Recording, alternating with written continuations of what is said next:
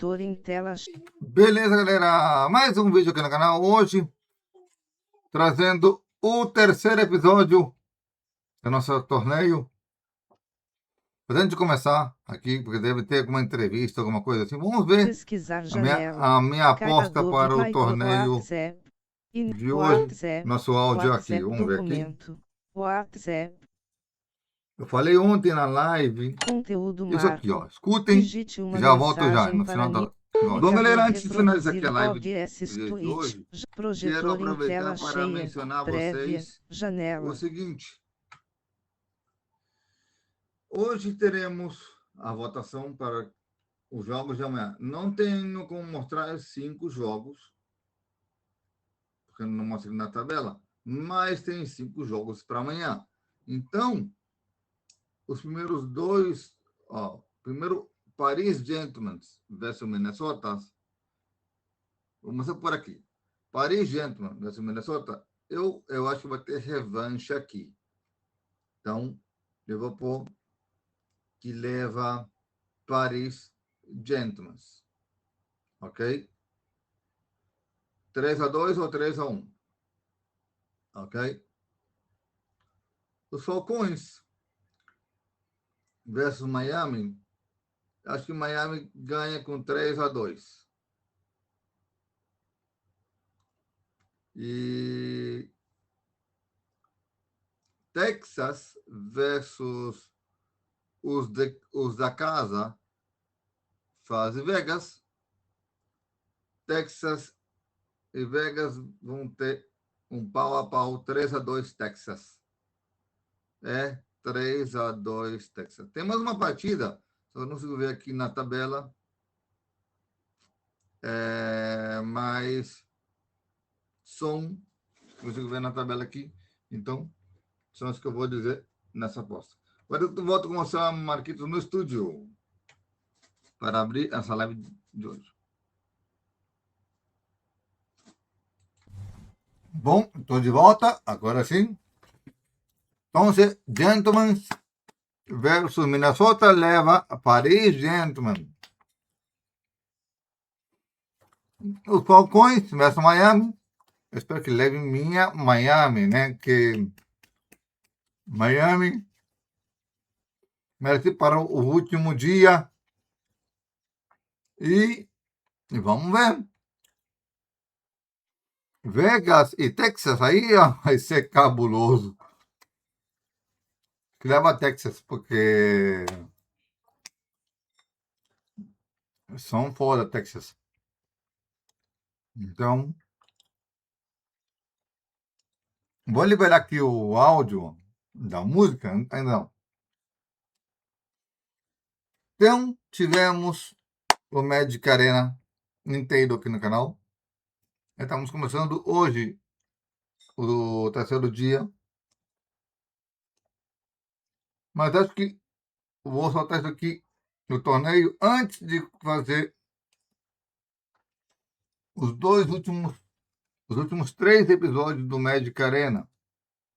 Vão sair o torneio aqui. Porque vai sair os 4 dias de torneio antes dos 3 últimos episódios do Magic Arena. Por uma razão óbvia. Porque estou gravando praticamente em sequência os torneios. Então, vai ser completamente complicado. E hoje começamos às 2 da tarde.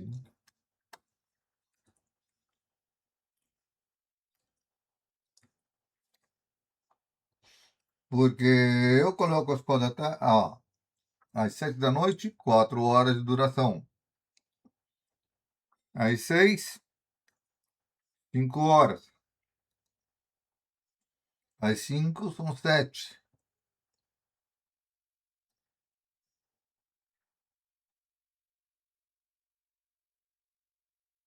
Às 4 seria 8. Como são quase. Vou botar 3 da tarde mesmo, porque são quase 9 horas de live. Então, bota às 3 da tarde mesmo. Igual que o anterior.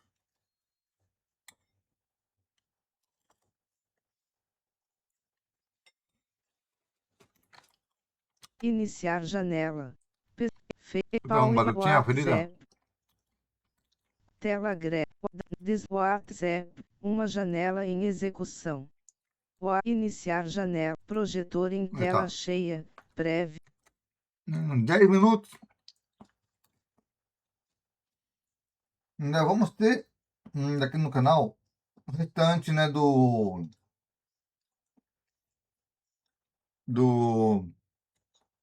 da Praxis em geral. Aqui em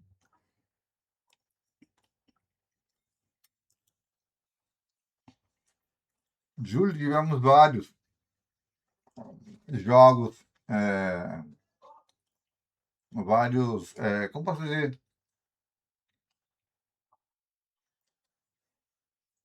várias coisas rolando, né, durante o mês de julho, da Pax em geral.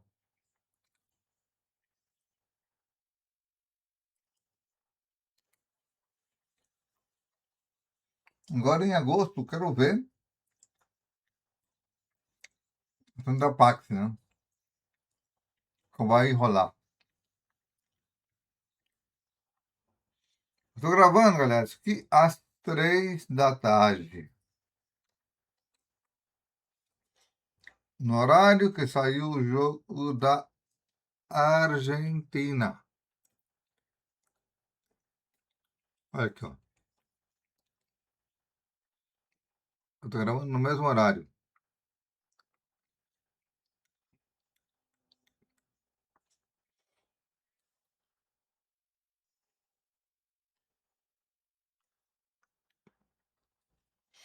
Então,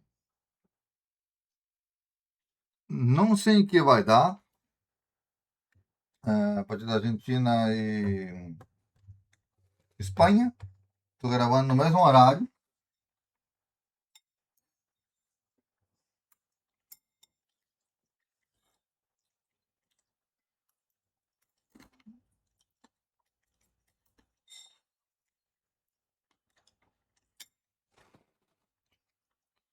E no mesmo dia da final.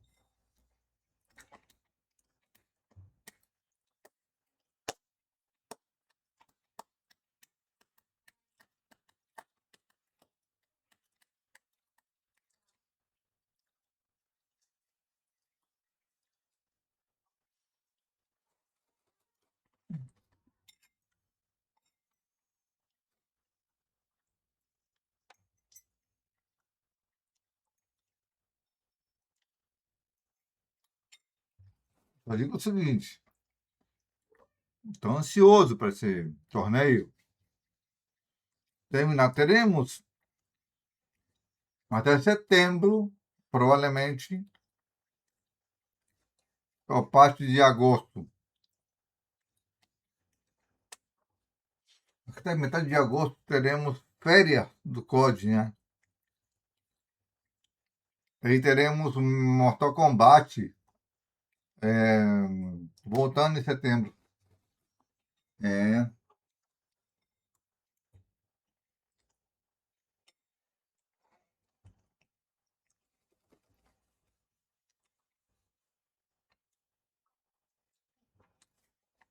o melhor que eu posso trazer para vocês é o melhor conteúdo durante o ano. Mas em setembro, teremos mudança no canal. Mês de setembro, hein?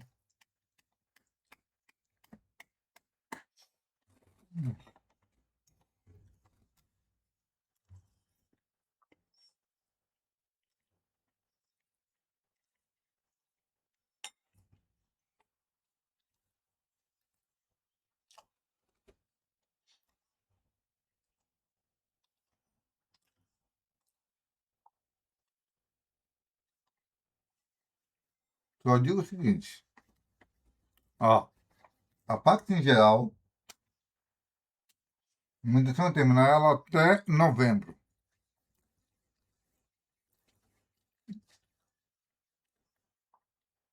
a Pax Oeste e as outras Pax. Outro exemplo, que em dezembro temos na Pax Oeste. Em agosto nós temos muitos eventos da Pax. A Oeste já 2025 inteira já foi. Estamos com outra Pax, eu não lembro o nome dela aqui.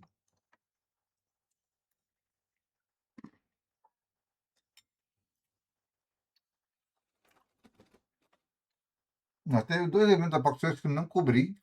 São 2 concertos. Eu vou ver se eu cubro ele mais lá pra frente.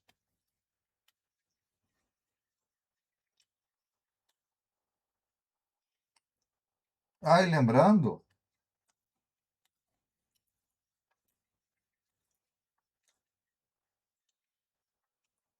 também tenho que saltar para vocês também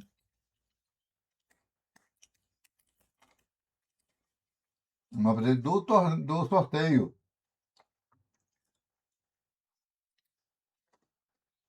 De um GTA 6, hein?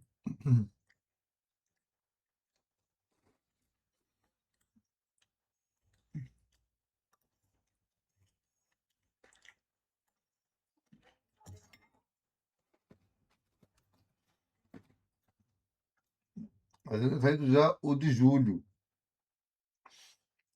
Entre o dia 24 e 25 saiu o vídeo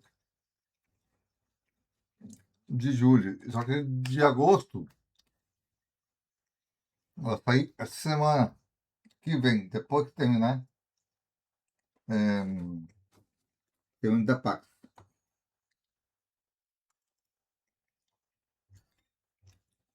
Então dia 12 devo soltar. Vou mostrar que hora é o trailer aqui.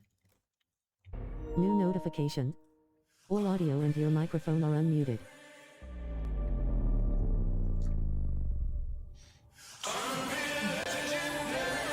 Tô almoçando, galera. Eu tô aqui na hora do almoço.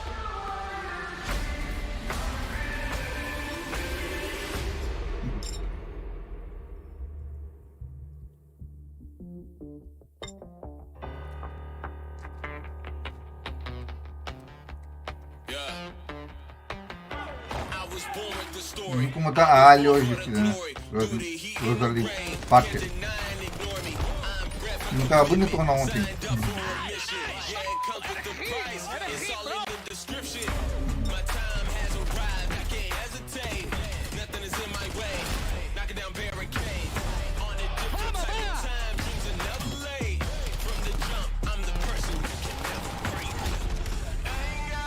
Ah, The Game Awards? Não posso uma live?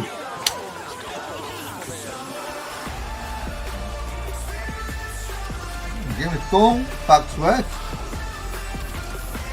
Tudo vai estar aqui, cara. Até.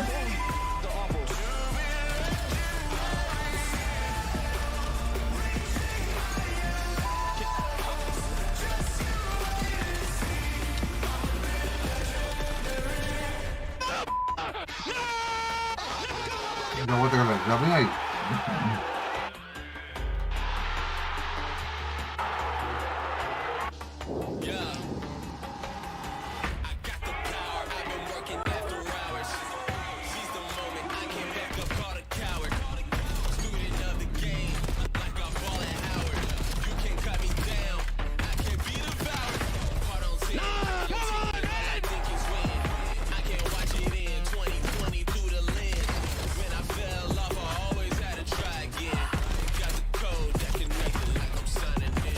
Let's go, Cliff! Come on, man! Come on! Is that what you want from us? Is that what you want from us?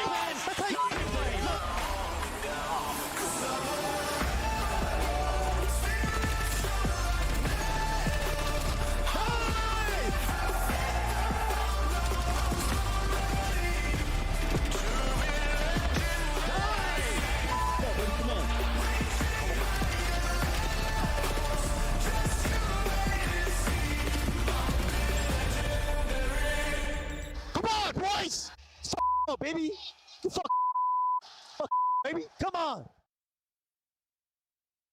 G2, one wave and you win map 1. Oh no, we spawned so far. Wait, That was an insane win. Wait! That's what I'm f***ing talking about, bro! Holy there's no waiter coming back after that. Did you? He had no business winning that fight. 0. Yup, there it is. The blow. Expects the second as well. He got It's over. Oh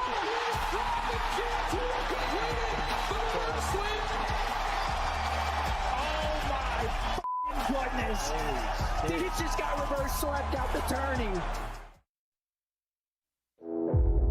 12 teams have fought hard all season long, and 8 have made it to the top. Now, it all comes down to this. The pressure is on next. It's firing. Oh my God, no way! Back and Crimp, how does he get both? Here we go. EMP has a free roam as long as the pins and pins to play like this. Unbelievable. 1 versus 1. That is how you do it. You Major 1 champion, Major 2 champs. The game. What artistry this final map was. It's history in the making. Welcome to Las Vegas for the Call of Duty League Championship Weekend.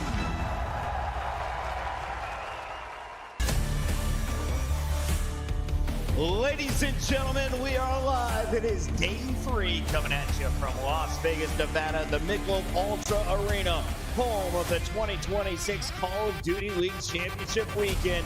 We've narrowed our pool down from 12 to 6 teams, and with some serious money on the line, today's games are expected to become even more intense. If you missed the first 2 days of action, well, you missed a ton of fun. And one of the biggest upsets of the year has already occurred. Rosalie Parker, attached, nameless. I'm your host, Chris Puckett, here at the desk, and I want to start with you, Rosalie. Yeah.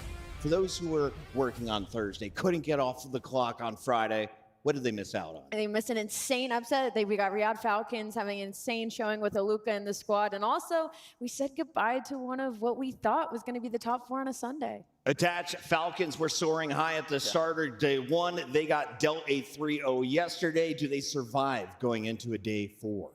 Absolutely. I think Falcons will come out hot today. They played FaZe very close, and FaZe is undoubtedly a top 2 team in the game alongside Optic right now. Falcons gave them a good fight, and the more reps they have, the better they're going to get throughout the tournament. Nameless, unlike Rosalie and I, you are a professional and did not go to Kason show. So what has you excited here on day 3? What has you so locked? Yeah, we're going to get down to 2 teams, right? This is everything all these players dream of. All the stops are going to be whipped out today. All the things they've been going over in practice the last couple of weeks. And, you know, as Dylan just mentioned, Optic and FaZe took care of business. I'm looking at that winner's final, Optic versus FaZe. I hope it goes the distance.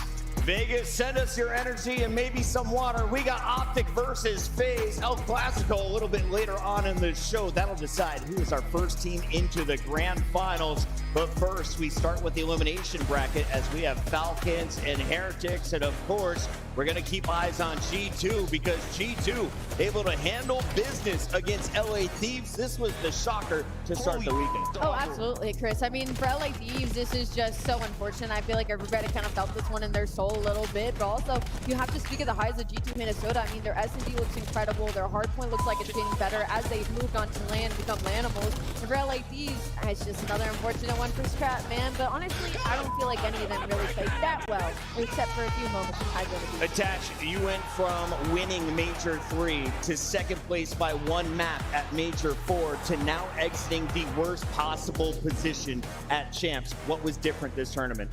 What was different this tournament? I mean, the tournament is Champs. We've seen it the past 2 seasons. It sucks to say, but the Scrap and Hydra duo, such talented players, so much success together in the regular season. They went to COD Champs last year, and this year, they have an 0-4 record together, which is insane for players of that caliber, because you expect them to be playing on a championship Sunday, 4 rings, and they got out on, what, Friday? Now, Nameless, last year we saw FaZe have a troublesome Champs, but they went on to win EWC. If you're a Thieves fan, what do you want to see done with this roster? I mean, if you're Thieves, it's really Scrap at Champs. It's mental to me. I mean, this guy just hasn't played well in these last 2 matches. And when you look at it, I don't know if there's a 2-match span in his career where he's played that bad. So you almost got to like come in, and if you're scrapping, just forget about everything when it comes to champs and the stigma that's around his name, because the rest of the guys did not play that bad. I think production's going to hate to say this or hear me say this, but I would deny my next MVP award. Be like, I'm not taking it. It's my curse. He cares a lot With about the scrap storyline in the past, we got to move forward here with the teams who are still alive and the prizing that is available to them. If you win this tournament, well, we'll pay you $800,000. But basically, Allie, every time you win a match, you're doubling up from here on out. And we're in Vegas. You know they're going to lose at the instant that they start hitting those tables as well. I mean, like these guys need any more money, but it's also, I mean, just the bragging right, just having the ring, right? That's going to be the most important thing to all these players on this stage in these next 2 days, is fighting for their lives to join the very short list of Absolute All-Stars. You can also win at home. We've got some awesome prizes and an excellent new partner. Champs Weekend 2026 is brought to you by Player X. Nameless, you and I are super fans of fantasy. We have been playing it for the NFL for years. We now have it in Call of Duty. How is Player X working this weekend now that it's live? Yeah, you can go get your lineup, 7 players. You designate a hero that will get 2 times points, and you pick 3 teams as well. Depending on how those players perform and how your teams perform is how many points you get. But remember, you want to be early, because that timestamp, you'll get additional points. So I'm excited. We all got some teams. It's going to be electric. If you missed it the last 2 days, here's the reminder of how it all works. Player X is now the official esports fantasy partner of the Call of Duty League. Build your own fantasy roster with your favorite players and earn points based on their performance. Once your team is set, choose your hero, then follow along in real time to see how it all plays out.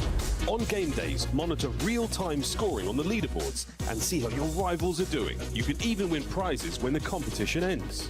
So how do you get started? Open the app, verify your age, and create an account. Next, select the event you want to join and draft your dream team. Select from players that are active or on the bench. Lock in your roster and designate a hero for the event. Heroes rack up 2 times the points. Also choose your top 3 teams. If one of them wins the whole thing, you get even more points. Lock it all in before the cutoff and you're good to go. It's as simple as that. Champs is coming up. Put together your own roster today and join the party. Player X, the official home of fantasy esports.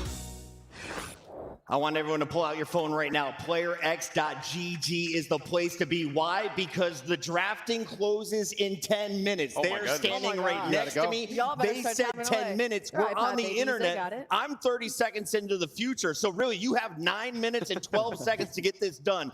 In the meantime, let's take a look at my team, because as usual, I picked the best of the best. I went with my hero. I've got Chris Lair, the GOAT. If you're wondering why LA Thieves are not here today, well, you can thank my second pick. That is Kremp.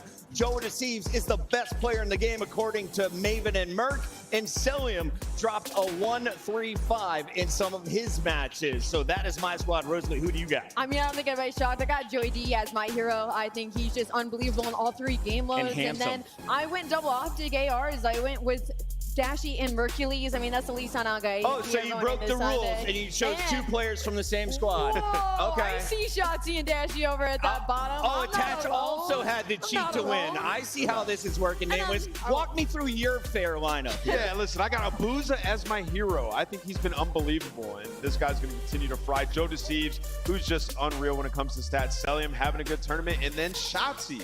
He hasn't had a takeover series yet.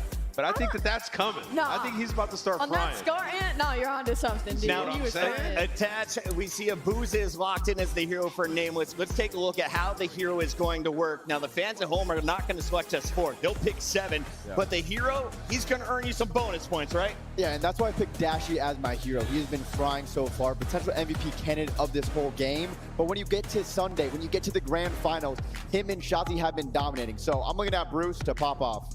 Yeah, and you know, we pick these players because we think they're going to go far in the tournament as well, right? Yeah, my team is slamming your guy. I will say, my team is insane. You not having Joe Deceives is a very bold move. That guy is a statistical magician. Joe is. What was the thought process there, Dale? Listen, the thought process right here, I got Dashy. He's getting a lot of hill time, a lot of damage, a lot of kills.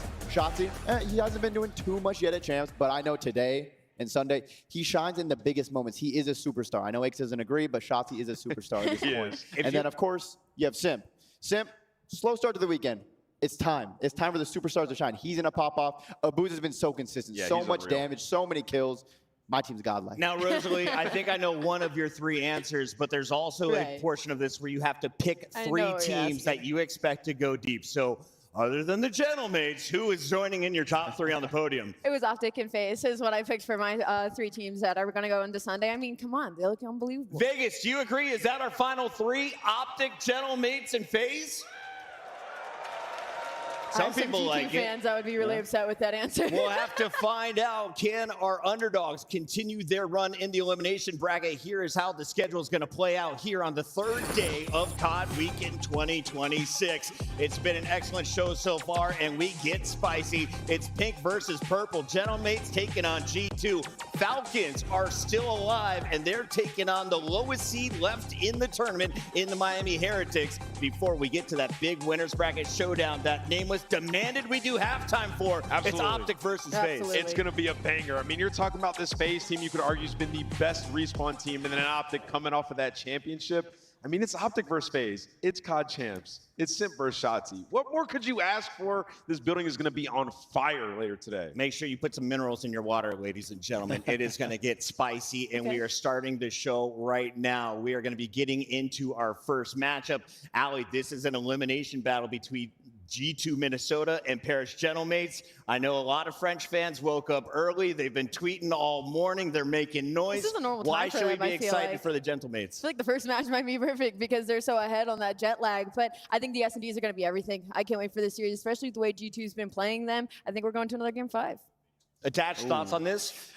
If they shut down Krem, the Gentlemates have to shut down Krem. But if they can, I think they can win it 3-0, 3-1. They played Optic decently close in the first half. Not that map for Colossus, so they have to shut down Krem. Because if you're shutting him down, G2 has a problem getting kills outside of him. Shout out to production. They've got our graphics up and running, and Nameless, the first thing they want to remind the fans at home of is the fact G2 was down 2 maps against LA Thieves. We were almost ready to get on the desk for Overload, and then all of a sudden, this match flipped on its head. What you just said is the most important aspect of this match by far. There is no pressure on the side of G2. Down 0-2. You lose a stunner, 250 to 249. Dill, we lose a map like that, and we're one of the favorites at the tournament. We're going to be shook, right? These guys are not one of the favorites. They don't care. They were able to bounce back, dominating that Overload. It wasn't close, and I think that's the key reason they went and acquired a guy like Envoy. He was the one who popped Takeover to turn it around for them, and then in the end, you get the Kremp and Envoy duo show Game 5. It was a perfect storm, and if you beat LAT, in my book, you can beat anybody. The world champ denying Scraps ring. And to be honest, going off of that, I mean, overnight regain, right? Day 1, I mean, a hard loss in that game number 4, and then they pull off the reverse sweep. And this is a G2 team that their hardpoint hasn't looked great, but because they were able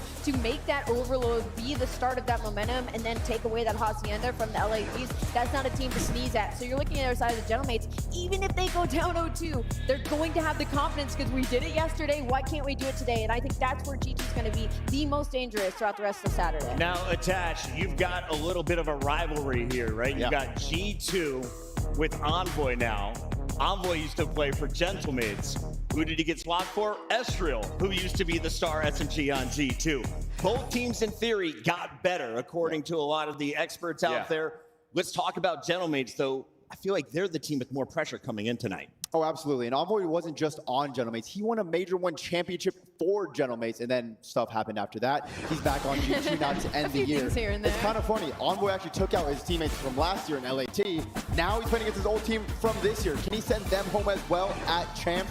Gentlemates, they're looking really good. Right now, they struggled a little bit versus Optic, but I think they can make a run today. So when the Monster Energy pregame comes up, the most important thing on this is the 2-0 S&D record right now while being outslayed. Remember, S&D was the biggest problem for this Gentlemate squad, specifically in their attack. And I will say, even though it got a little dicey in both of their search and destroys, you could tell that they were pushing pace, that they were trying new things, that they were trying to take a lot of pressure on the map and kind of catch their opponent off of guard. But they keep playing like that and not slow down like we saw in that Den, where they saw that things got a little sketchy, we could be seeing hell of a series. Now, Nameless, as we take a look at these numbers, that top line says Paris since Joe Deceives joined, and I think we also have to put an asterisk on here because his opening matches were straight into a minor, straight into some really tough games, and they had, what, 10 days to prep? Yeah, and also remember, Chris, 3 of these matches have been against Optic, all 3 losses, right? So aside from Optic, really, these guys have been absolutely lights out. So, I mean, going into it, these guys are the favorite. And even in yesterday's match against Optic, Joe Deceives and Sim just didn't play well. That's not going to happen for Joe again, right? So G2, you're going to have to be on point. And Ali mentioned it, like the search and destroy from these guys, I thought it might have been a flash in the pan because of the crowd at the Paris Major. No, they legitimately have worked on their S&D, and it is clean now, not a walk in the park. Now, while a lot of people were getting ready to go to the club, there was one player on this Gentlemate squad who was going to veterans and looking for advice. Attached, can you call out that player? If not, you don't have to. Oh, no, I was talking to Sim a little bit last night because he was talking about the match and everything that happened, but he was just saying that like he feels really confident in their team being able to make this run, and they just want to make sure they all stay focused. Communication is good. They're all listening to each other, and I think they can do it because they can shoot. It's all if they can hear each other, work together, and build that teamwork throughout the weekend. There is the element of like Envoy really knowing Ghosty and Sib though, right? Like that is part of it. So the mental battle that you go through in this one will be very interesting, especially in those search and destroys. Let's take a look at those search and destroys. What do we have in our best of 5? Rosalie, walk me through this one. So we're loading up in that Den. First of all, I mean, that's just a little bit of a head-to-head battle for both these teams. You want to lean Paris Gentlemates just because they're better at respawn overall, but then heading into that fringe search and destroy, I think it's going to be some opportunity for Minnesota here. I think if they could tie this 1-1 heading into that exposure overload, I also don't hate it for them sitting at 5-3. Now, Paris Gentlemates have a lot of reps on that map, but maybe that's also some teach tape for the side of G2. Attach, thoughts on exposure overload. Is that going to be our swing game? Absolutely. I think this is the first time we're going to see it this weekend as well on a Saturday, so it's been a while, but I do think this map is very important. I will say, I'm leaning Paris Gentlemates for this one. They have Civ, they have Ghosty. Probably shoot a little bit straighter than the ARs on G2 Minnesota, but they could prove me wrong. I'm really looking at the ARs to take over for Gentlemates in that map 3. It's time to lock in our scuff pick'ems. Now, Nameless started 2 for 6. But he started warming up last night. Nameless, I have a feeling you're going 5 for 5 today. Kick things off. Hopefully. I mean, Toronto was really letting me down. Really letting you down. Matches. And I'm going to go with the Gentlemates in this one. A Game 5 win. I think they get it done. Game 5. France. All right. Attach 6-2 on the weekend. Ain't bad. I'll gamble with this guy. This is tough. 2 of my old teammates from last season on both of these teams, but I'm thinking right now I have to go with the Paris Gentlemates. Paris Gentlemates 2 for 2. Rosalie, why? I think it's going to go Game 4, and I think because Paris Gentlemates S&D looks a lot better right now, and I think the only team really standing in the way is going to be Optic Texas. Vegas, do we have faith in G2 over the Gentlemates? Oh, it's loud in here for them. You all still been drinking. I'm going Gentlemates. We are going all 4 across the board. Guy Blaze, are we tipsy? I am not, okay? It's been a long night for all of us, but it's time to get everyone woken up here on the stage. It's day number 3 of COD Champs, everybody, and our players have been getting ready to go all morning. So it's time to get this show started. Get loud for the boys from the north. It's G2 Minnesota. Skies, Envoy, Crimp, and Nasty. It's been a hot weekend in Vegas, but that has not stopped G2's ice-cold execution. They're ready to keep the story going and take down their opponents. G2 is here. I think the key in this matchup for G2 is a hotter start than yesterday. They lost by 1 point. They win that map, it's a totally different series. They closed it out earlier before having to go Game 5. That's going to be massive. And Crimp, full of confidence from that Game 5, he's the man to do it. He is the man to get it done, and we'll see if G2 can lock in. Because it's time to bring out the Major 1 champions who are looking to set this stage ablaze and show everybody why they are the heart of Europe. Get loud, green suits, for the Paris Gentlemates. Ghosty, Joe Deceives, Astrio, and Sim looking to come to the stage and take down some old teammates. Un va du tri, la capitane, the Paris simply just cannot take their ceiling lightly. The only problem with the Paris Gentlemen, I feel like right now, is they need to start as strong as they finish. They have some of these slow starts in these series, but if you start putting the pressure on, that's when you start seeing some of those crazy plays. I can't wait to see this match number 1, guy. I mean, to kick off day number 3, we've had amazing grudge matches all weekend long, and this one will not disappoint. So it's time to all wake up and listen to Merc and Maven cast to action. Listen, man, I was a good boy. No gambling last night. Fell asleep by 10 p.m. Woke up at 6, locked. I looked at the matches today and just turned. Yeah, I'm proud of you. Way to get your rest and recovery headed into this day. I know some players did. Very vocal on social. Not proud of recovery, Joe. We'll see if they can perform. Just don't lose. Just don't lose. Then you don't play early. But listen, there's a bunch of storylines going on with this. I think biggest for me is going to be Envoy on his revenge tour. Knocked out Thieves, now a chance to take out some other former teammates. And listen, he's been playing well. It's not a guy's going to drop a 1.2, but he's been playing great. I mean, listen, when, that transaction goes down, I think G2 is very happy to say, yeah, we will take your captain, no doubt, because this guy, he is built for situations like this. The systems he has built, he has been so successful, and it's for champs on a Saturday, a chance to get into the top 4 and take them down. But I think the guy, listen, we've been talking about it all year. Crimson's insane. I mean, he is like the next big prospect in the sense of this guy should be on a team competing for titles, and maybe right now this team has a chance to compete for titles. He has been sensational. There's just only so many spots, right, in the offseason, and we've kind of heard the stories where he was just waiting on a couple of teams, which players were going to go where, and sometimes when you're like that last player, that last domino, you just don't have many options, right? But yeah, I mean, just what he has done, his individual skill, his confidence, and it feels like he's just playing with a swagger, right? We heard in that post-game interview yesterday, he's going to take his timings, and well, he's going to take advantage to what that team shows. We're going to take a look at the overall season performance on our 5 maps we'll be competing on in our first series of the day. Obviously, there have been some roster changes on both sides. Some have improved or gotten worse in certain sets and combos. But what's the biggest map for you? What are you highlighting between these two teams in this 5? I would look at map number 2 because that is a G2 choice. And if you look back at Major 4, that is kind of how Paris turned around their Search and Destroy was on Fringe. So that 4 and 5 to me is a little bit fake, right? Because they were lights out when it came to that map. So you have a chance very early if you are Gentlemates to go up 2-0 if you take your hard point this map number 1. And on the other side, I mean, if you come in and steal that map 1, but G2, they're 1 and 3 in hard point this weekend. The only one they won was a Hasi and the Knockout Thieves. Good for them. They're able to pick that in the map 4. So they have their 1 they won, but just got to get there. But it is pretty lopsided. We talk about the hard point. Yes, you got to do enough to get there. That's probably going to be the map 2. That's going to be the one that gets Maybe we're wrong. Maybe it's his first map. Who knows? Sometimes that first match of the day is the toughest. Just to get that adrenaline flowing again, get locked in, listen to the comms. I think that is a big thing. Hearing the communication, just making sure everybody's on the same page. G2 trying to make a run into another top 4, trying to relive the glory for the championship to start the year. Backs against it. Losers bracket match. Winner is done. Paris, G2 go to war. And this is a guy we're probably going to be seeing a whole hell of a lot of. Listen, I didn't think it was possible really to win MVP because he didn't win, but if you just talk stats, listen, he's unbelievable. No, he is unbelievable. And well, the last time these guys matched up, he dropped a 1.3 in the series, destroyed this new G2 Minnesota roster. A great start for him.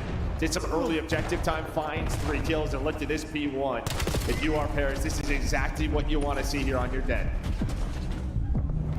We're going to push through, get spawns for second as well with about 15 remaining. Yeah, that is flawless as it gets. Paris comes out hitting early.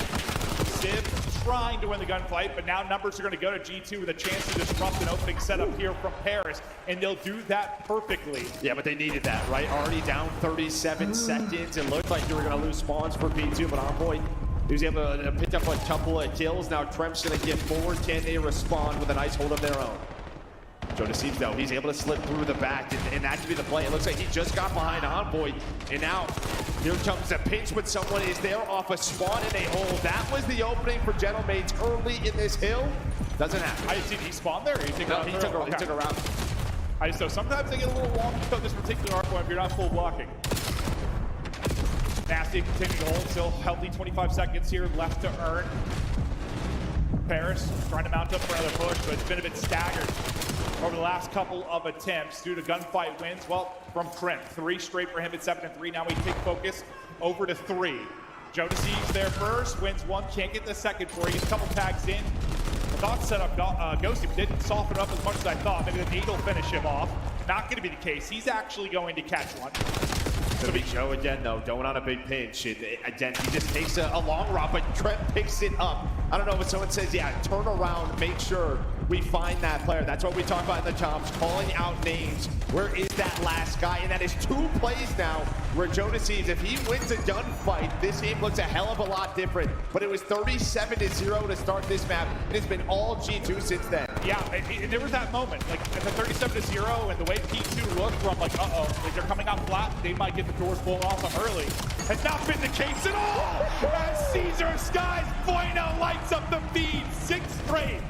It's the world champ performing on a massive Saturday. And we have seen the last couple of tournaments just taking maybe one step too far. He's going to get out of the objective, and well, he does not get the Hellstorm. Normally a Betty play. And I would just love to see him stay in the hill time there. Did that objective. What a big streak that could have been. Grep looking to be the multi-demon. Weak somehow still alive, out to the pistol, and he's able to take it. Sid got 2, though, basically the same moment. So they're going to have a rooftop spawn. They're going to push from there. Lobby has been dealt with. We get to the battle towards the point, but what a stretch this has been for G2. It's been 2.5 hard points now where you've allowed only 4 points. For Paris, they are gunning. Skies is turned. Yeah, he is turned, just trying to get down behind the tree after the double, but the key has been the rotations, right? In the early pushes from Minnesota, or from Paris, they have gotten shut down by Minnesota. Another one here early at this P4.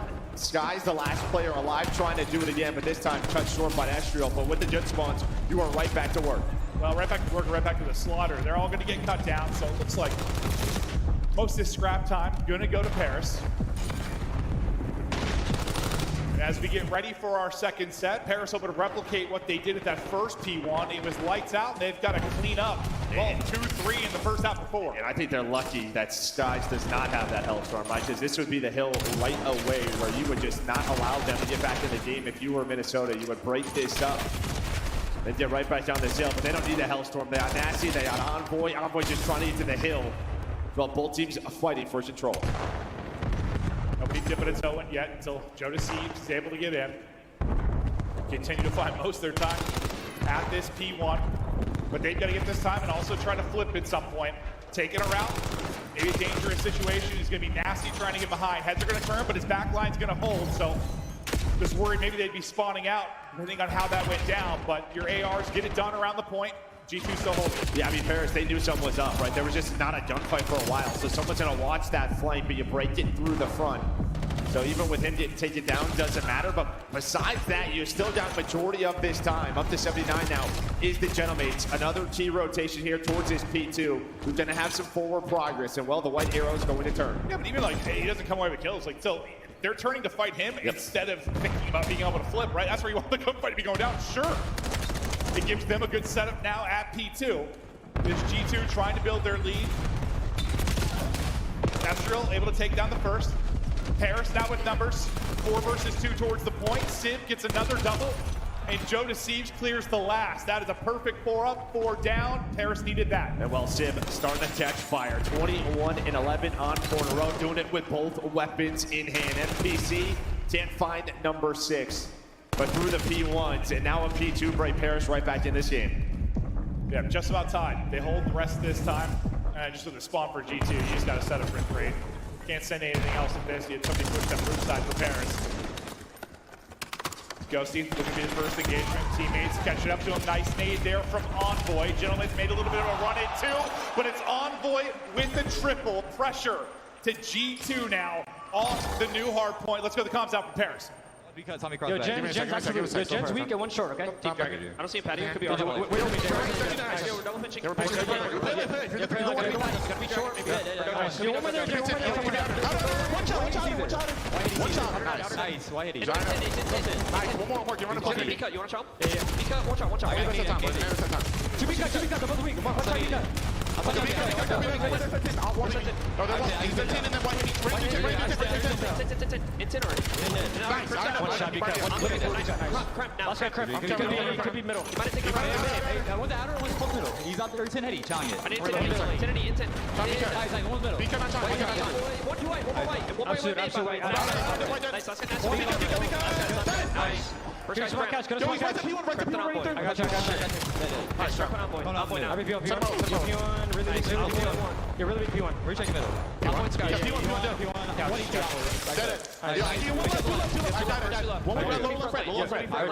I heard you. You had the back, okay? You go top 3. Play safe. I have the top 3 from like the deep back. 1 HP. 2 bottom right. 2 bottom right. You want back left too? Small weak, nasty.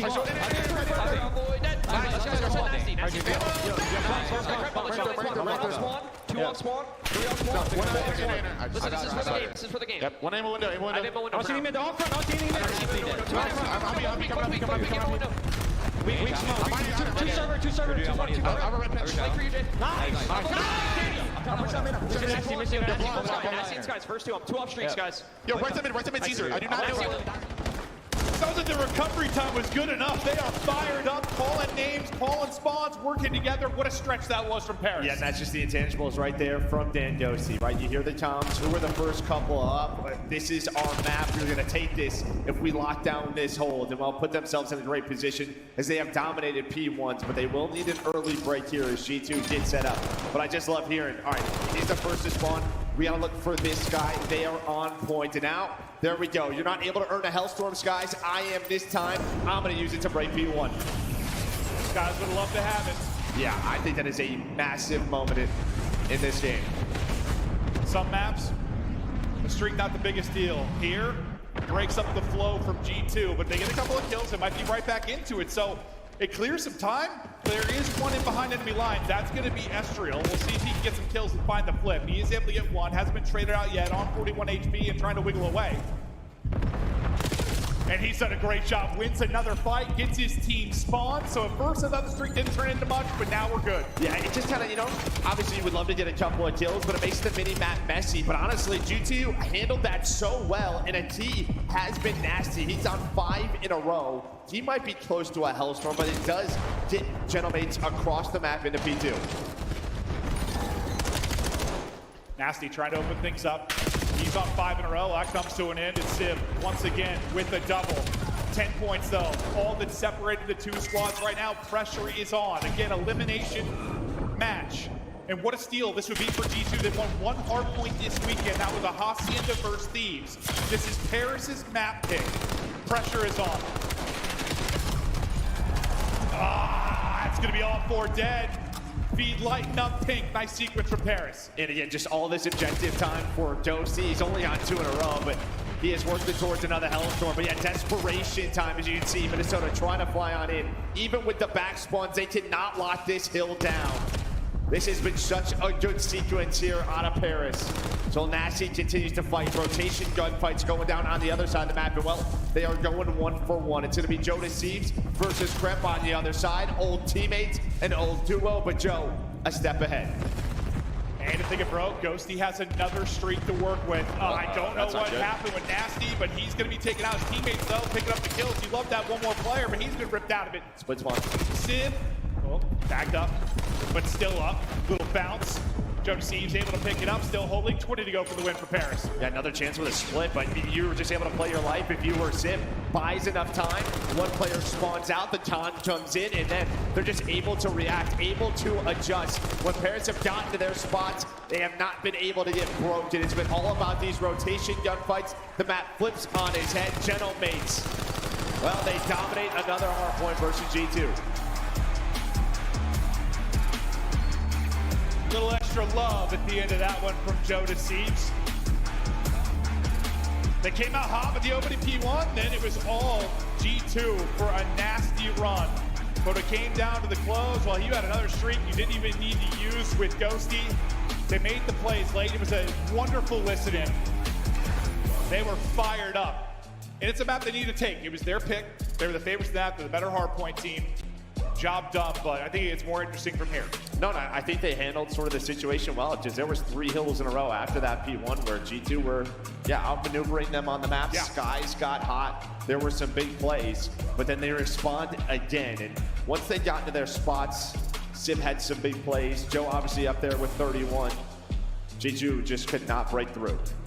Yeah, Crimp right there with the damage, but goes 20 and 30. It feels like a tough matchup just based on the town on the other side. You're going to need probably the best version of him, but he's having some takeover, search and destroys. You think back to the game 5 where he popped off. They're going to need him in a big way in the upcoming map too. But we'll check out a couple of the highlights of the players. Get ready and prep for the next map. Some nice sequences from Skies, but that's right after that where he fell short of getting the streak. And listen, maybe they don't win the game with it, but it could have been a difference. I just think it's I don't know, it keeps their momentum up, right? Because they dominate this P4. And I just think if you have that streak, it's just in the back of Paris's mind. And you get into another great P1 spot. Maybe this game looks a lot different. Sometimes we've had, kind of Jekyll and Hyde with what Civ is going to put out. Civ was pumping in that map 1. And Skies, I mean, he's just such a veteran. You don't really expect him to make a small mistake like that. Play for that objective, but yeah, Civ has been so consistent for them in the respawn throughout this weekend, putting damage down. And then this was a hell of a hold at the end of the game because they do not have the back spawn, but the numbers were there, the NPCs were there. That solidified map number 1 for them. Joe Deceives, with the final shot. Just making sure he's dead. They got to feel good after that win. Some really nice stretches. They're playing good COD. But the question mark when this team formed and some of the hiccups early on was the search and destroy. They had made some strides coming into this event. You thought they were one of the teams that maybe had the most room to improve coming into this event. A lot of that based on search and destroy. Yeah, a lot of, and obviously just do the roster change, right? In a couple of weeks, you obviously know what you need to work on. But I thought it was interesting just looking at the stats from the desk. Like they're 7-3 since this new roster is formed. Only losses are to Optics, so they have handled business across the league. There's the map flow. Here's the 5 maps we'll be getting to. Fringe is going to be up next. Exposure, which we haven't seen a ton of as of late since having 4 overloads in the rotation, but we'll get there. I think Paris is happy about that. Yeah, sure. That's been like their home throughout the year. They've played it 24 times. It's not the best record, but 13-11, and it feels like it's where they're at the most comfortable. Well, what's your thing to watch maybe this upcoming Fringe? Anything that stands out? I mean, I just think in terms of like the map process, right? If you are G2 and kind of coming into this one, you know what they were able to do on this map at Major 4. Obviously, yes, the crowd did help, that experience helped, but this has been their recent best map. So you have to have a game plan. And I think, what G2 was able to do in that first matchup was first phase when they taped it. They went out to that 4-0 lead, right? They found a lot of early first blood. So we'll see if they can keep that up. And we know G2, listen, a different map, but we think back to the Raid or some of their success. It's like a kind of a 2-man game with Joe and Esther at times getting very aggressive, finding a lot of first bloods. Fringe of the map, it's difficult to do that. A lot of times it's a bit of a slow play. You're waiting for information. It's a ton of info. It's tough to just hit stuff sometimes if you're just a free kill. But look at the SMG matchup between these two absolute studs, Joe Deceives and Crimp. The purple's hard to see. How does it go, Joe? I can't tell. Well, the pink? Yeah. Pink, sorry. Yeah, Joe kind of, he melts in there, but that's pretty much because what Crimp has been doing. I mean, he is just covering everything. Yeah, right. He is outperforming that guy. 2 players to watch in this upcoming map. Joe Deceives the guy that's going to get you a lot of first bloods, get you a lot of first deaths sometimes. I think you can say the same on the other side for Crimp. What kind of success they're finding early could dictate a lot of rounds. And the Desh touched on it too. I mean, no pressure on this Minnesota team. Every match win is just a thumbs up. You're going to keep this going. It is an upset. Well, we saw it yesterday. Even if they lose this map, go down 0-2, do not count out these guys. Yeah, they got to have a bit of belief after that one, that's for sure. G2. Oh, playing it real slow. We get the 2-man wiggle. Let's see if Joe Deceives, though. Talk is going to break things up. He is able to find the first. Almost got to trade this out. He is able to do it, but Joe Deceives gets his 1. So there's 1 first blood on the board for him. An instant trade, though, so we go into 3 versus 3. Envoy's able to get another. You heard the AR shots mid. Tagged up, able to execute. Civ can't win his fight. and Paris are falling. Ghosty last alive in the clutch. Yeah, as soon as Joe dies, it wasn't like a 3-man instant rotation out of Paris. They were really worried about like a Trax flank, the middle of the street flank. Well, that gave them some room. Well, Sid, he was the only player over there, so it's just the trades efficient out of G2. They get that one pick down the middle of the street, and that's the difference maker. Yeah, it wasn't like the craziest play from Envoy, but just made sure he traded the kill, which he needed to. Plays off the comms of his teammate to get a second mid-street, and then they clean things up from there. Yeah, but it's all double challenge out of G2, where on the other side, it's all solo challenge, right? And we'll see if that changes as we get further into this map, too. But solid stuff from G2 out the gate. Looks like Astriel will be the lone man, track side. Sid maybe sniping window for now, or maybe swaps off it. We'll see what the case will be. Joe deceives. Hanging out 10. There's only one player over here in Crimp at A. But you're going to see a lot of this on this map.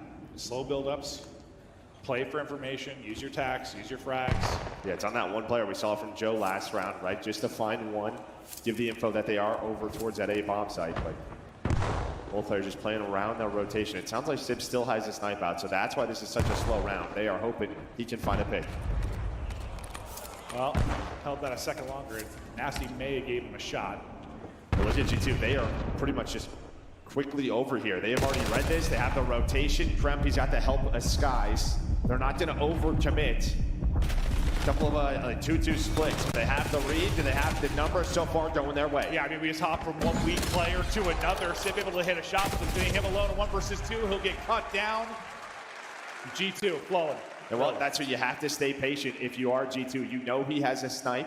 Don't give him any angles. And when it comes to these pushes, they're going to be at a disadvantage as well. Envoy hops the wall. He's up to 4-0. But just great reads on the map so far from them. Honestly, I think Paris sniping kind of plays into how G2 want to play this. So, like, all right, I mean, we're not in a rush, especially on the defensive side. Granted, he yelled a second longer. He may have had a may have had it. May have had a shot on Nasty. You said Envoy flawless so far. I'll see what this hit looks like. A bit different than the round one. Still playing it slow. Let Crimp kind of play the ISO game. Yeah, I mean, he is playing with some aggression. This is confidence. Throwing a smoke drone today. He has pulled 3 players here. I think he wanted to like wall bounce there and didn't, so he was just a free snipe.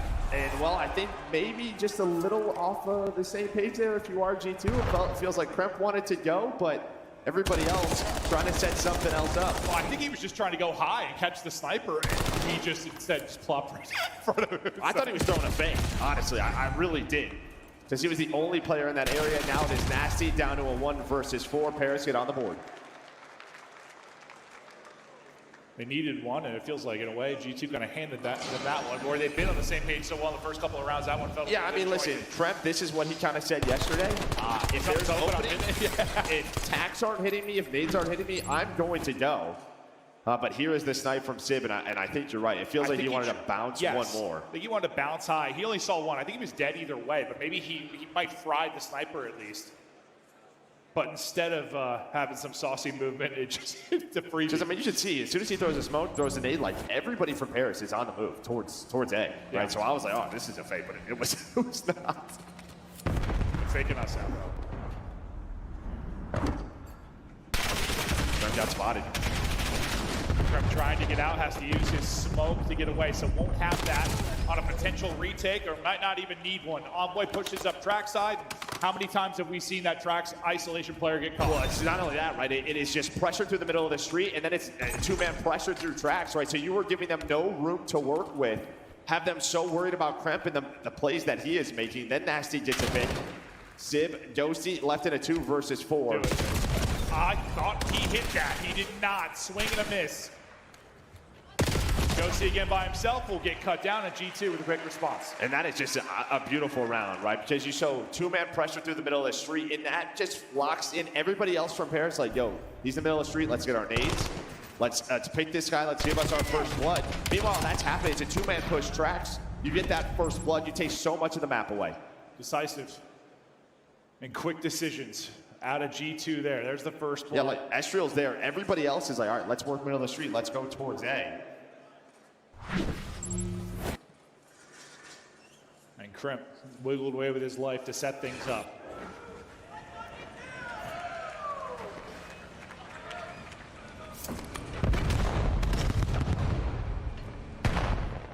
Waiting on the nades. The rest of the team is pushed up. We'll hop it down. Envoy, he's been winning fights for you. Not able to do it there, but Crimp trades.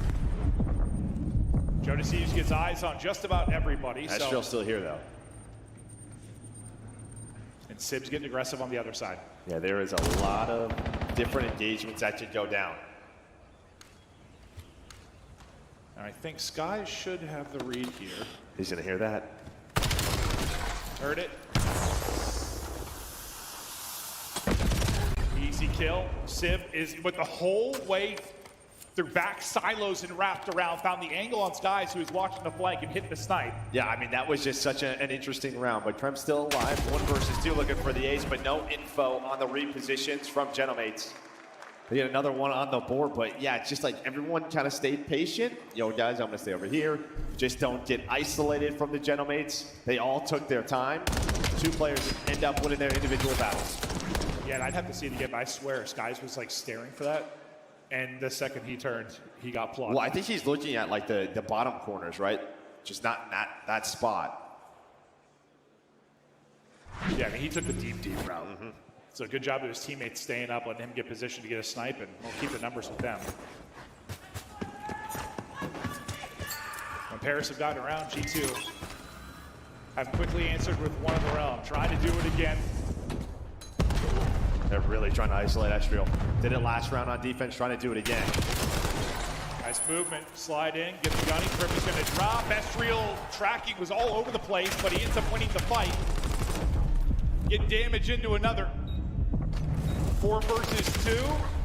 Okay, well, Estriel is down, so a little bit more winnable now for G2. Still going to try and retake, not going to happen due to Sib. Nasty now. Best of luck. Eyes on one. Eyes on everybody. He will get dropped, and finally Paris able to chain together rounds. They're now square. And that is just the difference of the island players, right? It's Kremp on one side, Estriel on the other, and you're sort of just giving them confidence to find one, right? If you're going to get pushed, give us one. And Kremp inside of that bomb site ends up getting caught, and then on the other side, yeah, it looks a little bit windy. Maybe the smoke, obviously a little bit different on our end at times, but he's able to play his life. That's what G2 are trying to do. They want to isolate him, but he makes them pay.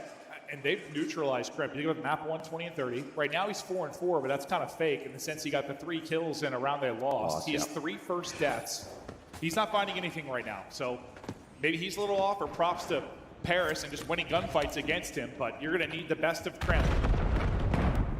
If they're going to take this series and stay alive, well, as you talk about him, there's his first blood. And he'll take down Sib. He is traded out, though, and Estriel's able to get away. He's just saying, boys, follow me over towards A. There has been openings here on the attack. Well, now the pressure's over towards Skies. You know he has that sniper. So Jodeci is hunting him, and well, ends up finding that kill. The hunt succeeds. Making sure they're clear for it. They'll get it down, but got to hold 2 versus 3. This is going to be no easy task whatsoever. Someone's going to have to pop a crazy multi. Yeah, Paris are just worried like they're going to try to jump out at some point, so staying very patient. Nade in. That's just straight wanted nasty. Beautiful there. And Jodeci wins his 3 straight for Paris. Calm and cool on the retake. Perfectly done. And the only way that gets like a little messy or hairy there for Paris is if they don't have nades, right? But they hang on to their nades. Jodeci still had one in that last one, so they had the right idea. Just beautifully played. Play again with that information. And then Estriel, yeah, finding that trade on the Kremp. Don't allow him to get a second stay alive inside of that A-bomb site. Yeah, I'm thinking just with the numbers there that G2 are going to then trade on the trade, yeah. But he's able to get They don't want to overextend? Yep. And that was the difference. He ends up making the play there late with the nade too. So a couple really nice rounds out of Estriel. 6-4 start out of him. 5 have been non-traded. Non-traded, sometimes not the biggest thing, but in situations like that, well, yeah, might have led to a round win. He's the island player in a lot of these scenarios. Skies trying to get something going to this. He's been completely silent. 1-6 currently. Nothing working out for him. He had a great map 1. He'll try to bring it back. A lot of utility exhausted for Paris up track side, but not liking the look. Numbers there for G2. Crimp will be the low man today, and that's been the case more often than not. Yeah, staying with this setup, so trust in that number 5.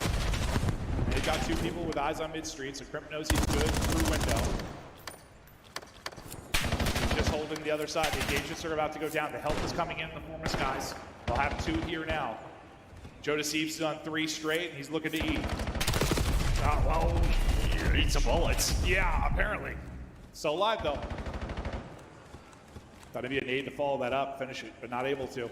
But both teams, again, just staying patient. Envoy throws a shoulder. He was able to spot Sib on that flank. Estral does get aggressive through the back alley, but they lose the fight on the bomb. Bomb is down on A, but all of a sudden it's a 2 versus 3 for G2. Crimp, I don't know how he wins that one. The movement of the MPC, and now pressure to plant this bomb. 2 versus 2, Skies.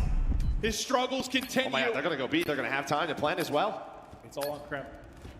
We said earlier he'd need Nace to win the round. Well, he needs it here as well. Oh, didn't see him. Just runs right by Sib. Well, now here comes a double chow. Oh yeah, he is dead to rights. Doesn't spot one and gets caught. Crimp a couple chances to maybe be the hero, but comes up a bit short. He did his job, got the first blood. Got another there on the site. Where did it fall apart for him? Yeah, I mean, I think if you're G2, it's looking good, but it's just that trade after on the Skies, right?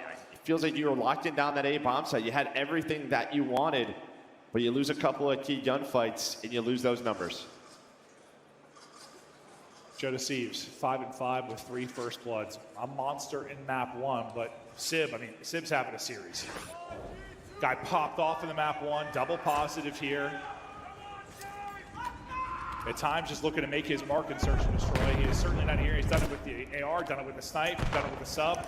Pressure from Paris, they are flying. Yeah, it's gonna be a ton of info to Nasty, right? He is gonna give that time, yo, push over towards that B bomb site, get this down right away. I stun 3. Ghosty over the top, gets contact in, out of the finish it, bomb's been planted. Retake down, 4 versus 4. Nasty still, all the way deep towards mid. He's gonna get chowed by everyone. The second he engages, Crimp is gonna pounce. He'll get 2 for you. Joe Deceives, best of luck with that gunfight. Trying to pick somebody out of barn with an SMG. Last up and drop.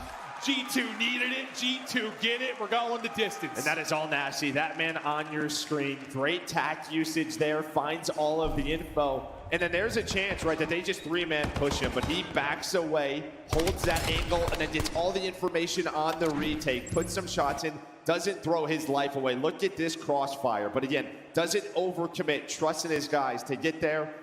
Well, they stay alive. Ghosty got, I think, 4 moments in this team, man. Sometimes a team goes Just like 1 happens. or 2. Yeah, no, I know it does, but like, that one looked insane. Get out of my way, bro. 5-4. Well, Skies has to get involved a little bit more. Normally, he's got a couple of nade spots that land, but he's been the second guy a lot of the times over towards A with Crimp. See if he can be better on this round, but a first blood there on Envoy. Astriel just peels him. Got caught here a couple times earlier in the game. Not going to happen this time. Sib with the big stick. Crimp wanted to send it. Going to fly. With another one here, though. Joe Deceives with the help. Joe Deceives getting away as well. 4 versus 2 for the map. Sib does take the chow and get dropped, though. Things get a little bit more interesting. Yeah, Sib just doing Sib things. Yeah, no, it doesn't shock me at all. But that could be one of those deaths that you just didn't need, and that costing you, especially if Estriel were to fall. Well, I was just talking about the Skies nades, but it doesn't end up getting them a kill. And now he is left in a 1 versus 3. Gonna get hunted now down to 38 HP, and just like that, Paris up 2-0. One that Skies is gonna have to brush off. 1-8 could get nothing going on the map.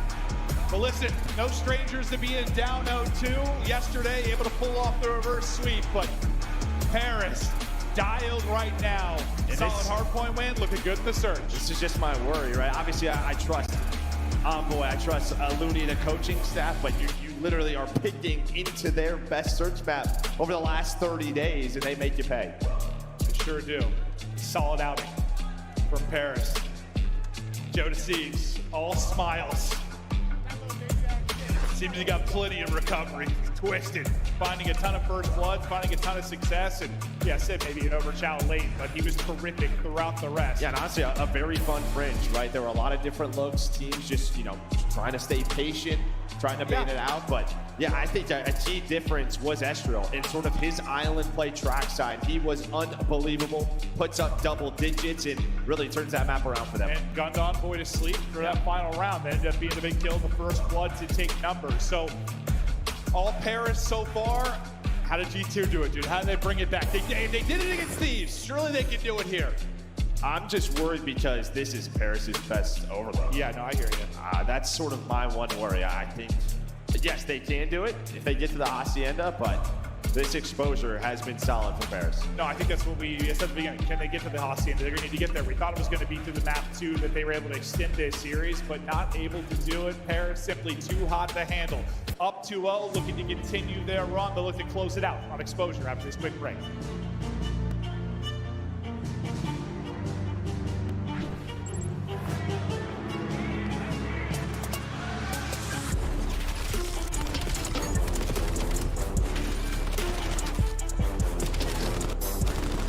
Come on, baby. Go, come on.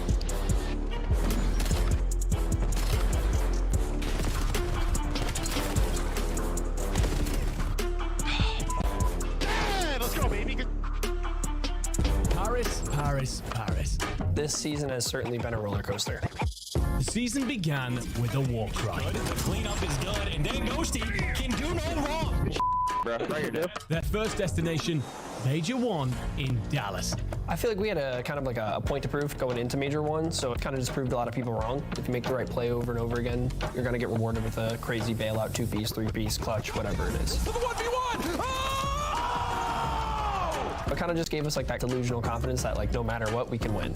Together, they defeated the home team Optic in a 4-3 victory. On the hunt, 2, 1, stays alive! They earn it, they deserve it, and they have silenced this crowd.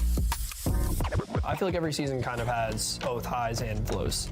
Just depends kind of how high and how low you're going to go, as cliche as that sounds. Their tailwind ended after Major 1. The Gentlemates qualified for Major 2 by the skin of their teeth. Major 2 is kind of like the real start of the tip-off of, I guess, like the point of no return. Once the tournament began, they gave off signs of life. It wasn't enough, as they would exit in elimination round 2.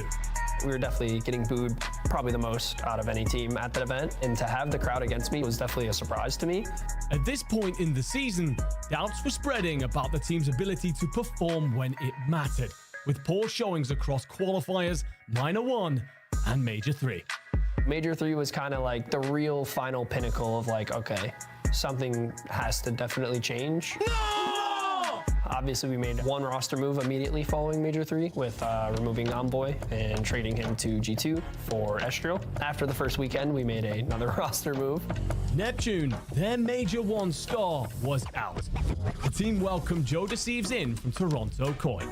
I figured with the opportunity, join the Gentlemates, teaming with like Dan again, someone I've already played with, especially going into the Major 4 in Paris, I was like, I don't see why not. So it was definitely really hard, especially emotionally, but I think I made the right decision. I love playing with Joe. Joe is probably going to remain one of my favorite teammates all time forever, if I'm being honest. I love playing with him. The switch may have been exactly what the team needed, because the Major 4 showing at Paris, France, proved they still have a good fight left in them. And I know we didn't win or anything, and my favorite moments are obviously me winning, but Major 4, I'm going to talk about that for a long, long time.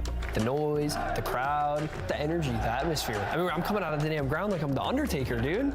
The journey isn't over yet. I feel like we've been getting more and more on the same page, so I feel really confident. I'm really excited with the team. There's nothing on my mind but getting the damn ring.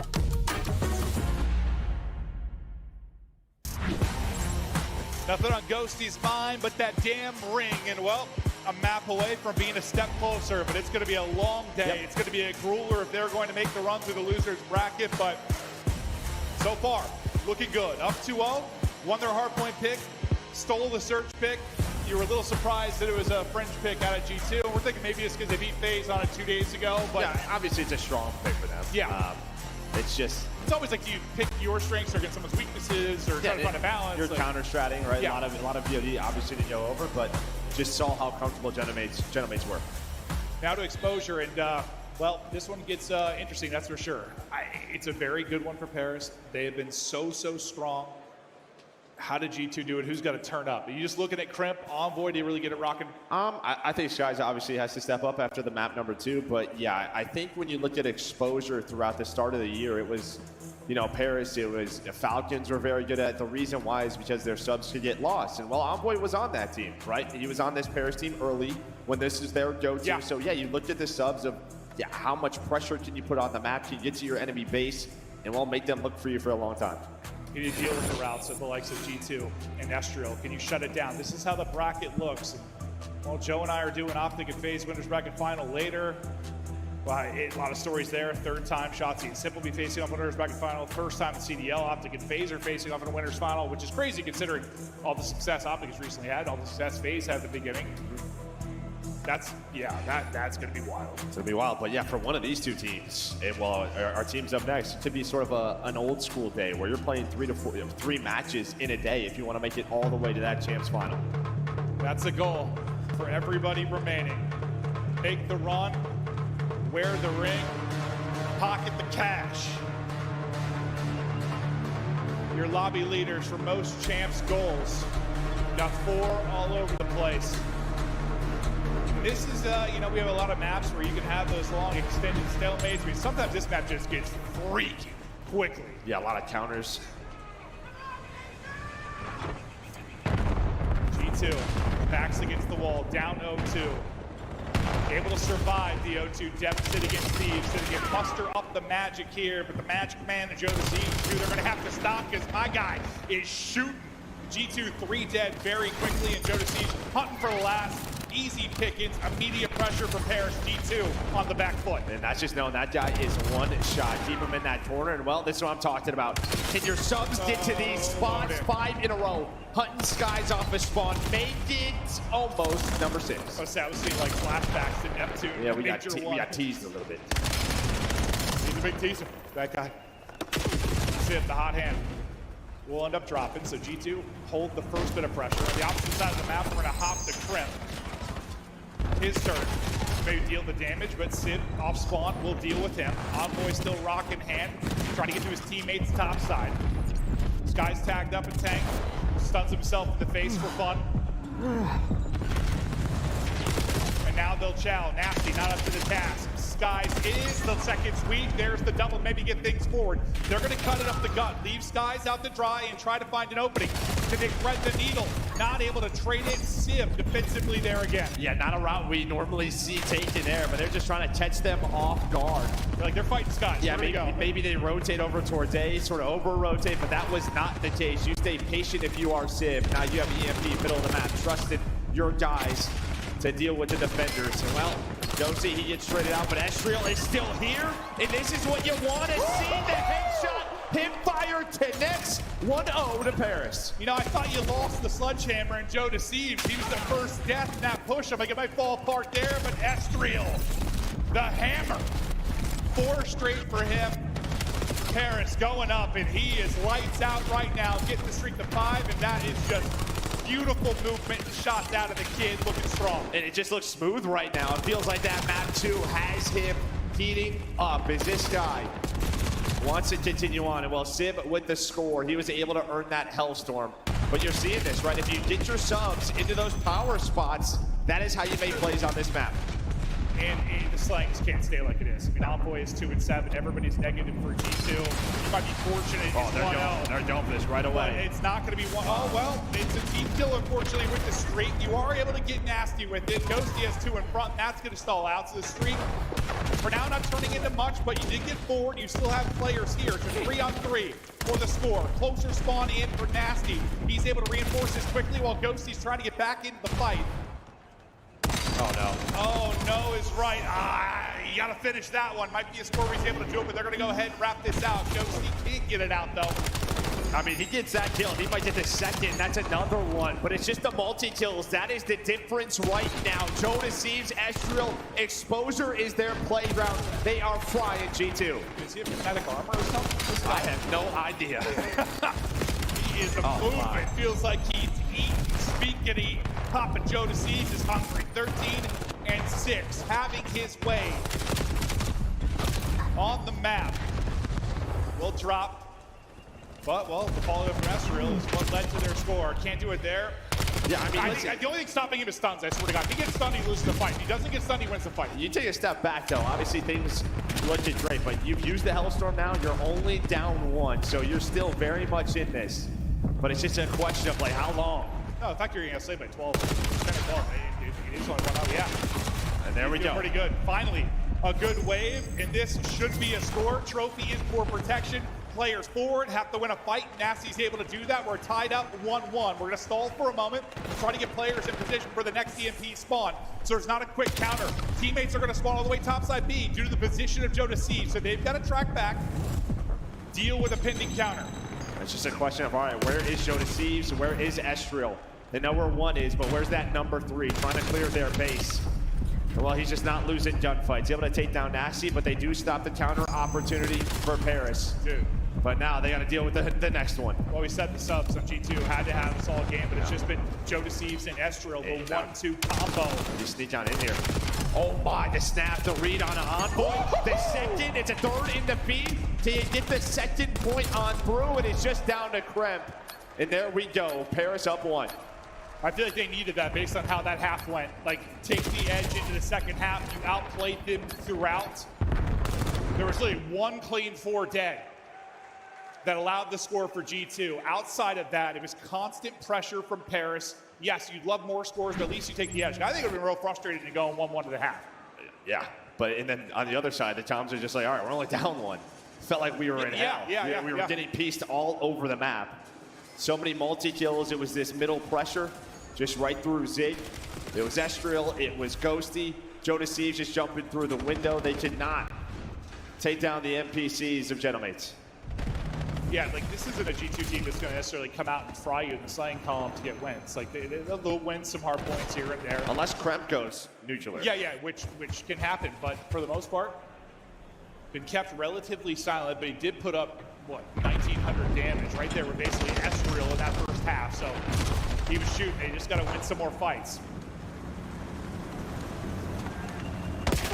Sib popping, him and Nasty exchange, but Sib able to come out on top. Ghosty finds one as well, and just like the first half, immediate pressure from Paris.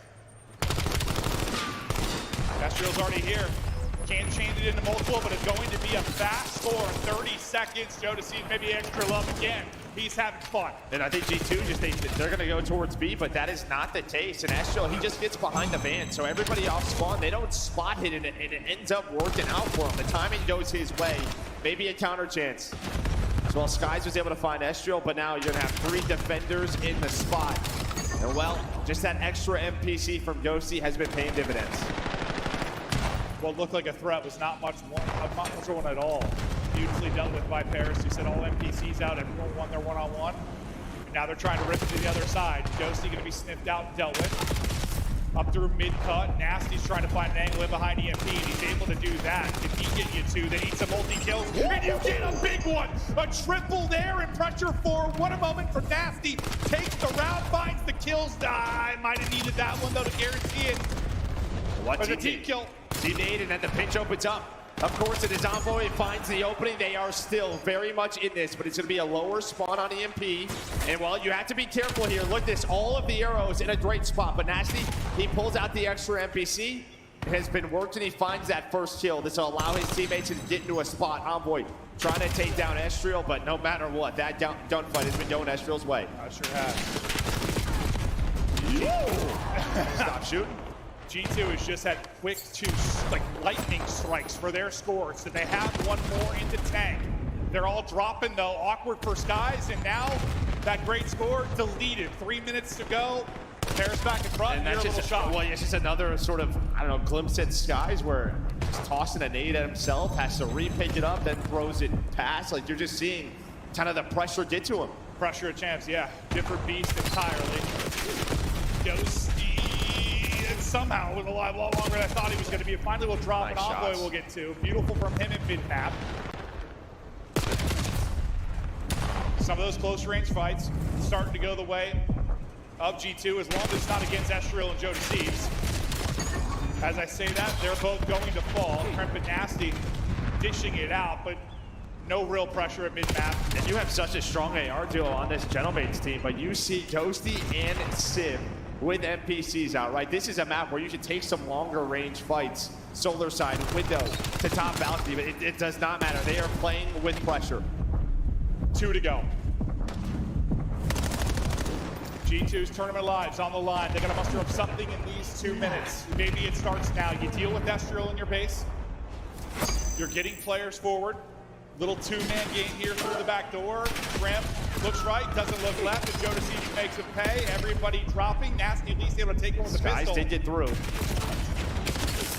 This guy's gonna have to kill everybody, and it's just not gonna happen. And I think he's got to pull out an extra NPC, right? If they want window control, unless they're gonna take this top side, I think he's just gotta match this. We'll see if he makes the call. The swap out of it. This is Jodeci and Estriel get back to work mid-map. They've got EMP. Nasty has been the bailout in a couple of situations. It's another triple for Nasty, and he's just off to the races.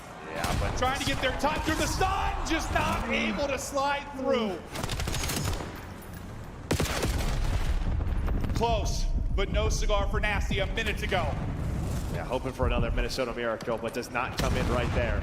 And well, now you have EMP control looking number 2, and Civ is all the way pushed up. They just have to deal with this mid-cut, so he's going to come all the way back to try to help them out. They find these kills, this might be the series. And they find them all. That might be the final dagger. Envoy able to stop EMP for a second, but not stall it out long enough. 3-goal advantage with 30 to go. This one is done. Paris showed up. Their subs dominate here. Jodeci on 29, Estriel 32, winning so many key gunfights to keep the pressure on, and Jodeci's letting him know, you can't touch me. Yeah, as impressive as this guy has been, Estriel has been unbelievable throughout this series. 10 in map 2, winning so many crucial 1v1s, now leading the slaying category. And if he is playing like this is going to be a dangerous Gentlemates team on Saturday. They put through a 6, the cherry on top of a 3-0. G2, their Cinderella run comes to an end. A crazy upset yesterday, further than people maybe thought they would make it. But Paris, the team that got top 4 at the last major, looking to make the run there again. Yeah, back to the top 4 now. And this is what you hope for when you put this team together with Estriel Jodeci. Like, it's just a 1-2 punch that when they are on it is going to be so difficult to deal with. Yeah, I just think this must be a tough matchup for G2. You've just given them so many comfortable maps. You really have. And I think that's a huge part of this series. Well, usually, you know, when you talk about our quote-unquote like worst teams or build-to-pack teams, typically one of the things that separates them is they'll have a weaker map pool. When you have a weaker map pool, you don't get to expose the weaknesses of other teams. They're not going to be Team A in this because, well, Paris is the higher seed, which gives them an advantage to begin with, but like, you still have a lot of options. You don't. Yeah, I mean, you're a newer team, you're just going to play to your strengths, what has been working for you. Unfortunately, what works for you works better for them. Well, the one thing we said, you know, kind of with Paris is, you know, it could be a long day. We expect them to win this one, but you have a lot of matches ahead of you. They needed to come out hot. You'd love to get a quick series. You might be playing a lot of COD today. They do that. They get it done efficiently. See how far they can go. I think they can go all the way, yeah. So with the way that Estriel just played right now, they look darn good. I don't think anybody wants to be dropping into losers to have to face them. A terrific result to start, 30 plus for both. Estriel with 4,100 damage. Like, the gap between like 25% above the rest, like the gap significant there. And it just looked so smooth, right? No, it really did. It really did. Centering was on point. Just like the little, I don't know, you see people like this title is wall jumping chow all the time, but when it's really clean and really smooth, it just looks beautiful, and he had several of those. Well, we thought Hossie at Hardpoint would be the big map maybe to focus on after, well, if G2 won the map 2, which they didn't, or the map 3 or 1. But we just never got there. I mean, that's what they had to get, weren't able to do it, muster up any kind of magic. They were too much for him, and a part of the reason they were too much for him, Estriel went nuclear. He was terrific across all modes, and I'm sure he's having a blast. We've got him on stage. I mean, he showed absolute justice for the Apparel Gentlemates fans, everybody. Give some love to the elegant Gentlemates on the main stage as they get another series under their belt. Estriel, and you're up here, you're playing against a squad here, you know, with a player whose position you took, you know? Yeah. It was a storyline, you know, throughout the season, and I know you guys prepare hard to take them down. Did you prepare any differently than you did against anyone else, or was it pretty much the same? I don't think we really prepared different. I think we just had to like talk about like how we played yesterday. That obviously that wasn't us. Yeah. So we knew we fixed up the mistakes, just played our game. Like we're gonna be good. Obviously they're a decent team. Like you know what I'm saying. I respect all of them, but we knew as long as we played our game, like we had no chance of losing. So. And you guys were good, man. And so what were some of those mistakes that you guys wanted to change yesterday after you guys took that loss? I think honestly just like valuing our lives and just like you see like S&D, we have good fundamentals. Like we're always playing our lives. You know what I'm saying. It's like we die in like the game, like something's gonna happen to us. But in Respawn, we're just running around challenging, doing anything. Doing whatever you guys can. And I gotta say, man, the S&D that we watched you play here on this main stage was absolutely fantastic. Can you guys agree with that, Vegas? Turned up in there, 10-4. And, you know, the one thing that I'm also seeing here on the squad, and I was talking to you before, you know, you and Joe's dynamic, okay? You know, who's in the hill first, who's setting the pace. You know, how is that relationship working out with your sub duo? Honestly, he's insane. Like he's the best player in the game, in my opinion. So just playing next to him, like I gotta do my thing. Obviously, I can have series like this, but it's just being consistent and just making the game easier. Obviously, we can all get kills. So I think the dynamic between all of us, we can all have our pop-offs. It's just playing the game right, just doing what we're supposed to. Exactly, man. Just doing what you guys got to do, man. You guys got a great coaching staff, an amazing fan base out there as well. And, you know, you and Joe aren't the only ones on the subs. You've got your ARs pulling out subs in situations, They're you know? getting loose, too. Like, we can all do it. So it's just making the game easy and just doing what we got to do. Doing what you got to do, okay? The tournament is still going for you guys. And you guys got some big matches coming up today. You know, all your fans, man, most of them, 90% are in Europe right now. It's a lot in Vegas. But what do you want to say to those fans at home? Honestly, obviously, a lot of y'all are here like y'all were last major, but we still feel y'all. We know y'all watching the stream, even though it's super late over there. I appreciate everybody in the venue, everybody supporting across the world. Y'all are the best. Appreciate it. You heard it here from Astrio. Keep supporting no matter where you are around the world. That's going to do it for us on the stage. Chris, take it away. Thank you so much, Guy Blaze. I saw Squeezy yesterday. I've seen Gotaga. Brox is busy somewhere, but the Gentlemates are definitely making their impact felt around the world. Estriel, the new guy, playing against his old team, and he didn't have the hottest days 1 or 2, but I feel like day 3 has been his day, Nameless. Yeah, he was unbelievable in this series. It was the midway point of that search and destroy where he got loose, and you could see, okay, yeah, I'm going to dominate my old team going into that overload. The 1-2 punch that they have in the SMG position is going to give them hope to make this run all the way through. Which is crazy because G2's SMGs just took down LA Thieves. Yeah. Let's take a look back at our respawn, starting with the first hard point. When you saw the best of 5 laid out, Allie, thoughts on this first game coming in? Honestly, I was excited. Map 1 used to be a net kind of sort of situation for Paris Gentlemates to put them up in a lot of series early on, and I feel like we were kind of just waiting for them to get back into that form, and then comes this S&D. Now, this was G2's map pick. This is where you expect them to tie it up, and it was scary at first. G2's and those picks, man, they were hard to deal with, man. Yeah, and I want to talk about Sib a little bit here, and he's your ex-teammate, Dill. He pop take. I mean, you think about the map 1, the P2 where he fried, and then the search and destroy. Talk to us about Sib and his ability to close out games. The thing about Dante is he kept him in the game and at the beginning of that hard point, and then he closed it out for the during the P2. But he just has the ability to take over games. He shoots so straight. The only flaw he has sometimes is he gets a little too excited with the sniper. He saw it on the fringe. They had a first blood, and then he just chows for no reason. So it gets a little scary there. But when he's on point playing his life, he's one of the best in the game. But I tell you what, that's been the difference in their S&D too. They have just started chowing stuff. And I think a problem with Gentlemates is they do get in their head and they overthink some of the situationals just a little bit. And S&D on that fringe, they were just pushing lanes and praying. They were like, if this thing's open, we're just going to go. You saw multiple times. Dan getting up in the spawn, Estrel getting up in red. I think that's how Paris Gentlemates need to continue to play S&D throughout this weekend because they want to take home a chip. That's a happy Gentlemate fan right there. Right. Set your alarm for about 3 hours from now. That's when they'll be on the stage. Next, Rosalie, stop smiling. We take a look at your team moving on in the bracket. We get it. Part of the squad. Gentlemates are powering through. They're going to have to play, though, the winner of Falcons or Heretics. Allie, who are you more scared to face? The Heretics or the Falcons? Who's the worst matchup? That's one of those series that you just got to watch because because, you know, we could get day one Riyadh Falcons. I mean, Aluka has been consistent all weekend long. And I think on the side of Miami Heretics, you know, with that big win on Floyd, they feel a lot more confident on land. So both these teams are known to really push pace. We could easily go to another game 5. Dill, it's your day 3. Here's your first challenge of the day. We're going to a break. Tell everybody why they should stay tuned, because on the other side, we got a big matchup. Who's playing? Oh, we get the Falcons versus Miami Heretics, and we have Aluka, potential Rookie of the Year candidate, even though we joined a little bit too late. But I'm loving the Aluka story right now. Does that disqualify him from Rookie of the Year? Yeah, I think you have to have like a couple more matches. I think so. Aluka's him. Let's see.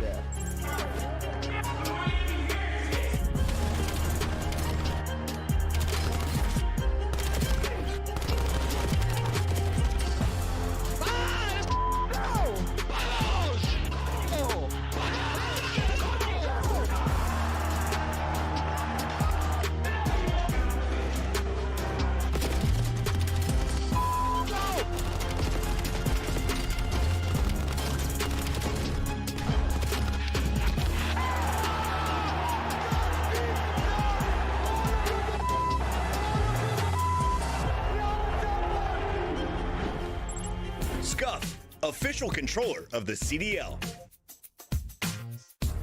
Player X is the official esports fantasy partner of the Call of Duty League. Monster Energy, the official energy drink of the CDL.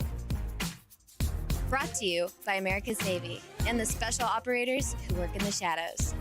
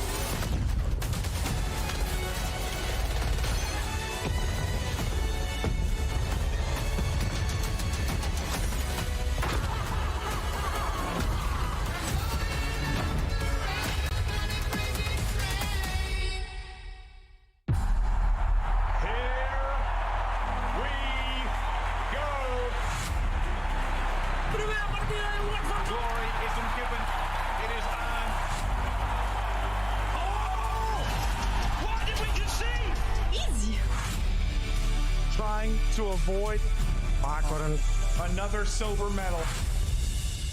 This is my time to go. We wait, we push, we win. Back-to-back champs. Oh my God!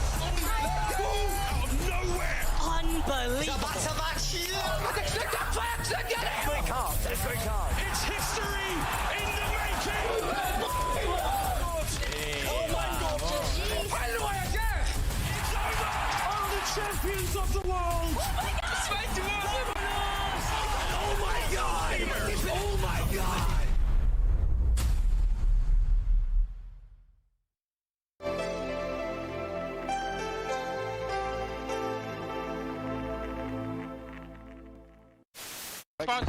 Ken Sparrow. Sparrow, they shoot up. Around me. Let's get ready. He's low. Stay low. I'm 245. I'm sorry.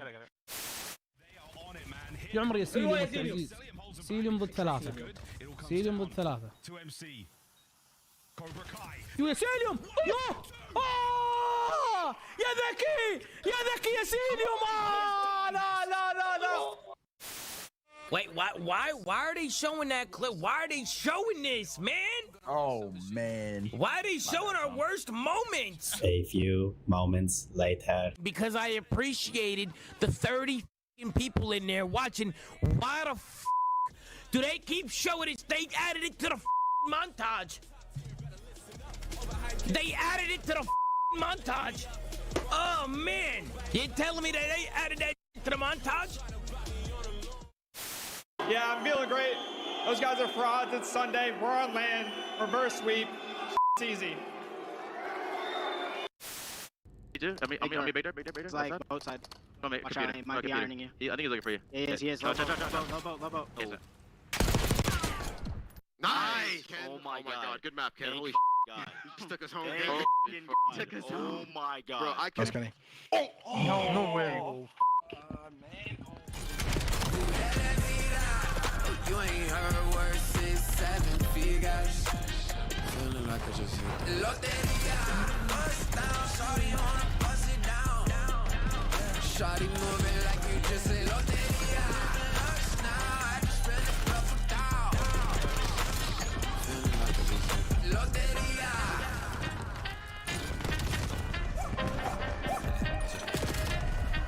I hit the corner store to grab my 40. Pulled up, just me and my shorty. Leave me a pocket thought some get lit. Then I hit the lotto, my cop whip. Cop a crib, cop a zip. Copping anything that boosts my confidence. And I cop the shit that got me compliments. Now I'm starting to forget what being honest is. Head to TJ, tip the DJ, tell him go play them slabs. Then in the boat, doing yoga, working them hits, no cap. Tell me the vibe, then I key and bring it back. Took another tour around the feeling like I just said loteria. Mami, let's go on South to Costa Rica. Vive la vida. You ain't heard words since 7 figures. Feeling like I just hit. Loteria. Bust down, shawty wanna bust it down. Shawty moving like you just said loteria. Now I just spent a couple down. Feeling like I just hit. Loteria.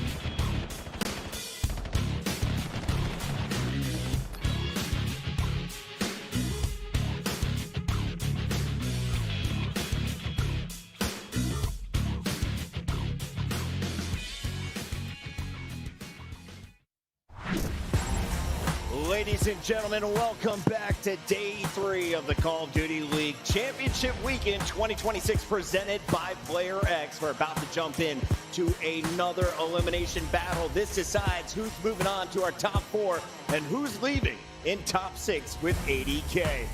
We're in the Michelob Ultra Arena, host of 30 UFC events, but more importantly, did you guys know that Taylor Swift once stood in this spot? Oh, that's What? legendary. Cool. Wait, seriously? Yeah. Enrique Iglesias also performed here. I mean, Taylor Swift could probably fill this place up. 10 And times so over. did the Falcons with the first upset of the weekend. But we got to talk about the Miami Heretics because this is the squad no one had faith in. They look pretty ugly against Toronto Koi, but they force a game 5. They win that search and destroy, and they're here today on a day 3. I got something to say about this Miami team. That was the sloppiest win yesterday. It was. But It also, was a win. It was a win. A win is a win. But also, I gotta say this: what happened to the Super and Rancor that were popping takeover early in the year in stage 2? These two guys were unbelievable. It was Metals, Dylan. We were talking about it. If he's your best player in the series, that's good. But these two guys have to be popping take. You brought back Real to make you comfortable. That's all I'm looking at today. It's champs. It's Saturday. Getting down the final 2 teams. If those 2 perform, they have a chance. You know what? And on that point, I haven't seen a super snipe in like months. He had 0 at major number 4. I do feel like in general, the meta shifted a lot. We're not seeing as much as the sniper being pulled out and as many plays as we used to, as people get used to it. But he was leading the lobby. He had 156 snipes on the season, literally 2 months in. We've got to see him do something special here today as well. Yeah, I looked into some worrying statistics. Real is the only player on this team with a positive KD in Overload and SND. So it is just not looking good for them right now. They really need to just get map control and plant the bomb. I think they are doing good early round, but they didn't try to do too much after that. Make the game simple and make the other team make the difficult decisions and put them on the back foot. Now take a look at that bottom line. The guy who won Rookie of the Year Rancor is having an off weekend, just like Scrap, who was shut down with a .63 in his losing matchup. Rancor is putting up .83 in wins, but the team is at a .98 in their victory over Koi. When you look at the respawns, though, they were able to turn up in that game 4, and more importantly, they were able to scratch out the game 5. If Miami is going to pull off the upset over the 7th seed as the 8th seed, what do they need to do differently tonight? Well, they need to win the hard points again. Their hard point has been actually strong. I do think they got gifted yesterday getting that Colossus in map number 1, which that map kind of thinks for you. They're going to have to be clean on rotation, right? You can't play individualistic like we see from this team often. So I think today they have an opportunity for the ARs to play well. They're going to get some AR maps when we get to the maps and modes in this series, and the HP is how they get it done. What I love is you are going to see some Spanish pride, a lot of passion in this matchup. And on the other side, you can expect it from the Saudi. Xnid has been really on fire when he's on this stage. When he's coming out of the tunnel, he's staring fans in their hearts, in their eyes, saying, get loud for us. We need you to have our back. And the new guy, Luca, he's won over a lot of folks so far. Well, listen, for the story of Xnid, like, he can back it up now, too. Like, we got to watch him kind of grow into his confidence, and I feel like every single event, he takes another huge step. And the thing is, he has been so consistent for this team, right? You know exactly what you're going to get out of him now across all 3 game modes. Luca definitely is that X factor, but I do have to shout out that Celium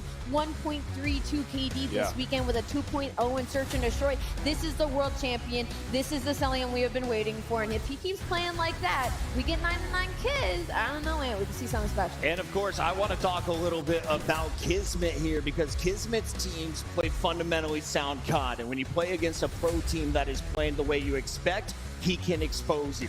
Against a chaotic squad against Miami Heretics, is this a boon to play the way the Falcons do, or is this a potential trap match? No, that's a great point. It could get weird, right? I mean, how many times we watch Miami, you're like, what the hell is this route? So slow. It could definitely get interesting, but, you know, Kiz does a good job dealing with that. Now, I think for Falcons going into this one, yesterday's match was a great learning lesson. I mean, if that game 2 goes any differently, they can extend into their map pick. Potentially we get to that game 5. So that round 11, you learn from it, you adapt, and hopefully close it out today. Now, Attach, I was looking at some of the numbers from Player X, and deserving, Joe Deceives, 88% of the people put them on his roster. He's so good. The surprise for me was Aluka, who is in his first ever CDL LAN, had 40% of the fans selecting them on his roster. More importantly, Dan Ghosty had 17%. Wow. A proven tournament winner. So there is a lot of faith and a lot of hype around this guy right now. I mean, the fans are just feeling it, right? Like, after that day one performance, I mean, you're going on the biggest stage that we have in the entire season, putting in a spot on a team that's just been struggling to really get a foothold and make that chemistry gel, and you put on a performance like that. I'm not shocked at all that fans are like, yo, this is the next Mercules. I'm trying to put some stock in Did here. that say projection 409 points, bro? It's like a Jamar Chase line in fantasy football. Dude, this guy's unbelievable, but I think it's right. I mean, you saw this first map, like, to start your career with the most damage in the lobby, 29-16 against a champion on the season. Like, this guy is full of confidence. He has poise in the pocket there, so I think he can take over in the series. Yeah, both of Luka's matches have been against LA Thieves and FaZe so far. We gotta be honest, Miami is not as strong as those other teams, so it's gonna be interesting to see what a Luka can do here. Because if he shoots like that versus some of the best players in the world, imagine a team who's not playing that good in Respawn right now. And if Celion keeps playing at the MVP level, this could be a quick one. What if Xnit gasses him? Now that's gasses him. like if he gasses him. As good as a Luka is in game, I think he's even better on camera. Here is how he responded after his first ever match win. Oh, this is great. Yo, this is really nice. I love it a lot. I really enjoy it. You know, of course we won and I enjoy it more. Oh, I need to look at the camera, right? You can look at me, you can look at the camera, you can look at the sky, you can look wherever you want. I think the squad is really good. I mean, I got MC, I got Kiss, 2 world champions already, and I got Xnet. I think I'm like more closer to Xnet than anyone in the team. Yo, I appreciate everyone here. Like, I just hear, when I pop a 3-piece or 2-piece, I can hear them going crazy. I appreciate you guys a lot. It's crazy. That's how loud it got yesterday when Luka was able to pop off. We expect to hear this crowd roaring in just a bit.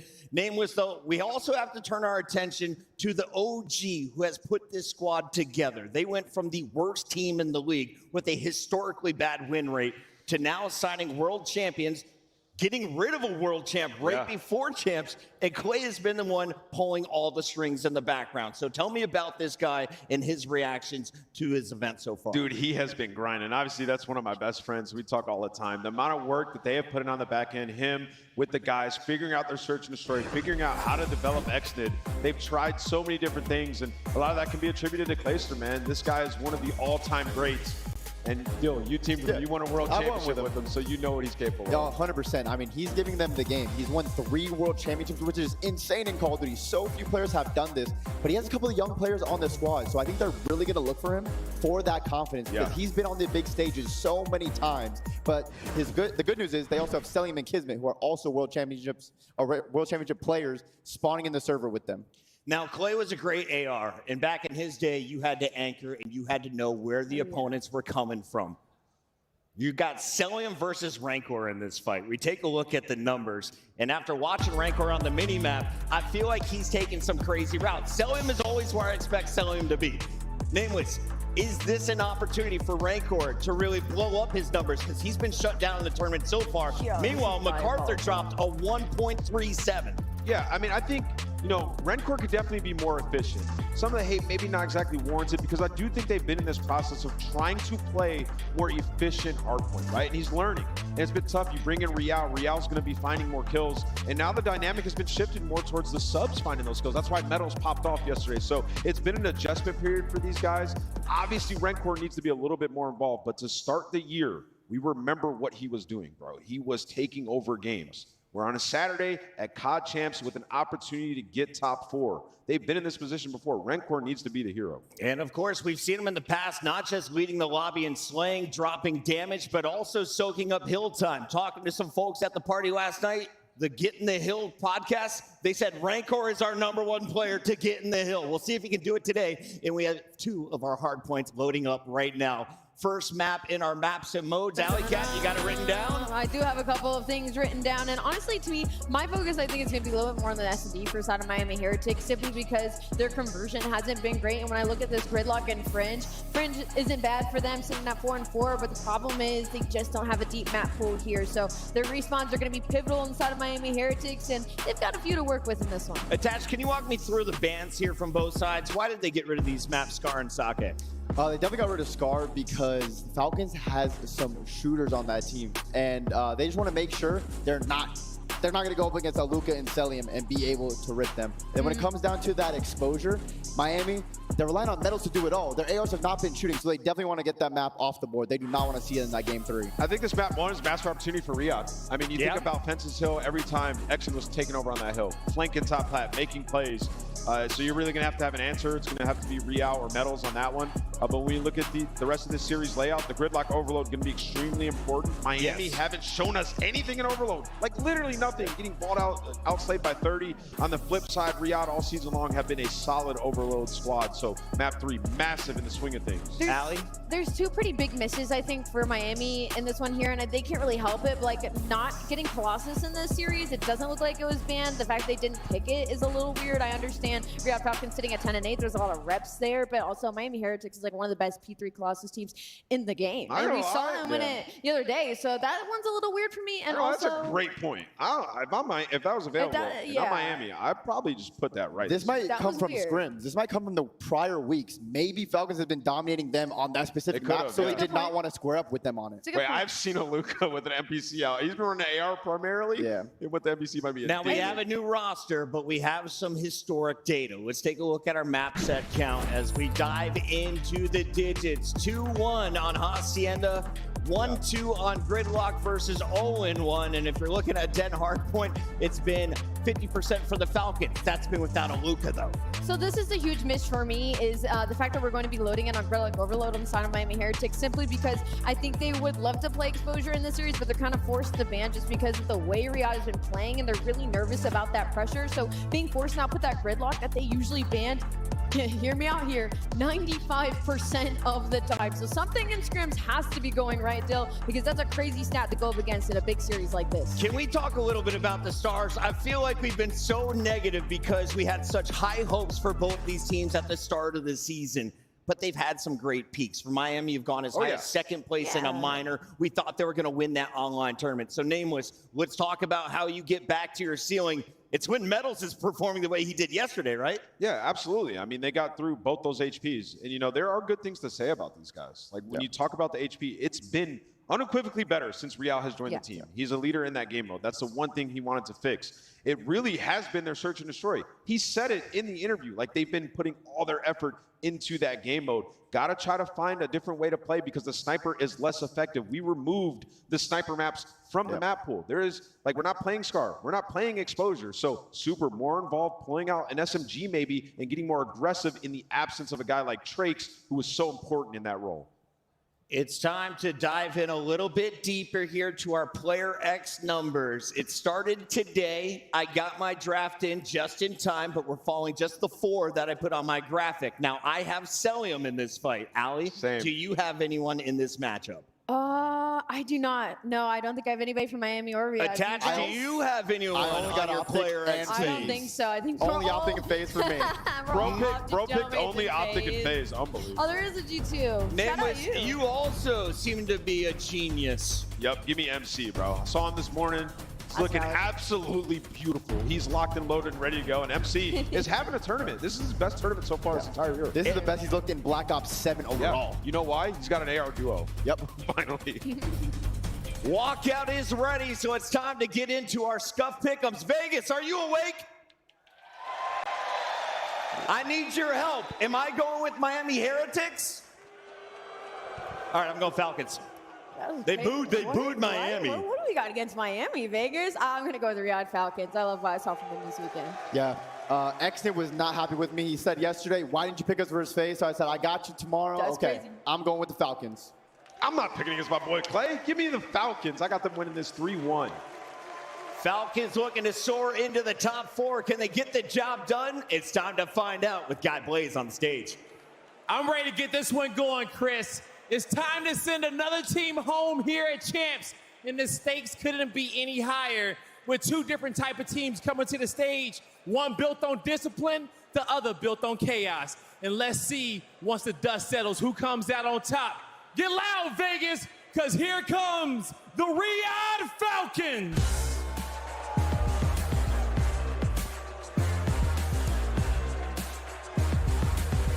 We got Super, Rancor, Riyadh,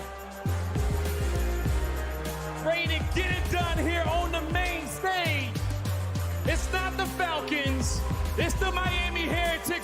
take them down. We thought that we had seen the peak of this team, but not yet on land. Finally, they've got one through the hoop, and maybe they're looking for the second. We know what Super can do with that snipe in his hand. Medals, a true X-Factor when you can get him going, and Real, he's brought it back for the respawn. And we all know Rencor, our former Rookie of the Year. I have no doubt they're ready to put on a show. I think they're definitely ready. I'm not sure if I'm ready for this matchup, though, Allie. But the next team coming to the stage, officially coming from the east. Get loud for the Riyadh Falcons. Exnid, Aluka, Salium, and Kismet. The Riyadh Falcons are ready to get this one done. We know how disciplined they are, but now it's time to show it on this stage. The Riyadh Falcons are ready to go. And this team has two incredible world champions and two of the most talented young players we have in the Call of Duty League. I'm really looking at Exnid to be roaring on that stage and gassing up his new duo, Aluka. That's his duo. And with the two of them, they are starting to take over this Vegas crowd. I mean, Riyadh, they know how to play in this heat, and it's about to get hotter here on the stage. So shift, study, let's get into it. Let's get to it. Both teams playing for their best placement so far on the year. Peak time, of course, to do that. And it does feel like we have two very different identities on stage right now. For Miami, consistency's been a big issue, but when they play at their peak, they look unbelievable. For the Falcons, we're still getting used to what this team brings. The one thing we know for sure is that Aluka's that guy. Oh, yeah, but the identity is the key word that you just said. I still have no idea what either one of these teams are going to look like because it's 2 weeks' notice for Aluka coming in for the Riyadh Falcons. Even though Real has a little more time with this roster, sometimes you watch them, they look like one of the top teams in the game. Sometimes you're not, and it comes back to bite them. So they have to figure it out here on Saturday. And I think the biggest thing about kind of talking about Miami reaching their peak, you know, we've often talked like if Medals plays to his potential, this team can win. If Real changes the dynamic of what the team puts together, much more structured, much more disciplined, if that is effective, they get a leisure advantage, this team's hard to beat. The one thing that's been absent, though, last two major events has been Rencor and or Super not giving us that superstar performance that we were so used to last year and at the beginning of this year, for that matter. Yeah, you usually expect it, especially in that Search and Destroy. They were able to do it all throughout last season. Rookie of the Year, they were trying to share the damn trophy because that's how good they were alongside each other. But after Major 2, I feel like Super Sniper has completely disappeared from this earth. He has to be able to figure it out on the main stage when you desperately need to have it here at COD Champs. Because even though Falcons lost that series in a 3-0 fashion yesterday, on 2 weeks' notice, you gave FaZe a run for their money. Absolutely. They were competitive from start to finish without question. Whereas I think everyone walked away from that Miami-Toronto series saying, kind of a pillow fight. Hard to tell if any of those two teams is going to have enough to show to potentially put together a lengthier run through the lower bracket. But the big storyline, regardless of which team you're looking for, it's been on the individual of Aluka, who has been undeniable. Not only in his opening round one that he played versus Steves, but he played very well versus FaZe. So who's going to break? Let's see what happens here. We've got the Riyadh Falcons taking the Miami Heretics. Husky and Hardpoint to get us kicked off. Let's get it on. How bad do you want it for both of these organizations? Potentially to get your best placing of the season, to close out the year. All-out battle already, though, to start at the P1. Majority of these gunfights go heavily in favor of the Heretics. They have hallway control. Yeah, great focus. But one thing we've learned about the Falcons over the course of a couple of hard points that we've seen this roster is that they are very objective focused. They want to be on the hill, put the pressure on your opponents to make some adjustments, or at least get some sort of a read on decision making.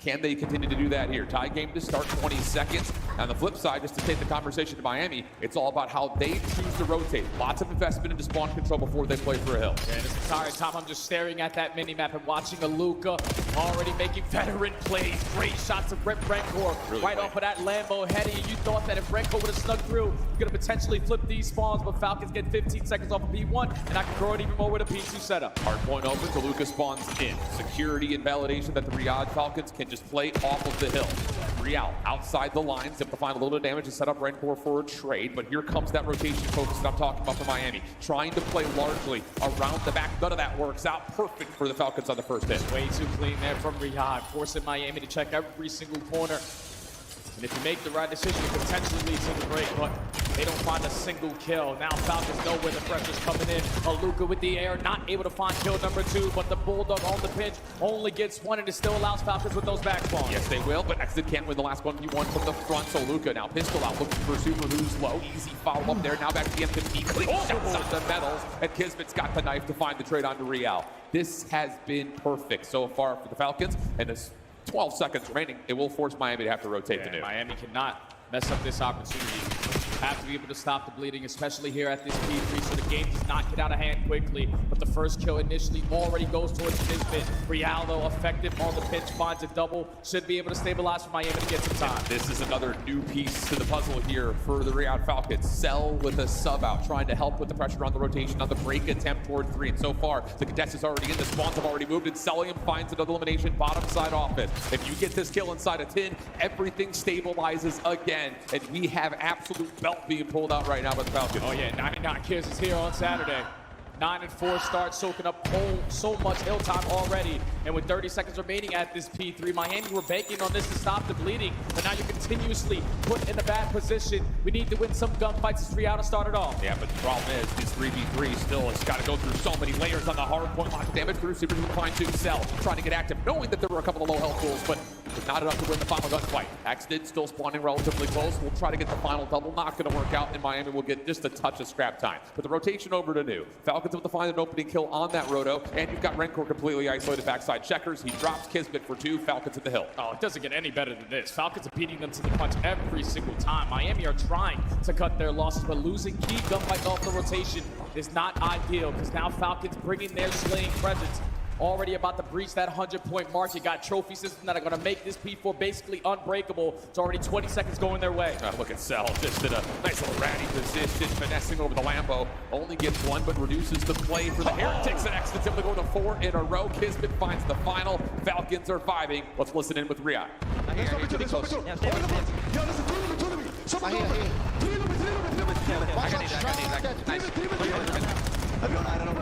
Take it. Nice kill. Pinch. Open. Nice. All P2. All P2. All right, bet. I'm gonna go top. Just hold low. Hold low. One spiral. One shot. Yeah, one's open, boys. I got him. Open. On the rock, metals. On the rock. I'm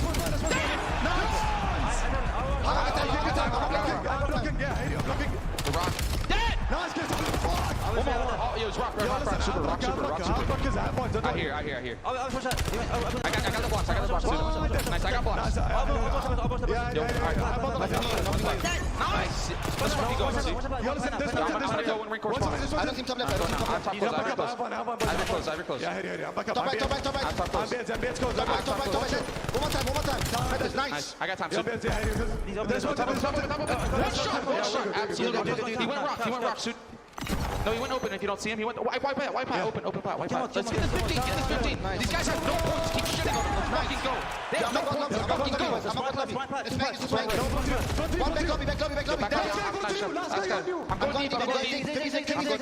I hear you. I'm going deep. I don't see him. Zig.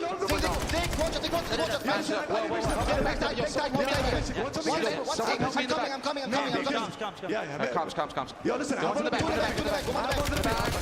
Nice. I will chop it for you. Zig. Get your lobby. I did. I'm just staying down. I hear. Watch it. Nice. So.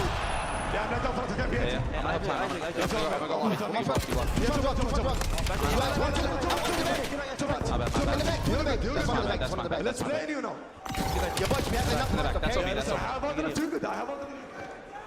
I mean, hello? 189-33. You heard it in the comms. Keep absolutely beating these guys. Don't let them get any points. Yeah, this is a grade A ass whooping right now. Not the way you wanted to start your Saturday if you are Miami. Hopefully you can start to string a couple moments together to gain some kind of momentum, some kind of life. Potentially get these gunnies hot, because everyone is getting gunned out of their socks right now. And Falcons only need 60 to call map 1. And Kismet gonna get a read on the Real out the window. Aluka right there to try to assist, but Miami is starting to heat up just a touch. Good moments in the final portion of that P2. Great opening here to contest in the front on 3.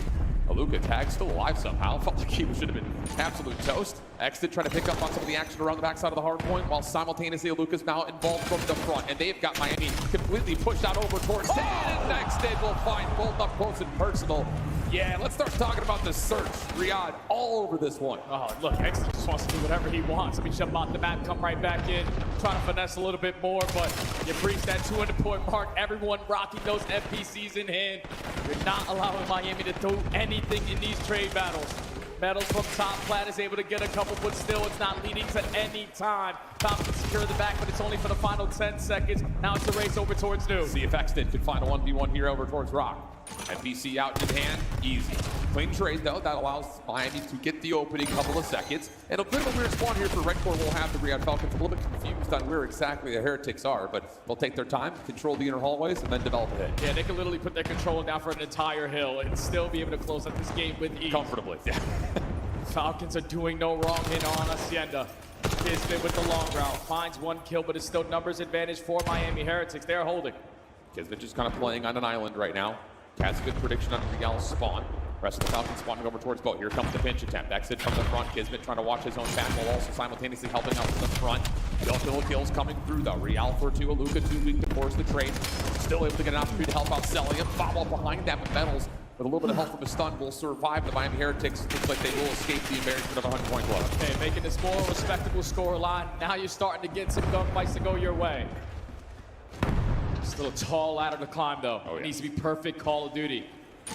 Need a couple kills to go down and sink 4 in a row. Potentially it's going to give you the opening that you want, but it's back and forth. Falcons just looking for their sequence of kills to go their way. Yeah, and I will say just kind of like a small micro point about how this game has gone to this point. Because Riyadh have won their opening gunfight so cleanly, the trades have been so difficult to find for the Miami Heretics, but that's starting to change a little bit.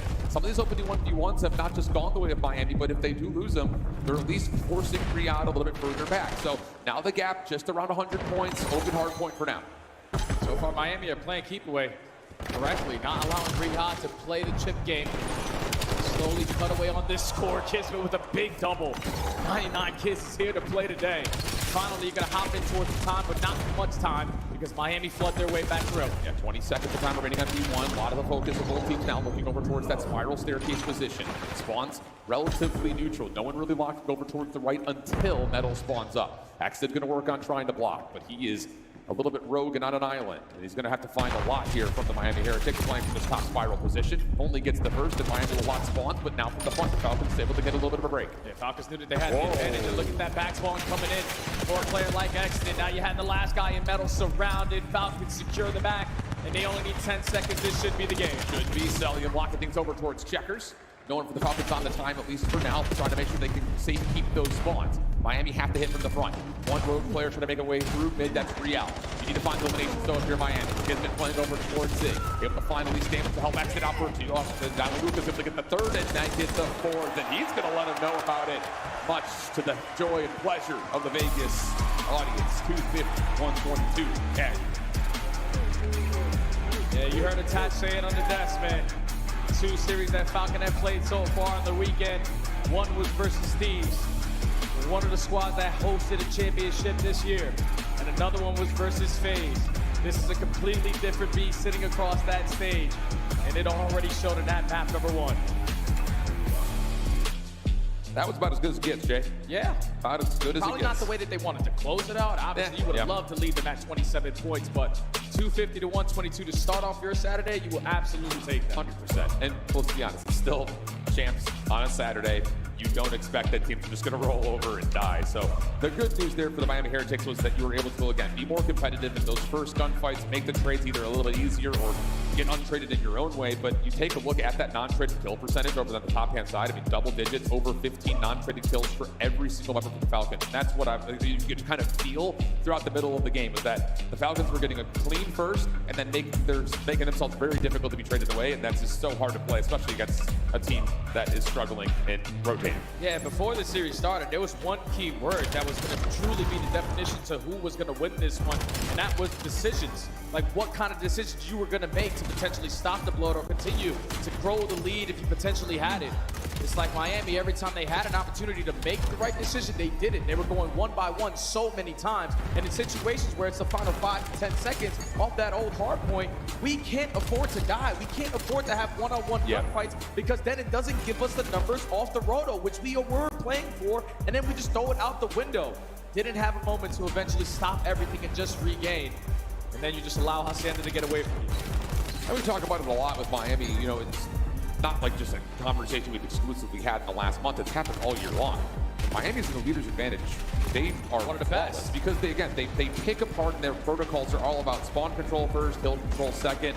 20 seconds left, we've got numbers, rotate collectively. But when they're behind the 8 ball, it just feels like all 4 players have individual ideas of what they need to be doing, and it just doesn't really feel coordinated with the rest of the squad. Are we playing for spawns, or are we playing for the hill?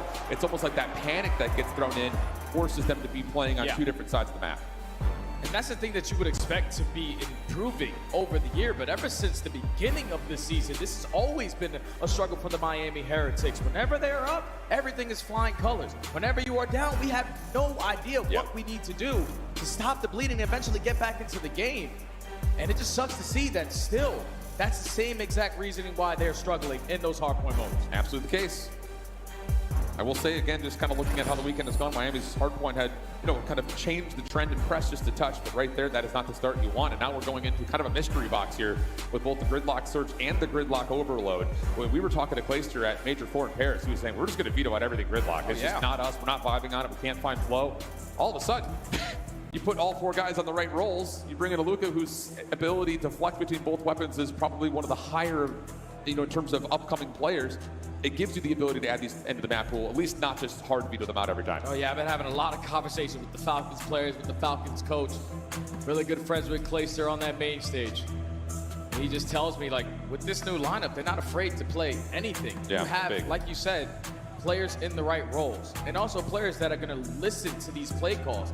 Usually with Pred, he's like one of those guys who's, I'm going to go for this late pinch, I'm going to pop a 2-piece. But with the difference between him and Aluka is playing around the team with that AR. So that allows the Bulldog to be more loose. It allows Exton to be more loose, and everything more team coordinated on the side of the Falcons. So for both of these squads who struggle heavily in this game mode, Miami need to figure it out right now. Yeah, they have to start off with something strong. The other part, and this is something that's been brought up, I think, pretty consistently over the course of the last couple of months with the Miami Heretics and the Search and Destroy is, can we get the same super that impressed us with the scope at the beginning of the year? Both of these maps lead towards some window of opportunity to pull out the scope if you'd like to. This comes down to, will that actually be a factor that needs to be considered for Riyadh? Because on the other side, Exit could do the exact same thing. So we'll see what we get. Opening offense here, round number 1 for Miami. 2-2 split, trying to feel out the map. And this is another map where I need to see better decisions from Miami. If you have full bomb site control, don't wrap back to unknown space. Take advantage when you get it.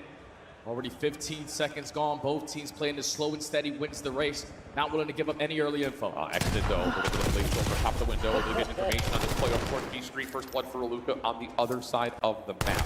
Big push through here for Real, but cannot take advantage of what was a very low health pool for Exit.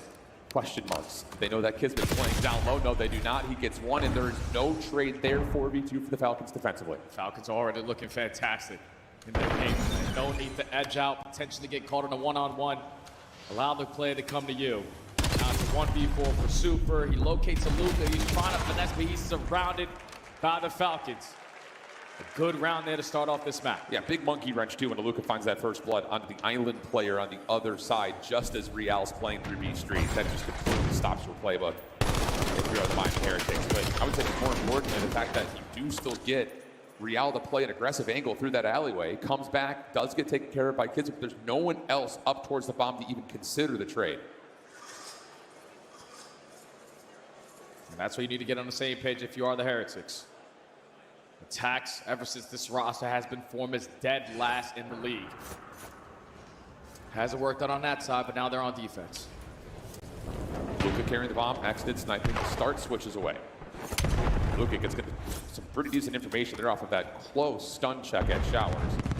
Look at this play through the middle of the map here for Exit and Celium. They get eyes under Rancor, who's now trapped, but Kismet can't get the gun up in time. First blood for the Heretics. Response still over the middle of the map, still with the pressure from the Falcons. 3v3, Aluka in some trouble. Stun comes out, Exit to follow, but that all covers. Celium low, nowhere to go. Heretics respond. And that all starts with just Rancor winning that one-on-one.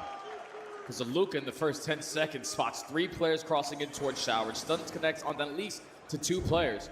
And then when you see Rencore throw a shoulder out through Ice Cream, you're giving the comms. You're letting Kismet know this is a free kill for you. But you're probably expecting Rencore with an AR instead of a sub. He's able to win that one-on-one. Real dancing with a Luka on the opposite side. Then 1v3 for Cellium, but he's surrounded. He stood no chance. Perfect response there from the Heretics. Kind of feels like almost a rinse repeat of what we just had in the first round, where again, you don't win that island battle, the whole play just completely changes. 4-man push for the Miami Heretics over towards B. Exited top window. He delayed peak this last time. This time around, he's not even going to bother with it. Real will get the banister control. Careful along the staircase play is a tough battle. The bomb will be planted behind us. No reason to overpush this if you're Miami. Falcons, no need to rush this either.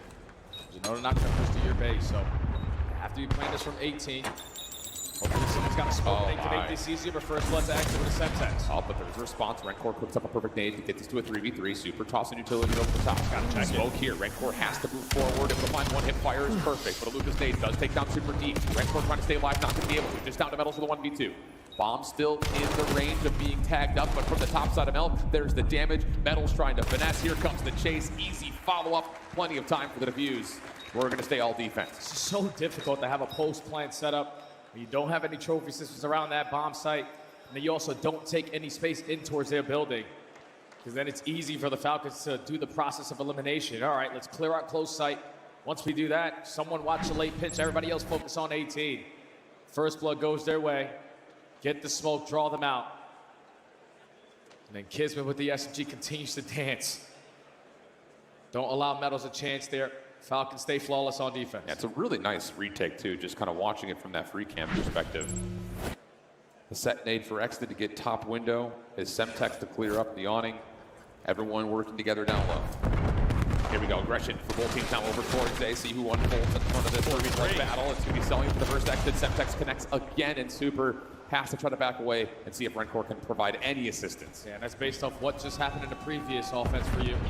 Lucas spots 3 towards Showers. They're probably going to go right back to that strategy, and it works out. Early 4v2, rotation over at the opposite site. Rencore and Super trying to clutch. There should be absolutely 0% chance that Miami break this 2v4 in the post plan. Should be. Sell good info. Push coming through, first blood there. No trade immediately. Mix, careful. No, okay, we're good.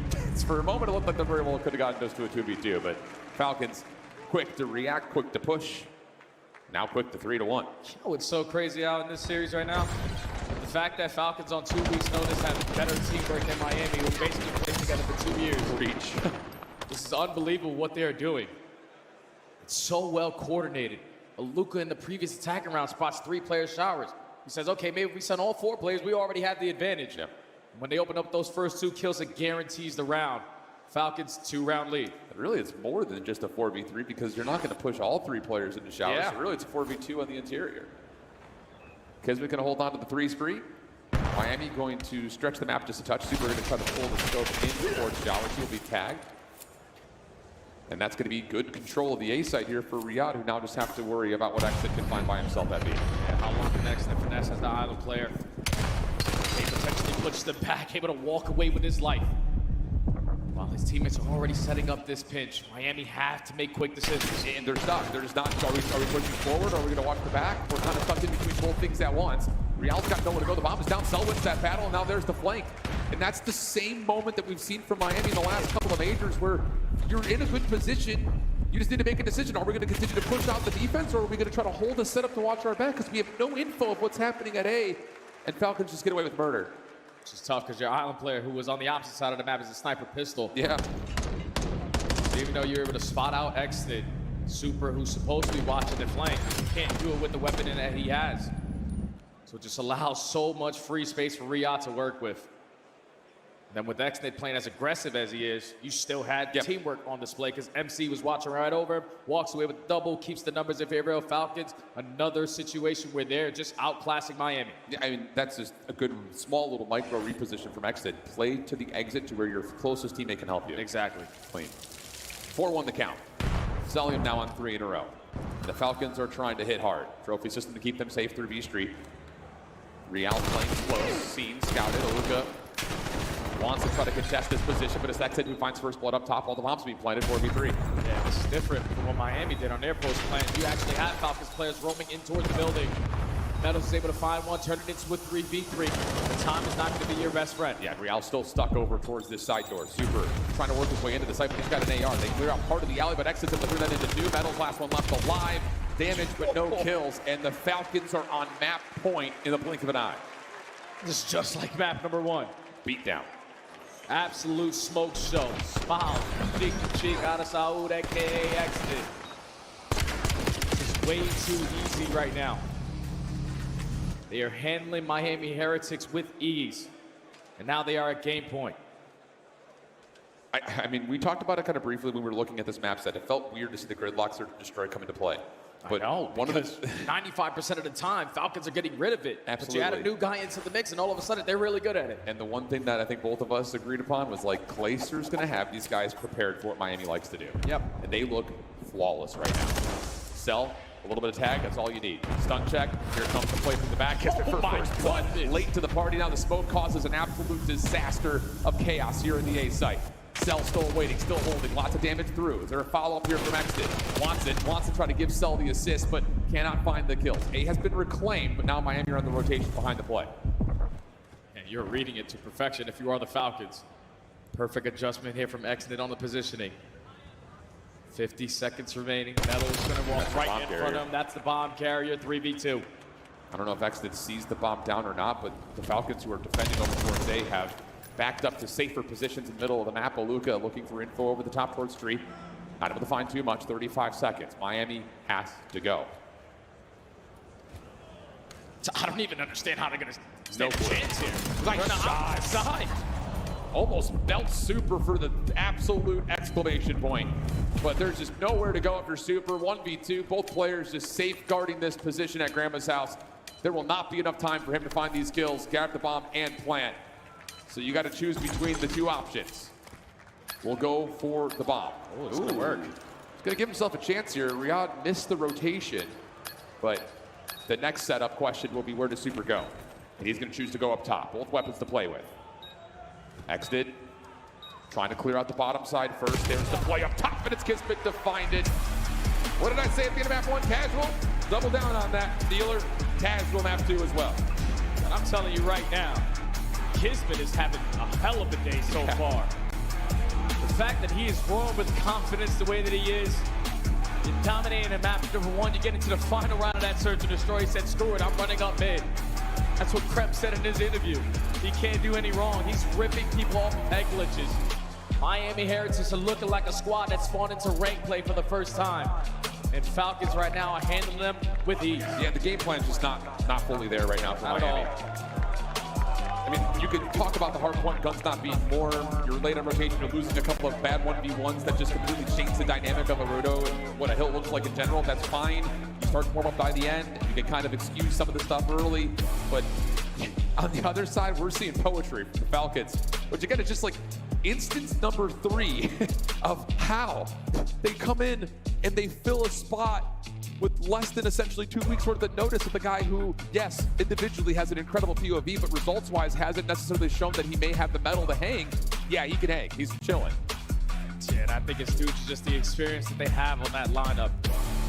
Not only on the main stage, but even in the headsets. World champions surrounding some rookies, surrounding some young guns. And with just the game plan, all the hard work, Clay told me they were putting in 12 to 14 hours a night to prepare for this event, and it's showing. About as convincing as you could possibly draft up in your mind for the Falcons to this point. Gridlock will still be here for map number 3. Still a bit of a mystery box for both these two teams. We know what Gridlock can be. It could be messy, it could be chaos. Can Falcons handle that? Can they 3-0 sweep out Miami? If they would, it would give us one heck of a mindset as we go through the rest of our Saturday. We're gonna head to break. When we come back, we'll be Gridlock Overload after this.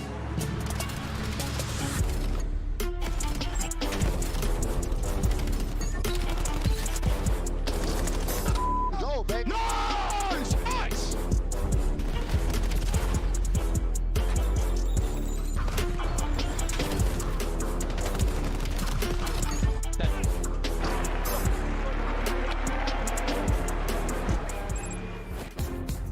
Black Ops 7 returns to the Esports World Cup this summer. Scan the QR code to get your tickets now. Go pick up the 2026 Call of Duty League Championship Tracer Pack. You can support all 12 Call of Duty League teams. Player X is the official esports fantasy partner of the Call of Duty League. Brought to you by America's Navy and the special operators who work in the shadows.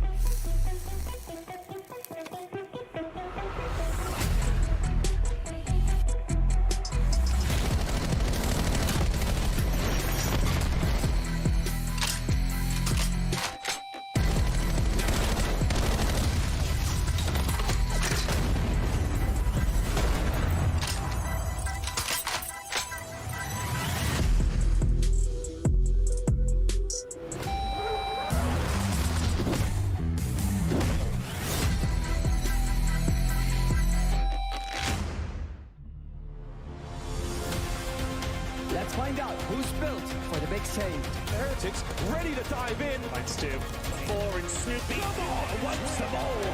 But Hydra with the switch impossible. He's making top room. So damn happy. It's Saints. Down a bruiser. Dominance on the grandest stage.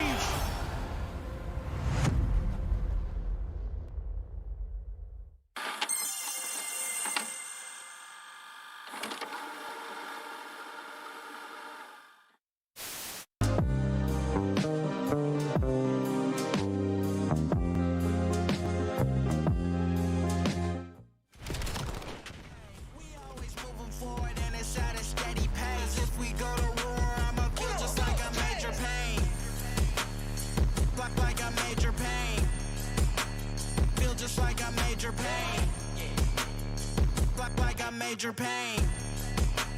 Feel just like I'm major pain.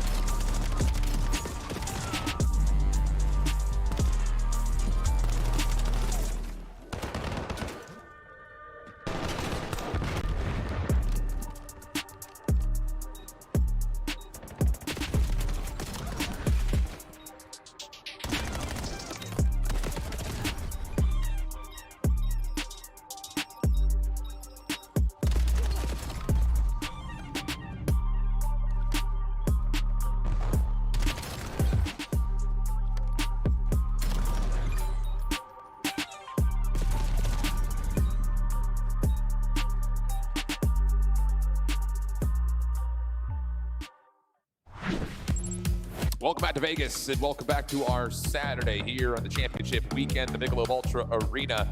It has been a very clean day so far for one team or another.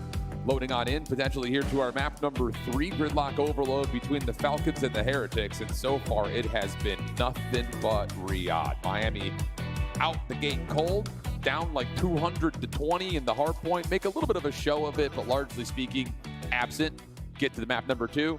A little bit of back and forth with the defenses, and then it's just all Riyadh again. It's about as casual as the series could get. Tell you, it's very easy. It's very simple Call of Duty right now for the Falcons. It's not like Miami are doing anything drastic, because realistically, they're not doing anything at all together. Correct. And that's the reason why it is hurting them so bad. So many opportunities where they're just playing ISO ball, when clearly on the opposite side for the Falcons, it's a 2v1. They are playing to their advantages. You have to be able to lock in, hopefully off of the bathroom break, conversations that sometimes could be difficult to have at this point of the tournament. you need to make sure that everyone is on the same page, because even though their backs are against the wall, and this used to be a map that really didn't treat the Heretics well, because they got ran over for the first time when they played up against FaZe. In their following matchup, whenever they played it again, they did the smoking. So you can't count these guys out yet. It just feels like another one of those, like, add the page to the chapter talking about if Miami can get up early, they don't make many mistakes. Like, everything just is so protocol heavy, so controlled. It's just down to if, and it's a pretty big if, they can get themselves started up off that hot streak. Because the other side of this, and you know, I think just kind of evaluating both of these two teams, it's hard to, obviously, with the Falcons knowing that it's a recently formed squad. Yeah. This map can get out of hand really quickly if you just continue to get staggered, continue to be finding yourself in 2v3s, 2v4s, where you just are stagger spawn. No one's able to get set up. So I would say for Miami, this break-off is the most important break-off of your season right now. Yeah, look at Cellium's rankings so far here at Champs. Number 1 in basically every single category in this game mode. Shout out MC for using the NPC. For real. Because right now he's just all over the map. Without a doubt, the best event he has had so far here in Black Ops 7, and it's a good time to have it. Can he be the deciding factor to why the Falcons can breeze through this series with a 3-0? We're going to find out. Yep, Miami on the other hand, Den, hardpoint, lurking, potential fringe search would be how they would have to complete the reverse sweep. Opening nades are really solid. Metal's also able to clear off the hole in the wall. So that should lead to an opportunity for Real to get active, and this should be a collection of the EMP here. Maybe a chance to set up an offensive score. You only find 2 kills. Every time you try to locate where the hell the last 2 are, it's a Luka and Cellium combining for 4. So mid-map control in favor of the Falcons. You already have a lead blocker in Kismet, just trying to get past Super, but for now he's getting back down. Lead Kismet off the regen, knows that Super's nearby. Here comes the fight, and Super will find the win. Rancor a second. Exit stops the play on the rotation back, and if he can just hold a little longer, there'll be an opportunity for Luka to kind of sneak on over, but now he will wait for assistance down A Street. You got Real working on a long route, but these kills from the front have to at least slow down the play for the Falcons for it to find any success, and Super will eventually make sure the Heretics will control the street. And now everyone's spawning right up at that EMP. Falcons at a standoff by the 18, Willa, but Cellium with this NPC, I'm telling you. He's been one of the most difficult kills to try to find, and whenever he is shooting that gun as straight as he is, he's going to be a man on a mission. EMP back to the middle of the map. We're fighting for it again. Yeah, nice moment there for Metals and Rancor, though, for Miami to get them numbers over through mid. Extend's a little bit out of the play, but has a chance to follow behind the EMP here. Nobody checks for it. EMP down. Super also seen on the cross back over towards parking lot. Good shots from Super, but he's weak. Kismet knows it, finds the easy follow-up. Falcons now with the numbers, clear out every single Heretic, and now there's a chance for them to control the EMP. For that, you know, your spawn is going to be cleared on out, but playing for the reset. Just wanting your lead blockers to get lost. Kismet on 3 in a row. Information already onto a second player. Cellium is quickly going to take care of it, but Kismet does fall to the hands of Metals, so we got to slow down again. Keep your eye on this 1v1 at mid. Luka's able to win that battle. Meanwhile, from the front, Metal slows down the EMP carriers. There's no forward blocker here, so Extend will respect it, back away, wait for help. 2:54 on the clock. Miami will get all 4 defenders up and active. And just down to who wins this next battle. It starts off with Kismet. And these are where the mind games are starting to come into play, because you already sent 2 players all the way in the opposite side towards the EMP point. But it's Super playing it safe over towards Showers. That double stalls out everything for what the Falcons are trying to accomplish there, but it's still Cellium slain. I mean, that's huge. Super gets through, but this is big because now no one else can assist him. The EMP carrier of Metals will drop immediately. 9-3 start for Cell, rocking the NPC pretty much from start to finish to this point. Follow-up kill onto Real. Metals called into action, finds one. The numbers are still here for the Falcons trying to win this battle over through this dojo position. Rancor will fall. Exited though low, and also a little bit kind of isolated. This Kismet's the only one here to help. We'll actually try to generate a bit of an exit here to join the rest of the Falcons off spawn, potentially through mid. No, the Heretics is going to be taking this slow and steady. Make sure you have every single lane covered, but Kismet is banking on them to take the bait from the EP, rotating towards middle. Super sniffs him out. And even though Exit is still alive, Cellium finds a double. You're rotating back over towards B. And your number 5 in Real's not in the picture right now. It's really just down to if Rancor can stop this. He's been so good defensively so many times before, but not this time. Exit able to just barely sneak over the line. That will get the first score on the board. We're down to 1:30 in the half. Just so much finesse right now from the Falcons. And this dude's Cellium finding as much success he is in the slaying. Finds a double, creates that opening for Exit to run right through. 90% of time of possession has been dominated from the Falcons. With only 1:10 left to go, Miami, at least for now, have mid-map. Yeah, they're getting a little, I won't say reckless, but a little bit loose here. Our Miami trying to play for kills, and they're finding them to be fair. Look at this Renfor trying to make his way through. Good trigger discipline for Kiz. Going to call out that rotation and put himself in a position to stop the EMP carrier. Oh, it's so good for Kiz. Absolute heads-up play now, trying to make a run for it, but the kills from Real will at least keep the Miami Heretics forward. Offensive scoring opportunity still here in the bottom of the first as Sal will step up and find 2. 45 seconds on the clock, and Riyadh could potentially hold the EMP for the rest of this half. You can't trade this guy, man. He's all over the map. 40 seconds remaining here on the first half. Falcons trying to commit their way through showers, but at least for now, Miami have them surrounded. Look at the route being hit from Greg. What a read. Perfect read there from MC, but he's only able to find one. This might lead to a tie score. Nathan Stuns did try to be impactful. Real not quite able to do too much besides the first up to pick up the EMPs. Kismet gonna get there in time. Yes, he is. One more to get. It's Metals on the corner, but Exted's there. EMP grabbed. 15 seconds for the Falcons to try to find one more score. Oh, and if Aluka gets this kill, that's lead blocker doing exactly what you need to. Rotating it now over towards the 18 where can you locate where Metals is? He's just playing to keep this one safe, but his shoulders being thrown. All of the Falcons are here to assist him, but Aluka does fall. So now it's final 25 seconds. They got the last possession. Kismet able to make his way over to Mantle into top broken. Able to find, oh, not the first. Renfor with the kill. Selling the kill, at least the play moving. Exit stuck, able to sneak away, keep his life. 13 seconds. Sells able to find another one. Pistol out, but cannot find the win. And Miami will cut this just to a 1-0 first half. Brother, I am looking at the scoreboard. Sellingham is 18-6 with 17 non-traded kills. That is unbelievable. He has only had 1 assist so far in this game. He is doing God's work with that NPC. But it only led to 1 score lead going into the half. Miami still have a chance. It's just... How? How do you pull an 18-6? Crazy scenes, man. It just feels like this game is so different. Like the fact that Cell has the ability to pull out an NPC when he wants. Why did it take him so long? I'm saying. Probably because he felt like he had to play the AR all the way through. But now that you've got Aluka in the mix, use the strength that the NPC brings to the table. Here we go. Top of the second half. Miami wanted over from the left-hand side. Would love to get this to a tie game early and keep the pressure off. I think if you are Falcons, you're just going to look for a counter-attacking opportunity. So early gunfights going down, bad heat down, still not going to lead to the kill. Super with the double, and you also have a player like Real setting up on this pinch. So Miami can run right up the middle of the map, but it split spawns an opportunity for Falcons to still get the stop. Good reposition here from Kismet. Aluka off the spawns up to assist. Stun will come through. Kids in some trouble, or is he the pistol out? He will do it, and oh, mercy. 99 kids showed up today. 15-13, 3 in a row now, holding on to the EMP as Cell and the rest of the Falcons are trying to develop over towards B. Miami can't continue to afford to play like this. Backs against the wall, allowing the Falcons to be the aggressors. To set the tone on this one. You're going to turn it into a one-on-one, but Aluka knows everyone is already off the respawn. So let me continue to be a nuisance. Let me continue to wrap behind them, but Miami said, screw you, Aluka. We're going to the opposite side of the map. Big first though from Exit. Follow up on the EMP. Kill will also lock in. Cell will drop into the middle of the map, but yeah, you've got an opportunity just to follow on Aluka's positioning. Real holding the play back just a touch, but Kismet's able to grab the EMP. Aluka gives you 1. That's all you need for the dive in for the second score for the Riyadh Falcons. Quickly got to get back to the middle of the map if you are the Heretics. Finally, your trade goes down on MC. There's a minute and 30 wiped away. Now you're down by 2. You are scattered all around here on Gridlock, but it's exited, creating an opening. All you want to do if you are Miami is keep that EMP safe, because this could lead to a Falcon score. Aluka now on the island. How much can he generate on his own? Throughout everything. He doesn't miss. Oh my goodness.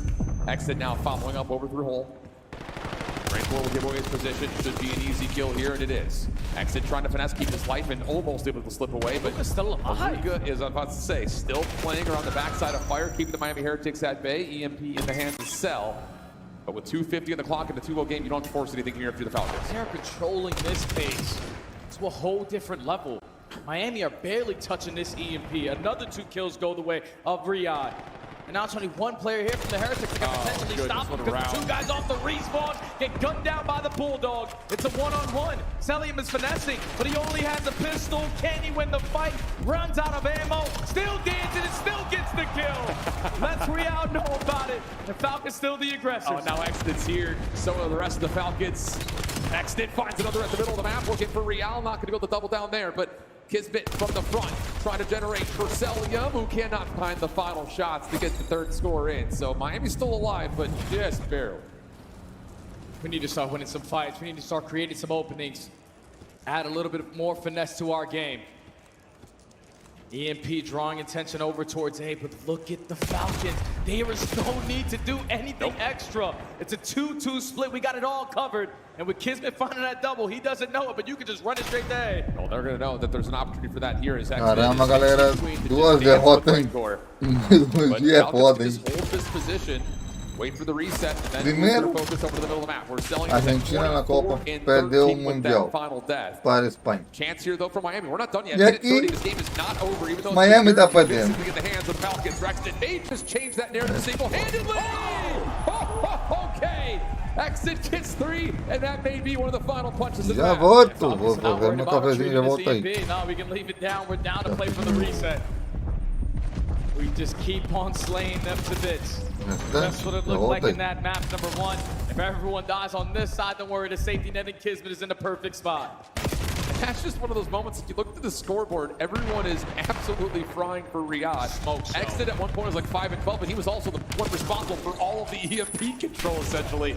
So the fact that he's able to get to a triple and essentially get to positive, or at least even, is another showcase of the depth that this Falcons roster now has with Luka in the mix. And I love that the young 19-year-old German is letting everyone know about it with these extra shots.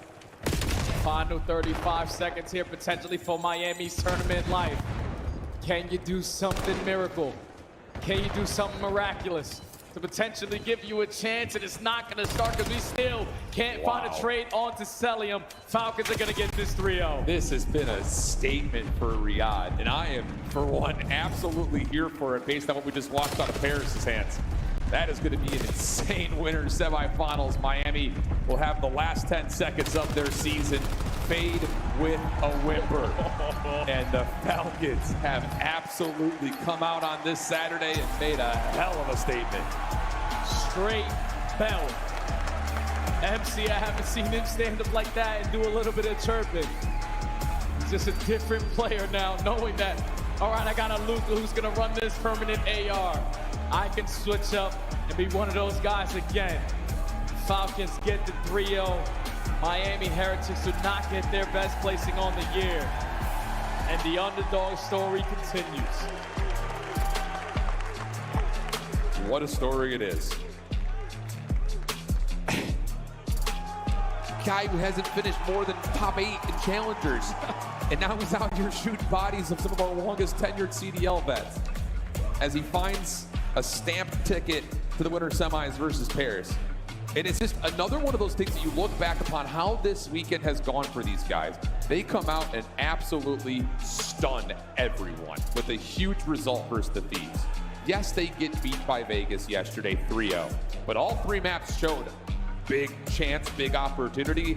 And I imagine all the things that went wrong are great in terms of getting the work you need done in the lab to come back out and make a run, and to find them dominating Miami from start to finish in all 3 maps like this is a huge confidence boost that, yep, the work that we put in last night came to fruition. Yeah, Cellium's just on a different level. Luka, the rookie right now for this squad, performing every single time he steps up on that main stage. But the difference for me from today, for the last 2, is 99 Kids is here. Sure, It was absolutely. unbelievable on that map. Number 1, you saw the big time plays, barely having to shoot his gun, relying on trigger discipline.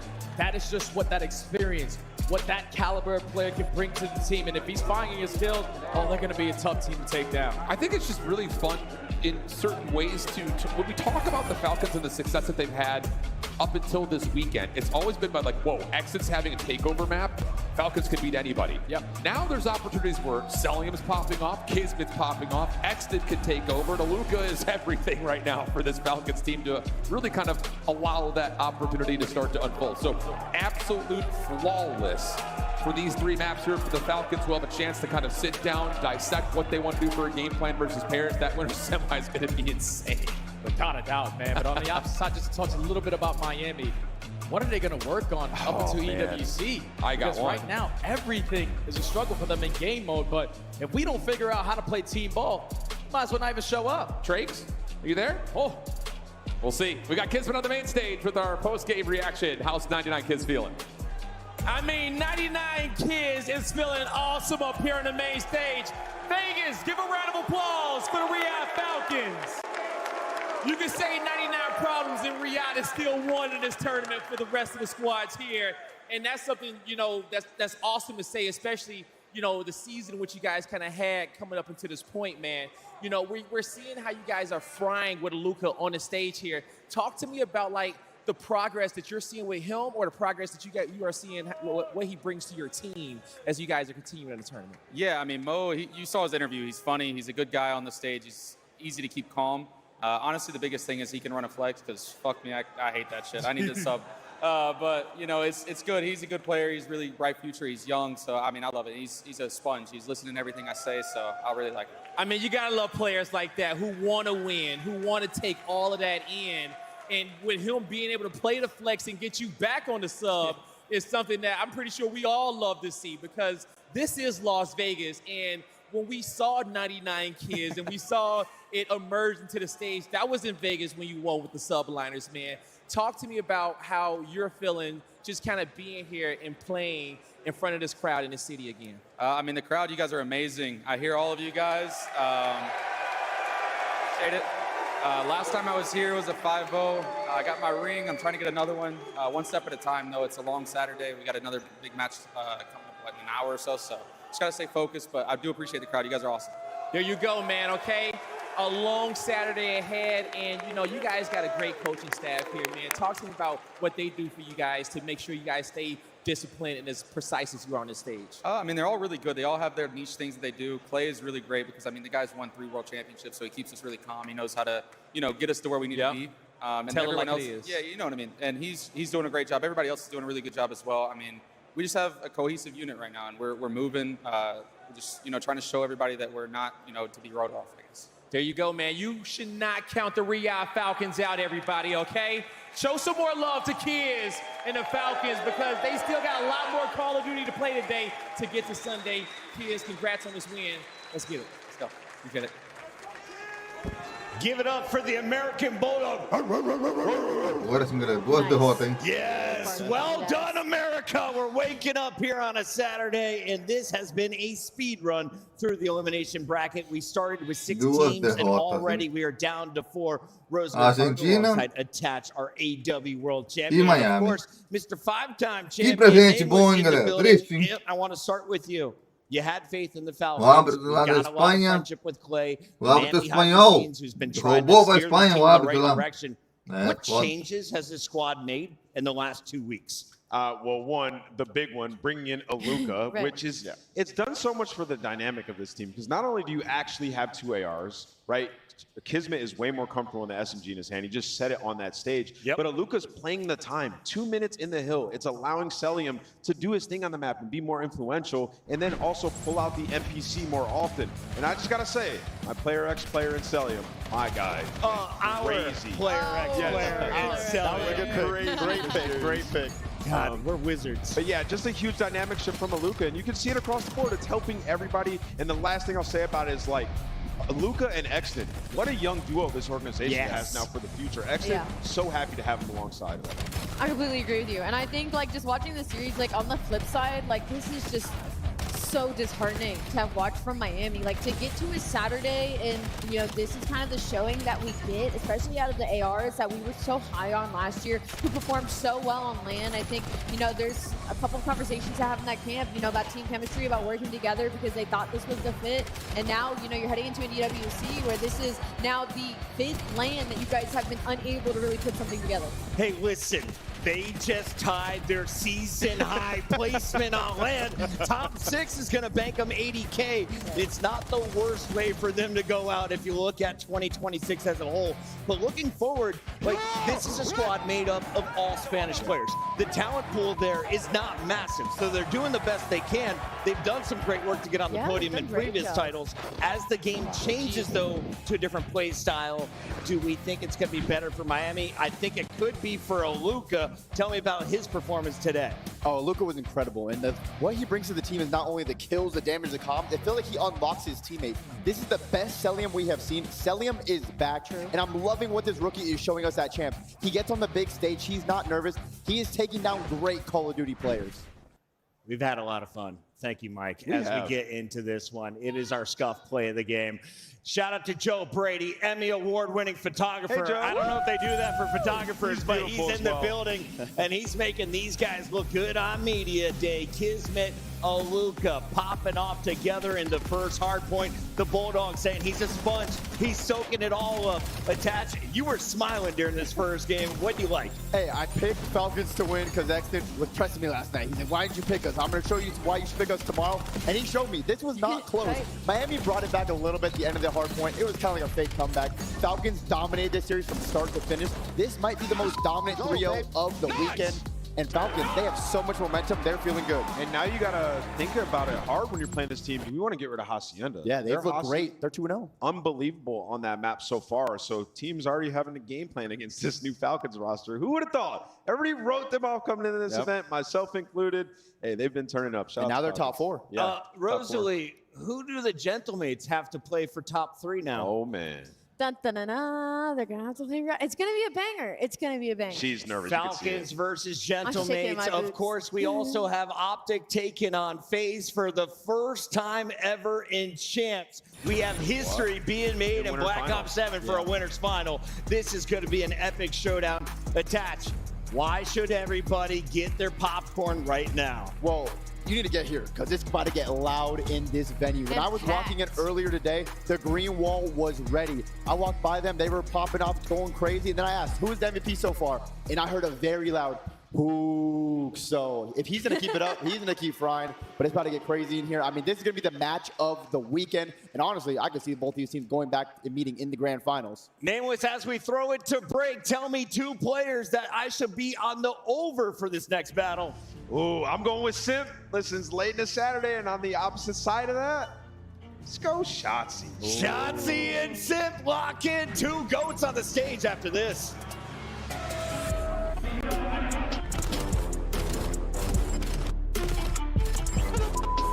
That's how you start games right there.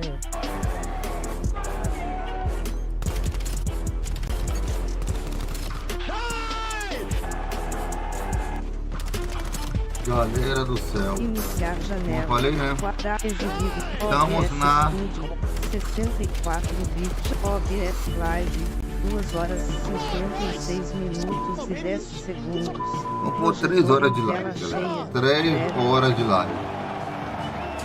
A Argentina perder na final para a Espanha é humilhante. Da forma que perdeu. Player X is the official esports fantasy partner of the E Call of Duty. o árbitro é espanhol, da Espanha. Jogava da favoritismo a sua seleção espanhola. Brought to you by America's Navy and the special operators who work in the shadows.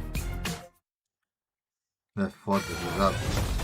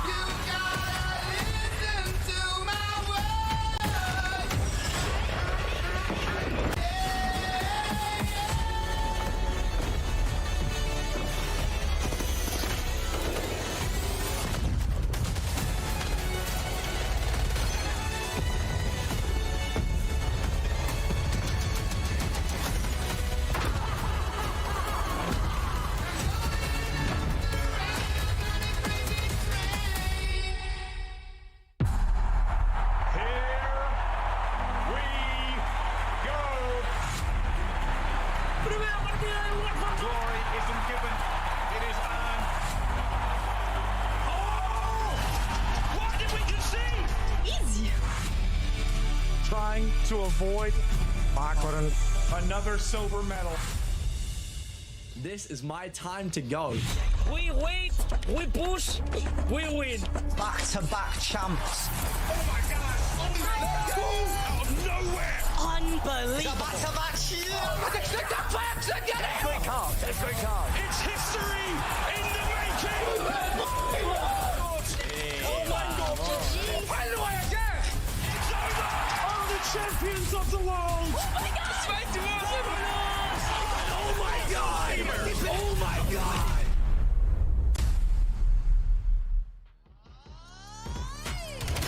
They keep speaking on the name like I ain't changed the game. So I had to come through, I had to save the day. We always moving forward and it's at a steady pace. If we go to war, I'ma feel just like I'm Major Pain. Like I'm Major Pain. Feel just like I'm Major Pain. Like I'm Major Pain. Feel just like I'm Major Pain. I've been through hell and back, I wouldn't change a thing. They tried to hold me down, so I went and spread my wings. Devoted to my craft, cause it's my everything. So if I want it, I'ma get it, that's by any means. We ain't even gotta talk, yeah, just get into it. Started music as a kid, now we started movements. You can't master grind, so tell me who you think you fooling. This passion flowing through my veins, I can never lose it. Cause they keep speaking on the name like I ain't changed the game. So I had to come through, I had to save the day. We always moving forward and it's at a steady pace. If we go to war, I'ma feel just like I'm Major Pain. Like I'm Major Pain. Feel just like I'm Major Pain. Like I'm Major Pain. Feel just like I'm Major Pain.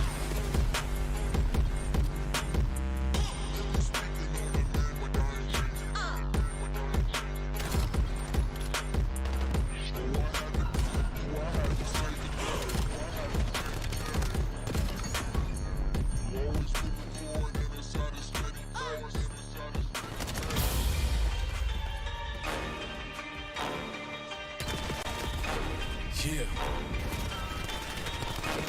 Yeah. Listen. They got me cornered, I'm feeling trapped. Where can I go when I'm feeling like that? To the left or to the right, man. I need some luck like a dice game. 7-Eleven, but 24/7. There's plenty more coming and plenty with weapons. Got my head on the swivel wherever I'm stepping. Stay low and be simple for better protection. Cause there are consequences and repercussions.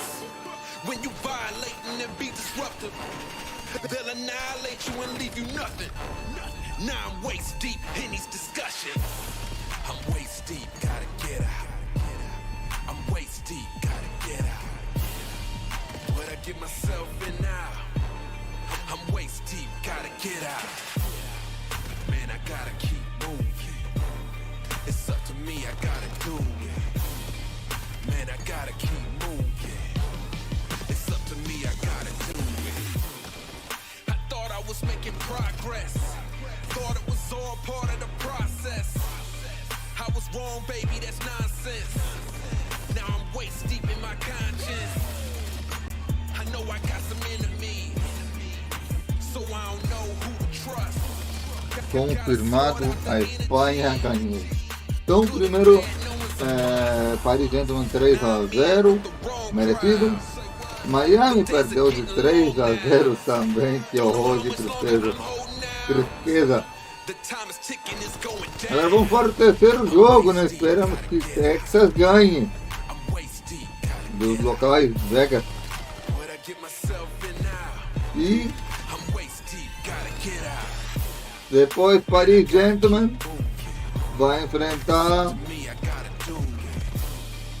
os que derrotaram Miami, os Falcões.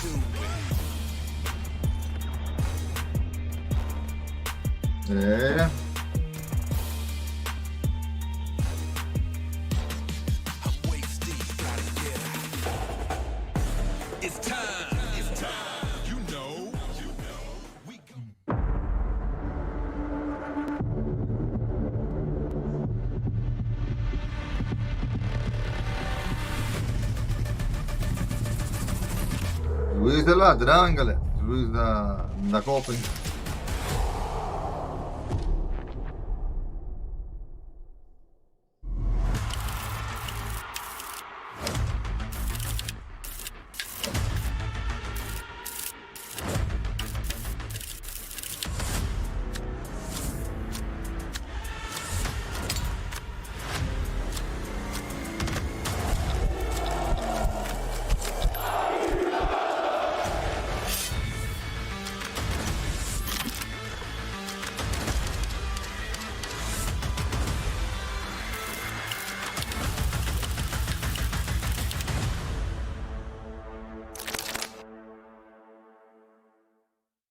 Look at the round one. Here we go. Look at the round one. Oh, it's a bang out. Oh, yeah. Oh, no. Oh, no. That's what I'm talking about. Oh, no. And it's won by the boys. Sick. Run it back again. It's another bang out. Let's go, baby. Let's go. Hit it again. Run it back. Do it again. Do it again. Yes! Oh, no. Oh, no. Right back to it. Come on.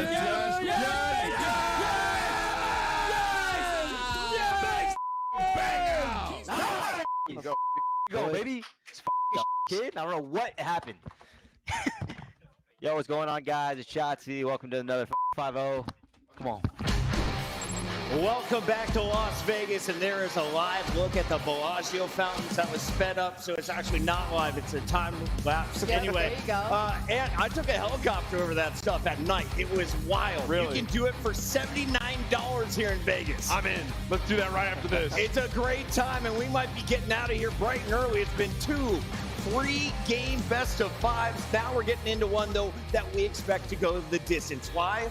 Well, you have 2 juggernauts in the business. You got FaZe taking on Optic Texas. It's our number 3 versus number 1, and I want to start with FaZe because they are the home team. This is their world championship. We are in their hometown, and they have had nothing but success. Going up against G2, who just recently got eliminated, that was a 3-1. But then they go on to play the Falcons, and that was a statement 3-0 win attach. Oh, they've been incredible so far this weekend. I think they're loving the hometown support, but they're going up against Optic, which is going to be a big test. But FaZe, I think they have peaked right now at the right moment. They are reaching their final form. Everyone is shooting. Simp woke up. This might be a historical COD game.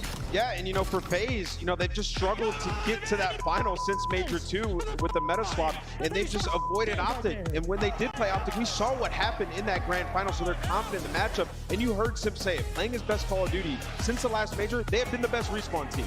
It's just been about, can they figure out that S&D? And they're seemingly getting there. This should be, without a doubt, one of the best matches on the season. FaZe able to win that Major 2 Grand Final. Alley, they also played Optic in the Major 3 qualifiers. Optic took that in the Game 5 Round 10. Who do you give the edge to, and what do you see when you look at this FaZe squad? Man, that's hard. I think I still give the edge to Optic just because, I mean, still across the board, number 1 every category. They go up against Gentlemates, they handle them there. Like, I think that they're still running on a high. I also think they have the best teamwork in the game right now, just have been together for so long. And on the flip side, though, I will say for FaZe Vegas, like Ant said, their respawn, I think, is going to be everything in this. I think this is the first time their respawn has been on par with Optic Texas, so I think we definitely should be in for the distance. Draza would be chasing a second ring, would be a third for Simp, as he would be tying folks like Shotzi, Karma, the other greats. On the other side of this one, Dashy, he's got a big point to prove. The old man at 27 just picked up an MVP trophy at the end of Major 4. He's gunning for his 3rd ring, and Shotzi is looking to become the first in Call of Duty history with 4. Oh, that would be incredible. If Shotzi gets 4 rings, I think Jacob said in a clip yesterday, he might be the Call of Duty GOAT. I have Shotzi as my CDL GOAT so far, but who knows? If Simp wins this weekend, maybe he takes that spot. It's 2 legendary players, 2 Hall of Famers, 2 GOATs going at it, and there are so many World Championship rings on that stage right now. Yeah, and you know, that's why this match is so interesting. Like you said, you have Shotzi as your CDL GOAT. I have Simp as my CDL GOAT. Like, both these guys are just so incredible, and as we watch these highlights, Shotzi, his ability to just get lost and like turn a game on its head on the flip of a dime is unbelievable. And this guy, they're going to need it today. But if you remember, you think back to the Major 2 final, what was happening? They were looking for shots, and the overload was the massive difference. So he might have to adjust his gameplay just a little bit this time around against FaZe. All right, you Optic super fans, put them all over your Player X rosters. Allie, what are the expectations for the guy who is considered the best at the starting 2 months of this game? I mean, through the roof. I mean, he's been unbelievable in the past 60 days. You saw it in the Monster Energy pregame. He's rocking a 1.3 right now in this weekend with a 2.29 specifically in Search and Destroy. Who can really do no wrong right now? He's putting up MVP numbers. If he keeps playing like this, like I said, Optic is staring straight down and doing that back-to-back-to-back. And then also in this matchup, it's been so close all year. Hook is the best player in Optic versus FaZe. Nobody above a 1 in this series besides Hook. So they're going to need him again. Love that call out. Let's take a look at where they decide to square up today. It is the final match here in a winner's bracket and the first time in Champs history that these two legendary franchises are meeting. Attached, I see a Scar, I see a Den when it comes to the hard points. Search and Destroy, we've got Den and Hacienda. Exposure for the second time today will be played on Overload. If I'm FaZe, I'm happy about the first 2 maps. Exposure, Overload, Optic hasn't played it much, but when they have, they found a lot of success on it. But when you get to map 4, the Den HP, Optic blows FaZe out of the water on that map when it comes to the win-loss on it. Hacienda as well, FaZe is 0-1.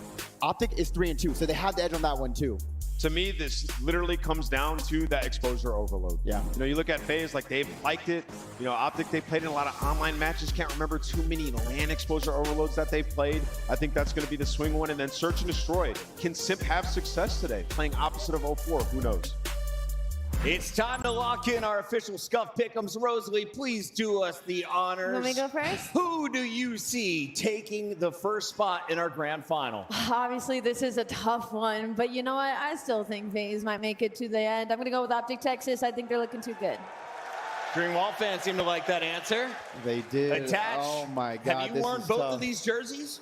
I wore an Optic jersey at one of their little events at the HQ. Just a little one. Yeah, so when you say you're more FaZe loyal here? I'm definitely more FaZe loyal, but I can't be too biased. I'm sorry, FaZe fans. I got to go with the green wall here. I got Optic Texas. He's going with the green wall. Yeah, I mean, remember though, the team that like loses this match just wins the event every time. That's true. That's true. You might. So this might be a tactical are you making your loss grand angle. final prediction right now? I don't know about that just yet, but I got FaZe taking this one. I heard Simp's interview. I think FaZe get this one done in 5. Crowd, you've been on point all day. Who wants FaZe to win this? It's pretty loud for FaZe. Who wants Optic to take this winner's final? I gotta go green. I'm with the people here in Vegas. We're all riding together. It's time to kick off your winner's final. Optic FaZe, 2 of the biggest brands in the history of Call of Duty. FaZe will take your Season 3 championship. Scuff goes through, and Scuff stands in Optic with the reverse sweep. FaZe, Optic. The definitive Call of Duty esports rivalry on the main stage once again to make Champs Grand Finals. This matchup never misses, and we are locked in for another classic. This is the most efficient Colossus we have seen. Shotzi calling game. That is that. Raza just ripping right now a massive double. The third. No. Way 3 for Abuza. And looking to get back towards the P2. It is all Hoop and Nuke. This guy does whatever he wants to do on the map. He will be traded out, but that means pressure to Dowsy, but he keeps making plays. That's the dagger. FaZe 10 seconds from a 3-0 and a guaranteed top 3. FaZe, Optic. The Champs 2026 Winners Bracket Final starts now. It's El Clasico, everybody. FaZe versus Optic to figure out who's going to the finals. And both of our teams are ready to go in the backstage. And when it comes down to them, when I tell you that both players, all the players in the back are ready to give it their all, about to throw down on the stage. But Vegas, are you ready to bring them out right now? Because we got to blow the roof off of Mandalay Bay. Now, no matter if you're cheering or booing, you're going to show some respect to the hometown team, the Major 2 champions, FaZe Vegas.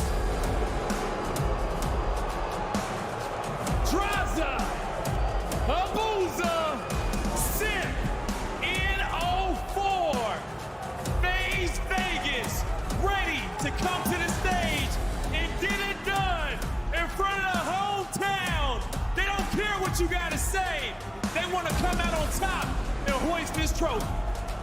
FaZe find themselves late in a champs tournament once again. Simp going for his 3rd ring. He has to go up against the green wall. It won't be easy, but this is where legends are made. These are the matches that we all live for. Call of Duty Esports at its finest. Esports at its finest, and this FaZe team knows how to take them down. And Simpson hopped over some walls and knocked down some walls in the past. And let's see if he can do it again. So Green Wall, arise for your defending back-to-back world champions, Optic Texas.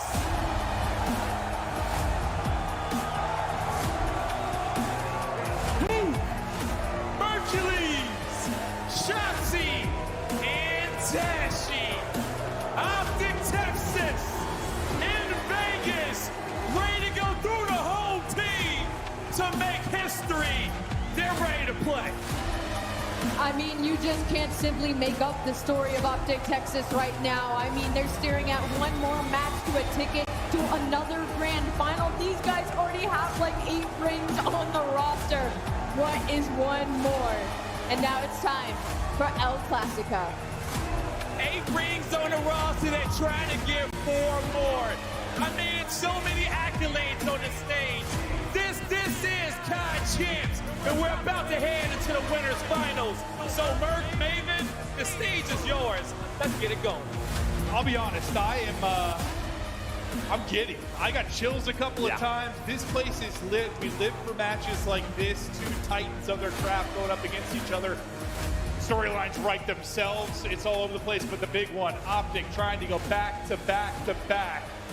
This is a big step. I mean, it's never been done before. The reason is it is a difficult task. And these guys, they just always seem to make it to a Sunday. It has been that way the entire year. But going up against FaZe in the winners final for the first time, it should be a fun one. Well, listen, the conversation's a little bit different. I know they talked about it on the desk. You know, the loser has gone on to win every event this year. It's been weird, but it's different here at Champs, right? You're not just going to, quote unquote, get hot and run through this player matches today. The final is tomorrow. It's a best of 9. Veto advantage is massive when you're playing that many maps. So you want to win here, you want it bad. Yeah, I mean, 9 maps is a lot, right? And obviously, we have a good amount, but the fact that you get to take a couple away, you're going to focus on your opponent straight. So a massive match here. And yeah, you can sprinkle the money on top as well. This is for an opportunity for top 2. It just feels like if these 8 guys come out, no one's having an off day, everybody is shooting. This should be a tremendous best of 5. Hard point over the last 30. Your top 2 teams ready to go at it. I mean, Optic has just been steadfast, rock solid all year, really across all modes. Made a little slip and search at one point, but they've been insane. FaZe, compared to these past couple of years where they peaked early and fell off, it feels like they're now peaking at the right time. No, they are. But you can just see we have the best 2 respawn teams in the game right now. The hard point looks like this. The overload looks like this. This should be an absolute battle from top to bottom. Fans are excited. I've been doing this like 12 years now, and I still, moments like this, bro. Yeah, you walked out the tunnel and you're like, dude, I have chills right now. Yeah. I am so locked in. The players are locked in. The fans are locked in. It's exactly what you want. Right at the end of the year, these teams are peaking. And throughout this weekend, they have shown the highest Call of Duty we have seen all year. We thought there would be a Scar hard point. There is indeed a Scar to kick it off. Both teams like to get here. Both teams like the battle. Looking for the 1 map edge, trying to get off to a strong start. We look at the last 5 hard points for FaZe. They're on a 7-map win streak. Not usually something we talk about with FaZe in the CDL. No, it is not. But you gotta think, like, this has been their go-to. They are 4-0 the last 30 days. They have been so strong here. Abuza, the numbers he is putting up, unreal. If Optic, they take this one, things gonna look daunting for FaZe early in this series. Here we go. Map 1, winners bracket final. Winner guaranteed a spot in the top 3. Well, winner guaranteed a spot in the final. Top 2. Yeah. Top 3. We're already in the top 3. Yeah, I said that. I was like, that's top. Shotzi already getting off to a nice start, but not able to get any more kills on the backside of it. Hercules Trying to rack up the time. No trophies early, so Nature going to connect. Dashing, finding easy pickings. Over by Blue. You've got just the guns hot early right now for Optic as Dashing tries to patrol mid. He's got help from Hercules. So far, so good. I mean, you already flipped the map, right? You have white wall control, but Tim's gonna get pushed on up. He's gonna find one. You're gonna try to find a rotation towards the P2. That's where Draza is, who has been unbelievable. Without a doubt, with the numbers he's putting up, he is in MVP contention for this weekend. He's a 1.32 coming in. Yeah, I think so, Joe. Disgusting. But FaZe, where they were so strong yesterday, this P2 rotation. Nades on point for Hercules with a triple in the feed. 0-4, trying to do what he can. His double will allow his teammates to get in the mix. And well, what a double to follow up that triple. Multi-kill galore on the map. Hercules trying here at the P2, 5 of his 6. Coming in quick succession. Only 2 points so far for FaZe, but honestly, not a lot of time earned here at the P2 yet, but still 30 remaining. 2 are going to drop for Optic. Everybody lining up now for FaZe as they'll battle back inside. Optic on both sides of the map could have a split push to try and break this up. But this is where FaZe have been so good, is picking that up, and that was Abuza. But it's the pressure now on the hill. It's the last player. Draws wins that. Gonna allow all 4 to get right back to it. Dashy takes down a teammate, but with 10 seconds left, FaZe, they are going to rotate. Well, Abuza, he started this one off 0-5, and he has like a 1.4 and hardpoint 1.5 that has been unbelievable. And a lot of the times, it's been on this Scar hardpoint where he gets to his spots in situations like that at the P2. But now starting to get going. It sits on 4 in a row as P3 pops.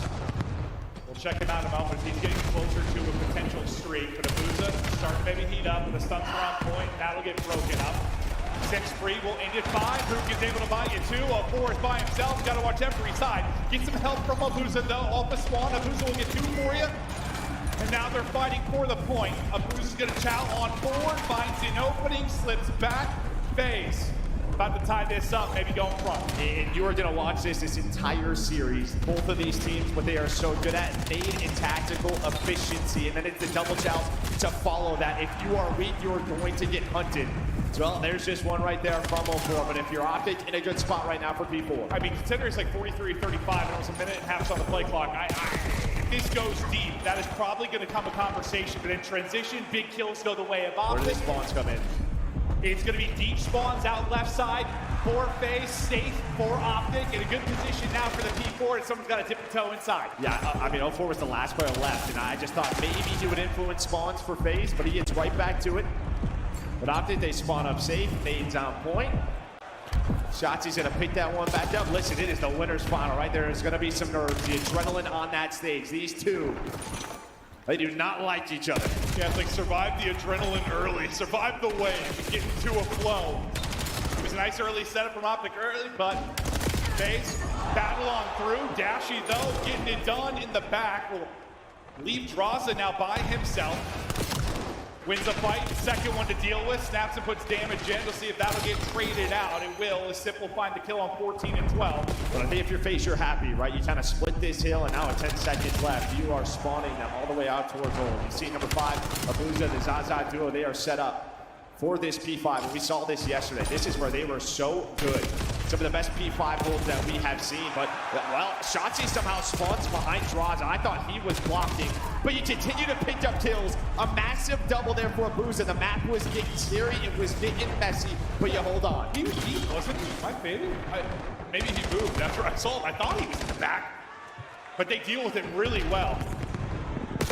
Optic will have the back spawns now, and they'll continue to apply the pressure. Pressure to sit down and make the play. Gonna hop in, able to find 2. Finesse for his life. Looking for a 3rd damage in, but not able to do it. 19 and 13 start for Sim. Yeah, he's able to pick up a Hellstorm there. He goes on another spree. Haven't seen a ton of it, but he's up to 19 on the map. But teammates, and the team still losing as they are down 7. Optic continue to fight. Well, now it is again about this rotation. You start to get aggressive, and well, they get what they want. This is a boat spawn for Dashy, but they need to find 0-4, that number 7, to be a big one-on-one on the other side of the map. Oh, find a freebie, step behind. We're going to chain that together. Draza thought he got more damage in the 20, but not a whole lot. Shotzi wins it inside the point. Now P1 set up here for Optic. We'll see what they can do with it. Nade's breaking up the time, though, as it connects for FaZe. Hoop goes hunting. Hoop keeps winning fights. He's on 18. He's on 5 straight. A little over halfway towards the Hellstorm to maybe match what Simp was able to earn. He'll slide out and clearing the point. The streak conversation will come to an end. It'll be 3 dead for Optic. The flurry continues. Every single second earned seems like a battle. Holy shit, dude. These teams fly and fry. It just feels like it is non-stop. That is what the teamwork is about. This is why these two are the best respawn teams in the game. So Optic trying to find this final 15, still hanging on to that lead. And yeah, game clock, pay attention to it because we're down to 2:45. It's going to come down to the clutch without question. Optic get 4 dead. Clean setup. His 2's about to pop. Comps now to Optic. I'm down. Dropping on me. Who's it? Two on me in the back. Okay, two over the There's going to be 3 crowds. One behind us blue. Who's weak there? One behind us blue. He's going to spawn trapping or he's switching. Who's it there? I'll be low. Top blue dead. Stay down. We have. I'm dead needing your top. I need a top as well. Chong top. Chong up, you missed. I have top. I'm ironing top. Just ironing top. Yeah, perfect. Top draws weak. Top is weak. Top is weak. You won't make it. Low. He's going pull side. Close up. Keep shouting. I need a top. weak. Top draw. Low gen one shot. Low gen one. Close left. Top is weak. I'll go first. We should row together. Close left. Shot. Where is he at? On hold. Peek. All right, yo, they're going to be Shot 51. Take our time. Underbroken weak. I'll hold on me. Okay, underbroken was half health. You went big cut. First guy drop. Okay. We have a main advantage here, by the way. That's one. I have your help. He's just challenging you. I think. Another one. He's still both. Yeah, spawn boat. Trust, they're blowing you. Low already. Trust. Trying to stay down. Shot our side time. One shot. I'm nading top. Pook is fired up. Optic have the lead. FaZe trying to battle back. Let's double dip over to FaZe. I'm nading.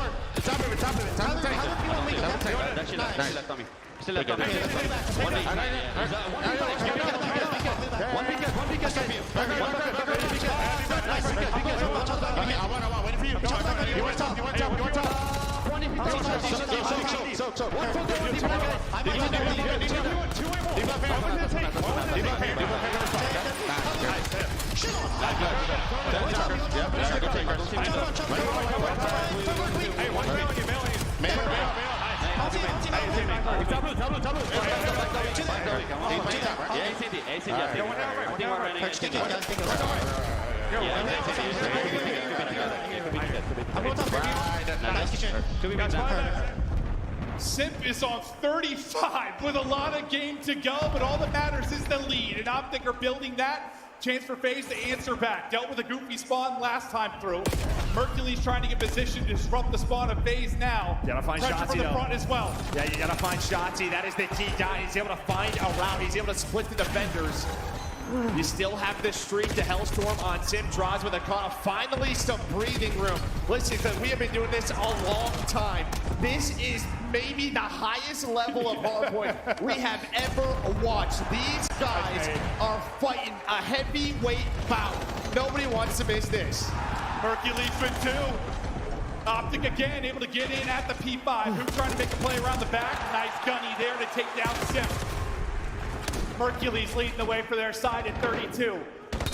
20 crucial seconds here trying to earn. Build themselves a bit of a cushion as we get late into the game. 90 seconds on the play clock. Double 404. This is a matter too much here. Massive 15, right? Because FaZe, they are opting for the rotation, but Hercules, he's going to spawn them out. This is another scenario where it looks like FaZe, okay, I thought they were going to spawn out, but they rotate early. You get into a P1 hold. Remember, you still have the Hellstorm. You would love to use that at a P2 or probably a P3. But can they hold on? Can they just give themselves some nice, clean time? I think that's why Abuza is having such a tough match. Just Optic continue to flow. Oh yeah, no, they haven't been able to get into ideal setups. It has just been mayhem on the map. Zaza Bros doing it.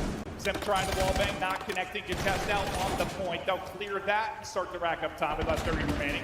Get back to about a tie game. Abuza 3 before he drops. Maybe starting to heat up late. He was Mr. Map 1 so far this weekend and trying to do it here. Simp is on 37, looking for more. 38 is dialed in. Abuza winning his ones. A big rotation starting to get going. It's the whole feed for FaZe. Simp can be down to a team kill, but 04 trying to get in position. Now behind the utility, trying to do what he can, but he get wallbanged and dropped. Early kills here for Optic. Yeah, you still have Abuza alive, a crossfire with Simp. Again, you still have the Hellstorm. But FaZe, they went for that early rotation of P1. It pays off. Do they opt for it here? That's going to be the question. Well, yeah, they're going to get it out, and I think that is a huge play for Optic. Get this out, and honestly, you can survive this. So FaZe, it's going to take some time, but Abuza does find the first blood on a hoop.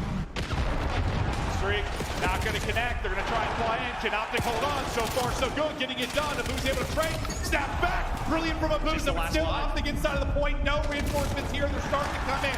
He drops right as they get here. Simp trying to battle off through now on 41. 42, racking up the kill count, but still down 50. And then, yeah, look, and Mercules is matching that. We're gonna get the final 17. What do Optic want to do? They're gonna probably rotate. Well, I guess he's been on a couple of 5 sprees. Yeah, you played so many multi-kills. Draws is already on the plane heading. Optic just gonna try to find that clean break. So far, they've done a good job. It's been breaking P5, breaking P3. They've released and this is what they've had. It's these splits. They've had a couple of key splits. Last time, FaZe weren't able to find it. They're trying to find Hook, and there we go. Now reacting. The next couple of players is going to be Shotzzy and Dashy, the duo. You have to turn for Shotzzy because he finds the route. A huge double from him.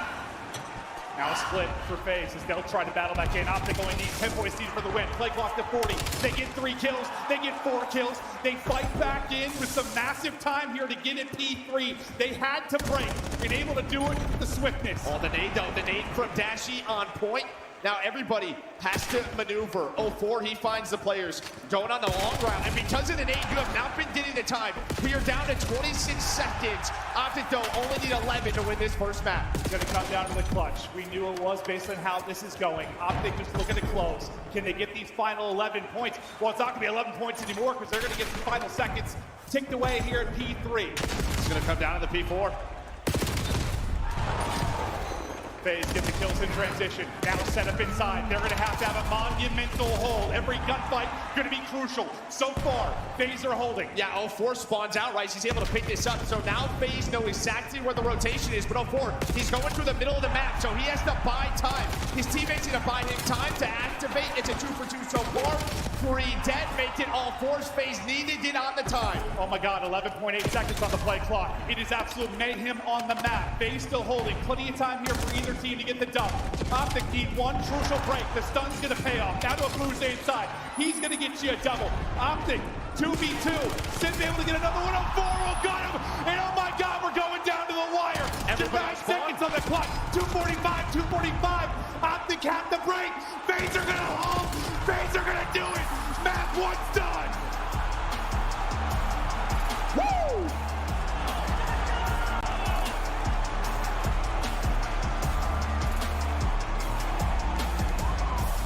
They finally did a couple of clean holds, FaZe. They were trying to build it up. Optic would not allow it. The spawn out from 04 lets him deal with that boat pressure. You know they're all motel side, but you win the D-gun fights. Listen, we saw it yesterday. We casted FaZe versus Falcons, right? It was a scar. They could have won that by 200. They were ahead on rotation constantly, but kept getting broken over and over again. It felt that way early in this one. They couldn't get that solid hold, but when they needed it late, we said a million times during that it's going to come down to the clutch, and by God it did. They had to be perfect at the P4. They did just enough in a couple scary situations. Yeah, well, I got worried, right? Because at the end, we go to 2 M15s. In Optic, they have white wall control. So we look at our scuff play at the end of this map, number 1.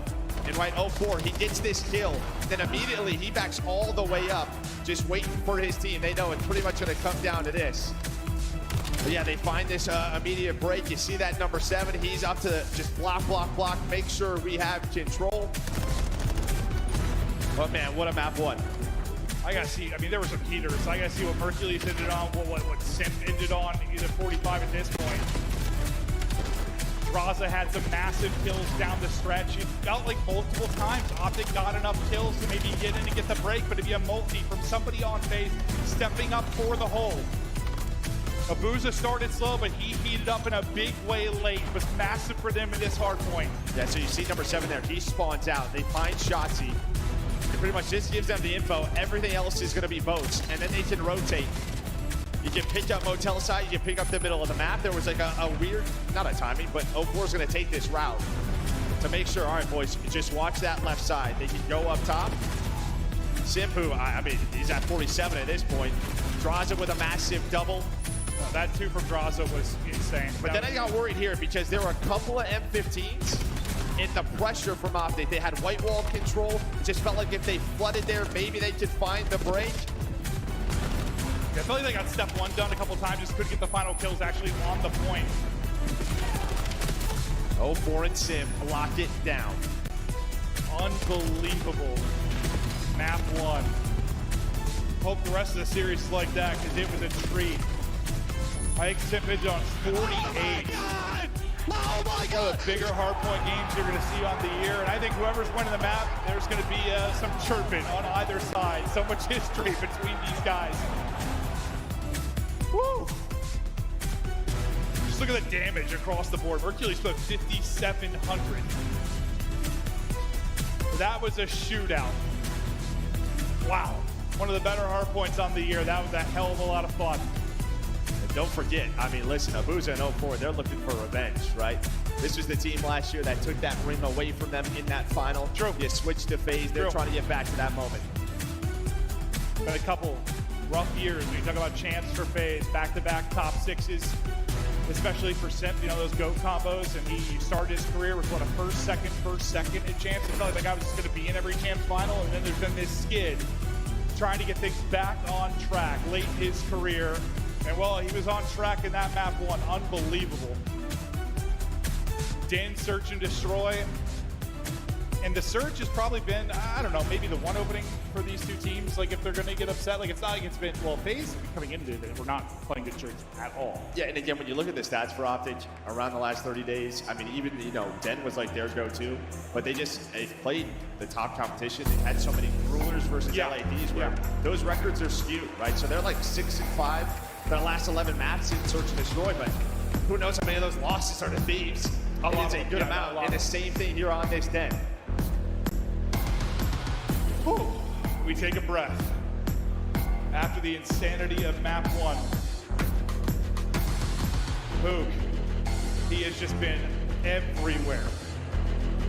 Across all modes, he has been the definition of a superstar for this Optic team this weekend. Can he put in a doozy of a game here? FaZe to the offensive side first. They'll try to strike first. Go for spotted mid. Well, you heard that. Snipe in the round for Dashy. Rushing right up the middle of the map. Go for with that first blood. Everybody else really over towards his B site. Well, you got to be careful here if you are FaZe. Right now, you have numbers on the opposite side. Everyone is here. So Abuza, 04 need to rotate, need to get there. Finally, they do. They start to pound. Still man advantage, but look at the middle of the map. What is this timing going to be like for Abuza and Drazah? Oh no! That's one of these rounds. It sure is. What a 3v4 this could be for Optic.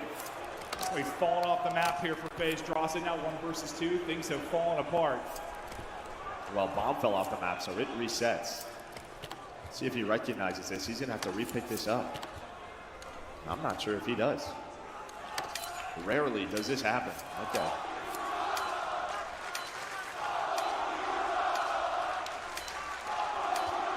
He's being hunted. He is dropped. Optic. Lose Shotzzy first, but clutch up and win the round. And I'd have to see what exactly happened there. But we know that the ledge. That part of the map, you hop on the ledge sometimes. It's slippery. It's very slippery. Coated and nice. Yeah. I mean, he's just sliding around. We'll see here. Yeah, that's it. Oh, it's the wall jump. Yeah, just. Adios. just not the place that you want to do it. Oh, you see his face. And then just the awkward timing in the middle of the map for Abuza. Doesn't expect Dashy to be there. Quick on that rotation. That's the deadliest place in the game because you're playing against the opposition in the map, it feels like.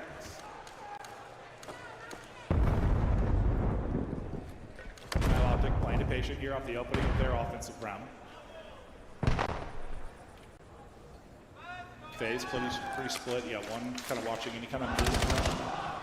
Player by himself is going to be Abuza, and he's going to back up, run it out, try to get out, and he's able to get away with his life. Help is coming in the form of Seb. People starting to take space in space now. Everyone basically at mid. And that was the right call, right? Shotzzy had the right idea. I mean, there were two players from FaZe who were thinking about flanking, but they just backed up. No trophies. This could be a massive nade onto the FaZe players, and it was. But the team shot on point. Sim able to get another first blood for FaZe. And I think the FaZe nade, which I didn't even notice at first, is what hit first. I was thinking, yeah, the nade in his hand. I'm like, oh my God, this is going to hit all four players. But he gets blown to smithereens. FaZe decisive there, group up, retake the bomb site. Man, it's tough. It's like back-to-back rounds. You lost your first player with the nade in hand. Like happened with Shotzzy mid, happened there. He gets that toss just a second earlier. I mean, honestly, that hits all four. Yeah, I mean, I think it does hit him. Does it? Yeah, I think it does hit multiple members, but they have a team shot set up with him and who? But it's the FaZe nades that sort of clean that up. It makes it a little bit easier, even when you're weak to get that trade. If Shotzzy has gun ready or doesn't get hit by that, they might just wipe the whole team. 4 shots and 2 first deaths, both, nade in hand. Draza got the spot though. So Shotzzy has gotten aggressive. Shotzi's playing maybe. What decides the round was he backs up to group up with his team. Looks like that's going to be the case. So plant in. 0-4 able to get away with his life down. Into the post plant. Fight going down the middle of the map as well. Draza taking a one-on-one versus who? So Draza watching the pinch. And well, knife out inside of the smoke. The Reaper of 0-4 trying to find another one. Just finessing the door, but buys time for this man to activate FaZe on point in this round. Got some run through the smoke. Knife to the throat. I'll tell you what, no aim assist, you might as well have that thing out. Yeah. Probably more reliable in most situations. And I mean, if I'm FaZe, I think we should be up 3-0. Yeah, we 4 hopped off the map. They could have lost that round still, but that definitely decided that they lost it. But 0-4 making great plays post-plant. Yeah, what's so dangerous about that site post-plant is right early in these maps, no trophies, right? Nades need to be on point. You're playing dodgeball. Yeah, and FaZe just able to stay alive. They take the fight inner. FaZe, heavy presence towards mid. Everybody on Optic, for the most part, moved up here over at B. I'm not sure exactly what info Dashy got. Yeah, and what did Simp see, right? Well, Simp and Draza in the middle of the map with that smoke. Did they see the cross? Because 0-4 is just here laying. Simp and 0-4 both have a pair of first bloods.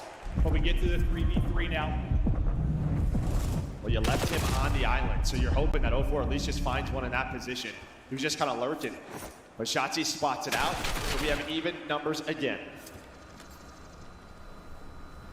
See, they back this out, trying to plan. Draza's got eyes on mid, and he gets the shots. Hercules is going to get dropped. Big pick there from Draza, but numbers back to FaZe. Shotzzy knows he has to make a play if they're going to take this round. Grouped up and they're moving, and he wins a big gunfight. Big damage. Jenny's got to trade this, and Simp able to trade it. He's still on full HP, on 4 in a row. The help comes in. FaZe take another round, up 3-1. Cruising currently. And while Draza, I mean, he was my kind of key to this match, right? His hard point has been solid this weekend, but if you look at his 2-3-5 stats, not the best Draza that we have seen in Search and Overload. Starting off this map 5-1, I think just so good for his confidence. Pesquisar janela. Caixa de pesquisa, edição em branco. Just keep shooting. Wow. Just keep shooting. Beautiful there from Draza. I thought he was just going to get info and damage, and I didn't expect the kill to pop up. But Draza has been rock solid for them on plan. Rock solid performance here to start. He's on 4 straight. As is Simp. 3 horas 43 minutos e 9 segundos. Projetor em tela cheia. Prévia. Janela. See if they can avoid getting caught. Faltam 4 horas e 3 minutos. one with a pistol. Then into another one. He is very locked. Taking down Das another. 4 horas, hein? I think one more bullet, and that gets interesting. Estamos chegando But that na right there, metade. Sid just trusts the wall bang a little bit too much. He thinks if he's not on the right side part of that, he's not going to be there. And then he throws his shoulder and he just has an offense. That's the first blood. Gets opted into the I back. thought he was going to throw a shoulder, but he kind of just hit it. And No, he just trusted the wall bang. WhatsApp documento. Conteúdo mar. Thought he had no opening, but he Cadê absolutely did reproduzir not. mensagem de voz botão? Falei, né? Eu avisei. Eu avisei. Shotzi, he needs to get going. He's had 3 first deaths so far through 5. Reproduzir mensagem Such de a big voz. win condition for them, well, across all modes, really, but Aqui no meio da live, começa ótimo. Conteúdo Então o peso vem pra Nath. trying to isolate one, Enviar shots all over botão the place botão. because of the smoke. Go for it, somehow still alive. That's why maybe you bring a knife to a gunfight. In situations like that can get a little bit squirrely. And 04 got back down the map, by the way. He fell off and then was able to hang on to the ledge and get back up. So he plays his life, doesn't die. And now, again, you have another man advantage as you add another first death to Shotzi. My bad, boys. Again, Tela grande. I sicked it off. 04 Canal. taking over in this Canal. round. He's got the first 2. Canal. Dashi, Canal. Dave, they won't play behind that, trying to open. Maria Natália. Brother! Escreveu. He's trolling with He's got to stay away from this. Yeah, he might need to put him on the other side of the map. Silenciar. He has no help here, so he's just able to get away. They have no idea. He's going on a long route if you are a boozer. Iniciar janela e dar OBS Studio. Projetor em tela. Será que ela tem zoom, velho? Hercules will get gun to face, take the round. What do you say at this point, brother? We got to figure it out. Yeah, but just don't go to that part of the map. No, he literally fell off and got back on. Needs to survive that. again. I don't know if he's got to set it out or what, but O salto tem mais 70. Crowder's going to bitch slap this guy after the series. Holy hell, let's see it again. Oh, adios. oh my. Oh, that's he where he was stayed on. so Okay. close. Hit with a nade. He's like trying to make sure he does He's it. in a custom lobby right now, just practicing this thing on the main stage. Oh, usually, yeah, you ADS like that, so we avoid doing it. He still manages to money hop on. Não contesta. Booza, the shots look great. Unfortunately, he catches a fastball in the face. First one to Optic. Where's that? Galera, That needs some o péssimo vai ter que esperar um pouco mais. Draws on the mission. Ainda tem que estar pegando If he can win a one-on-one, even Fala, things Vegas. up, find a good timing, but dash para on. locais. Em casa é bom. More than likely, that'll seal the round. Iniciar janela. Exibir Chamada seleção aqui. NVDA. Tela passo tela Maria. Não vi. Desbloquear. Gravar mensagem. É, marco assim Não que visto eu o abonado chamada vai cancelar cancelada o do lá. enviado às 18 horas. Escrever mensagem. Não. Grupo. Não tem OBS Studio. Projetor em tela cheia. Iniciar janela. Microsoft 3 mostrar o WhatsApp documento. WhatsApp. Well, they start getting these rounds a little bit more once the first blood starts. WhatsApp. Projetor em tela cheia. Breve. Like you knew somebody had to make a play at that moment. Andraza gets the spot on, just gets gunned. Bruce would be doing that. 4-3. The Booza started slow in the map 1, really started to heat up. Espanha ganhar é uma vez para a Argentina. On the other end, Shotzi struggling in 4 first deaths.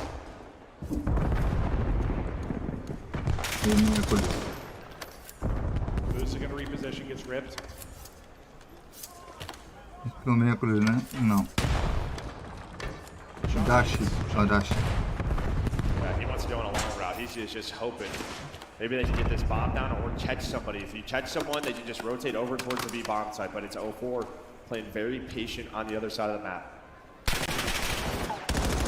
Shots exchanged. Well, 04 is able to spot Shotzi. You have a one-on-one on the bottom side, a 3 versus 3 towards the top, and both players just going to back away. Looking like it's going to be a good old-fashioned 4 versus 4 on A. Before trophies were in play, FaZe just kind of group up and hit this. A little bit different now in the post plan. They have to chase so many corners, though, because they knew Shotzi's position. And look at this. He just is able to spot all the phase members. Now they're going to reposition in this post blend. Abuza has to wait for them. But another first blood for 04. Dashy brings it back on 17 HP. Will he be traded out? Sim's going to send it. Sim will trade it. 2 versus 2. 3 versus 2. Still waiting on the backside. Nice shots in. He's tagged up. Mercury's trying to bring it back, and they hold in the 2 versus 3. 20 seconds on the clock. He's at the 3 HP. He's at the 17 HP, but he's staying alive. Hook is weak as well. The bullets have been there, but the kills have not been finished. Time is dwindling. Mercury snapped. He's weak. He's finished. Draza, just no time. They hold off in the 2 versus 3, and we are all square. And while the detail is that one on the Simp, right? Abuza, he has to stay patient. Wait for them Abuza to get to that bomb miércoles site. está He's putting bullets into the Optic members, and Sim's saying, all right, this player's one shot, but it's actually the other guy. So he flies through the window, ends up getting evaporated, and they just play the time. Yeah, I mean, I think FaZe needed one more blow 3 different times. That's just both they are players, right? You don't have an extra NPC. You got Draza's family in attendance, having fun, probably stressing as we're squared up 4-4. I don't know if it's fun as a parent to watch a kid play. It's probably very anxiety-inducing. We continue on. Abuza still looking for that first. Shots is in close. Gonna check it, but it's not gonna matter. Four's gonna fly over the top, but Abuza and 4 both able to get one, and now they'll have numbers. Started well for Optic, now might be falling apart, or is it? Dashy able to win the fight. Dashy gets the second one. Dashy filled to the brim with ice. Goes big here in the round 9. And I think because Abuza is saying, yo, he's weak, he's one shot. 04 thinks he can get out with that bomb, but Dashy holds the line, and well, he is able to put them up 1. 3 in the round for Brucey. This guy is on fire. 1,300 damage, 11 and 5. A first blood to go with it. When all else fails, rely on Dashy. He's got you. I mean, it started well. They got the first blood, and then, you know, it's suddenly into a 3v2 for FaZe. And yeah, he's thinking he's weak. He's not going to chow, but still on 40 HP. He's going to take a heads-up play from Dashy. Pesquisar janela. Brilliant moment. Now pressure to FaZe. Map point for Optic. Can FaZe get it to 11? Instagram. Abuza finally got the ball. Instagram janela. Instagram. Clique Maria. Like principal. They're going to send in Shotzi is 6th first stat. He can find nothing going early, but hasn't really mattered. The rest of the team is clutched up. They pulled off a 2v3, multiple 3v4s. They're going to have to do it again here. We're going to 11. And that's a micro adjustment there from 04, right? You have thrown that smoke at that B-bomb several times if you are Optic. They have not run through it. FaZe have stayed patient that time. 04 meets him in the middle, gets the first blood. But as you said, Dashy. The first bloods have not mattered. He's going to get dropped though. Abuza with his second. Hercules gets pushed up, and he's going to be last alive. He's traded. We're going 11. A 5-point hard point, which got my heart pumping. Around 11 search. Espaço. Woo! We knew this would be a war. My God. It's going to come down to these clutch moments. Who's been clutch? It has been Dashy on 12. Can he be the hero of the moment? I mean, he is 12 and 6, and the other guys kind of all struggling. I mean, the rest of them have 13 combined. No, I mean, this feels like a surge like FaZe should have won, right? Yeah, absolutely. Basically falling off the map. Number of times they've given up numbers. That's also due to how clutch Optic are. How well they play 6 first deaths, and you're still in this. You still have a chance to win this. Iniciar janela. Papel grande. Round 11. Marina. Straus is going to get caught. Of course, it's Dashy. A freebie for the first blood. I don't even know where Draza's trying to go there. Maybe he thinks they get pushed up from the inner jump, but he's checking out jump shots. OBS Studio 60 exibido selecionado live 3 horas 52 minutos e 30 pesquisar exibição Microsoft títulos fixado. Someone has to make a play when you are down a man on defense. Marquitos apresenta área de trabalho 2. Áreas de trabalho lista. Área de FaZe want to meet this while they start the bomb plan, right? That is your opportunity to even things out. An 8 on a Dashy backs him down. You have Shotzi watching the flank. Here we go. All comes down to this. That's the bomb carrier. Bomb is not planted yet. Dashy and the team kill. We're doing 2-on-2. Delete botão. Conversation Time dwindling. 30 seconds to go. 2 versus 2. Are you kidding? Exibição. Área de trabalho 2. Fechar janela. Barra Black região. Barra pesquisar. Exibição de Maria Natália I mean, you just saw that heading. To To barely spot him if you were Simp, was just trying to get across. Here we go. Who is it? It's going to be Dashi watching the play. 1 versus 1. Well, Shotzi can play time, though. He did finesse, and there is nobody better than this man. He goes for the gunfight. Optic tied this up at 1. He may have died first 6 times, but he wins the gunny when it matters. We're all square after 2, and it has been filled with absolute cinema. It was the clutch factor for FaZe in map 1. It was the clutch factor from Optic in map 2. We'll see the kill now from Shotzi's POV. Simp just gets ripped as he tries to get across. Couple of headshots right on the Simp. Doesn't get to the tree. And yeah, kind of what I'm thinking is, all right, who's last alive? It's Shotzi. He is going to finesse. He's going to throw shoulders, waste as much time as possible. But he just squares up, holds down the angle. Abuza gets caught with knife out, and that man's thinking. 6 first deaths, we're tied up 1-1. Give me that all day. An unbelievable series so far. We continue on in our winners bracket final. Winner into the championship tomorrow. Playing 4-0 ring. Loser gonna do it the hard way. Well, this year it's gotta be the easy way, I guess. It's been all losers that have won in the end. Dashi puts up 14 and nearly 2k damage. He has as much as the rest of his team combined. Enjoy your bar. He was my MVP vote. He's disgusting. Yes, he continues to set such a high limit. High skill ceiling. He is so darn good. At this stage of his career, look up the numbers he is. Nothing so special. Well, look at how it's gone so far. If you're joining us late, well, you missed some bangers. You're going to need to dial back the VOD. Rewatch how these two have gone down before we head to break. Exposure overload. What do you I mean, this is the discussion we kind of had, right? If you are Optic, what are you going to opt to play? You're going to veto Gridlock, FaZe. It's kind of, all right, do we veto exposure like they normally have, or is it Den? Instead, though, they veto Den, so is it exposure, Scar, and well, Optic, they go for Scar. They've only lost it twice on the year. All square after 2. Des, talk us through the first 2. Maven and Merc, fantastic cast, and congratulations on the fact you're going to a Game 4 for the first time since Major 3. That duo has done nothing but speed runs. I was actually thinking we were going to lead into this half a 2-0 for FaZe after that ridiculous Game 1. But let's go through the search and destroy, round by round, highlight by highlight. Attach, you are all smiles and said, cinema. I'm so happy. This series has been incredible. From map 1 to map 2. We're going to be showing the map 2 here because this game was just who controlled the least. FaZe had the advantages. They threw a couple rounds away, a couple 2v3s. Yeah. 0-4 was falling off the map. And then you have Shotzi, wasn't contributing too much during that game, but he got the last 2 kills to close that out and won a big 1v1 versus Abuza. I was loving what I was seeing. And the adjustments throughout the S&D, I think on the side of Optic Texas were just fantastic. Because you saw the first half of this, we were starting to feel like FaZe could run away with this because they just kept getting those first picks. I mean, shout out to Shotzi and those 6 first deaths.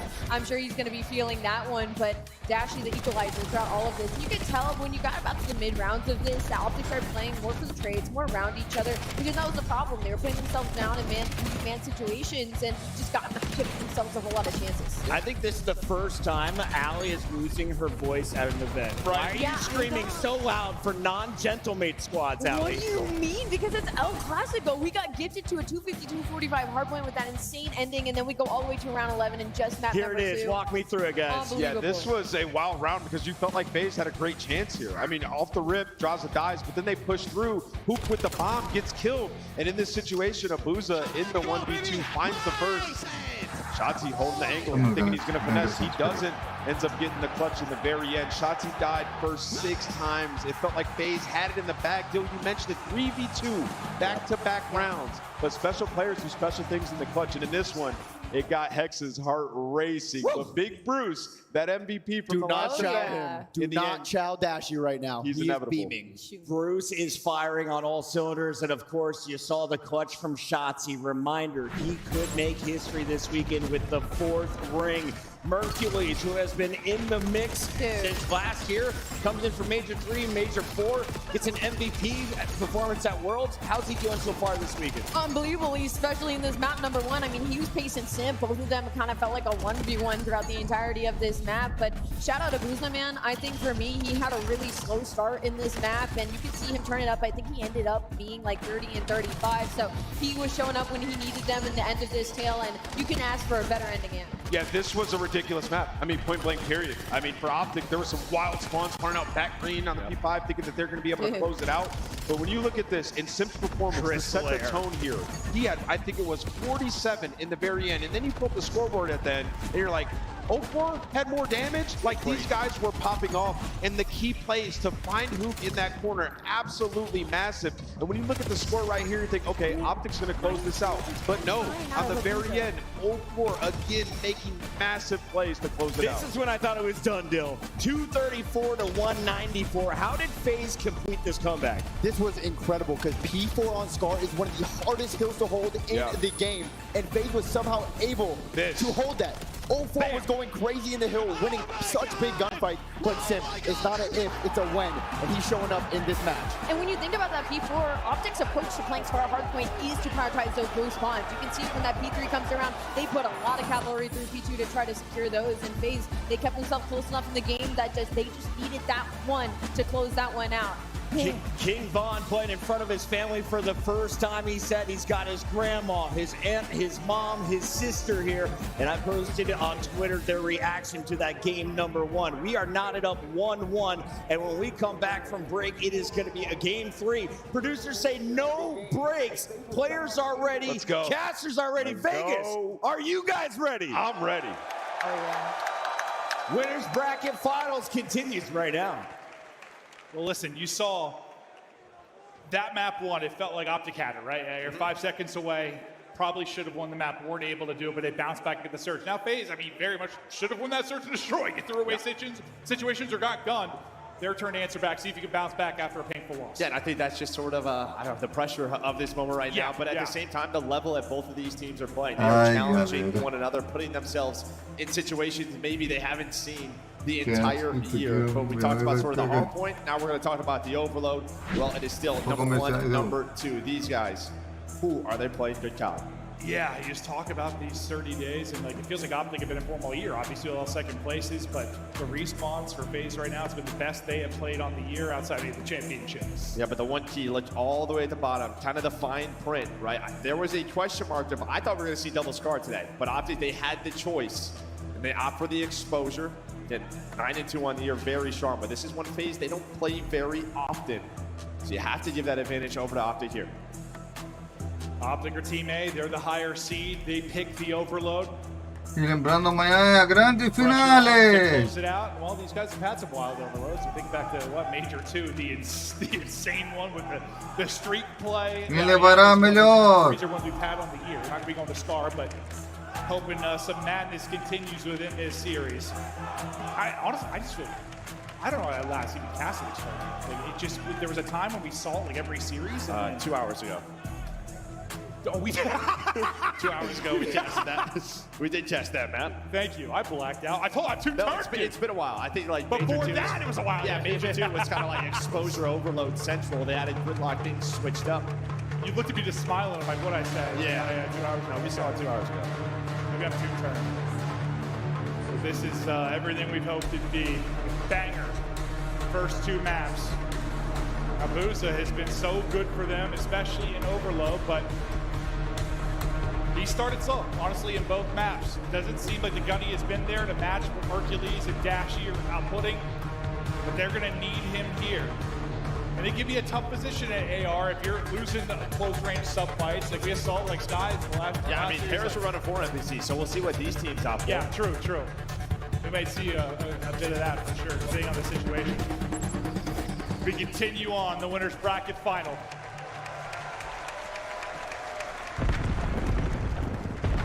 Good breakoff can lead to a minute or 2 of pressure sometimes.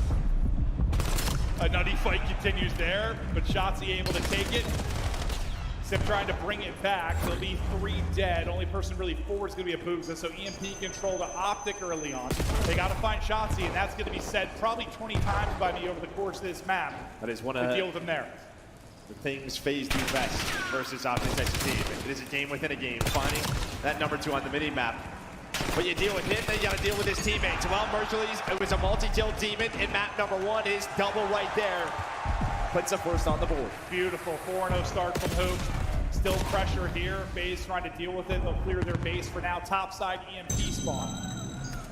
Dashy going to be floating mid-map. Hoop playing a close corner. Got one. Got great damage in. Last player should be real weak, and he was. He'll get finished off. He's down to Sabuza on the back line. So Optic with the control of the space for now. You're just seeing from Dashy's POV the final 10 seconds. A double stun, and he lands at his feet. That just says a green light go for FaZe to retake that position. We'll be all 4 dead. Players coming off spawn now, and who's going to be that first player up? And well, with that damage, we're going to have to hit the U-turn if you are Sim. Yeah, timing's a little different. He might slip through before we spot him. Well, FaZe are just going to go. They're going to go quickly. This is all 4 members here trying to catch them off guard. Well, Hoop not caught off guard, but he is eventually traded out. He ran out of ammo in that sequence. Hercules and Dashy next up the bat, dealing with it beautifully. Abuza tucking tail and getting gone. Dashy continuing to be locked, had 1 bullet left in the chamber. Control not Optic. Yeah, that guy not missing right now. Coming off that double-digit S&D performance. Well, Mercules, that was a big trade on Adraza. He loses that. Maybe there's a chance, and now he's in a finesse, but a great knife out of Shotzi on the Simp, and both teams Yeah, he's trying thinking to find an he's weak. opening. He's weak. I got this. I'm hunting it down. Nice play by Shotzi. I held EMP here for a bit, just looking for a 2-3 dead scenario to get forward. It might be finding it right now unless Raza is able to pull away 1 or 2. If it was with a teammate, I think he would have, but EMP carrier will drop, so we stall out here for a moment. Possession dominated by Optic early on. This is a map that you play very slow. It's a slow buildup, and then it can just be score after score after score. As Raz, you've seen him with the MPC, he's gonna pull out another M15 off that life. I think just to play a little defense based on his position. Hercules, though, responds with a double of his own. Yeah, I mean, it's just been this constant battle in the middle of the map. Yeah, no one can get like a 3 or 4 dead. Make progress behind it. Zip over the top, hip fire rings true, but will be traded out. Both teams just trading effectively enough that no one can really get a foot forward. But it's FaZe playing from the defensive side of this. It's been EMP control for Optic. 4 in trouble. Rip the 16 HP. He's going to be dropped. Optic want to go. Dashy gets another. Mercules over the top will score. And there's still a threat here. 2-0 with 90 to go in the half. And I think a big reason why it's been so much of FaZe being on the defensive is 04, right? He is their playmaker, their sub. They're first to go in, and right now 3-11. He cannot get going. They are shutting him down. You still have Mercules in the base of FaZe. So much pressure he is putting on, and those are just unbelievable shots out of Hoot. He's going to start to move that EMP to try to find the third. Dave might be a little bit deep.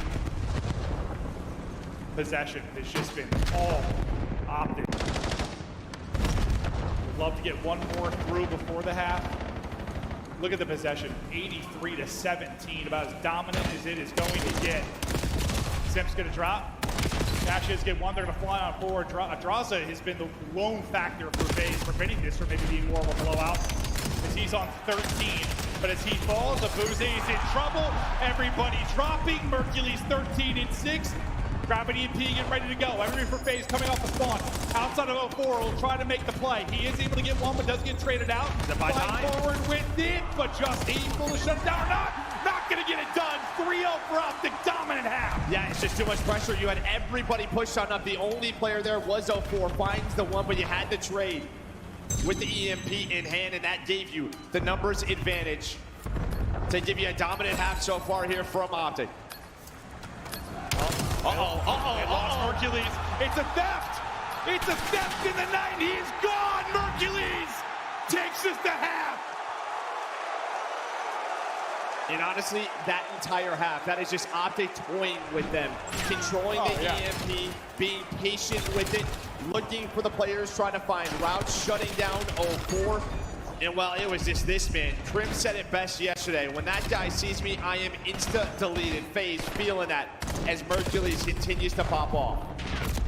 I mean, this series has been very close to this point, but that half was not. Optic just controlling it from every single facet. That was unbelievable to watch. With how close the rest has been, that, dude, it wasn't. Straight belt to ass. FaZe getting smoked. And to make the pain worse, just a theft in the final second. So 4-0 lead, 5 to go. Optic so close to the 2-1 edge after dropping map 1.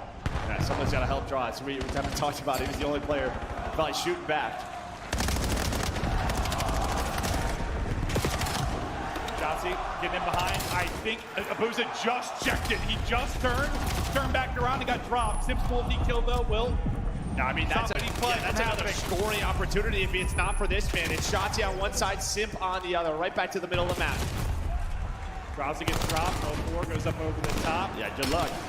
Okay, he's like, I'll rethink that jump as well. Somebody else picked that up on the spawn. Shotzi where did it go? He's Spider-Man. Literally hide and seek. As Shotzi gets lost, he is found. Draza with the kill. But again, we're playing in the FaZe third so often. They've had no freedom on the map whatsoever. Well, if they get these kills, Droz can help them, but they're not getting these kills. And then Droz gets spotted. Mercules with a triple on another 6-3, looking for the spawn kills. But EMP is flying shots, though, to not get through. He was real close. Turning a streak down is Justice. Ridiculous order. On back-to-back headshots for Dashy. Yeah, Ricochet's flagging that. Yeah, that looked insane. X profile transcriptor. Get the score better, but maybe they'll get the possession. Maybe a chance here. Ó, parece que tem tradutor Okay, de IA aqui, best novo. opportunity for them the entire map to get a score through. Simp wins a big one against Hoop. There's one. 3 minutes to play. Still time to do it. Droz was looking for spawn kills, but now FaZe no. Spawn in top side. We have to get there. Shotzi's can already be pushed on through. You still have a Abuza in the base, so just a question of do Optic want to go, but they're going to play patient. Play for these kills, trying to control the middle of the map. And, well, Simpy has turned it around throughout this map. He was the reason they were able to find that goal, but FaZe still a ton of work to do. Shotzi gets the kill on EMP mid-map. He will be traded out. Finally, FaZe having some forward pressure, but they've got to be efficient with the rock. Hercules trying to take a timing in behind. Abuza is able to trade that out. Can't snap perfectly onto the second one. 0-4 last man here forward. Because Hercules, when the gunfight's middle of the map, 0-4 just has to stay there. Has to stay there, and then he gets taken down by Hercules. So Optic just continue to waste the clock. Clock is on their side. Just can't have a big lapse here. Well, that's a double for Simp. At least Hoop gets one. Yeah, but the last still got 2 two by EMP. Simp can't wiggle around and continue to be a threat. They deal with him as well. Well, that's what they needed. All you needed was a couple of kills, so you don't have an attack opportunity. In Optic, they're playing this a little bit differently. You've seen Shotzi with an M15, Hook with an M15, depending on kind of the situation of the map. They're just slowing the game down, holding power positions, getting a couple of kills, just putting bullets in. Yeah, you just have to trade. It isn't going to be perfect, but you just have to get a couple of kills. That would have been a good moment for FaZe, but a team kill does come in. Simp is going to drop. 0-4 is going to fall. Defense just has to be a wall right now for Optic, and it has been 90 seconds to go. FaZe still need 3. And well, the man who has built this wall, taller and taller, is Mercules, continues to have himself a series up to 27 now, as he's looking for another ring this weekend. FaZe are going to do this. They need a score right now with the EMP push forward, but Dashing not willing to let that happen. Shots in the backside, pressure there, but able to pick up the kill. Ring is Hoop. Dashy able to finesse around and gets the kill. They've done enough to stop any kind of forward pressure for Vegas. Under a minute to go, and I don't see how FaZe get this done. Well, that's what we talk about with this chess match, with the map vetoes. Getting FaZe on exposure instead of Scar. Empezó mis argentinos por la derrota de Argentina. Shotzi on the other side of the map, just trying to cut down the reinforcements. He's able to do that, but they will get one with 30 seconds to go. Simp is very La far pasemos forward. atrás. He's got to get some kills though. He just doesn't expect Mercules to be there already. He thinks he's blocking the spawns. Maybe has to back up towards EMP. That was not the case. He had to slay and find kills, but time is working against them. And well, with that, that should do it. Give him 2 more. 31 and 17 for Big Mercules. And it rains getting it done as well. Pure demon mode out of Mercules this map. So many big plays, so many big moments. But the damage was done in the first half. In the second, they simply hold on. And I'll tell you what new Optic merch is selling out. It is the nice base one. Because it was all nice base throughout that. Oh, that was a thing of beauty. He led the lobby in damage by a significant margin, put up 3,600, did 32, or got 32. In 04, the playmaker for base found nothing. He went 13 and 27. He has been terrific for them, one of the better like ISO playmaker players in the league. There were no plays to be made. No, there wasn't. And it said it was Mercules doing it. Another stellar performance out of him, putting up 28. But I just love what I saw out there. Mercules è mostruoso. They just slowed it down. Depending on certain situations, pulled out multiple Come deve M15s. giocasse un moleque. In FaZe, they know they just have to go, right? You have to make push Non after passò push. nemmeno That is bola so por ele difficult lì. to do. Yeah, Now Optic one map away to being in another final. Optic knew is can't go 3-4 down. We've got to at least trade a couple of kills. We can lose an engagement. Can't just get slaughtered in an engagement. I don't think that really ever happened. I don't think they went 4 dead clean once. That could have led to maybe FaZe rallying some scores. After the FaZe score, they dealt with that well. Dashy won some big gunfights. We'll take a look at some of the big moments throughout that map 3, but honestly, it was just a brilliant first half of Optic. That was sensational.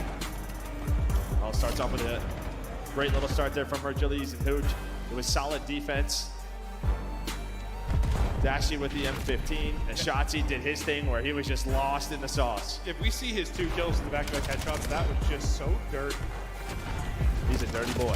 No, he had no business winning that second gunfight against the players on the opposite side of the stage. That was disgusting. You think FaZe were like, all right, well, we go down 3? We go down 3, okay, we can bounce back, and then Mercules with a theft makes it 4. FaZe simply started too slow. We're just getting gunned to sleep early in the game. And yeah, he played a better second half without question, but needed that in the first half.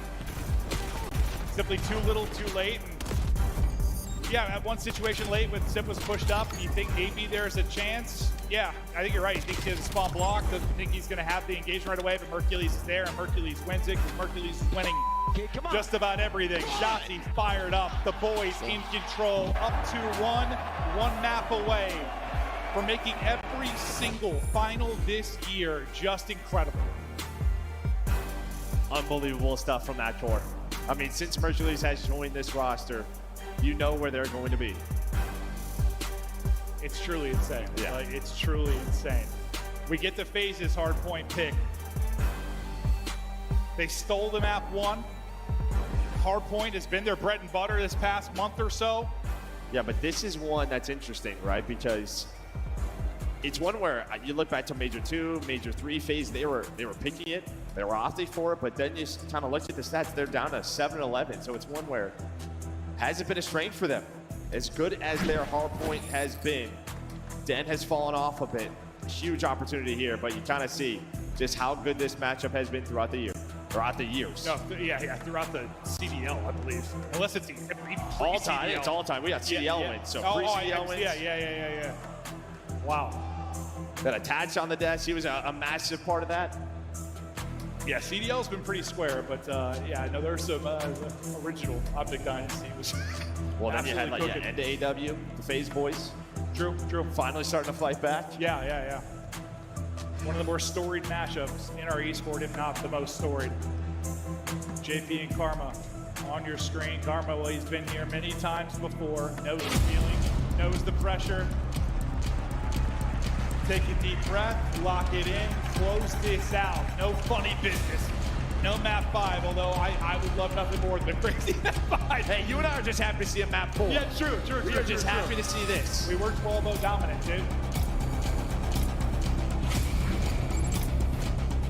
But then we go. Let's see.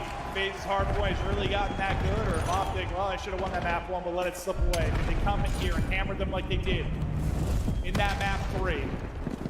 Solid break off here from FaZe to get some time to get the first 2 opening kills. Start to think about the flip. Simp gets forward. winning everything so far. 0-4. Got the matches overload kills. Starts off with that M15, gets a triple. Good early time. Shotzi going on a long route, but looks like 0-4 is going to pick that up right away and wins the gunfight. So maybe FBC wasn't working out, but M15 is for him. But Optic just making sure they have P2 spawns. And honestly, props to him, because we have seen sometimes when you are getting smoked in this title, that continues on to the next map, but he has a great start. It's difficult chow there for Abuzla. Almost wins it. 4 first forward, caught in a weapon swap, not going to matter. Able to get that opening pick. Now tries to help his teammate in the back. Able to do that as they find 2 early kills. Dashy, he has been the last wall of defense, and my God, has he been an absolute beast, but he's going to get dropped. Draza gets 3. Draza sets up the 4th. A very quick break here from FaZe. They're in. Yep, was just making sure they blocked. Quick pressure, great nade as Draza's trying to get back to full HP. Get a little bit of help towards outer. Wins the next gunfight. He's on a 5 in a row. Very close to that Hellstorm. They spawn in the back though. If you are Mercules, there's a Hellstorm. No, but you can take that if you're FaZe, because you had the spawns early if you were Optic. Gonna get majority this time though if you're FaZe. Pesquisar janela.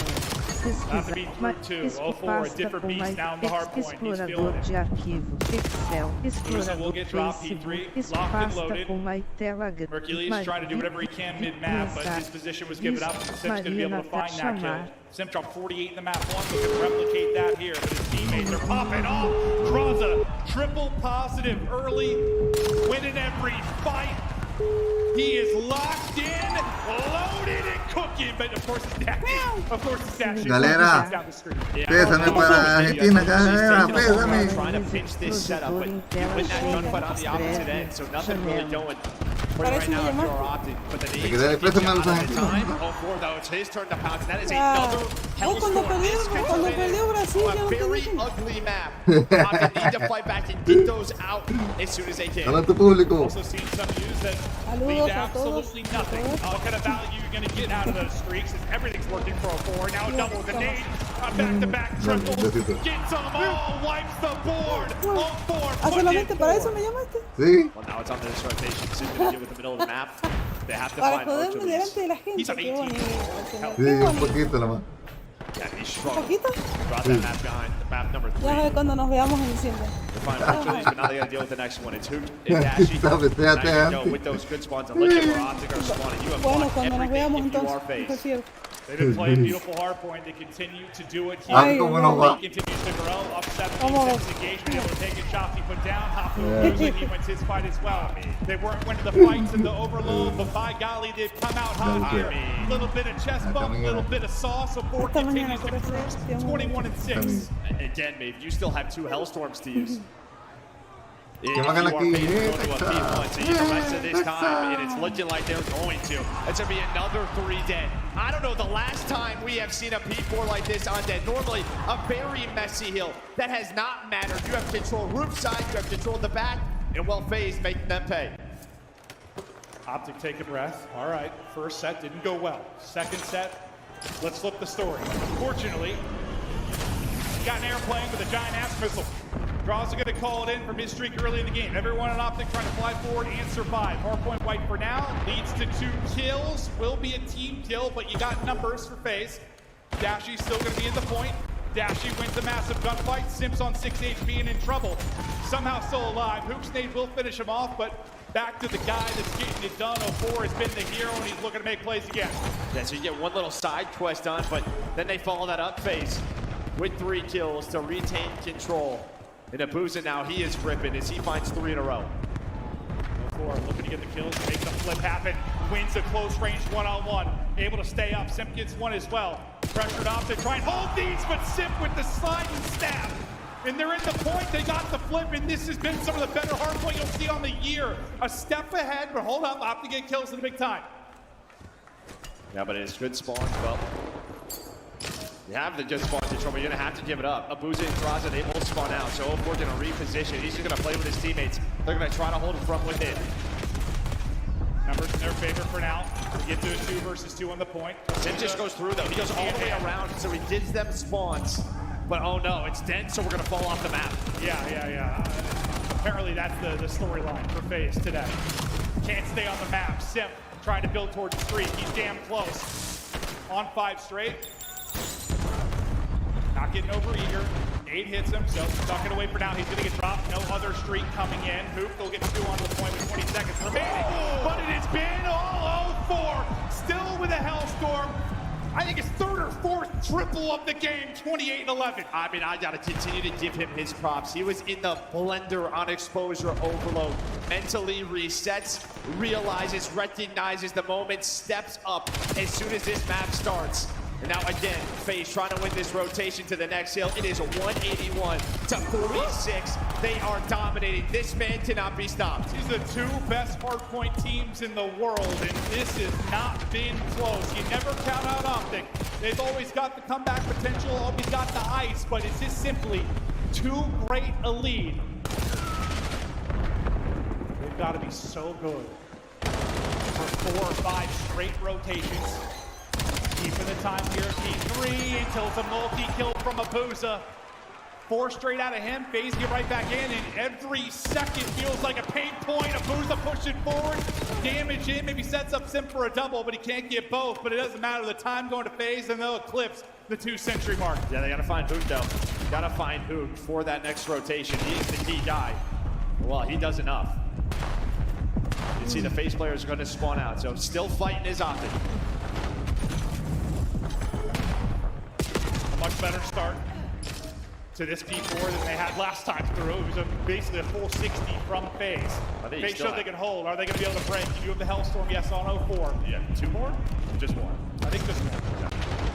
There have been a couple of screens, I could be wrong. Sam finding an opening. He's just going to fly on out. A little damage in. 04, not able to trade it, but well, he eventually is. Worried about the pressure coming forward. Team shot is on point. The contest is there. Dashy and Shotzi, though, do get 2. Chipping away at this lead. Trying to get back within 100. Then they find that trophy. So that means, all right, Nades can land, but Shotzi's is a little bit better. So you are fighting now, about to get to the 100-point mark. Hold up now. Hold up now.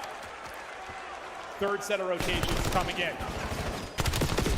Can they mount the comeback? Can they do the unthinkable? Sim somehow gets 2 there, and well, big multi as the new hard point's going to pop. 25 and 17 out of him. 04 and Sim in pure takeover mode.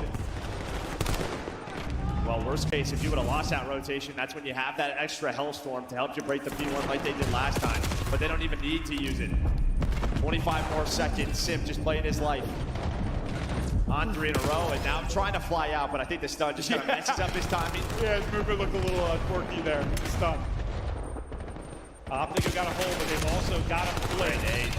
Nade from 04 clears him out of the point. Sim with the crossfire, able to get the kill, and FaZe get back into it. Cannot win it here, but they still have left side spawn. What a bounce back from 04. From a dud to an absolute nuclear missile. 40 and 17, 41, 42, 04, dial. He is blitzing them on the map, switching guns whenever he's out of ammo. Give him another one. 6 in a row, 13 points here for FaZe to set it to a game 5. Are you kidding me? This map out of him has been truly insane. Just a couple more seconds, a big wave of kills for Optic to stay alive in the fight. Well, whereas map 1 FaZe had to come back from about 50, it's a little bit of a different story here. Still have a Hellstorm. You need 1 break to close it out. 3 kills through for Optic, so chilling for now. Abuza with the back spawn, trying to maybe get a little bit of a theft going on here. Everybody's going to spawn to the back. All the heads of Optic have got to turn. Helping from mid-map will be Shotzi. 04, mistakes are made. We won't talk about it. Yeah, no, you've done enough for this one, young man. All right, you got a Hellstorm, though, if you are Hooch. Optic still fighting. Looking at the mini-map, FaZe all in the same spot. You're going to have this set up. Shotzi just going to play a corner. Get the information from Hercules. That's going to be 1 dead. You're not going to expect him there. So you would think now, yeah, one of the Hellstorms going to come down. Optic still surviving. 04. His turn to call it in. 2 kills come at the same time. This should be game. 3 are dead. Last guy is Mercules. Streak is in. Can Mercules find everybody? Not able to do it. FaZe dominate map 1. 0-4. Maybe with the map of the year. Absolute beast mode. And we have seen it the last couple of months. I mean, if you have watched this FaZe team, you've watched the last couple of tournaments, 0-4 has hit another level. We saw it at Major 2, what he could do, but since then continues to improve. That boy is locked. I mean, he went from maybe most underrated, underappreciated player to a bona fide stud. I mean, that was truly wild. Unbelievable map out of him. I mean, Optic starting to make a little bit of a run, but honestly, it's over early. It is like that. There are a lot of comebacks, and yeah, we've seen some crazy ones, but it's the way it was happening too. Like, we always kind of know, right? It's similar to that overload. You get that big of a lead, your push is slowed down. You just have to be a little bit more efficient. You know you only need so many more points. You have the Hellstorm, so yeah, you come alive a bit if you are Optic, but I mean, just look at that. 44 in 21, 35 non-traded. Listen, we talk about, COD can be day to day, week to week. Sometimes when it's the level of players like this, it's map to map. Like, who's going to be hot in that map? Who gets into their flow? Before was and we've seen it, right? Versus Optic team, when you start to get in the blender a bit, when they get in your head, it is so hard to bounce back. Well, you think back to the final phase meet them in, like, it was the 0-4 show. I mean, him and Simp were unbelievable, and while in the 2 hard points, Simp takes over map 1, 0-4 does it here in map 4. But Optic do it through 2 and 3. They were terrific. They're so good in the overload. They won the search and destroy in round 11. They get to their pick now in the map 5, and they look to close it out. Winner into the grand final best of 9 tomorrow, and it all comes down to Hacienda. Hacienda in one where neither team really plays it very often. You know, you recasted Optic, like that was like their first match at the last major. They end up dropping that to like Boston, right? So they're like 1-1. FaZe, they normally don't play it. They put it one time and they have lost it. So this is gonna be entertaining. Things maybe boding well for Optic here. It's their pick. Can they get it done? We head to a quick break. Do not go anywhere. Don't change the channel. It's heating up.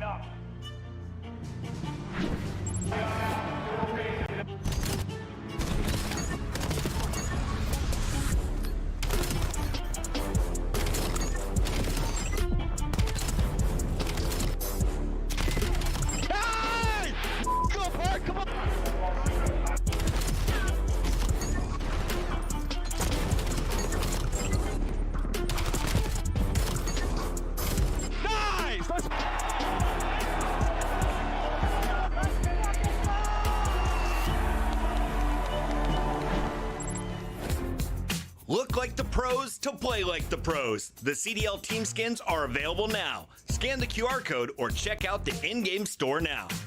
Agora aquele que vencer aqui no próximo is the round official esports fantasy partner of the Call of Duty League. vai ser chocante. Brought to you by America's Navy Dúvida and the demais special essa porra. operators who work in the shadows. Pega está dando trabalho para Texas. Eu não pensava esse trabalho tão forte. Eu falei 3-2. Falei, mas não pensei que fosse verdade 3-2 não.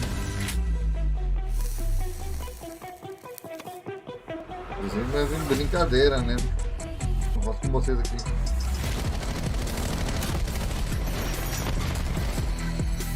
Ainda hoje eu vou fazendo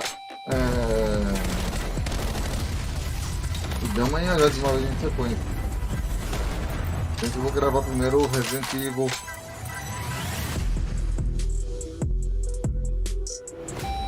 Sei dele que tá muito.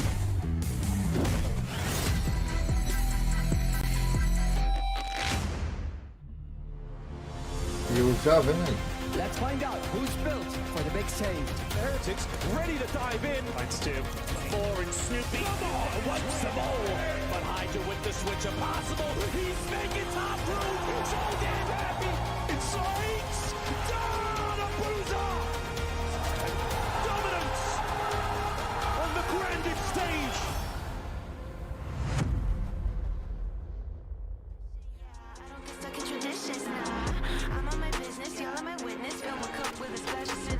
Make lemonade, that's what gets me paid. Yeah, yeah. Turn a sour day into a power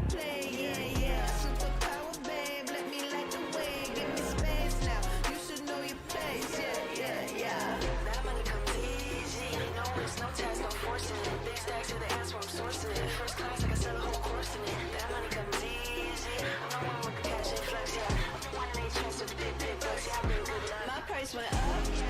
You can't afford me. I'm everywhere. I'm where I know you can't ignore me. I cost too much, yeah. I pay just to see me. They're taking notes, so yeah, I know they wanna be me. My price went up. Speak to my people. Yes, there's a fee to see me. I'm way too regal. Just look, don't touch. Stay off my aura.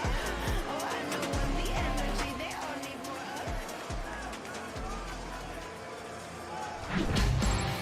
Welcome back to Champs. It's a Game 5 wonder between Optic and FaZe. If you think back to the map 2 Search and Destroy, I think the thing that stood out on one side for FaZe, Abuza struggled. On the other side, Shotzzy couldn't get anything going in the early round. Had 5 or 6 first deaths. Hacienda, though, a map where he can get loosey-goosey. Yeah, and this is all about the preparation for Champs, right? You have two teams who believe they are going to win this thing. And when we talk about playing a best of 9 on Sunday, it is all about the map pool, having these things ready. But, well, it is open for Optic. Texas, a map that FaZe normally do not play. But based on the vetoes, here we are. Another graphic where they're first and second. What do you know? We showed up the hardpoint overload. Now the map 5 metrics. Again, we're going to a map that we haven't seen a whole lot of from either team. 2 of the best, if not the 2 best. Well, at this current moment, looking that way, are squaring off, and this has been a treat. First 2, tight as can be. 3 and 4, you know, one team kind of dominated. It was Optic all over them in the overload, had so much possession, completely controlled. But FaZe with a punch in that map 4 in the form of 0-4. But we had a little break. Everyone turns their focus now to the Search and Destroy. And Abuza, who struggled in the map 2, well, he's been Mr. Map 5 for this FaZe team. What has he got in the tank? One final map. Just a friendly reminder for maybe those of you who are new viewers, this is a winner's bracket final. Loser, not done. They'll continue on today. Try to get to Sunday. Away we go. Map 5, Hacienda. It is Optic's pick. Can they strike first? Well, you're watching 2 of the guys who play very similar positions. Shots in 0-4. Ripped. 0-4. Feeling confident maybe after the last map. And this guy just does not miss. He puts you down. That shoulder maybe a little too wide. Shotzzy playing for water route or maybe a late. Are they going to be ready for this? So whenever he pounces, you have to check it, right? A hell of a lot of trouble. Not going to check it. He's in behind. Sim at least able to trade it, but still in 2 versus 3. Damage was done, so Hercules gets the trade. All on Abuza, and he gets gone. Dashy starts it off with a bang. Just laces 0-4. Well, first blood's the big talking point in map number 2. Did not go off this way. Right here in round 1. He opens things up, sets up the Shotzzy flank, keeps those numbers on their side. Bomb is planted in FaZe. Yeah, like Shotzzy didn't get both, but he got enough damage in the Sim's trade. Sim gets that clean on the trade, and who knows, maybe he turns it into 2, but Shotzzy got great tags in. Fans fired up, want to see Optic in another grand final. Now we switch the script. Haven't seen a whole lot of FaZe here, but you know they've been in the playbook. Prep for Champs.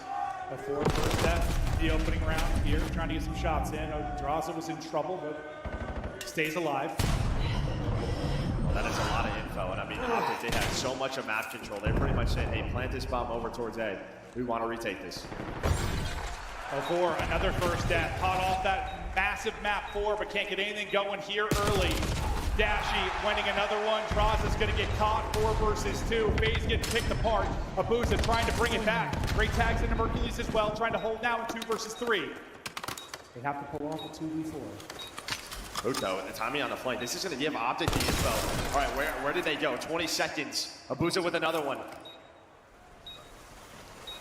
Chest bumps, but wins it. Close to the 2 versus 4. All on Hercules. Mr. S&D. Can he make the play? 3-0 start. There's no time. Simply no time. FaZe pull off the 2 versus 4.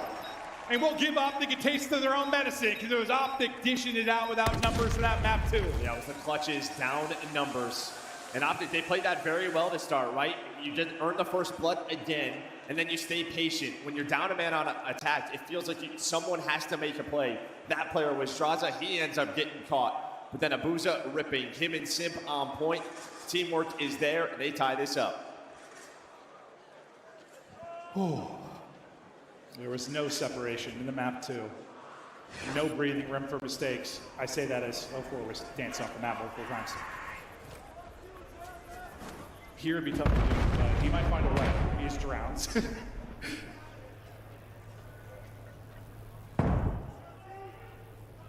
No progress yet. Both teams just playing for it. So maybe taking a bit of space up there. Yeah, you just kind of know. Playmakers want to get loose on this map, right? So both teams opting to play patient. Very spread. Well, opting, starting to look towards this A-bomb. Little info gain for both. Dashy's like, just give me a one-on-one. Someone square up, because you're getting fried. Perfect trophy. Trophy there for coverage, and now the retake opportunity for FaZe. Shotzzy gets the first blood. How does he get there? Was he just in that corner the entire time? Not sure. Maybe he got it up top. We saw that spot last major. But Dashy there for the second. Sim does hunt down Shotzzy, but that puts 0-4 left in a 1 versus 3. 1 versus 2. Then no, time, the issue. 20 seconds to go. Wants to make a smoke play, wouldn't matter. Trophy's gonna eat that. Trophy placement perfect on the plant. Maybe saved the planter's life in that, but a good pulled, and yeah, Shotzzy finds that first blood. Didn't have that success early. I don't know if we saw it at the last major where he kind of jump up into that corner. I don't know if he got there, if there was a timing. We missed that first blood. But it felt like Draza had no idea that someone could be in that spot. Little spider corner.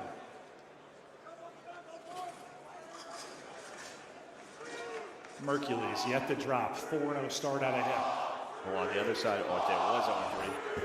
0-4 just off of that last map, but it's 0-3 for Draza.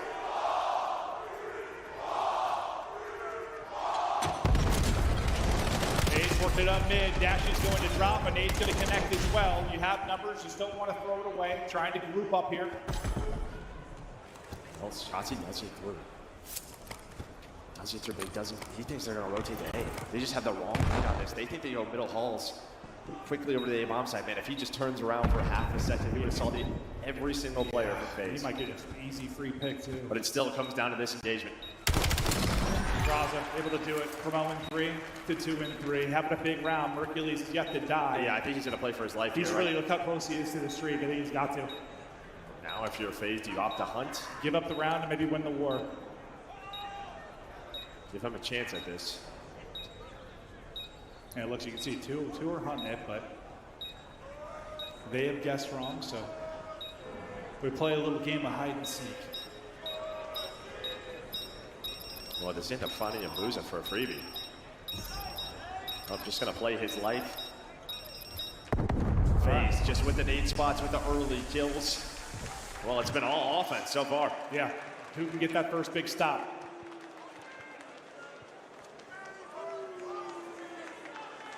Smart play by Mercules there. You're what, like a kill, maybe? Maybe 2? Yeah. See if maybe they get them bomb here. Try to get that streak. Don't see a ton of Hellstorms called Search and Destroy, but it could be a game changer. And yeah, they'll give him bomb. Hope he can get a plan in and earn this. Well, a bomb site for both teams really has been open, so they just might go quickly here. And it's just some odd timings. Yeah, right? It looks like they're going to be able to get this plan. Shotzzy continues to go on forward. Sipadraza get kills though. Mercules will drop. I'm not sure if he got the streak. I think he probably did get the plan in, but we'll have to check. Sam's gonna get 2 in the round. Turns it almost into 3. Draza cleans it up though. He went from 0-3 now to 4-3. 4 straight for him as he's turned it on. Well, we've had a couple of retakes really for both teams over towards A, but that time Shotzzy tries to get aggressive. What Optic are trying to do is just catch Abuza inside a tin. Maybe you're gonna go through the flank, maybe through top halls, but FaZe, if they play around their main AR, they back up to him, and that's when they're able to catch those players moving forward. Oh, he just hits him on the bomb. A little wall bang through. Sets up Simp for, probably hits a bullet there based on the damage it looked like from Abuza. I thought Shotzzy got through. Yeah, Draza, make sure Abuza is safe. And we can check Mercules at the beginning to see if he got it. at some point. We'll see if he earned it. Draw some bit of a streak in his last 2 rounds. Found a Parambo. Going back to A. Get some info. Mercules is here much quicker though. He's gonna go try to catch the timing on the cross. Him and Shotzi able to get the crossfire in, and that'll be the first blood. You gave up so much of the map if you were FaZe. I mean, you got the bomb down, but you have given up your entire position. Looked at how far back they are. You playing around nades? I'm not really sure, but here comes the re-attack from FaZe. Sooner or later, you're gonna have to check that bomb. It looks like maybe Abuza has a jump spot. That's gotta be the case. Yeah, that's what it is. It's gotta be the case. Yeah, they're playing around this. Draws the streak, continues. Abuza absolutely puts down Mercules, and Sim gets another. The FaZe boys are fired up 4-2. And they're just dominating the A side of the map these last couple of rounds. Mercules gets through, earns that first blood. Well, I think Shotzi technically got it, but he got all the damage in. Might as well give it to him, yeah. And you play around Abuza with the jump spot. Bomb is safe, so everybody else can just make plays. A huge round here. And now Droz is on 5 in a row.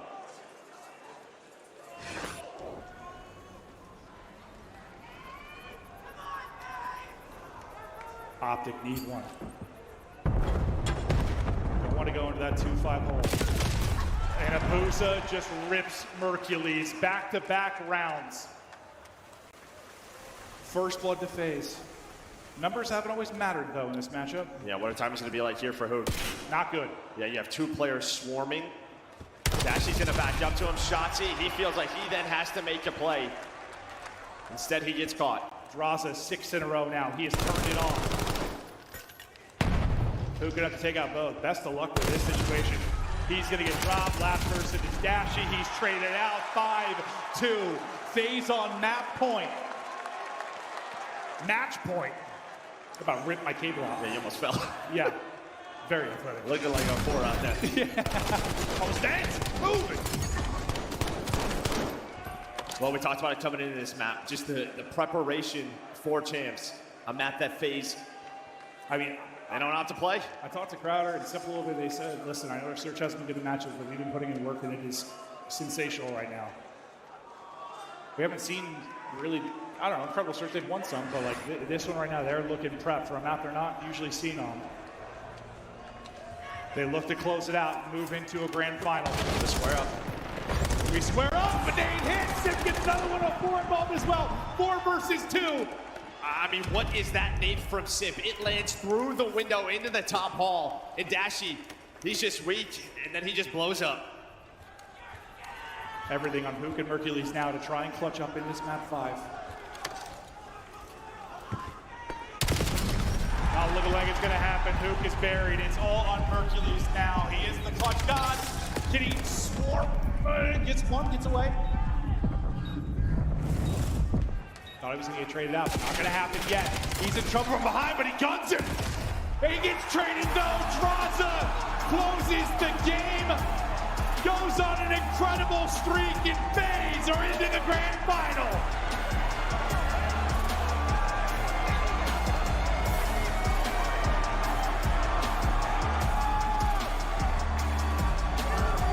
Well, it was the dominant hardpoint that gets them here. Sets them up for this map number 5. Yeah, I mean, they got classic. They got beat bad in that map 3, and then they just smoked Optic over 4 and 5. You know, 4, man. Listen, he had some blunders. He was falling off the map. Even in this map, right? You had a couple early first tests, immediately bounces back. Yep, he sure does. What a terrific player he is. But hey, for Optic, you're not out of this yet. You continue to play on. You expect to see them in a final tomorrow. They made everyone this year, and they look to get it done, to go back to back to back. But maybe the road got a little bit harder. Percent now, it's what, 5 grand finals of champs he's now been to. He's also looking for a 3rd ring. One step closer for an absolute 3. Well, props to the Surge duo of Abuza and O4 to get back to a champs finals in 2 years in a row. True. 2 of the guys that at times just fly under the radar, but they are so darn good. And while FaZe knew that, Their coaching staff knew that as soon as they were available, they did them. They put them on this squad, and they have been so consistent throughout this year, putting it all together as they get to a Sunday. Just takes you back. You saw the Twitch chat when this pickup first happened. Sim loses, and BZ loses cell. He says, don't worry about FaZe. Off him. The fact that trio broke up, and now he is into a champs final. Holy shit. I mean, I know there'll be some haters and all, but like that story is insane. The guy is unbelievable. And what a series it was. Maps 1 and 2 were just utter force between these two teams. With the last lap goes to FaZe. Yeah, I mean, Nazi obviously get through that, but I think one of the key stories in the search and destroy is like how they shut down Shotzzy, right? Even that last map out of 4 and 8, we know just how much of a playmaker he is. Trying to find the openings, and they give him none of that. No, I mean, that was a big thing for them over the years. Yeah, keep shots in front of us. We think we win the game. For the most part, they did a terrific job. Just dealt with them. That game of hide and seek, they were able to deal with. But I can't wait for this interview because he usually delivers some of the best. We got big draws on the main stage. Vegas, get loud for the home team, FaZe. I got the CEO with me on the main stage, man, Drazah, to come out here, play in this big of a matchup in the winners finals. Just talk to me about how did you feel stepping up onto the stage, you know, in front of the home team, in front of the home crowd? I felt back at home. I feel like when I play Optic, the energy is crazy, and I just live with that shit. You definitely lived with it throughout the entire series. And, you know, let's dive into it, okay? Because the map number 1 was crazy, going down to the 5 seconds. Talk to me about that last rotation, just for you guys to really kind of get up and close that out. Yeah, I feel like we had really good comms, saying where they were going. Bond hit a good pinch. He told me to stay up, and we just knew where they were spawning, and Scar's our map. Yeah. I don't know why they left that in map 1, and they paid for it. They did pay for it, man, because you guys locked it in about 40 seconds straight on that back P4 hill at blue. And then you go into the series, you lose the round 11 in a devastating fashion, you know. I mean, the ARs is popping off for them. But then you go into the map 3. I see you laughing. You're down by half, okay? You know, when you're talking to the team, you guys just trying to get them to brush that off so you can stay in the series? I think after the first, like, we got 4-0'd the first half. And we had a few scrims where we were like going like 2 days of straight 0-4 for the first half, which we came back on some of them. I was like, boys, I see this all the time. Like, we're good. We didn't get the comeback, unfortunately, but I mean, I felt super confident. I mean, and you took that confidence into map number 4, you know? You kicked that one off. I think you went 13-4 to start that one off, man. Just talk to me about, like, going into that last map, man. Hacienda, what was the call to really, like, play that, okay? Because Hacienda, we've seen it for years, man. Did you guys want to do anything different going into that, or just basic Hacienda gameplay? I think the only time I think we played that map was against Gentlemates. I think we got 6-0. So I think it's just really just trusting our practice. Yeah. We were practicing the map a lot. We knew how they played. We knew how they liked to play. Yep. They had a good amount of mod on it. And I think we just played very well. We were making plays when we needed to. And that's what we look like when we do that. I mean, that's exactly what you guys look like. You look good throughout this whole series, man. Even despite your teammate playing some hardcore parkour on the S&D, okay? You see him hopping off the map. What's going on in your head? I mean, I was just laughing because the first time he's like, oh, fuck. I'm like, yo, it's whatever. But I feel like when you're on a stage like this, those things can happen. And when they happen, it doesn't matter because I'm still super confident. Yep. And when you trust your team the way we do, then none of that matters. None of it matters, man. It's awesome to see the trust that you guys had. You're going back to the finals, man. What do you want to say to the Vegas fans, okay? To the FaZe fans, to the CEO fans up here on the stage, to see you make it back to a champs final after a few years? Hey, it's been a long time. I'm feeling great. I do think we'll play Optic again, and I think the same result will happen again. I'll see you guys tomorrow. You heard it from Drazah. He'll see you tomorrow, FaZe fans. Keep throwing that up, and that's going to do it for us on the stage. Congratulations, FaZe. They get it done in a grueler in a very explosive game number 5 before we break down that search and destroy. Vegas, how are we feeling about that winners bracket finals? Are you entertained? They seem to be enjoying it despite the loss. For the majority of the Optic fans, they know the job isn't done. In fact, you still have to fight again on Saturday night. This is not something you're used to if you're playing in a winners bracket final. So, Nameless, talk to me a little bit about what this means for the tournament now. Yeah, I mean, that's absolutely massive. One, now Simp is in a grand final again, a chance to get that third ring and put another etch in his legacy. Draza, huge performance out of him. And this was just the series we all wanted. We wanted it to go to game 5, for there to be special moments for us to call back to in the future. And boy, did we get it. And we get to this game 5, and everything's pointing to Optic. They have the Hacienda reps. And you heard Draza say, we've only played this once, but we got 6-0. They were in the lab, countering everything, stopping the instant plants from Optic. É que o ponto também de Las Vegas em casa é I feel like when you get to outros this game 20, number né? 5, because I was feeling a little reminiscent of the start of game number 2, where it felt like Optic just kept giving away lives and putting themselves in man-down situations. But then on top of that, where in the game 2, it seemed like both teams were trying to avoid putting the rock down as much as possible. They were not trying to let each other plant. The complete opposite in this one. Everybody was trying to plant as fast as possible to work for that post, because it can be so hard to retake on Hacienda. And Optic Texas just didn't have an answer for the pressure that FaZe was putting on. They seriously rode their momentum from that map number 4, Dill. Yeah, I love how FaZe defense, they switch it up. They let Optic get the bomb down one time on the A bomb, and then they just didn't chow them. Right after that, they killed them off the bomb, used their numbers, and just traded every single member of Optic out after that. Also, that Abuza jump spot to check the bomb, and to trust his teammates to wrap middle, and then you want a huge 1-1 versus Mercury. FaZe, you can tell, they've been working really hard on this. And they just knew Optic weren't going to opt in this situation, right? So they just played their lives. I mean, that is 4 horas, excellent. hein, galera? And we got to say one thing, because we haven't talked about him yet. I think 04 stands for Map 4, because his ability to take over a hard point, we've seen it at event after event since Major 2. He has just been full of confidence. This guy, when he pops off, he is literally unstoppable on the map. Yeah, I thought Neptune had like the most exciting camera. Bro. That was until Major 2, where we saw 04 reach his peak. I feel like you saw that Major 2 finals 04 already here in a winner's bracket final. And I want to think like big picture, because if you watch these teams match up on LAN, it was Major 2 grand final. That was a best of 7, FaZe edges out Optic. You see them on LAN again, best of 5, FaZe is winning. If they do get the rematch like Draza predicted, that's a best of 9.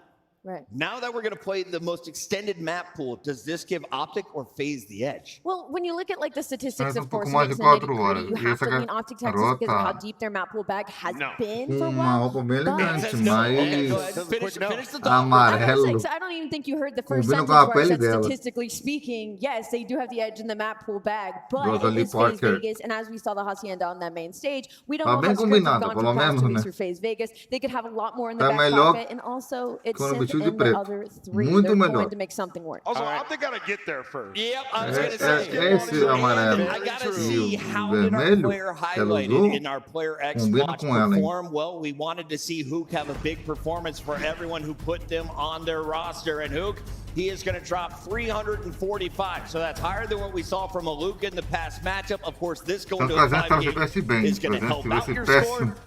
How did Hook play in this, and do you want to see more from Kyler, Mr. 2 Rings? Yeah, I mean, relatively quiet. Typically in this series, he's been the best player. But yeah, I mean, total points. I didn't have him on my team, but he put up a decent amount of points in this one. It's time now to take a look at the bracket and Nameless's beautiful face. Here we go, ladies and gentlemen. We are whittling it down as we have 4 teams remaining.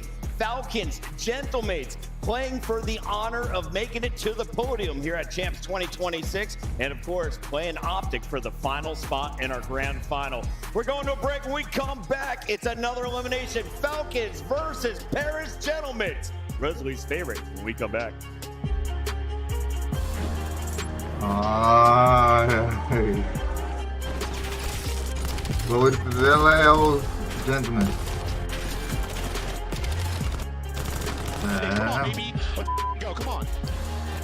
Então.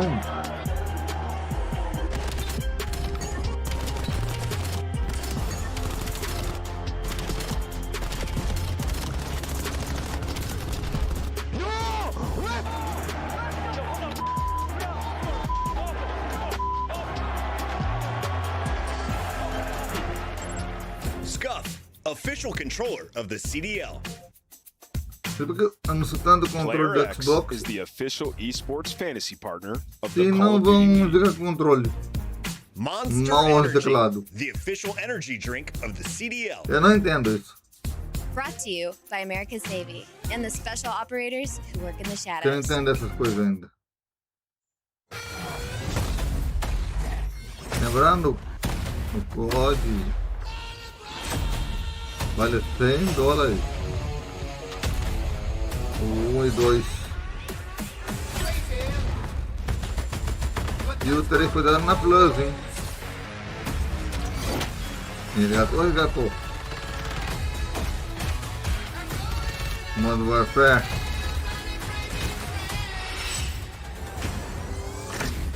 Modern Warfare 1 e 2, ver se eu pego, galera, em novembro. Por quê? Eu quero gravar a coletânea dele, da modo história.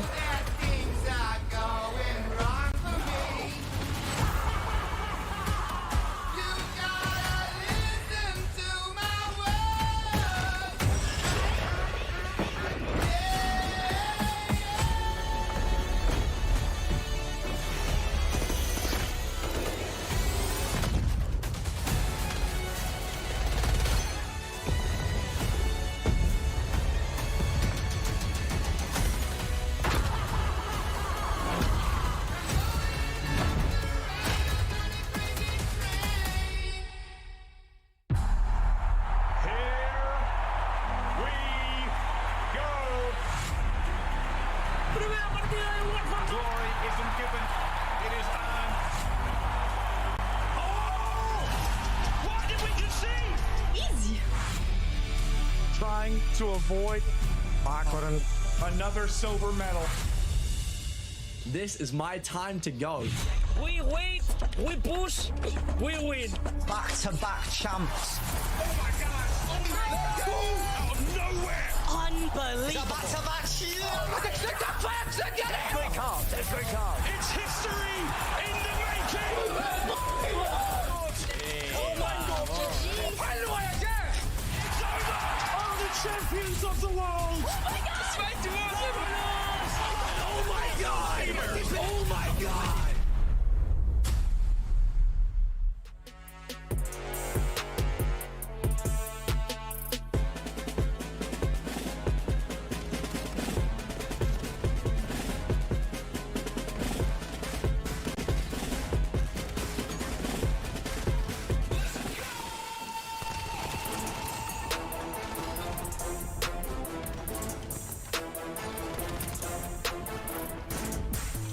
A única data que eu não vou ter vídeo é no dia 1º de cada mês de 1º de setembro. Em setembro sai música, essa coisa no dia 1º de setembro.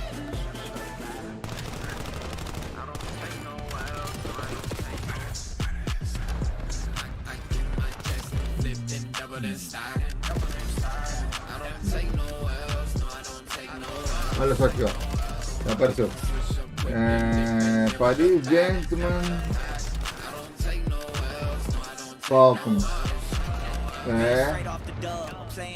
Um deles vai enfrentar Texas. Então que vencer vai enfrentar o Texas na revanche.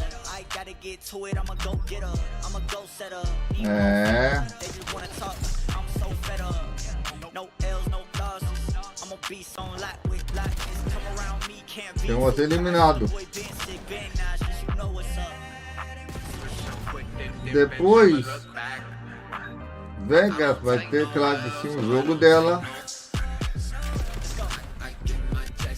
contra algum outro, provavelmente. Decidi. Meu terceiro classificado, né? Ou Miami deve ter uma chance também, não sei.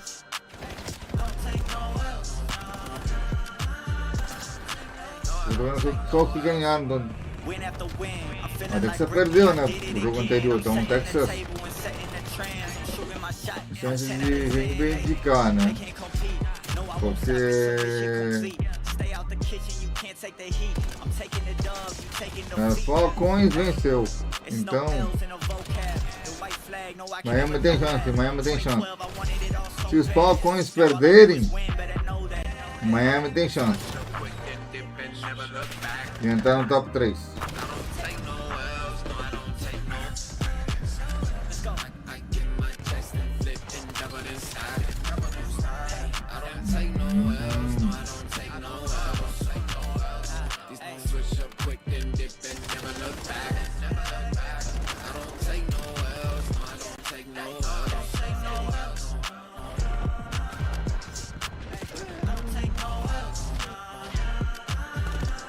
ver que dá aqui, né?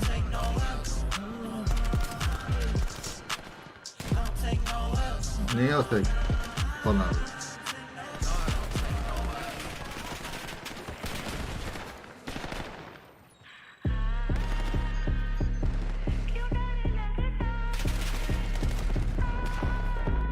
Heavy in the pack, cause I know they gon' foul. I'ma need months now. Getting to the back like pow, pow. Thought I wouldn't, but heavy in the pack, cause I know they gon' foul. Já vem, galera. I'ma need months now. Getting to the back like pow, pow. Thought I wouldn't, but did sound bad, but the street sound good. I'ma go hard as I could. Don't ever get it misunderstood. I'ma apply pressure like Did sound bad, but the street sound good. I'ma go hard as I could. Don't ever get it misunderstood. I'ma apply pressure like They going hard, but I'm going hard. That's for my son and my daughter. Hit the valet, tell them go bring the car up. Boy, you know I'm pushing Rari. I tell the tar up. I'm sorry, but I am not sorry. Cause I'm here now, but this not where I started. I used to work at Fish Marshall, cooking up sugar, take orders from bosses. He tell me to take out the garbage. Get mad as hell cause that smell made me nauseous. Through my apron like I'm over artist. Start working on being an artist. Hollywood, I'ma hit the red carpet. I'm dripping, so approach with caution. John Wick, I ain't missing the target. Stop the car at the light gets 30. Purple jeans where I can't get dirty. Blue strips make a chick get flirty. And she ain't coming back to around 6:30. MMA game, we go hard in the paint. Take position and move like a tank. Maniac with no restraints. Act up, then I'm checking your rank. Heavy in the pack, cause I know they gon' foul. I'ma need months now. Getting to the back like pow, pow. Thought I wouldn't, but heavy in the pack, cause I know they gon' foul. I'ma need months now. Getting to the back like pow, pow. Thought I wouldn't, but did sound bad, but the street sound good.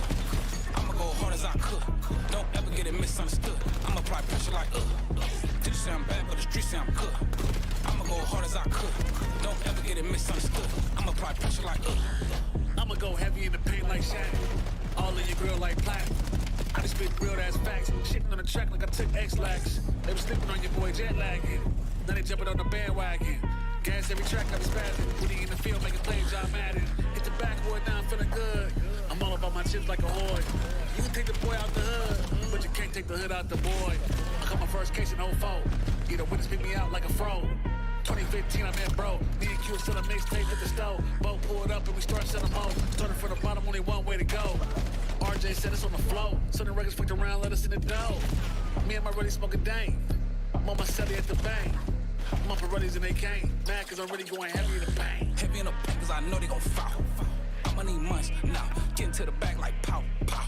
Thought I wouldn't, but heavy in the pack, cause I know they gon' foul.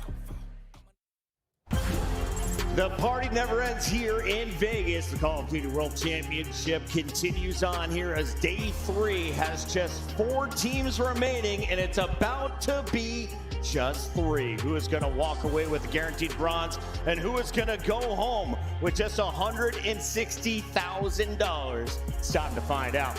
We welcome back some of the biggest brains in all of Call of Duty. We've got Rosalie Parker. We've got Attach, the AW World Champion, the man with a ring. And of course, one who was so close the year after or year before. Mr. Silver Medalist name was. And somebody's guaranteed silver. It's not a fun thing to walk away with, but it does come with a decent paycheck. It absolutely does. But man, is it painful. But this is a huge match. You know, when you get to this part of the tournament, you know, like, we win this, we're on the podium, we're top 3, we can win this entire thing. So on one side you have the known and the gentlemates. These guys can blitz their opponent, and then you have the unknown on the side of the Falcons. How good is Aluka when we get to the later part of the tournament? Were any of us brave enough to put those players on our Player X roster? It is time to find out. Let's do a check-in, and I don't think this is real, but whoever wins this draft is going to be the official first face of Player X. I'm leading, suck it. Suck it.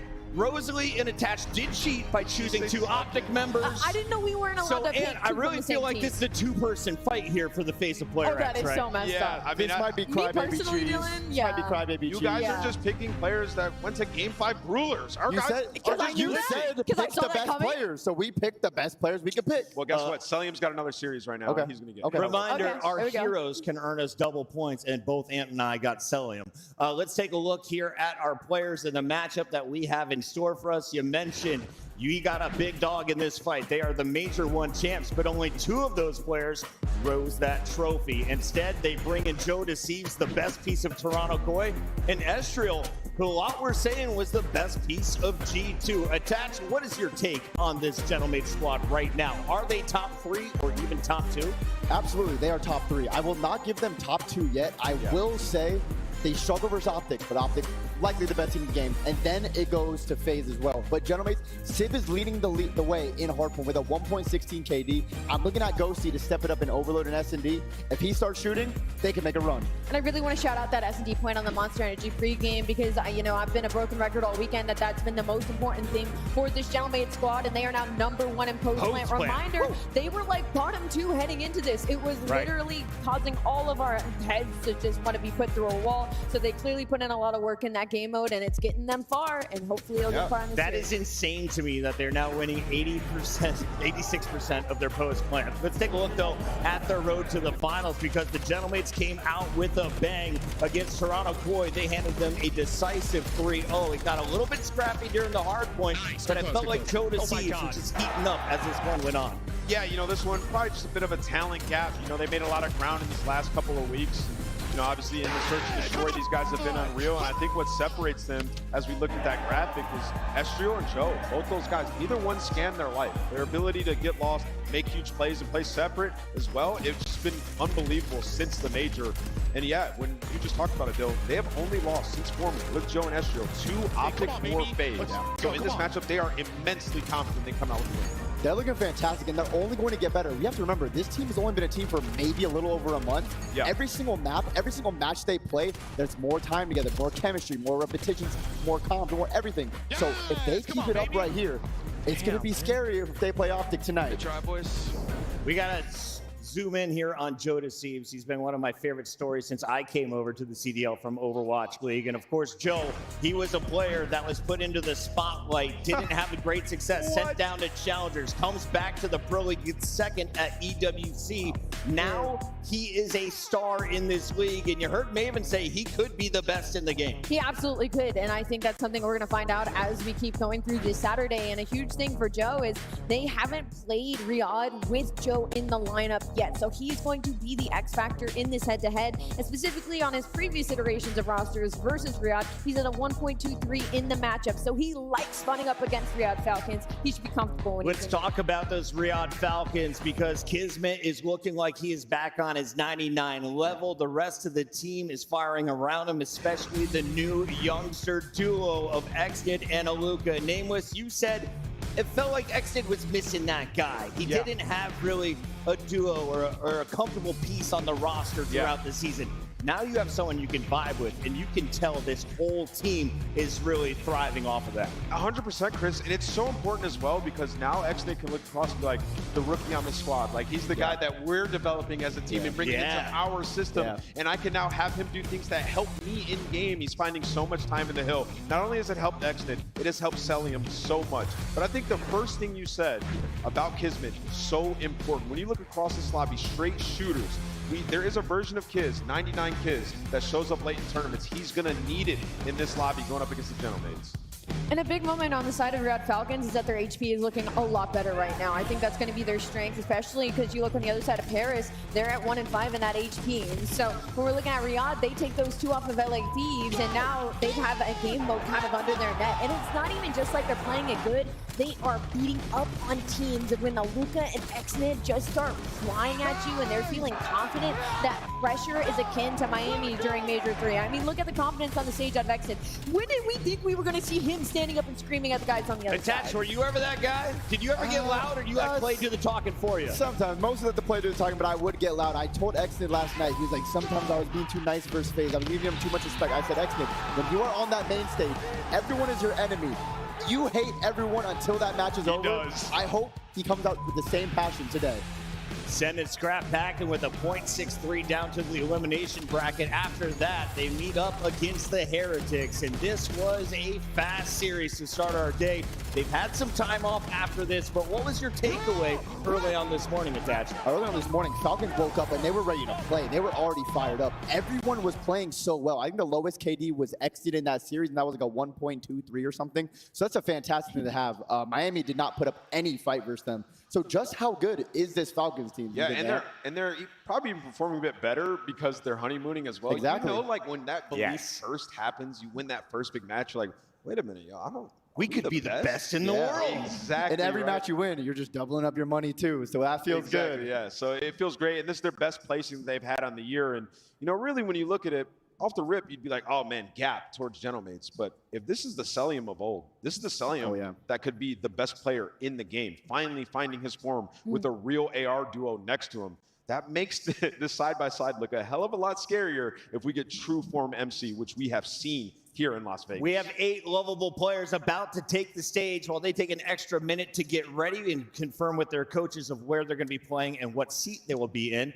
I want to talk a little bit about what we should be looking out for. If you're going to dial in on some stars, let's take a look at our numbers. This is going to be Sib versus Aluka. First, I want to talk stats, and then attached, I want you to talk to me about roles because we got the Rook on the right playing free, and then the man on the left trying to prove he is not nonchalante. He is dialed in and trying to become a leader. Yeah, he's been great this weekend. And yeah, he is the veteran on this team. The Gentleman team is also very young, but Sib, his hardpoint has been so good. He is the damage dealer in the respawn modes and the sniper in S&D. So if he gets hot in that mode with the snipe, they can take over. But on the other side, Aluka, we don't know just how good he is yet.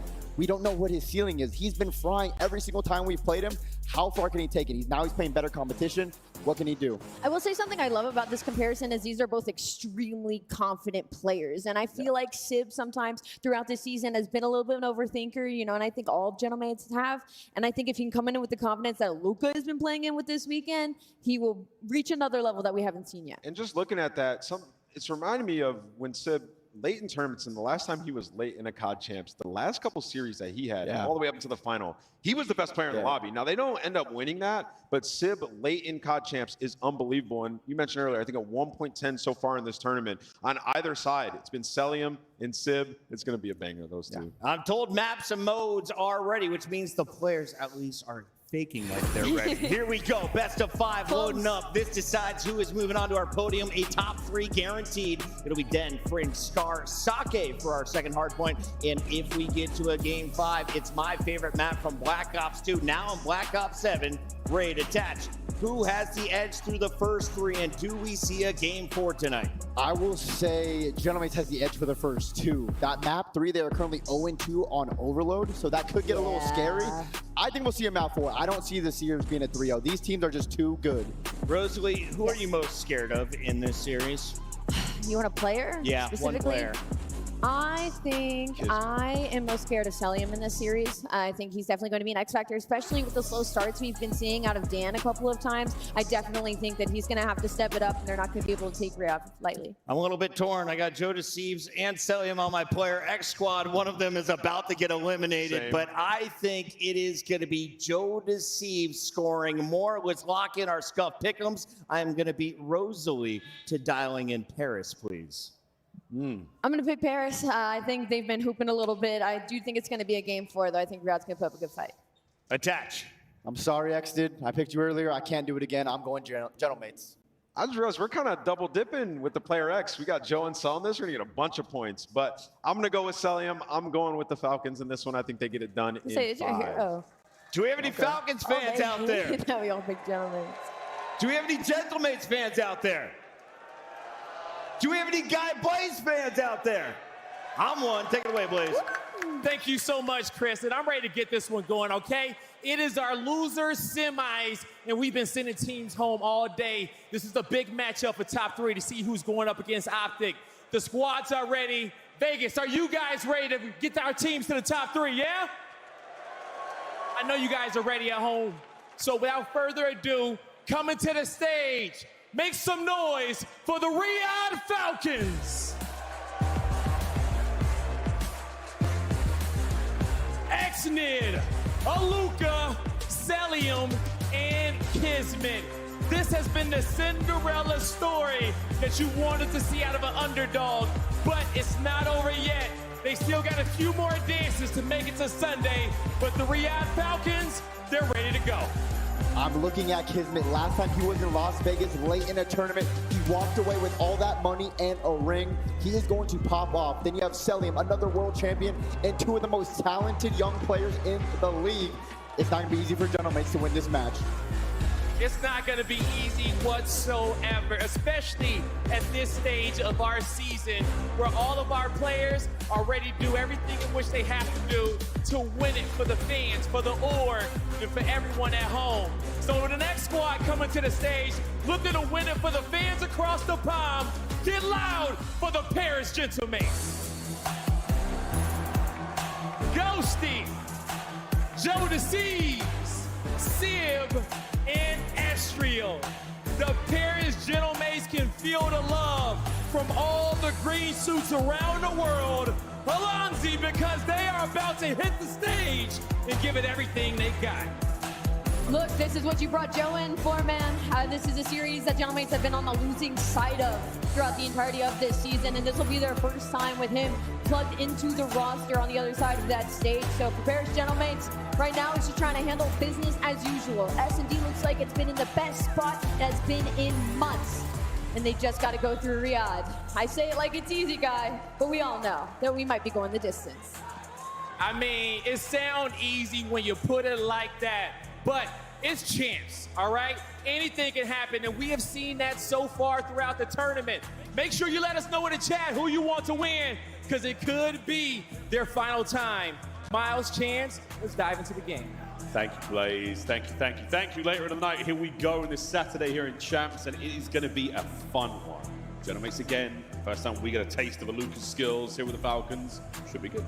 And nothing to lose in this series, especially for the Falcons. First tournament for Aluka at Champs, already top 4. Expectations have been exceeded, and now you're just playing for extra money. I mean, you're going to jump up an extra 160K if you win this match. Yeah, that's not bad whatsoever. A single match will build you. But the Falcons are in this tournament so far. They have stunned, they have turned heads, and they have absolutely turned it around. What an up and down season they have had. The single change has net them quite the success. That man on screen, Aluka, alongside Exnid, Kismet, and Celia. We'll see how far they can truly go. Charles, what are the strengths of this squad right now? Clearly not their monitor settings. That is the most diabolical setup I have ever seen. He plays at a Dutch angle. I don't know how he makes it work, but the CDL pros we have are some freaks in game. With fist bumps out, headsets on, let the real world melt away and sink yourself into the game. At those beautiful pink cables. It is going to be a very fun time. Lucas into double handle as he's ready to go, man. Yes, Exnid's monitor is a serious tilt. I've had the pleasure of standing behind it, and it's extremely disorientating. On the other side of the stage, all straight and level, except for Joe, who has to bump the height of his monitor because he's such a tall player himself. But a tall player out of game, tall in game as well. Joe, a force of nature here at Champs. Arkansas Farm Boy. They are built different, corn-fed, ready to go. When he bounces on the stage across from you, it is an intimidating thing.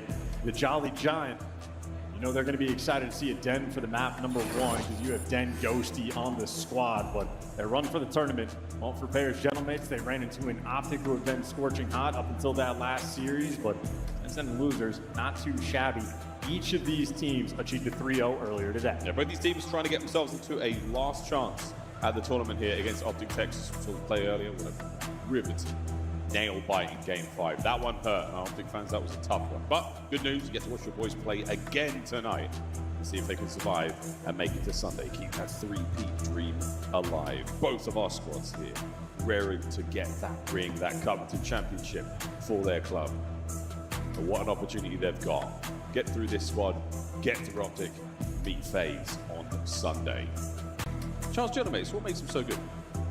Full squad. They have just an absurd amount of firepower. Literally every single player on their team has takeover potential.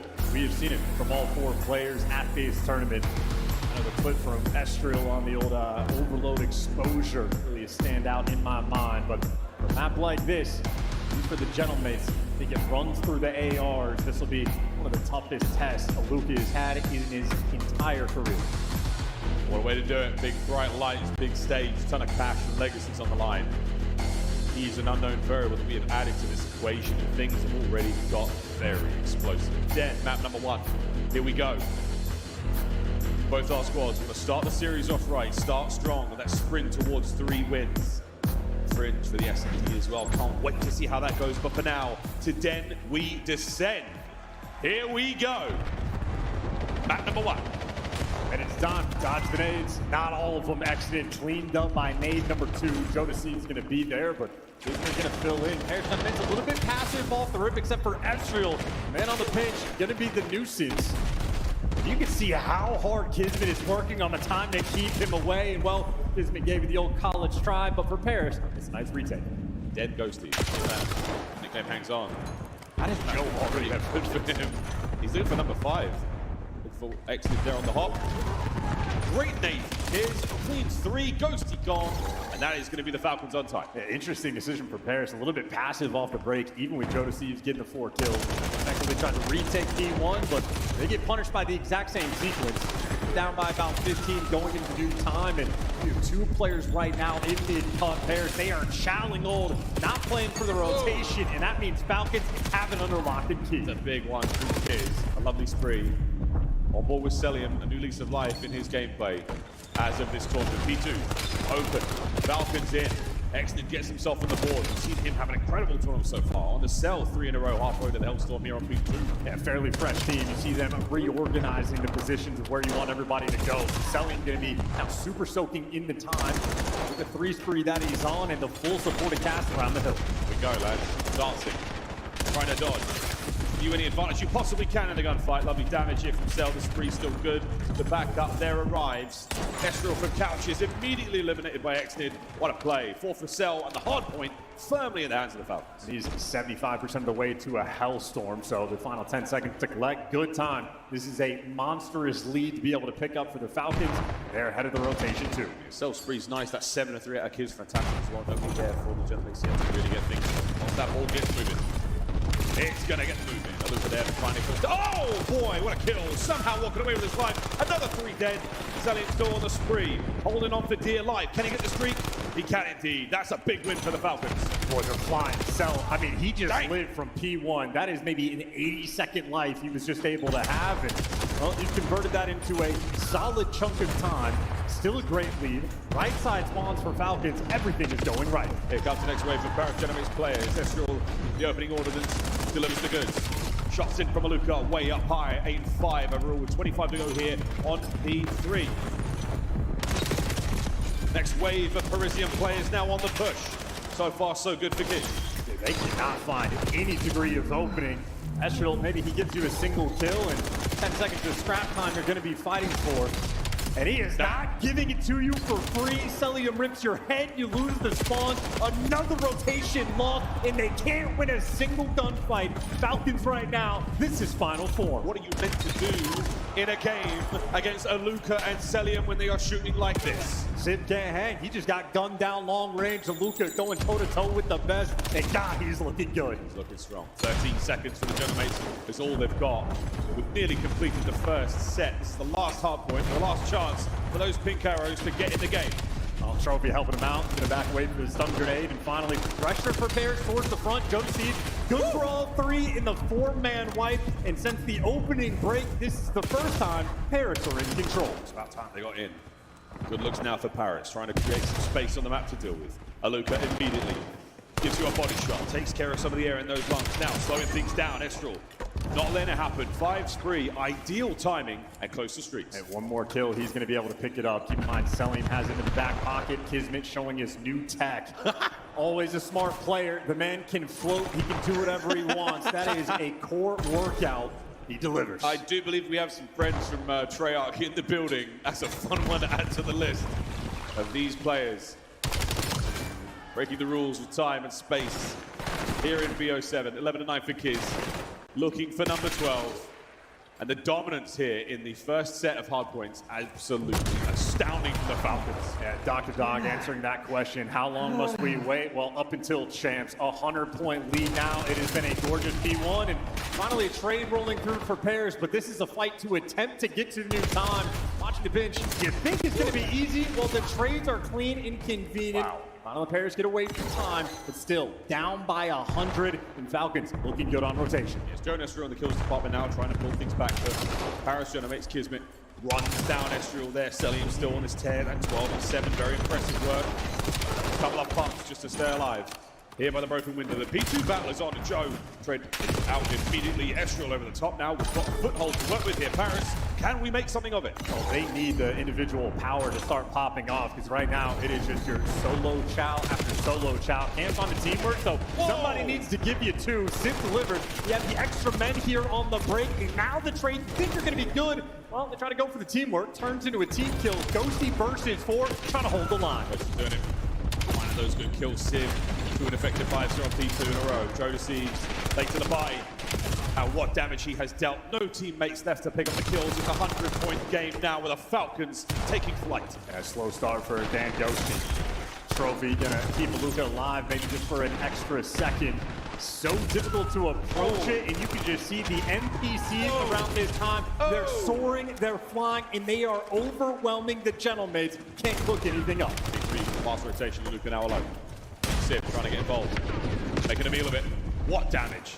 Finally able to get the kill. A foothold yet again for the Paris Gentlemates. 2 hard points in a row. Let's see how much time we can get. Well, took care of Exodus. Now you're a little bit safe and comfortable on the time, except for that Hellstorm Cellium earned 3 minutes ago. Here's a look at the damage. Kiz capitalize, the nature good. Kismet, 8 finds 2. Civ, the last man left, live on time. The Bulldog finally brought down.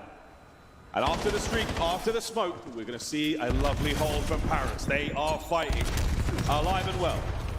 Go with that. Long term, you're going to feel a little bit more comfy. 2 players here from the mid-cut. Civ, well, simply overwhelmed. Exit good for 2, and the break is going to be good. Ghosty, last man standing and taken nearly off the map, at least good enough to get the time. He's fighting for his life. Fighting, holding the back.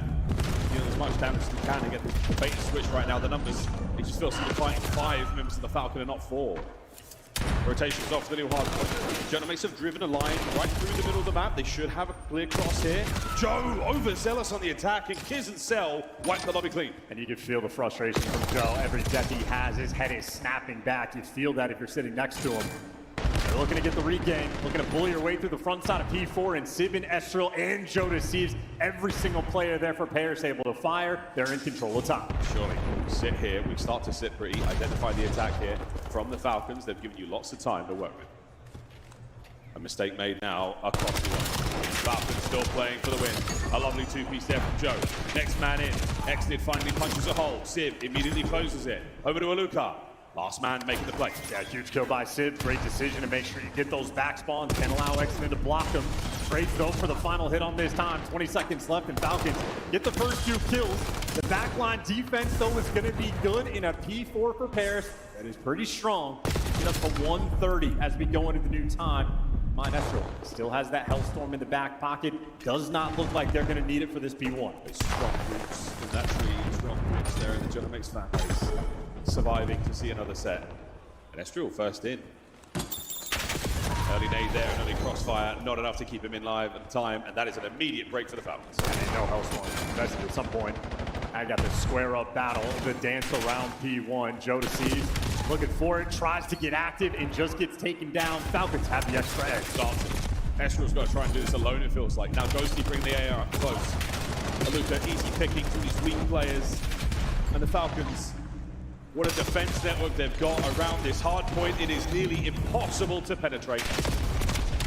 Bears are getting desperate, and for good reason. No open lanes, no open avenues of attack. They're just trying to slide out to the P1. Joe Deceive is just throwing away his life, desperately trying to make something happen, and they get picked apart every single time.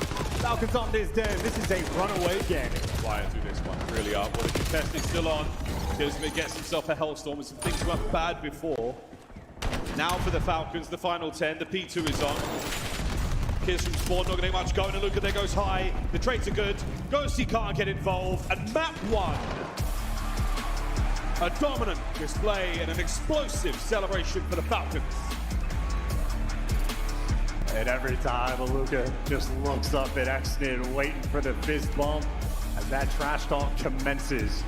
This is champs. This is for top 3. And that is Paris Gentlemates getting bullied out by the fresh faces of the Falcons. They're up 1-0. That was not a pretty hard point for a very long time. Falcons. I mean, that was nearly total control. The game flow is going to be hideous, mate. No joke about it. Big work there from Kiz at 30 and 20. superb work across the board in the assists, everyone pulling their weight and more. How about Aluka, 27 and 20 as well. Great work in nearly every single map we have seen this rookie play. His first professional LAN, and he's kicking ass. And he has completely changed the dynamic of his team. Selling 20 and 16 doesn't feel the strongest, but the damage is good, the hill time is good. The early Hellstorm was an absolute dagger. On the flip side, the ARs for Paris Gentlemates struggling. No Den Ghosty in map number 1. Sib couldn't find his footing. They were just on the back foot from start to finish. Placer's got to be bumping in the backstage. Well, he's given us enough, intel this event. We've spoken to play more than most of the coaches. And it's been very confident in the Falcons camp. And it was this level of confidence from day one that we were questioning. There's always that honeymoon period. You do make a big change like this, but man, Aluka is doing something else here. This really is strong, confident work against a lot of good teams. And that man, Aluka, these highlights, he has got one hell of an aim. And again, I said in the map, when Aluka's shooting that well, when Selim is shooting that well, there is not a lot you can do. Your individual gunfights are not going to work out. Sid, signs of life, a couple of nice moments, but the ordnance there from the Falcons battered the mates on that one. And it feels like a battering, because how much head smashing did we just watch on B1? Jodeci just over and over and over, throwing his life away, trying to add the bodies to the pile to break through the dam. The exact same thing was happening on the P2, just almost like a field of zombies that you're dealing with. And well, simply overwhelming. 250 to 138. It's not even close. 102 to 13. That is a devastating scoreline. 210 to 86. It is a miracle we saw the Gentlemates fight back through that. We test their mental resolve, and right now, the gameplay, they're barely able to hang in a map like that at times. One of the major changes we saw from the Falcons, we see Aluka come in his interview with Blaze on stage after their first win. The Thieves didn't expect us to shoot back. Well, right now the Falcons are doing more than shooting back. They are clapping everyone across their way. Well, Den was one thing, the respawn was that. But now the Fringe. A little bit of search and destroy chance. This feels different. This feels like a Gentlemates map. Yes, they've been very confident on this map throughout the weekend. I think Champs has broken a few teams down, but their gameplay has really displayed a consistently high level.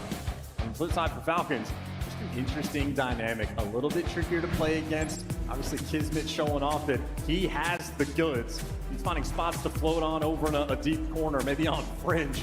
He'll have something similar. That's levitation, Kiz. Oh, Wonder Boy there finding himself a lovely spree. Started off by that little spot.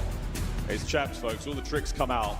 The dirty playbooks, and that man of the New York Subliners roster, part of one of the trickiest teams in COD history. And also one of the best mentals in Call of Duty history. The career that he has had, he had a very brief introduction to the Pro League when the introductory year for the CDL, got sent back to the pit, and then he came back soaring to go and get Champs. Dealing with a player that you think is 99 rated in the Champs finals that trash talks him, and he barks back with a big old bite. Bulldog has earned the reputation.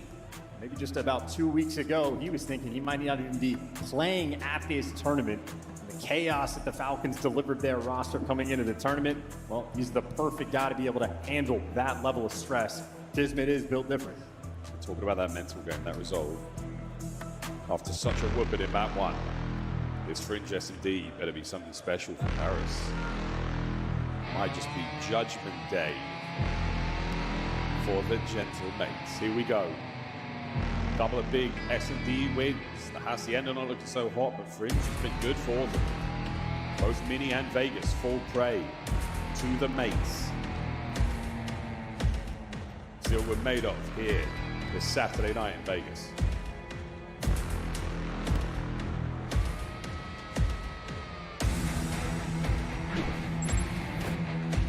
Here we go. Falcons on attack first. And it's a real slow one. Oh, Exnid. That would have been the opener. And if you haven't watched Exnid with the sniper this year, understand that Paris, when they're challenging him, they are playing with fire. He has been a spectacle. Nonetheless, it is a nade that gives you the first blood. Aluka already off the map. Pressure on. Ghost is going to peek this wire, but Cell, how I end up. Ready to party. Ghost is on high hops. No one gets involved there. A-bomb site now might be the target for that bomb. And Exnid, sniper in hand as well. He's trying to make something happen. You just wait and see if anybody's going to overcommit on the pinch. His teammates trying to make a play towards the B site. If they don't have the bomb, they're just looking for the kill. For the kills, Kids in position. Watch that flank self. He knows he has to do it for himself now. Fast wrap. Ghosty could make some damage. Estriel gets involved. Estriel can't get it all done though. 2v3. Ghosty down. 2v2. 30 seconds on the clock. We're going to make a move here, Falcons. It's getting mixy. Not a lot of time. You expect you're going to have to go for this bomb plant, but the Paris players, they're going to be here. Kismet has to watch over. No time to plant. It's a fight. Over the top, Sim. Gets both. Zenimates take the round. There's the Paris players trying to get confidence going and flowing. Sib good for 3 in the round. Only 134 damage. He got to be the cleanup crew first with the nade and for the final 2 shots, but nonetheless, don't miss, don't lose. Good for round 1. And again, one of my favorite submachine gun players in the league right now. Sim. Yeah. He's fantastic with that NPC. That certainly changed things here in BO7. What a great round. 3 there for Sib. Swap sides, get involved. Young Joe, our bomb carrier now. Watch out for the nades. A couple of connections there with the stun. We'll see if this one hits. Classic 2-2 split here for the Falcons on defense. Interesting smoke that just got tossed. That might be tech for the Falcons or an idea that they're playing with, or just a mistake. We never know, but a 4-man spread across the map defensively. Paris looking for any degree of opening. Intel on Aluka on the A site. And a nade there to meet him, but no connection, no first bloods. You can't find the opening, you have to make it. And here we go through A. Kismet. What an off angle. Good for 1. Aluka playing it safe and steady from the inside of the bomb site. Ghosty, lovely damage. Gets away with his life. Reinforcements en route. Exnid is here. But inside the bomb site, we're giving space up. Exnid baits him into the snipe.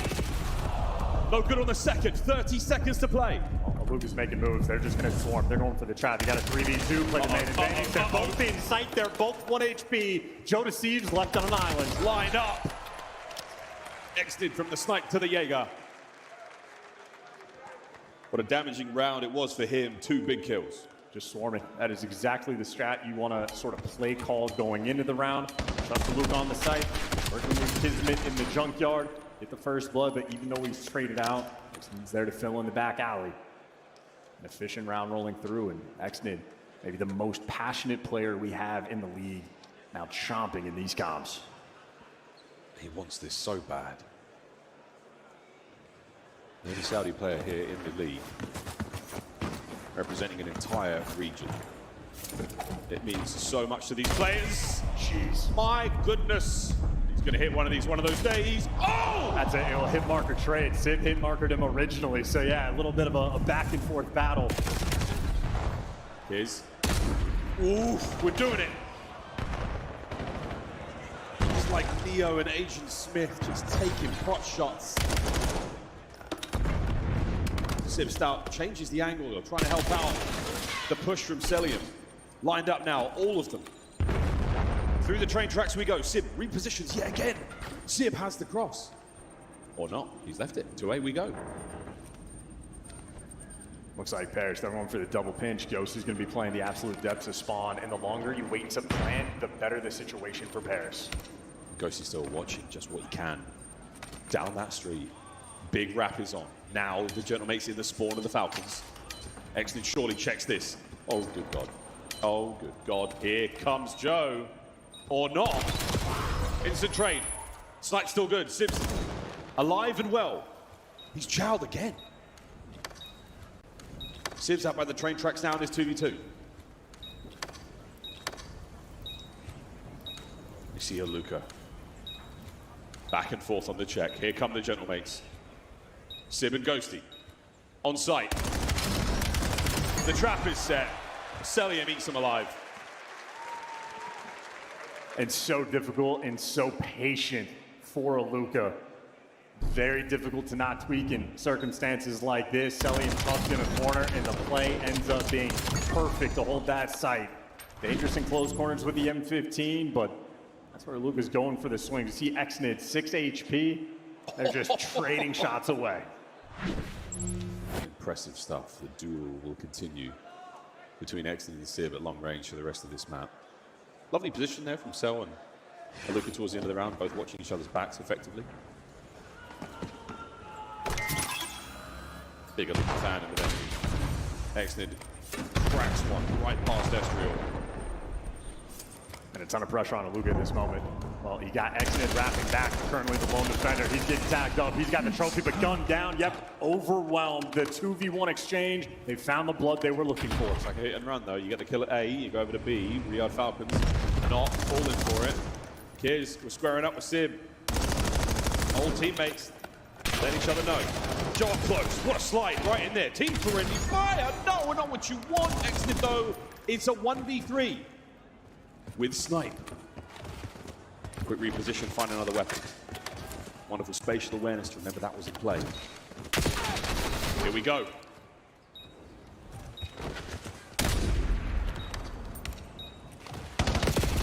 Exnid not going down without a fight. Gentlemakes equalize 2-2. And you can see how difficult it is to even see pro players at this level. They're always pixels, always in prime position, and there's always more than you're prepared for. One guy in the back front, Sib right tucked in this corner, and the other guy coming through barn. Pairs snapping in a position in this round, and there was a very small moment, window of opportunity to find Aluka before the support came through on the bomb site. Timed it out perfectly. A small weakness exposed to get the round. Well, here we go. Aluka yet to get himself a kill. He's been very active so far.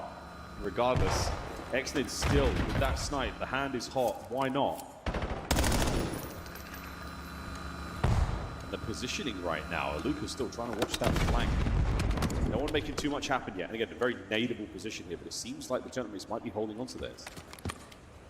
First attempt at the blood was the nades, no dice. Stun's only going to be base. It's going to be a very quick B hit. Kids are going right through the front. Ghost is going to play it real safe. He gets through. Not undetected though, he eats the nade. And now dots all around him with a patience payoff. Sibs hit the flank. It's a huge play from the Gentlemates. What a slam dunk. Lead change, Paris. Smoked by your own smoke. No aim assist there on the gunfight for Sib. Makes the perfect play. Hyper aggressive going in through tools. And just the utter swarm.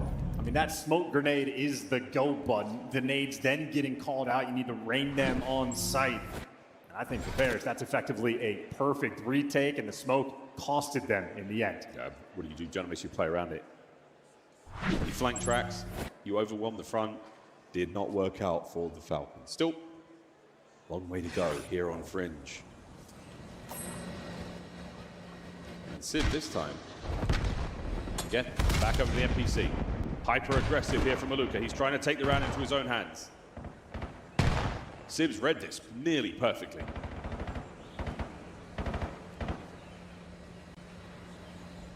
Waiting for a mistake to be made.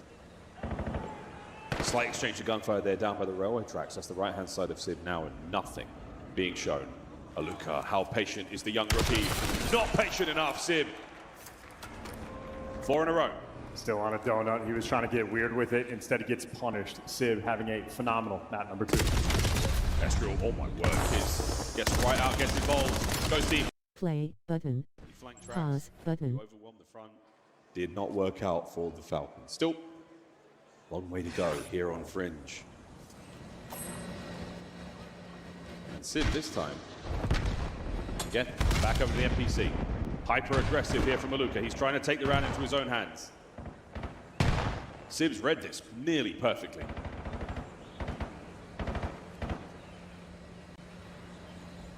Waiting for a mistake to be made. Slight exchange of gunfire there down by the railway tracks. That's the right-hand side of Sib now, and nothing being shown. Aluka, how patient is the young rookie? Not patient enough, Sib. 4 in a row. Still on a donut. He was trying to get weird with it. Instead, he gets punished. Sib having a phenomenal map number 2. Estriel, oh my word, gets right out, gets involved, goes deep, catches him through the smoke. The spree's now continuing. Sib, 5. Last man in the middle of the map. Exnid down and out. Complete control, suffocation by the Gentlemates. It's bullet ball. They have found their weak link on the opposite side. Aluka struggling on the map. He's had a couple of first deaths, making 3, especially on the defensive end. picking up the kills through 10 in the junkyard, wherever they find it. Once they find that open lane, the rounds collapse. Não deixa voltar depois disso aqui, galera. Ou dois jogos, hein? They had, well, Kiz left one shot, easy cleanups there for Ghosty. Porque dura 8 horas e 46. For Paris. Então, deve ser 1 a 2 jogos que deve durar. Terminar ainda mais 2 jogos. Qual será? Eu não sei. A-bomb site. We've made entry. They've lined up for a moment, but it's just to bring Kiz down. Excellent tag. Vai ser o último jogo amanhã. E classificando para amanhã. Doubles the kills. What a play. Vai ser triste. Needed that, now you got to close the round out. Eu falei que o Ryan foi eliminado, mas eu não tenho certeza. Responsible for the outer lane of the bomb, yet to get planted. Wow. And you're just getting shredded. Well, that should call the round. Yeah, they're going for it. Wait, Ghosty might catch these players. It's not through the middle of the map. Eyes on a few of them. Can he get away with his life? The chase is on, and Ghosty down. And what a turnaround by Luca. Can't even throw a shoulder against Selly, and he's just gonna wipe you off the map. Quick round that you needed. Aluka gets on the board, not just for the 2-piece that he had, but he gets the final one. 3 and 5, and now you got all 4 Falcons players in the mix.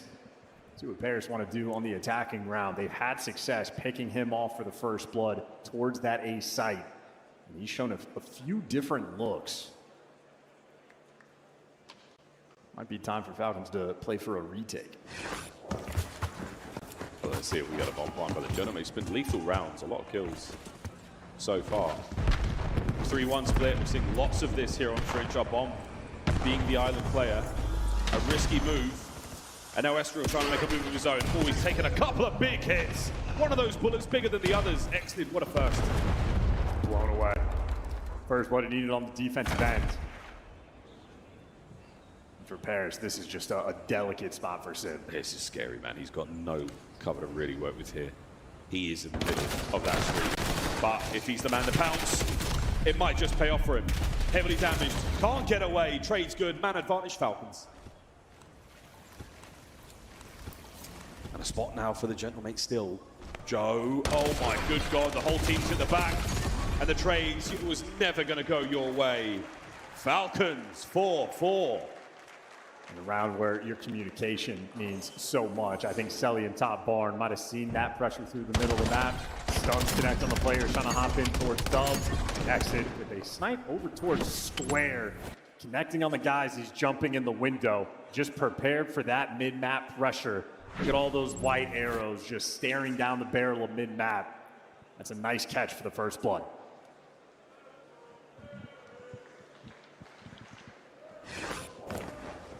What a difference maker we have seen from Exnid in this tournament. It's a 4-speed right now for Selling that we're worried about. Effective nades there on towards the A-bomb. Creating a huge amount of noise on that side of the map. Estriel, though, not giving this up. Perfect corner. No good for the trade. Kiz is sweet for now. I do believe he's on the trail. Ghosty there, down low. Spots him out. Here comes the challenge. Kiz buying time. More than time! What a gunfight. 2 more players still to deal with, and Kismet on the hunt. There's so much time in this round. No pressure to go for this plant. Wait for the intel. This is Falcons playground. They've managed to exfiltrate there from the B-bomb site now to A as a team without a single shot being fired. There we go, finally Ghosty. Oh no, he rings the alarm bell. And the first man to fall in the fight. 3v1 now. Joe, what a task this is.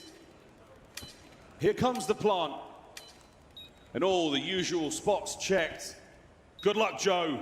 You're gonna need it. Put down, slaughtered, map point Falcons. They were down 4-2. 3 rounds in a row they've achieved. Big mental here on the main stage at COD Champs. Selling for the final kill at 8-4. But it's Kismet, the dance work. Just light, huge. Former teammate, gone. Huge. I mean, that's the right gun at the right time. Sim, even aiming high, like he saw the wall run. Or the jump, rather, in the playbook there. Still couldn't stop him. NPC, just too much. Well, map point Falcons. An aggressive gambit towards A. They're overextending. Can Sib level the playing field? No, no snipe. The bomb's made it to B. Exited here, the sole defender. Reinforcements now on the shuffle. Falcons now together. They're not forcing it. They're going to wrap back. They have no space on the map, but that is a wide open A site. They don't have this information, but they're clearing it out. Paris are trying to take this fight on their terms. Info passed, numbers now. Do we go back? We have the option. Estriel has kept the back door safe. Back to B we go. Genomates are certainly playing this their way. They've just juked them out of their shoes. Another situation, the sooner you get this bomb down, the better the situation for Paris. Again, you're able to isolate, you can contain these players to a degree, but you've got to get the bomb down. 30 seconds. Falcons, they might be striking faster than you think. They're going for it. They're getting involved. Exit with the damage. Selim's now gone wide. The bomb's still yet to be planted. 20 seconds on it. It's going to be a fight for the final few seconds of the map. The Falcons have fought their way through. They know the B bomb site is clear. They know A is all that remains. And Kismet decimates them on Fringe.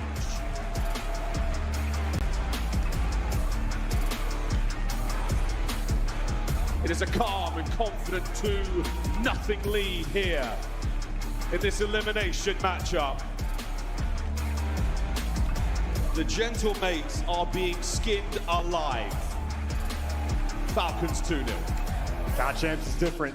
Impacts you in a different way. Paris that final round, they played it perfectly. Juked them out both times. Had the mini-map looking exactly how you wanted. Not confident. Então quer dizer que Miami terá chance então, hein? Porque Gentleman perdeu! Playing just fearlessly. Kismet, double digits there, 3 first bloods, and of course, agora tô em dúvida, hein? Tem que ver agora aqui. They got the 6 Se é o próximo jogo, é Miami. Se for Miami, vai ser chocante. E Miami tem que vencer. This team has dealt with. Well, here they are. They can taste the victory. Scar. For Miami. Eu não sei quem vai ser o próximo jogo. Okay, hard point. We've seen how devastating they can be on that. So again, that's a bit of a pimple there for the Gentlemates to worry about. Raid, SD for game 5. We have to go that far. At this point in time, though, it is feeling dire. Não for comerciais, eu vou aproveitar. We will see, though, what happens after this break, folks. COD Champs, anything can happen. Don't go too far. On the other side of this one, Scar Overload, a 3-0, or the beginnings of the comeback. We'll find out after this. Ah, tem mais um round. Tem mais um round. Ok. Tem mais um round. Então, quer dizer... Iniciar janela. Tem mais um round, então. OBS Studio 64 OBS 28 por live 5 horas 56 minutos e 15 segundos. Projetor em tela Ó, cheia. faltam 3 horas, hein? 3 horas de live.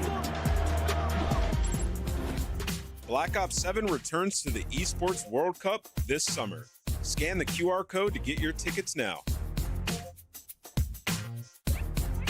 Go pick up the 2026 Call of Duty League Championship Tracer Pack. You can support all 12 Call of Duty League teams. Iniciar janela. Player X is the official esports fantasy partner of the Call of Duty League. Brought to you by America's Navy and the special operators who work in the shadows. Digite uma mensagem para nível elemento e edição possui autocompletar multilinha e clicável nível elemento https://www.facebook.com/share/r/1MB5N8XL https://facebook.com/clicável principal marco não foi possível abrir ler favoritos mais favorito dashboard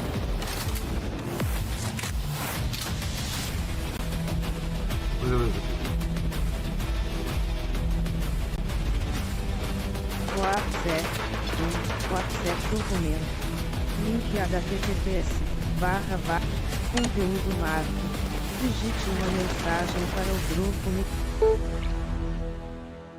At COD Champs, the fun goes beyond your seat.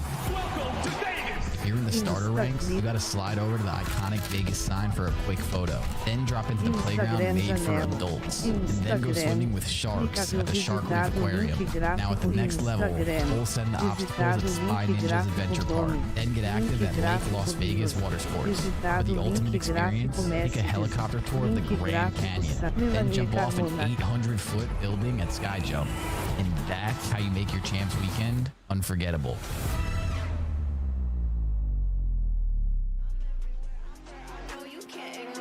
Vai soffiare alla Miss Profile no Pix, like lá, clica ver o principal marco, clica ver o live gráfico botão.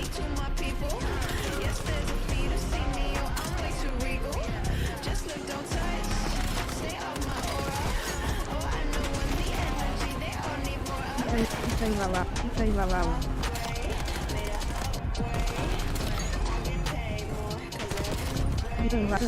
Like. Follow, testar a banda de Profile no Pixel. Clica ver o like gráfico botão. Follow, Jéssica Rossi 1009.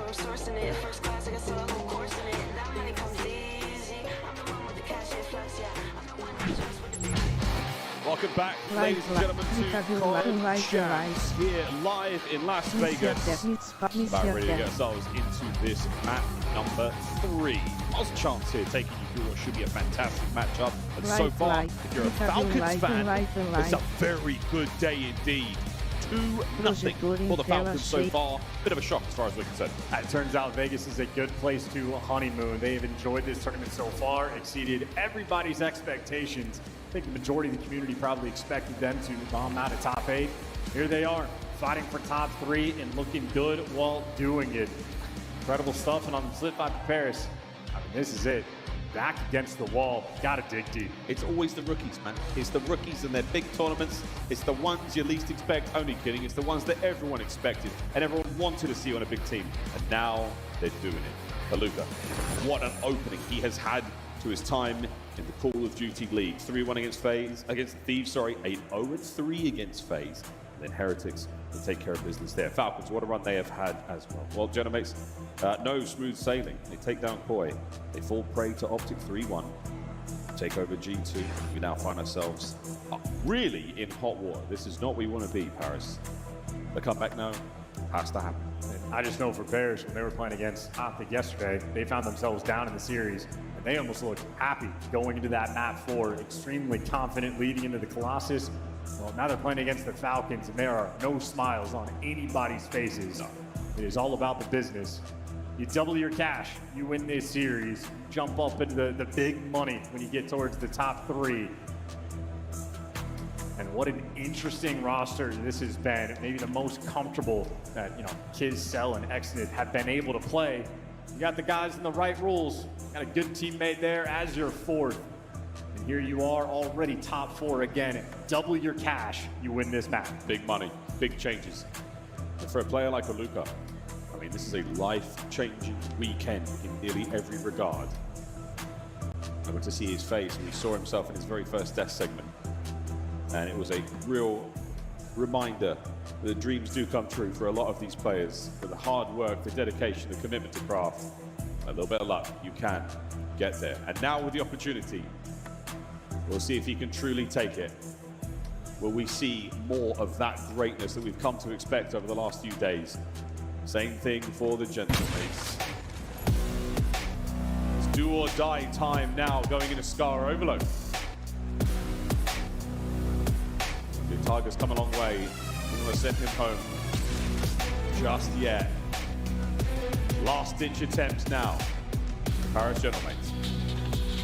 And for them, this is not the graphic you want to see. Selim apparently just hibernating the entire year. Waiting in that hyperbaric chamber just for this very moment. #1 KD at the tournament in this game mode. Scar is an AR's playground. Telling that dangerous backup man, but you're thinking for map #1, the AR duo for Paris really struggled. Selling, Luka having a great time. Well, they fall off the rail. Big 2 out of Estral. Massive pressure here from the Paris Gentlemates. Cell, what a corner. Cell, oh, what a stop. Exit joins in, and here go the Falcons.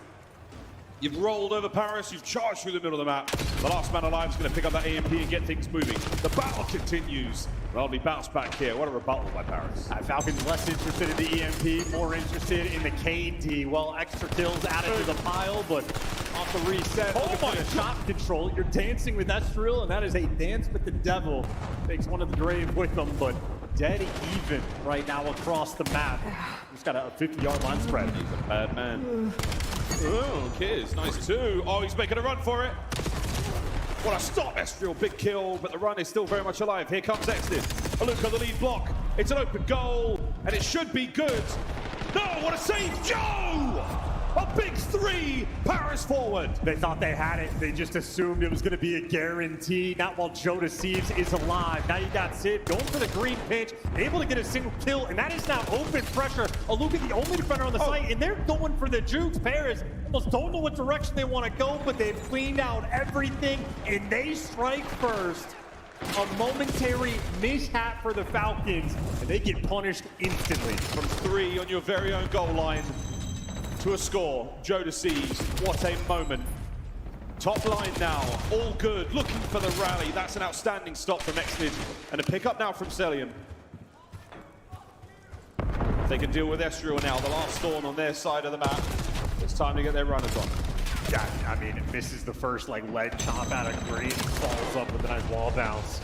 Good for the kill, and Ezreal leading lobby with 11. Now you got that topside device spawns, and if you got the plane heading, well, you effectively have control. Falcons apply that pressure.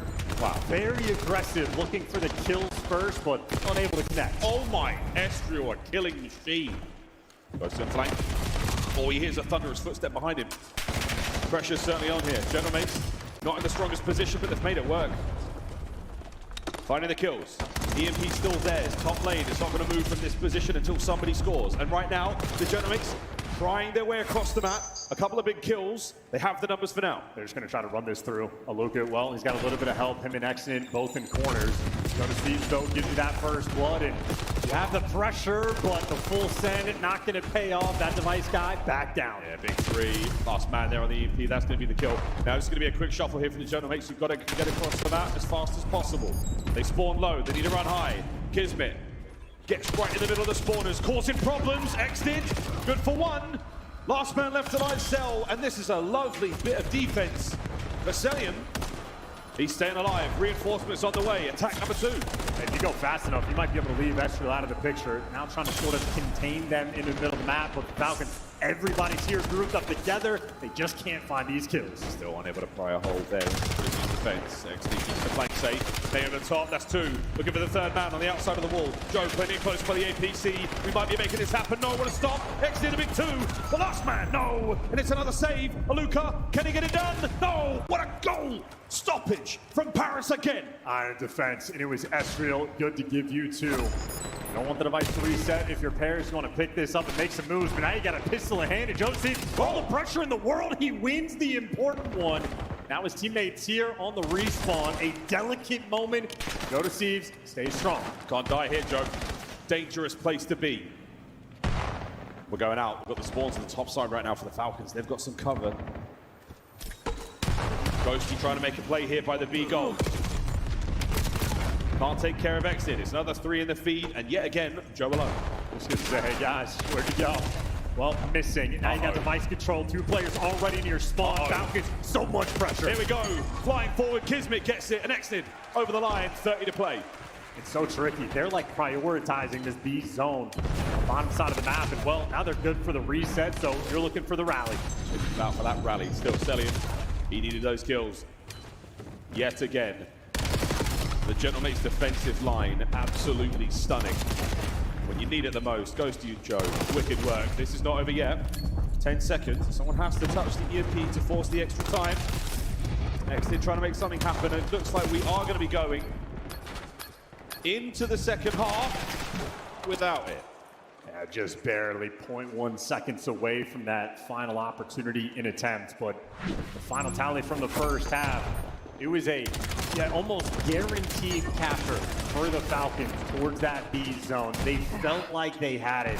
Jodecives comes scorching in to pick up 3 and turns it into their first score. Here's the side look. Cellium just looking the wrong way, and Jodecives snappy with that MPC. What we saw in that first half, though, very much a stronger hit here from the Riyadh Falcons. More attempts on the goal of the Paris Genomates. Oh, we were close there, kids. Close, but not close enough. Into the second half we now go. All tied up at 1-1. And the Falcons definitely showing a lot of zeal here. More attempts on the attack. Paris, that defense holding, but holding for how long? Up 5 to play. Slay heavy and aggressive are the Falcons. Always looking to push up and get into space and find these kills before they really commit to the objective, but able to find the kills. Bears holding strong, that's 2 in the feed their way. Cell now, going to have to slow things down a bit. Still maintaining that zonal pressure there, right in the middle of the map. Oh, a lovely attack here from Estriel. And he's still dancing. Estriel, what a moment. Just playing there with the Falcons defense, opening a hole here to work with by the top. Estriel buys a little bit of time. Messes with Exnid's timing. Thinks he has the clearance towards playing side the map. Instead, Paris now, all the pressure in the world. Uh-oh, lets the player through. Unfortunate moment. Sim trying to get it going now. It's going to be a couple of kills going the way of the Falcons. That is a big opportunity now. Get themselves out of trouble. Get that EMP towards the halfway mark. I mean, listen, the mini-map for Falcons. Aluka's standing on the B portal. Ghosty's going to be behind you. Could be a runaway game. Picking up and going. Plays for the second. And he doesn't want the device just yet. He hesitates for a moment. And it's enough to make it weird. He's making it happen. Oh, what an attempt. Here comes Sim. EMP's been touched. It won't reset for a few moments longer. No one there for the Genomates. Joe, the furthest man forward. We saw the vision. We saw the attempt. The solid defense there at the Falcons. Stay alive. Feel the pressure in this game. For Paris, elimination on the line. 2 kills in their feed, their direction. And Aluka should be dealt with. Jodecives good for the trade. Exnid taken care of. And now you got number 4, Estriel. Lead blocker over towards the tank. Paris, all the kills they need. Can they get a couple more?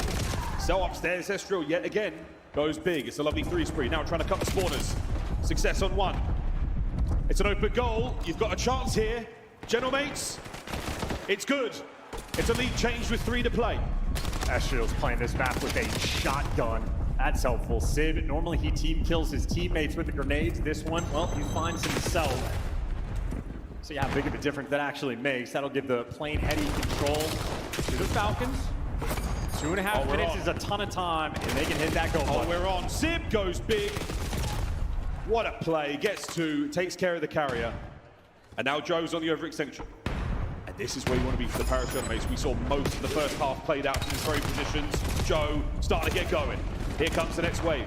Sim trying to lead the charge. M15 in hand. And it's good for 1. It's a carrier drop. Cell lives. Falcons survive. 2 minutes to play. Device is going to reset on the top side of the map. Paris right now has the control, but yeah, Kismet wants to get it out of the dodge. She's going to carry this through mid, maybe wrap it around P2. Currently in shock, Jodeci is going to keep mid back. Just want to keep possession if you can. Try to open another lane, pull those defending players out, create some space, try to create an opportunity. Falcons trying to do so. Yet again, Paris with the pickup. Last man, Civ. Where's the spawn's going to happen? Top side right now, and this is a dangerous spot to be in for Paris. Yeah, he just took it to exactly where the Falcons wanted it. The Falcons, though, can't get the kills. It's a nade from Jodecives. Cellium, well, needs to play keep away. This device will reset in a very different direction. Falcons, they need this touch. Gotta grab it. Exnid trying to stay alive, not going for the touch. There's the reset back to the top side of the map. Falcons out of position here. We're going to have to make a move. Ghosty down. The line now drawn as the Genomates. They're doing what they can to park this. A minute to play. And this is what survival looks like. You start to lose these kills though. Exnid opens up that top lane, looking for another kill on a Ghosty. Can he guarantee the run here? We could be looking at another. Joe in position to maybe make something happen. Is Kiz gonna check it? How does he know? How does he know? It's a run for the Falcons. It's an open goal. Estriel, can he save this? He can for now. The spawns were there anyway, right on top of the A zone. Paris, well, the gift, they will take it. A 4-man wipe in their feed, and now you just need to survive for the next 30 seconds. Surviving, holding on, 30 seconds, maybe go for the 10. This could change in a heartbeat. Falcons trying to pry it open. Paris, survival, this is what it looks like. And Joe, survival instincts kick in. Don't need to touch it. Hang out on the plane, Hetty, play the aggressive. You are just playing keep away. Play that corner, just get those kills, every single one. Buys you a second longer. Ghosty making a run, crossing it to the other side of the map now. Exted.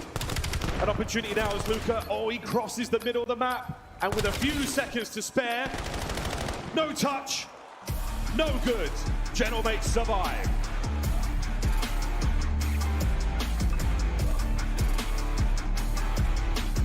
Paris on patrol. A scrappy battle they were just able to win.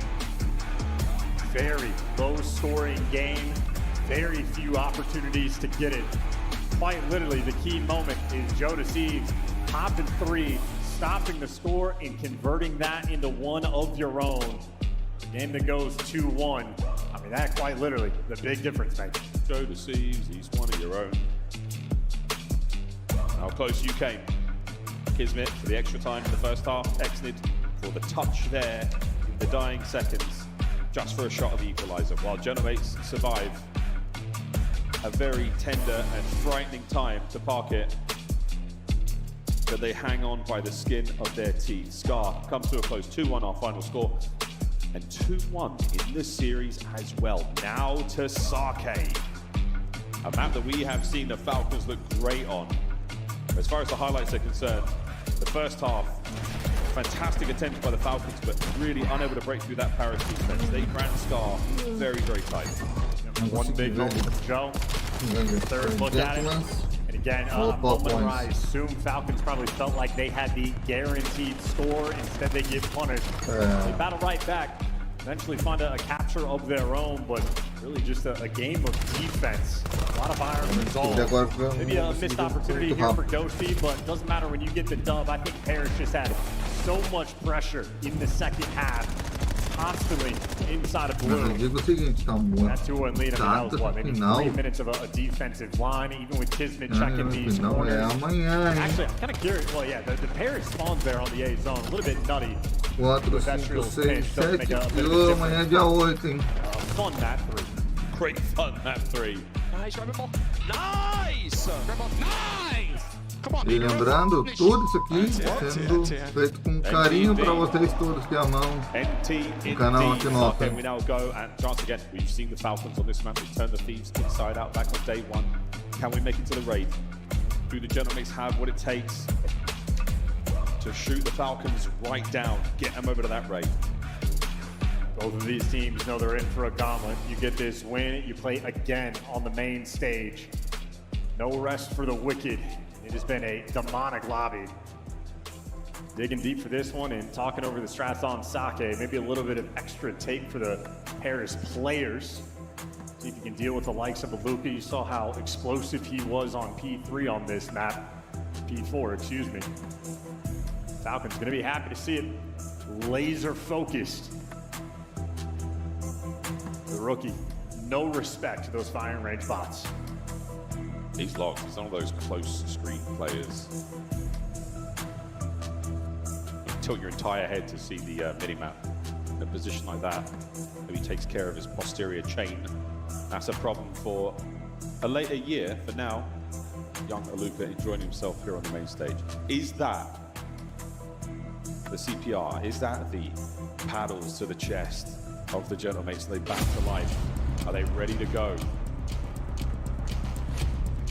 A new lease now. Sake one more time. Again, game plan known for the Falcons. A known quantity. There's videotape out there. Will that be enough to give the Gentlemates an advantage? This was definitely the map where we realized this kid can play. Near 2.0 KD, great hill time. Very solid on the damage front. The map Falcons very happy to see Sake, a recent addition in the map set. Extremely dangerous territory here for the Gentlemates. Here we go, map A partição 4. de 2-1 Paris Gentlemen. Paris, there's 2-1, vamos lives ver. still on the line. They've E bought lembra-se que é o themselves a último lifeline here. jogo What the? que pode vencer, hein? We'll take it. Paris Se on top. Gentlemen vencer, é o último jogo. That's a heck of a way to win the opening break. Josie is going to give you 2. Vamos So now vencer. wants to be the super soaker. Queremos mais Collect um. time, collect the kills, and well, collect death.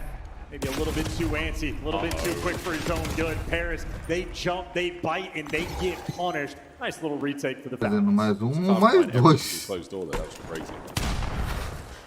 Everywhere you look, there's a Falcon player. And they are trying to run you down. Civ, big pick up there, but don't have to kill kids. Still, back into the hill we now go for the Falcons. A slight lead change. And a few more seconds before we will see that P2 activate the top right-hand side of the minimap. Estriel, what a tournament he is having. Can he keep it rolling? Well, they're trying to soar through and break through that line. Kismet, last man standing for the Falcons, and as he gets taken care of, you just drop the ball on rotation. So a little bit of sloppy cod getting played. Paris going to capitalize. Soaking up the time. Joe Deceives on the back line with the M15. It's everything Paris wants. It's that back warehouse. He's got the deepest recesses covered here. Battles on the front line though. Here comes Kismet trying to make entry through the front, and the dance is on. Civ, what with a shank in the back corner, but not enough to stop the flow of Falcons onto time. Just a quick break. Exodus soaring 8-3 early on in this game. When he gets the hot hand, it can be destructive. Celium, call this the God-headed, but he gets removed from it. The teamwork there for Paris on point with the first 2 kills. They're making it to the time. Tactical retreat there from Aluka doesn't pay off. Exton now trying to clear up all these damaged players. A lovely nade. Another one there from Kiz to follow up. So an attempt there by the Genomates to get him denied. The scrap goes to the Falcons. You have number 4, Estriel. He's going to be spawning out. So Paris trying to hold this 3v4 for a few brief moments. Sitting with the mute field, getting tagged up, but trying to find the motion. Cannot connect. It is depth there for Civ. And Joe Deceives, good for 2. First push gets absolutely stuffed. That is a clean 4 down. Paris Genomates, they get everything they want. Yeah, mute field doesn't make you invisible, mate. Maybe on the minimap. Not IRL. Oh, shots in from Joe. A lovely dance there through the middle of the map. You've now identified the attack, and that's where Ghosty comes in. The next line of defense here for Paris. The big line out, and he finds a lovely 2. 30 to go. And Kismet yet again throwing these superb nades. Not enough left in the attack here for the Falcons. Staggered again here on P3. Yeah, now just a moment of disconnect. You don't even want to throw away the final 20 seconds, but you have to if you're playing for the rotation. So now Paris Genomates, this is very dangerous territory. Going to have a 60-point lead on the new time. If you win the rotation, could have been devastating, but it looks like Falcons take that right side. Oh, this is what we've seen a few times now on Sarkade. Strong hard points, able to rack up real long chunks of time. Come back now on for the Falcons. Aluka on the right flank. Exit on the left. Right bang in the middle. It's going to be Celium and Kismet trying to hold these players at bay. One by one, hold the Genomates fighting their way forward. Aluka the perfect stun. Lovely connection. Civ though staying alive. And that point broken by the Paris. Beautiful. I mean, this is what, a 50-point lead, and this might get a little bit out of control. You are now in the funnel system. Ghosty gets to calm everybody one shot, everybody mid. Estriel knows there's more players. He's unable to heal, and while Celium's good enough to win the gunfight. Now you got contest on the actual time. Joe is barking for it, but traded out. Again, I think it's been a very scrappy series outside of the first match. Sate shaping up to be the same. Oh yeah, there's nothing zen about this garden right now. The green thumbs of the Riyadh Falcons get everything done there on the outside, and now to the top side of the map we go. Our next hard point here in the set. Ghosty on the entry, and that is full control for the Genomates. Great play from Dan Ghosty. Good work with his teammate. Dealing with the mid-cut, he knows he's just playing keep away. As he falls, his teammates picking everything up. There's no pinches, there's no time. You have Exnid roaming depths on the other side of the map. Falcons scoring up for the break. They are so far away. Look at another contest soon. Nah, no need. Finding a lot of success there from the hip. Is the break good? Sit down. Last man, Joe.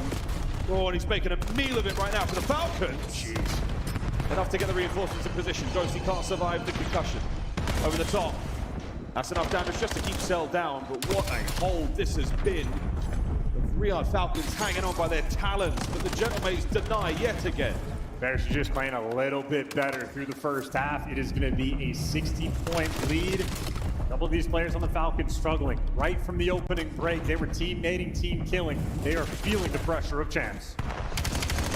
Scoreline starting to get a bit ugly. Back now to P1, second set of hard points. And that scoreline tells you everything you need to know about how this has gone so far. Falcons, have they showed their hand too soon here at Champs? Starcade not treating them right. Gonna have more than a headache after this one. Genomates with the lead. Let's go for a listen in. You might be Jim, might be Jim. I don't think he's lit. Maybe he is. Yo, push wine, 100%. You hear him close right. Yo, wine! Nice, 2-2.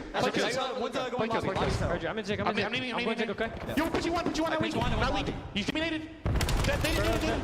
Wine, that nice. I'm going Jig. They're me. One more Jig, not weak. I got time. Yo, 2 spawn there, 2 spawn out. 2 spawn out and 2 there. Kids and X is Arnu. I just have back. I think. I'll be on top. Yeah, pick up rocks. Play for Fel if you want, guys. Playing rocks. Look what I got. Yo, one side. Last two, back door. One shot. There's running out deep front. I have all mid. There's running out deep front. I'm getting lost in the window. Hard block for me, please. Yes, I'm hard blocking. Nice, man. Lift. Missing someone. I'm not missing. Give me short, boys. Yeah, pick up short, Joe. Hold short. Hold short. You pick P5. Luca. I'm on short. One short, P5. Short. There's short. I get him short. One shot. Two sider. Sider challenge me on one shot. Everyone's listening on the fort. I got one shot. Nice. Let's go. I'll get forward. One shot. I'm middle quick. Heard you. I'm chopping. They're rotating. Yo, listen to me. Look at the score. Take our zero. These corners, bro. They're probably in corners somewhere. We are in no rush. I'm sending R. I'm sending P5. Let's go underpass together. Might not be perfectly keeping track of those players, but by God, is the gunny hot. Bears right now up by 100. One break and they might as well win the game. Got 200 to 100 right now. That is about as clean as it could possibly be in the scoreline. Falcons, where are you at? Excellent trying to roll. The hip fire against Estro never works out. Here comes Kiz. You've got the hard point for now, and this is a good look for the Falcons. The first time they've got themselves a P3, and so far, not bad at all. Jumping around, nobody's been able to slip that net. Ghosty trying to give it a try, and he's able to find one. Trade instant Falcons. Keeping this under control. 30 more seconds to play with, and hey, if they get it all, we might just have a game. And Bears, honestly, the way they're looking on the minimap, they are setting up for new with 30 seconds left. That just means for Falcons, plenty of time to work on this rotation. Luca's on a bit of a spree. Selim a spree of his own. We're thinking about those Hellstorm. We would sorely need one to break this hard point. Aluka's now out of contest, halfway for Cell. A couple of kills are going to be helpful now. Through that left-hand side they go. I mean, the spawns are a little bit awkward, but we'll see if that matters. Attack now towards time. Genomates are in. Final 50. Going for the back spawns first. They don't quite block, so number 3 is actually going to be in the mix. And that's good enough to get the kill. The trades, though, are in. And you have overwhelmed the time. Falcons, the break when they need it, and Selim the Hellstorm to boot. Certainly is going to help. Certainly going to help. You need to break this hard point. You need to get towards the new one as well. That's a huge win for the Falcons. Here come the Genomates. From the bar to the grave. Aluka with 2. Hold is good to Sid by the rock garden now. Kismet with the mean shoulders just to stay alive. Reinforcements now in position. Coordinate from Joe. Genomates on the march. This is Aluka's spot. We've seen him in it before. Gets a kill with the pistol. In the trades, even better. Aluka good for 2, and you clean him off the board from down 100, and they're going to take the lead. What a hard point. What a turn. Cell goes low. Good. Genomates players. Taken to the cleaners. Rotation on. Kismet loses the fight. Sim's there for it. Don't forget the Hellstorm. Numbers are there for the Genomates. Here we go. And this is all the time in the world for Luka to hit this pin. So he's going to be on the top side of the map in the Hellstorm. Well, it's going to clear you off of time. Dan Yossi knows it. Needs to run for the hills. And the Parachute's player, 2 kills in the feed in their favor. Joe sees the Kismet. It's a dance battle that Joe wins. He's keeping his team alive. Keep his team rolling. Estro in the mid-map. Aluka now trying to play it safe. No more mistakes available right now for the Riyadh Falcons. One flank, the battle still continuing. Kismet closing now in on the time. Aluka, good for 2. Hard point open. Joe survives. And it might be a 1v1 on time for the Bret. Here comes Sim to reinforce, and there you go. One last dance here for the Falcons. Oh, they're just flying. They're soaring in. They're throwing away their lives. They got to contest for another few seconds to be able to force the rotation. But one by one, they are being broken down. Damn. Paris Gentleman's clean house, and Jonas sees a 7th spree to send us to map 5. We're going 5. We're going the distance. We're not out of tournament yet. Allons-y to game 5. The gentle mates live. And not without a pound of flesh. What a comeback from the Falcons. To raid we go. Last map of the series. In Barcellium, this is a lobby filled with a bunch of new gen cats. So raid, a recent addition in the map pool, but a little bit fresher for these two squads. That, of course, is one of Call of Duty's finest. Does not get better than a map 5 on raid. We've had 2 maps now back-to-back where it has been Gentlemates on life support, desperately trying to stay alive. Parking the bus in the overload. Holding on for dear life there on the Sarkane hard. 2-2. You've taken 2 fantastic maps away from the Falcons. Quem irá parar esse jogo? Search Destroy, always a difficult mode to play with a brand new teammate. Gentlemates, they've got the veteran status as far as the roster is concerned, given its longevity. Tudo aparenta que sim, teremos mais jogo. The story continues. Não tô falando do What a comeback, what an ascension that was. They Em geral.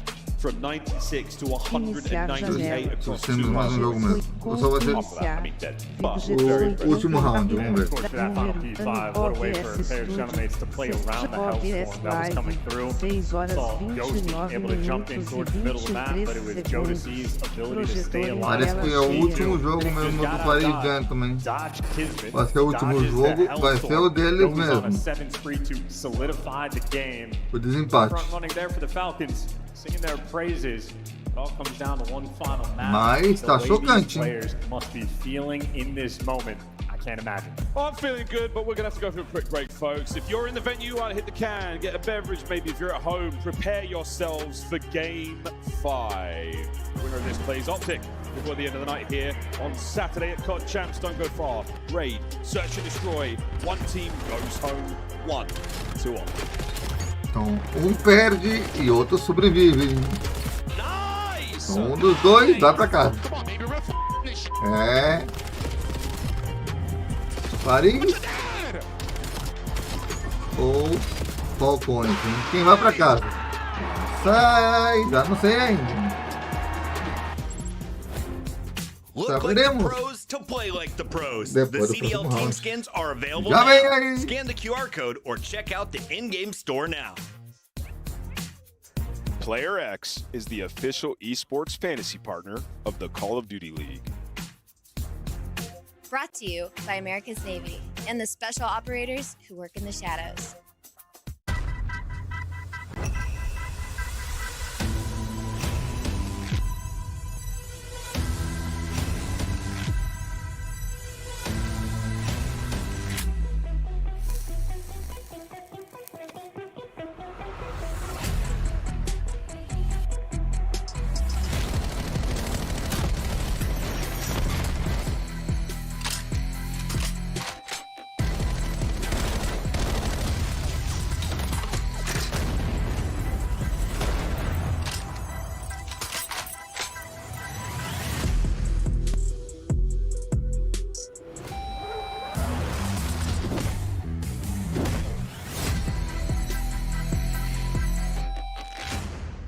At COD Champs, it's more than Call of Duty. It's you whipping an F1 go-kart at the Grand Prix Plaza, testing your aim and movement at Summerlin Paintball. It's you driving supercars at Speed Vegas, surviving the best escape rooms at Escapology, experiencing the immersive art in the Arte Museum. It's you taking a picture in front of the Bellagio Water Show and seeing Vegas from the largest observation wheel in the US. It's you and the squad making memories for life. A weekend in Vegas that you'll never forget.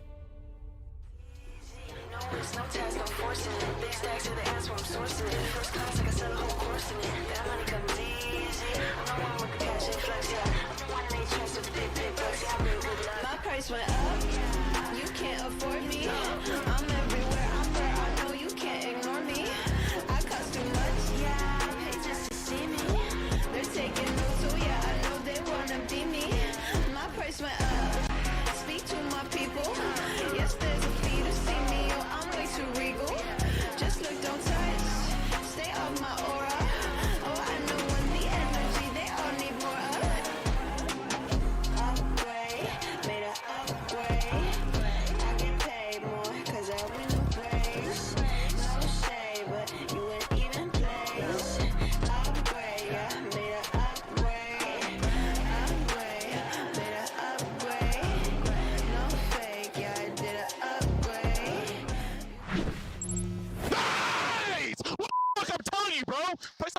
That's a real Bro, I just needed one kill fight streak and I can't get it, bro. That was a tale of two players. If you heard that one at home, naughty Joe. Luca frustrated by the gameplay. Well, time to forget all about it, folks. Final map of the series. Game 5. We're going to raid. We're playing Search and Destroy. We're having ourselves a great time here in Vegas. One of these days I'm going to catch that drone. I'm going to catch him. Catch him in the palm of my hand. What a tournament it's been so far. It's for a date with Optic. Patiently waiting in the wings, getting ready to rock and roll for the last match of the night. Tomorrow, making it for Sunday, God only knows. Looking forward to this one. For a game 5 for players like this, a rookie in his first tournament, a couple players hunting for their first ring. This is tough. These are the moments that you cannot prepare for. This is the moment where you learn who you are. Game 5, they make men. That's the thing with champs. You come into the tournament a player, you can leave it a legend. But you got to get to Sunday, let's be real. We're going to go, oh yeah, Luke was pretty good, but if he doesn't win the whole thing, not a legend yet. Here's how the bracket has looked so far. If you've just joined us, folks, FaZe in that grand finals, the hosts of the event, making it all the way. Optic, the only other team in a position to wait at this point in time, waiting for the winner of this game. Falcons, General Mates, about to get into the 5th and final, and again, the prize money jumps in a big, big way. You gotta hit the tweets. It's a classic in COD. Best of one, send the chow for 160K is the jump up for this one. Well, no stranger to World Championships is Clayster. Some of the best advice you could possibly hear going into the final map. That is the man you want barking behind you, hyping you up before you get into this final game. Big Jim. Been here, done that, won that. You've got more than a t-shirt. There's magic that you impart upon your players now to prevent the reverse sweep. Well, the Paris General Mates, we are all aboard the Losers Final Express. And one of these teams is getting off at this stop. Here we go to raid.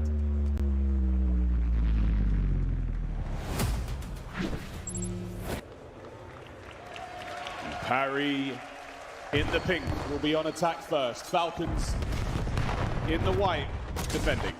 Gobi over the top, right back at you, and somehow Joe doesn't get stuck. Playing this round without Sully in Paris. Happy for this advantage.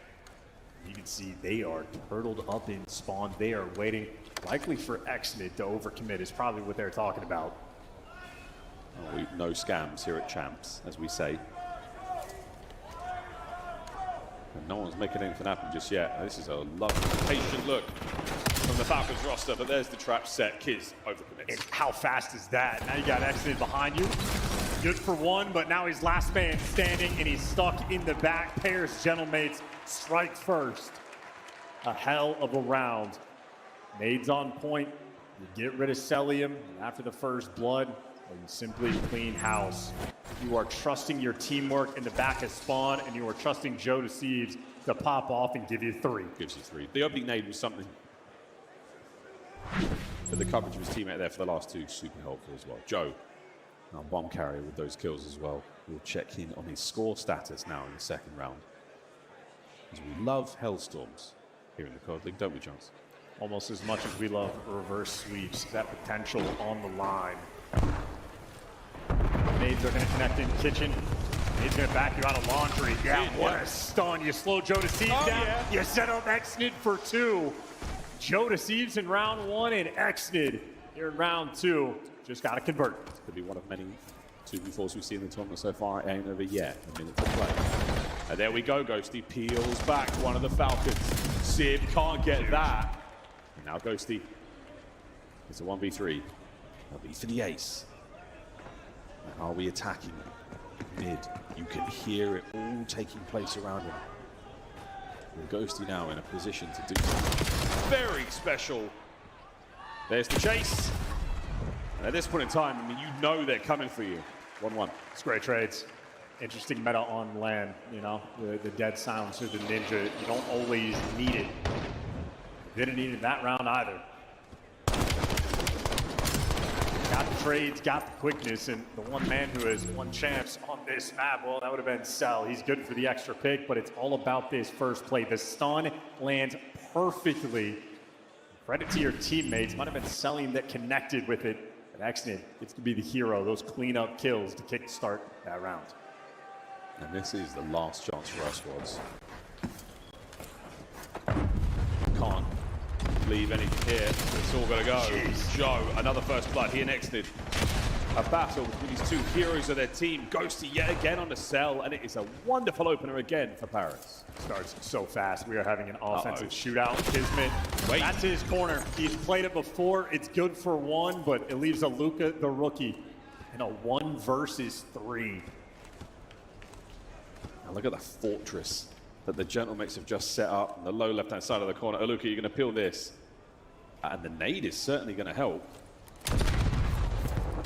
A jacket designed to deal with flak meets him.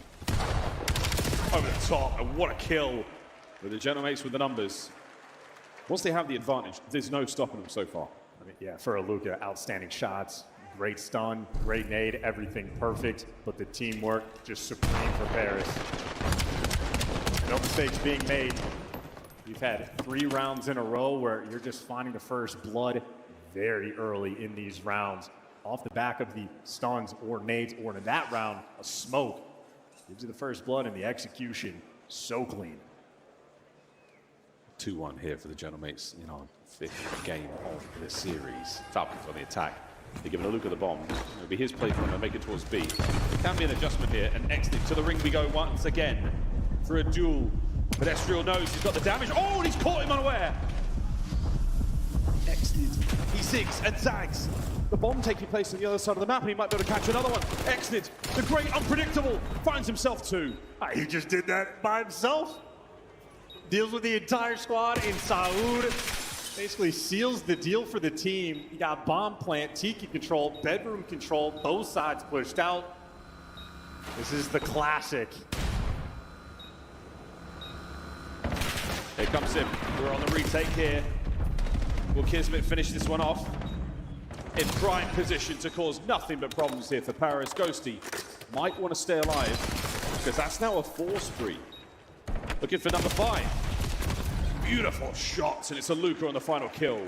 Falcons tire. I mean, unbelievable. What's the strat call? Send Saud by himself in towards ring, in between 2 different flavors, dealing with the smoke, and somehow he gets one, gives away, and gives you the second. The strat call, terrible. The individual play, that is a spectacle of a round. As good as it gets, right? I mean, the stun onto Sib, you saw the challenge there, and then leaving sight, catching Joe, who's like, what the hell do you mean he's behind me? Thank God for Ghosty. It's psychotic. It doesn't make any sense. The pressure of the map feels so weird for that situation. So, excellent, good for it. Now you're looking to dominate the middle of the map while all the nades toward kitchen. Nobody's home. It is a 2-2 split on the defensive end. All bases covered right now for the Falcons. We'll see how the Gentlemates open this one up. That's a sneaky. Oh, not wow. a sneaky Kismet. At least you get the trade. Great trade. Well, Aluka's alone here. Mid-map. Estriel gets one back on Exnid. And advantage here for the mates. Grouped up together. They're playing for these trades. Yeah, no bomb plants just yet. We saw this from Paris before. They are waiting for the Falcons players to run into them first. Sib IDs at least one of them. Tally 2 sees them both. But has Aluka managed to possibly get away from it? Go down. And Aluka spree, an attractive one of that, he's nearly got a Hellstorm.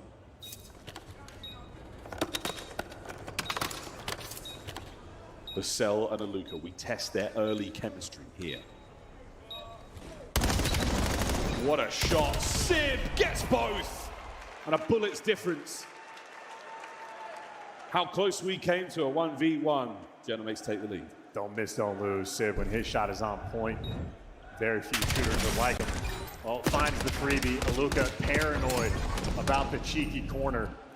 And Sib good for 2. It has been an offensive shootout of a game, and you see the strat calls from Paris. They're like getting these kills. They're waiting for Exnid to come sprinting into them through the middle of the map. See if they can find these freebies. The 3-2 lead, the thinnest of margins for Paris. The Falcons have the attack here. They've eaten those nades. Not this time. 2-2 for a second there for the Gentlemates. And now you have Ring, you have the A-bomb. You've technically got the time and space to bomb. No rush, minute left to play. Don't want to get caught by any errant nades. Bears, though, they've cleared everything out. They're a little bit worried about Garage, but it looks like these arrows are heads up. They know the play's on A. Yeah, still a stalemate, though. Hoping for just a little bit more than head and shoulders to stick out. No one's giving anything up. This is a tremendous amount of patience by both teams, but at this point, it favors the Gentlemates. They have the time. Stretch plant here from Cellium. Oh, the timing is outrageous. There's the plant. Retake attempt is now on. Numbers not on the site. As soon as you cross those pillars, you're in a world of hurt, boys. Here we go. Aluka starts it off. Through Arc we go. Ghosty on the trade. 3v3. Now just looking for the moment. You are trying to run this in through pillars, though, and you were just running out of time. Now you're wrapping through ARP, but 22 seconds is not a lot of time. Time's on your side anymore, Paris. You've got to get going. There's 20 seconds to make this happen. Joe goes left. Still a man there through the middle of the pillars. Joe finds himself one. Extend. Oh! 10 seconds! They've done it! Oh my!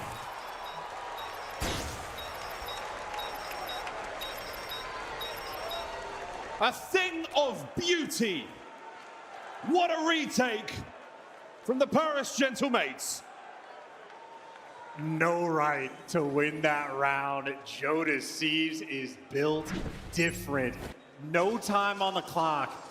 3 kills in the span of 4 seconds, and Xnid just got zapped to hell. Ghosty there on the final kill onto Aluka, and look at that. What a retake. That is an unbelievable moment. And that is why you pick up Joe Deceives. That is the reason right there. 4-2. A massive momentum shift now. Will it pertune the Falcons? So far, absolutely not. They're trying to tag one back immediately. Ghosty just trying to keep that presence, trying to keep the information war up right now. You've got the numbers over by B. And Aluka will get you a little bit of intel, but probably too late. NPC's rattling away. Sib on the replay. The battle by Ring not going well. Massive advantage now as Ezreal not even going to try to finish the plant, but we are going to go for the fight. And fight he shall, 1v2. Falcons together. Ezreal. Ezreal, one more to deal with. A place in Valhalla earned. How close he came to the player of the tournament. Ah, dude, he was ready for the pop-off. Ezreal is an S&D kid through and through. A reaper of the Black Ops 4 online tourneys in the offseason. He is one of those guys. You never count him out, but there to seal the deal. A nervy round. That would have been the breaker moment. Falcons need to settle in. Calm down just a touch. A moment like that let you know the Gentlemates have always got a swing in these rounds, no matter what happens. A 3-man hit now towards B. There's going to be a few from the Gentlemates here on defense. Exit snipe could be a serious problem for them in a moment. Loves to swim. Made it towards Tiki. Luka for the pinch. Kismet, your frontline man. This bomb has not made the approach just yet. Cellium now starting to work his way in. You can feel the nerves. Great nade. Xnid hurting though. Big time. What a poke from Ghosty. Coverage from Kids is great though. The battle is now on. We are making something happen. Aluka takes the middle of the map. Nobody to be found. Cellium down. It is all onto the rookie. In a 1v2 situation now. 1v1. Nerves out the window. Ghosty versus Aluka! 4-4 in the 5th. And that's why you pick up Aluka. The moment of his career. It's his first tournament, so it's going to be a long one, but the difference between 5-3 and 4-4, that is a monster clutch. 9th kill of the map. The only man ahead of him, Ghosty. He just bested in that 1v2. Cold-blooded. Get the fire out of your lungs. Get ready for the next round. Paris on attack.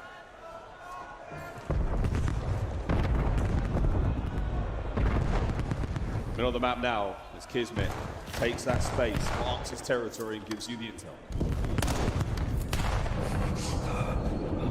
Stun from way downtown again, just shuffling here. No clear-cut advantage for either team. Exnid yet again in ring. Can he ID Ghosty before the damage is done? And this is a great spot. Test the man's patience. Pays off, first blood. Free, gets the wave, he's got Kismet behind him. Dancing around now, you know, there's going to be a couple more players here, but the Paris mates take that loss. Down a man, over to B. They're keeping their options alive. And they yet again might fall onto younger Luca to ID the play. 3v3. Now down to Joe as Aluka does indeed defend the bomb site. And Joe now in the worst possible position in the middle of the map with a bullseye on his back. 20 seconds to play.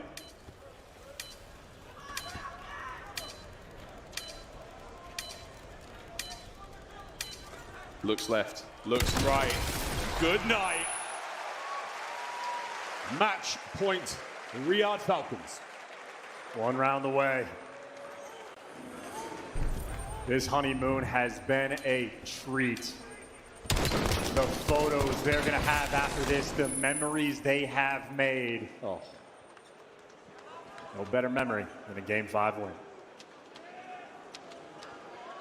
It's a late change for the Falcons, a shotgun wedding here in Vegas.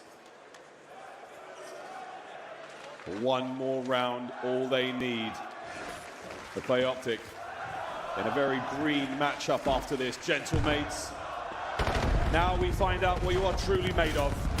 Exnid, back to his old ways.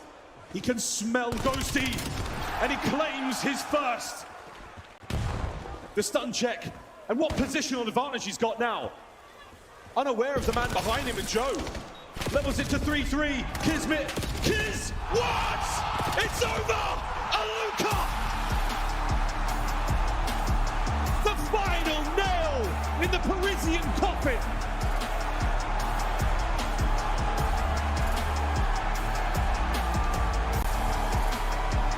The Falcons, what a performance in that Game 5.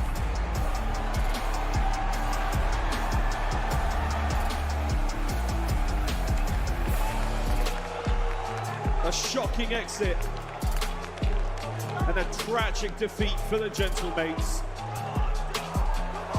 And for this squad and for that rookie now, it's some of that champs magic. That 4-3 round, down 4-3 in a 1v2, and who is it last alive? It's Aluka. New man on the squad. They picked him up a week and a half ago. And here he is on the main stage, clutching for his world champion teammates, helping to drag them to victory. Double-digit kills in the S&D. Aluka, ice cold. We thank the Gentlemates for an unbelievable run, a Major 1 victory, a historic Major 4, and they have certainly won the hearts and minds of COD fans around the world, but their run here at Champs comes to an end. We bid them a fond farewell, adieu. Until tomorrow, friends, we will see them again. 3-2 the Falcons. They will fly another series now. What a tournament this is. Aluka, Os Falcões ganharam. a man. Caramba. And if you had told me A zebra tá zebra. here at Champs, you're gonna have a guy named Aluka. Caramba, duas zebras já aconteceu hoje aqui. Very selling him to victory. I would have said, who? What are you talking about? Falcões sempre perdem para Paris, gentlemen. 90% dos jogos. $60,000 map of Raid S&D that just got played. What an absolute delight. I mean, for me, one of the greatest delights to me is Exnid. Meu Senhor amado, o que está acontecendo? He ran down the player walkway, taking high fives on either side. The passion is there. The love of the game is there. The thrill of the competition for a player like that. Será que vai His dar? heart is in his mouth in nearly every single round. And he truly believes. What a play. Alongside a Luka, 11-5, 10-7, massive damage. They simply did it. Taking care of the Gentlemates. What an unbelievable tournament. And it's not over yet for the Falcons.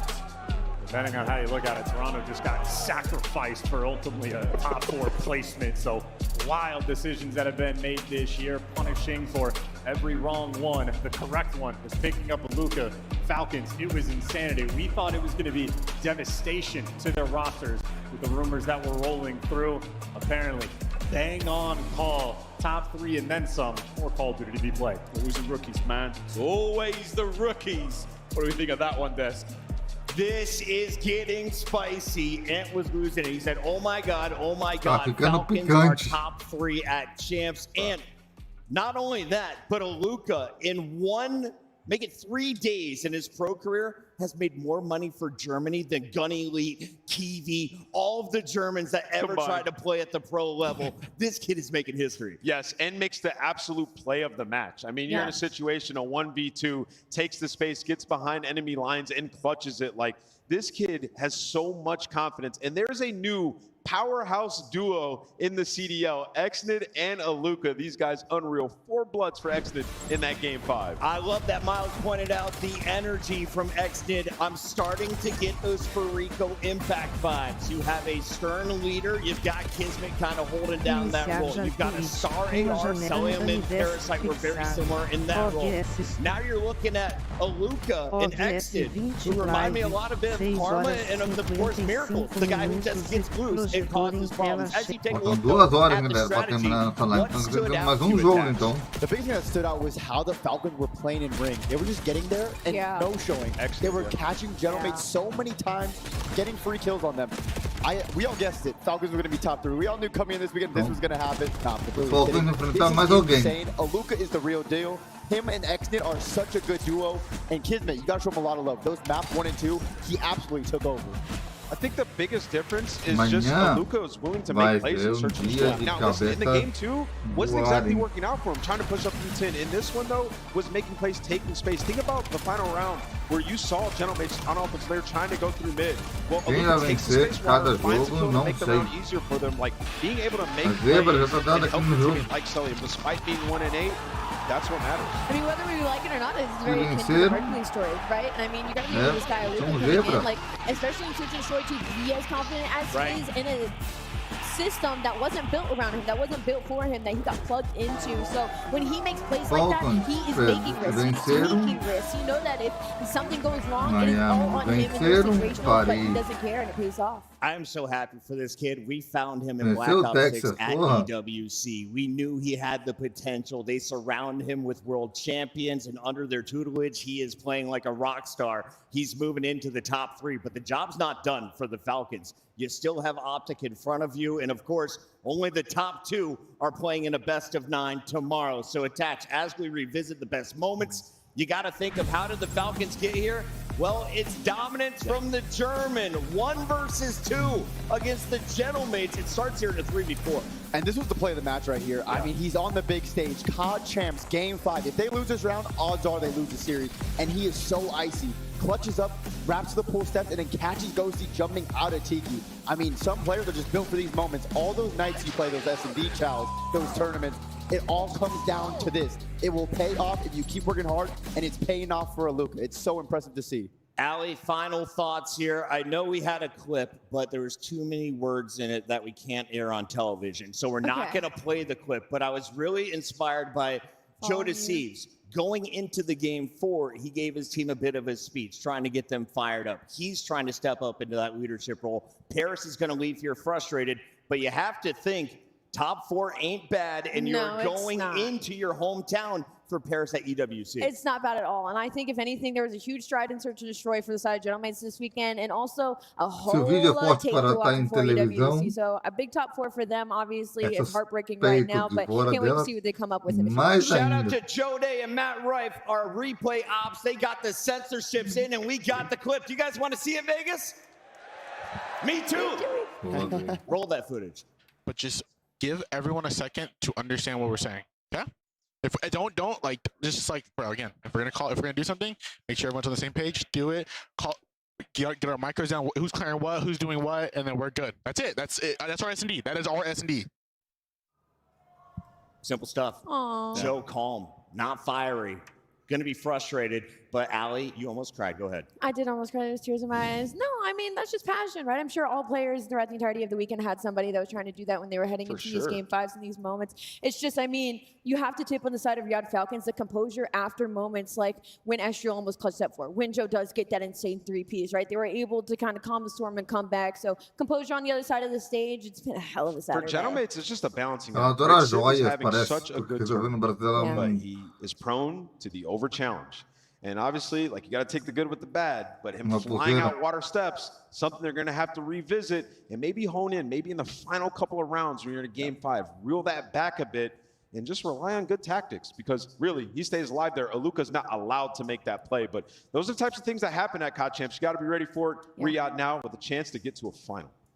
Vegas, thank you for hanging with us. I've seen a lot of yawns, but don't worry. We have Unlimited Monster, and we have another match coming for you tonight. Do you guys want to see what it is? Here's a look at your bracket one more time. Optic made the run through the winner's bracket, but ran into FaZe in Game 5.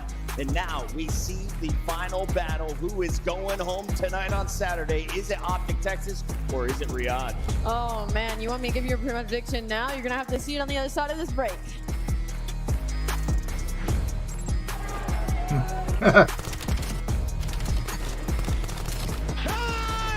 Ela roubou a frase dele. É ele que manda no som. E ela foi que mandou comerciais. É, Texas. O Falcões.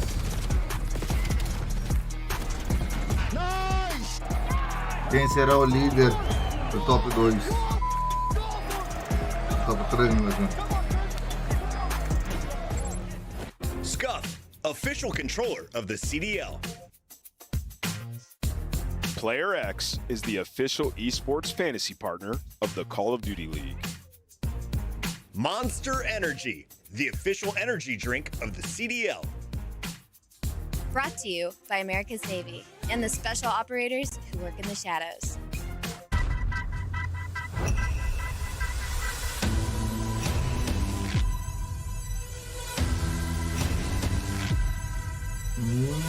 Jogo mais.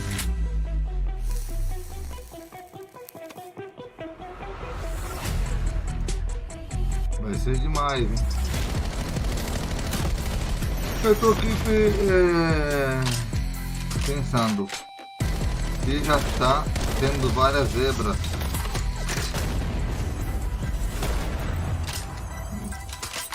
Não quero imaginar quem eu ator que vão estar na live de amanhã.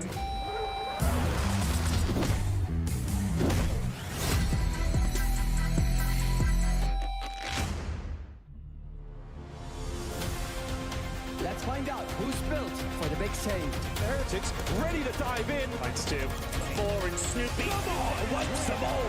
But Hydra with the switch impossible. He's making top room. So damn happy. It's Saints. Down a bruiser. Dominance on the grandest stage.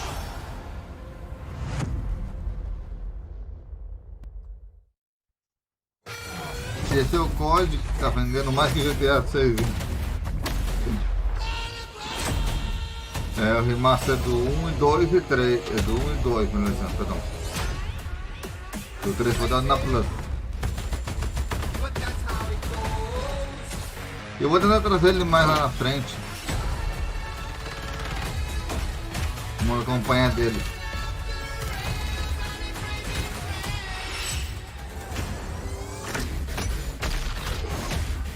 Ai, você vai entrar com o Rainbow Six Siege.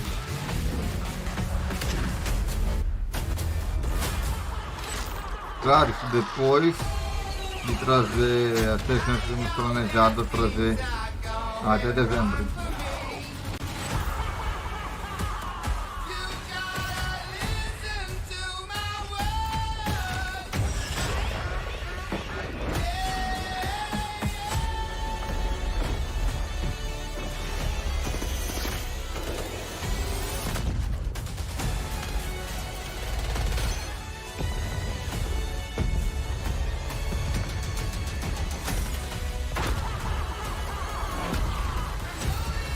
Do último jogo.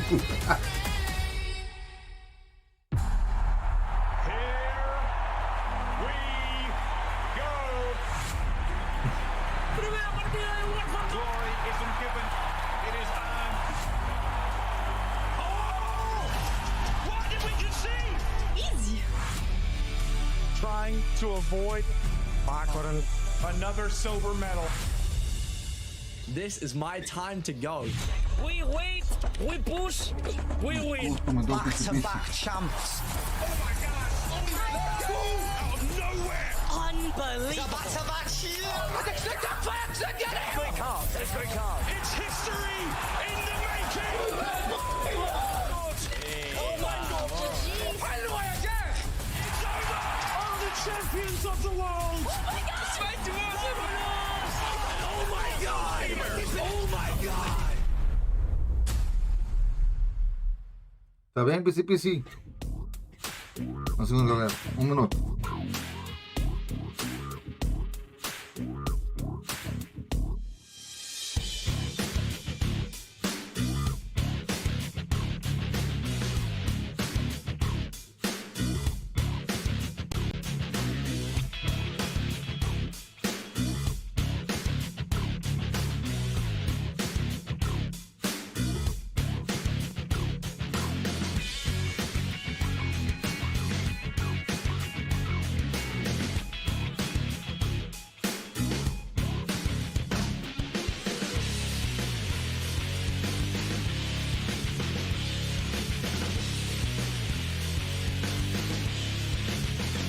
Volta aí.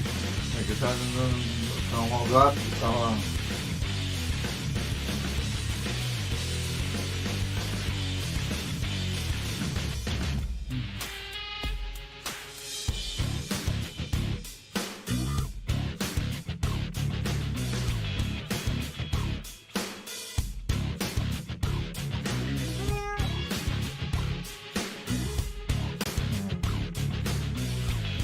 Então, resta 1 horinha, hein? Tá vendo? 1 horinha e quanto? Vamos Iniciar ver. janela. Número. OBS Studio. 60. OBS Live. 7 horas, 6 minutos e 14 segundos. Bota 1 hora e 40, Janela hein? cheia. 1 hora e 10. 40. Janela.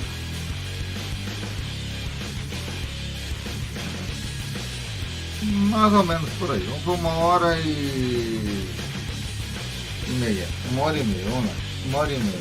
1 hora e 38, 1 hora e meia, 1 hora e meia, 1 hora e 40. Mas se preparem. E hoje foi de ver zebra e infarto. Nem quer imaginar amanhã, hein?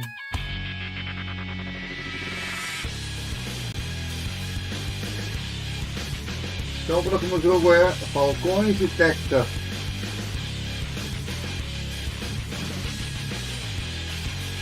Problema, Texas, será classificado.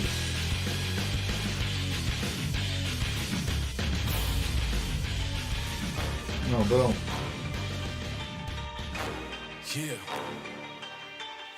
Falcões está classificado e vai jogar amanhã. Agora aqui tem que ver a tabela para ver quem se Gentleman está classificado. Não sei. Acho que não. Então, Vegas consequences and e repercussions. Texas. When you violate and be disruptive, E they'll annihilate you and leave you nothing. Falcons. Now I'm waist deep in these Melhor de 3. I'm waist deep, gotta get out. Os seis vão se enfrentar amanhã. What I get myself in now. 9 jogos vai ter. Waist deep, gotta get out. Man, I gotta keep moving. It's up to me, I gotta do it. Man, I gotta keep moving. It's up to me, I gotta do it. I thought I was Não, só quero lembrar de vocês também. Temos mais evento da PAX.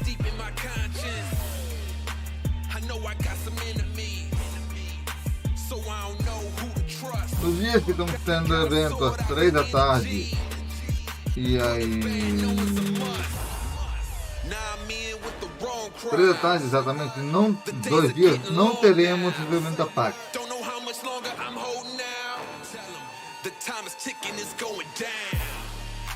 Então teremos evento da PAX todos os demais dias que caírem, seja qual for o evento, às 4, às 6 e às 7 e às 5 da tarde. Entre 4, 6, 7, 4, 6 e 5 são os horários que teremos 3 vídeos.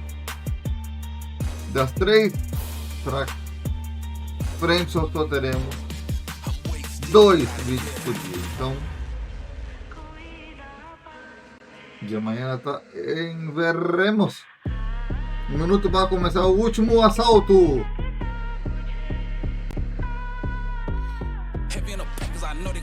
Eu gosto para que ganhe Texas porque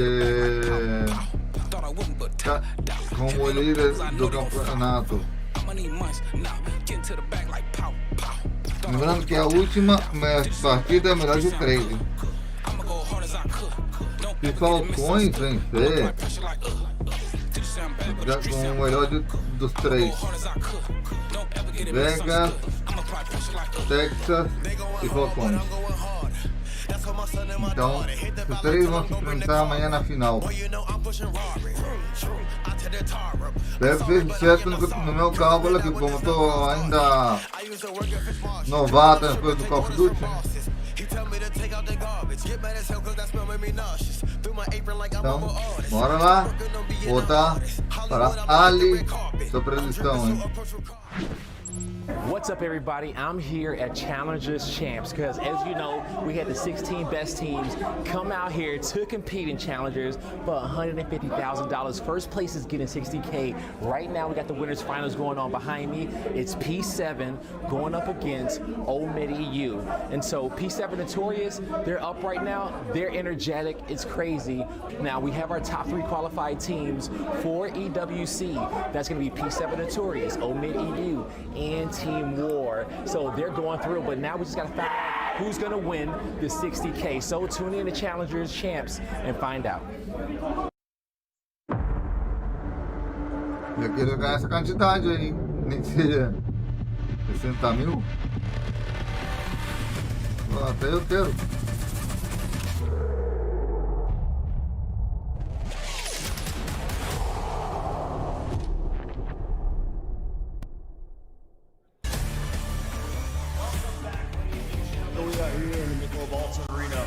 So many UFC fights. The 2010 Miss Universe competition. I know you love that one, Ed. So did Pac-Man, by the way.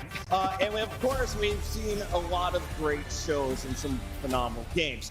Today, I didn't expect as many upsets as we have seen. So, Right. Allie, how are we feeling? Are you still reeling? And are you upset that the Falcons are now in our top 3? I'm in rotation right now. I'm going through a cycle. I'm off like 2 hours of sleep, so I was so excited about what today was going to bring, and it did not fail to deliver. Riyadh Falcons now going up against Optic Texas in this losers final. I think it's huge simply because of the story of Luka right now, and Mercury's kind of having a similar situation, making more history. Allie, you are also leading our Player X poll. So let's take a look at our draft board and see where she's at now. Because it better What did I not be say? in first. Charge, she's still in first place.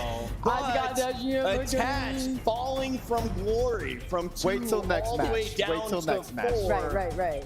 He's got to wait for FaZe. And I got you by, what, 200 some points? We've got Ali about 400 points ahead of me. Well, I will say Dylan, this. I don't see how you can win this. I need Dashy and Shotzi to pop off. I have full faith in them. Green Wall, y'all got to be loud for Robert this next match. I need these points. Yeah, I need Shotzi to turn up. But, yeah, you got cramped, Chris, so... I feel like we should put something on the line. Right now, we're just doing it for bragging points. Simp is still my MVP, and he's in tomorrow's final. That's so scary. It's a best of 9. Vegas, you guys feeling good? I wanted to buy you all time to make sure you had your food and drink, your bathroom break, because this next one is going to be a huge best of 5. Nameless, for anyone who missed the storyline, what has it been like for the Green Wall? Yeah, well, the Green Wall, they went to a heartbreaking Game 5 where they went up against FaZe. You know, it's been a while since they have played on LAN, and it was actually the first time those organizations played in the winner's final in CDL history. And FaZe, they delivered. Winning that Game 5, Twin went off 0-4, dropping 40-plus kills. So in this series, you're going to need the SMG duo on the side of Optic Texas to have a good one. Shotzi and Hoop, relatively quiet. They need to turn up versus the Riyadh Falcons. We're going to be diving into these teams with all the fancy videos, but first, I want to reward some beta codes. I don't know if you can get them right now or if you just need to screenshot it for later, but get your beta code sweepstakes on for your chance to win open beta code early access. It's starting July 19th at 3 p.m. Pacific over at twitch.tv/Call of Duty_esports, Allie. Absolutely. I mean, I'm going to be all over that. I cannot wait. Obviously, we're at the tail end of the season, Dill, but it doesn't mean we can't get excited for the next one. And I don't want to speak too soon, but you guys know it. This next Call of Duty will be, in fact, the best Call of Duty of all time. So do not miss out on these beta codes. This has been his gimmick forever. How many years is it just gets better and better, okay, guys? like You have to that. believe. You have to believe, and believe you me, this team is going to be cheered for, I have a feeling. Let's make some noise for our first squad. They go by the name of Optic Texas. Your #1 seed through all regular season. They have been in 4 grand finals of 4 tournaments. They have recently won their most recent one. So now Los we have the cuatro la monkey pusieron off our en primer back, lugar. but we haven't been in this position Texas outside American. of that major 4. Nameless, are you Major comfortable 1, here knowing that this is a new dos. competition? We're down to just 2 teams on a Sunday. Yeah, Pues they're la 100% confident here. You didn't get the La best stuff Major from the 21 SMG y 2, duo. I ¿verdad? just said it. Those guys are La going to Major perform in this series. And when you 1 y really look 2, at it, being in la this Major position in a loser fue final 3 for y Optic, 4. they're looking across like, we got the Riyadh Falcons. We can dominate these guys, right? This isn't an LA Thieves that they're expecting to play in this position. Now, I know that they've been buffed up, but Optic clearly the favorite going into this one, and that was an extremely close series that they just lost. Allie, do you still give any of these numbers credit, or is this a brand new Falcon squad with a Luka in the mix? I know you don't want a middle answer or a yes, and it can be this. I'm gonna say no. I don't think it matters. I think with Luka and the way Falcons have been playing is night and day from the way they've been playing in past series. But I mean, if you are on the side of Optic Texas, of course you're looking at those stats and you're like, we should have the advantage. I mean, Merck's got a 1.6 versus Riyadh. Shotzi's got a 1.44 versus Riyadh. They're feeling great when they're looking on the other side of that stage. Last time they were in a loser's bracket, they won the tournament. They did it in front of the loudest crowd in Call of Duty history, Ant. Yeah, I mean, they should be feeling good right now. Every team that's went to this position and has won this match has won the grand finals. So, you know, for Optic Texas, it's just about bringing your best stuff here. You're walking into the unknown. But Dashy, the MVP, he was performing, Dylan. He showed up in that series. The reason I wouldn't be too worried is because Optic, we can be honest, the only one that really played Como well todos, in the no whole estaba series mal, was por Mercury. eso Put in que- so much damage, so many kills, and it still took FaZe beating them in a game 5. still- I think Optic, still they haven't had a advantage. bad series back-to-back all season. They're going to come out hot and probably take this one. Look at the smug face on the oldest player in the league. Dashy and the bros about to take this stage as Optic Texas is fighting for a top 3. Allie, looking at his numbers so far in this tournament, not so bad. In the grand finals, though, he dropped 16,000 damage, Dude. averaging a 1.2 KD. I mean, you just have to be realistic with the squad. Any one of them drop MVP numbers on any given day, and they just don't have bad days.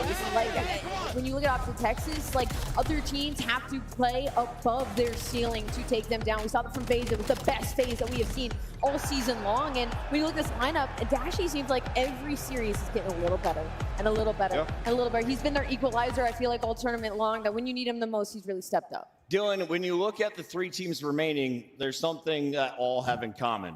they all have rings on their roster. Let's take a look here at our squads and the ring count overall.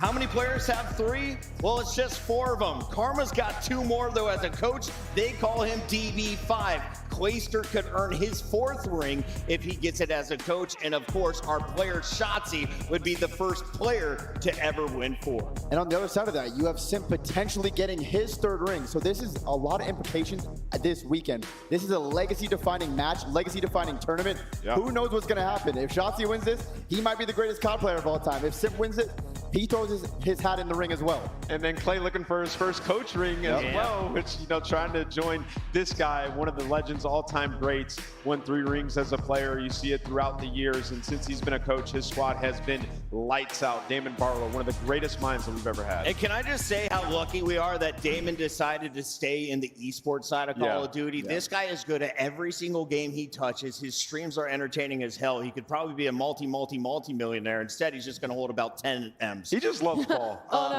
Yeah, it's rough life being that good. Damon, of course, is going to be leading the way. On the Falcons side, you have Clayster, who is newer to the coaching role. Do you think the coaches are going to have a big impact? And did they actually plan to play each other as the #1 and #7 seed in this tournament? I mean, I think so, just because of who they are. You know, I think some teams you would maybe weigh the coach just a little bit less because of the personalities on the squad. But I think we were talking about Clay and Karma. They absolutely could be the win or loss for both their squads. If you've been looking at the numbers all year long, Optic has always been the favorites. We're here in Vegas, so let's take a look here at the title numbers. Optic, of course, lost 2-3 to Vegas in the winners final. Thieves have been eliminated as they were our #2 seed. FaZe are currently in that grand finals after a 3-0, and we have the Gentlemates now removed by the Falcons attached. Yeah, it's been a crazy weekend so far. Optic, you know, they stumbled a little bit versus FaZe, but it happened. And every single major so far this year, the team that has lost in the winners finals has went on to win the tournament. So I'm sure the Green Wall, they're not too stressed. And have we had a 7 seed go as far to win a tournament yet? Because we have a 7 seed still in the mix. Let's take a look at our dark horses. Koi, we're topping this leaderboard. They went out as fast as they could. Yeah, I mean, we had some good performances here, though. G2, they didn't go out without a fight. Those guys showed us that they had the ability to take down one of the top seeds. Obviously, the Riyadh Falcons still in here, beating LA Thieves and the Gentlemates. Heretics, top 6 placing, ties their best on the season. So some of these teams showed up. And, you know, if you look at Koi, it's been a tough year for them since losing Joe Deceives, but still got EWC coming up. But the story, without a doubt, regardless, is going to be the Falcons and Aluka. For sure. I do think an interesting thing about this, though, is like if we were to start the weekend and look at that, I don't think many of us would have picked G2 and Falcons to be the one to make that run. I think we would have leaned Koi and Miami, and I think that's also what makes it so much fun. I wish this venue would allow us to throw monster cans into the crowd. I have Maybe not empty heard enough ones. noise. Vegas, did you guys watch Paris Major 4? We got a French crowd to keep up with. Make some That's noise true. if you are ready for this battle. This guy's saying, throw me the monster. I'm not flinching yet. That doesn't mean it's loud enough. You know what it Come is, though? on. They all just watch the Falcons, and they're a little bit worried. Oh, that's it. Because the majority of these guys are Optic fans, and I think they're a little bit scared of Aluka, and rightfully so. I would be, too. Now, I saw XNID bouncing around on the lobby floor at 9 a.m. We are now getting deep into the evening by esports standards. Does this affect the Falcons? Let's take a look at the roster that is coming off a win, but has had to make a historic run. Remember, they played in the very first match of the day attached. Yeah, I don't think it's going to affect them at all. These guys just are happy to be here. You see Exit on that main stage. He is so easy to root for, and he brings so much energy. He loves this. He is so passionate about it. And Aluka, this is a dream come true for him. He's playing his first ever event, COD Champs, already a top 3, going up against Optic now. It's incredible to watch. And I mean, to that story of like it being nice and late, they've got 2 young guns in Exit and Aluka. So I think the Kismet and Selly and the big old pets can definitely take a step back. But I do want to touch on just a search and destroy. The Monster Energy pregame #1 S&D team right now on it at Champs with a 4-1 record. That's been their biggest difference. They were struggling at S&D coming into this, and clearly they've worked on some problems. Yeah, and you can't change how you're playing at all. Exnet's taking chances, so is Aluka. Listen, they might be in their heads thinking we're playing with house money. I've been in this position before, late into a COD Champs, and I faltered in that spot in the grand final. These guys have a huge opportunity. That's where I think Kismet and Clayster are going to be huge for them, having been in this position plenty of times, as well as Celium. Is the sniper rifle the impact in search and destroy? How do you take down Juggernaut out teams like Los Angeles Thieves in one of their best game modes. The unexpected. Exnid, his motor's unreal. We just watched that raid, pushing Ring over and over, playing like a rat, like catching them off guard. That's what you can do. Shotzzy just had 6 first deaths in that game 2 S&D. You try to do the same thing. And you would think a new team that only has a week of practice would be hesitant, but no, they are making plays. They have found a system that works for them so quick. So you have to give a lot of credit to the coaching staff, the analysts, everyone on the team. You could tell the amount of hours they put in to prepare for this tournament. It is paying off right now. They look like a well-oiled machine. They are peaking at the right moment. Ali, both Ant and I put Cellium on our Player X rosters. He had kind of a quiet game 5. He dropped 900 damage, but a 1-8 overall. How's the Cellium index looking when it comes to percentage of series with positive KDs? Listen, I don't care about the game 5 because we have been blessed with some seriously insane Cellium performances throughout this weekend, and that was something we were waiting for. He was a little bit quiet at the start of the season on this roster as they were figuring out the iterations, figuring out the roles, figuring out the chem, and it feels like they finally found the puzzle pieces that allows Cellium to be the Cellium that we are used to. Now, if Cellium loses this match, does Joe Deceives become our #1 on the KD list? We'll do the math later. For now, we got to take a look at the rookie from Germany, the only pro German in the mix, and he's doing it at the age of 19. Attach, I'm getting vibes of previous players. Yeah, I mean, he passed the eye test online when we first saw him in Black Ops 7 through that one online tournament. But here on LAN, he's doing it every time. We're wondering, is it just one lucky match? No, he does it again. Is it just 2 lucky matches? No, he does it again. But this is, of course, his biggest challenge he's going to face in Optic, Texas, on LAN for a spot in the grand finals. But he is disgusting. I'm loving what I'm seeing so far out of Aluka. Yeah, and I think what's also awesome about this guy is you go back to, that last series, the game 4, he had an opportunity to close out that soccer on the long pinch, takes a shortcut or rookie mistake, deals with it fantastic in the game 4 break, comes back, clutches a 1v2 and drops 11. He is so comfortable, and this is what a wonderful comparison. You think about Mercury's bursting into the scene last year, winning a couple of events and obviously taking champs. Aluka is kind of in that same position. If they get through this match, they will only be 1 match away. To me, without a doubt, this is the matchup to look out for in this series. Mercury's a second-year player. On the right, you had Aluka in his very first event. Miracles in his very first event won champs. We'll see if he's able to repeat that 13 years later. We've got some awesome history being written, and we're just waiting on the players a few more minutes. So Attach, while we're waiting on this match to kick off, how surprising is it to see the Falcons? Have they hit their ceiling? And how low is their floor? Because I feel like we definitely haven't seen that yet. I mean, without a doubt, it's incredibly surprising. Their best placing before this on LAN was top 6. Exnid was struggling earlier in the season on LAN. He was getting a lot of criticism that maybe he's the one that should be dropped. He shows up to champs and takes over. The past few majors he's been playing great. But no one expected this. No one had Falcons in the top 3, and somehow they're here. But I'm so glad that they figured it out. They're such an easy team to root for, and they deserve to be here. It goes to show that all the work they put in throughout this year is all coming together at this moment. I don't want to see the community or anybody dragging Exnid's name ever again. Yeah, Dude, he's too good. Has gotten so much hate for some of the roster moves that people wanted them to make throughout the season. He has absolutely delivered. And also playing under those circumstances has to be extremely difficult when people are calling for your name. This guy is a monster.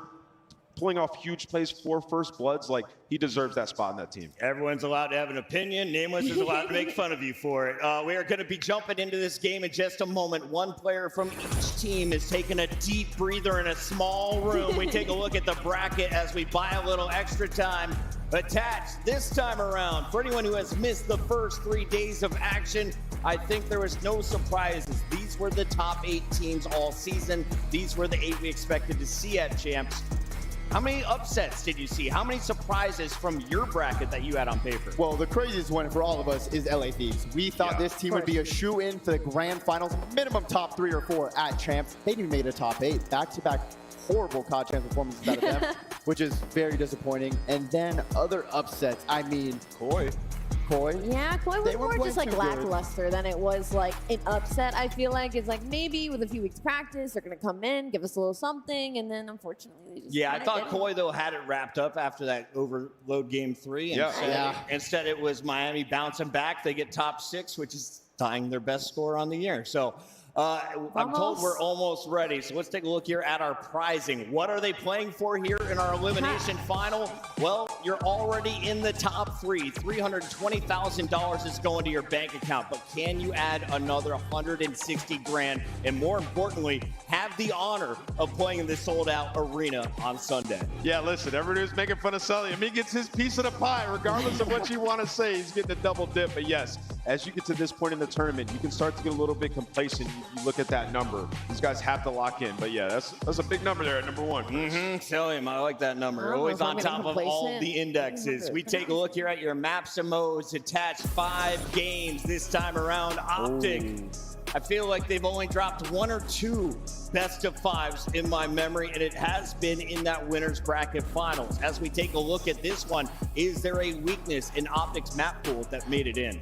There's no weakness. That team does not have a weakness. They have lost 2 best-of-5 series on land all year. That is insane. This team is a dynasty in the making, and they're all professionals. They've been here before. Multi-time world champions, so many rings on that team. They've been through the highest pressure moments in Call of Duty that we've ever seen. They're going to come out here. They're going to take care of business. It's just another match for them. We know they're going to perform. Looking at the Search and Destroys, I'm leaning Riyadh Falcons to that raid Search and Destroy at that game number 5. I think they're feeling great there. I am worried about the Scar Overload, though, just because of Optic Texas and what Tatiana would like to do on that map. It could get really mixy in the middle here. I think this Hacienda and the way that Riyadh Falcons started is going to be huge. Yeah, I think Riyadh Falcons love Hacienda. Yeah. And then if they're able to take that, which is massive for them, the game 2 den, everything. There's so much bot on Optic on that map. We just saw what they like to do. You got to think Play was in the back. If you're betting some channel points on this one, you should probably follow this man's lead. He has been on fire, calling back-to-back upsets. Give it up for Nameless. Where are we going this time?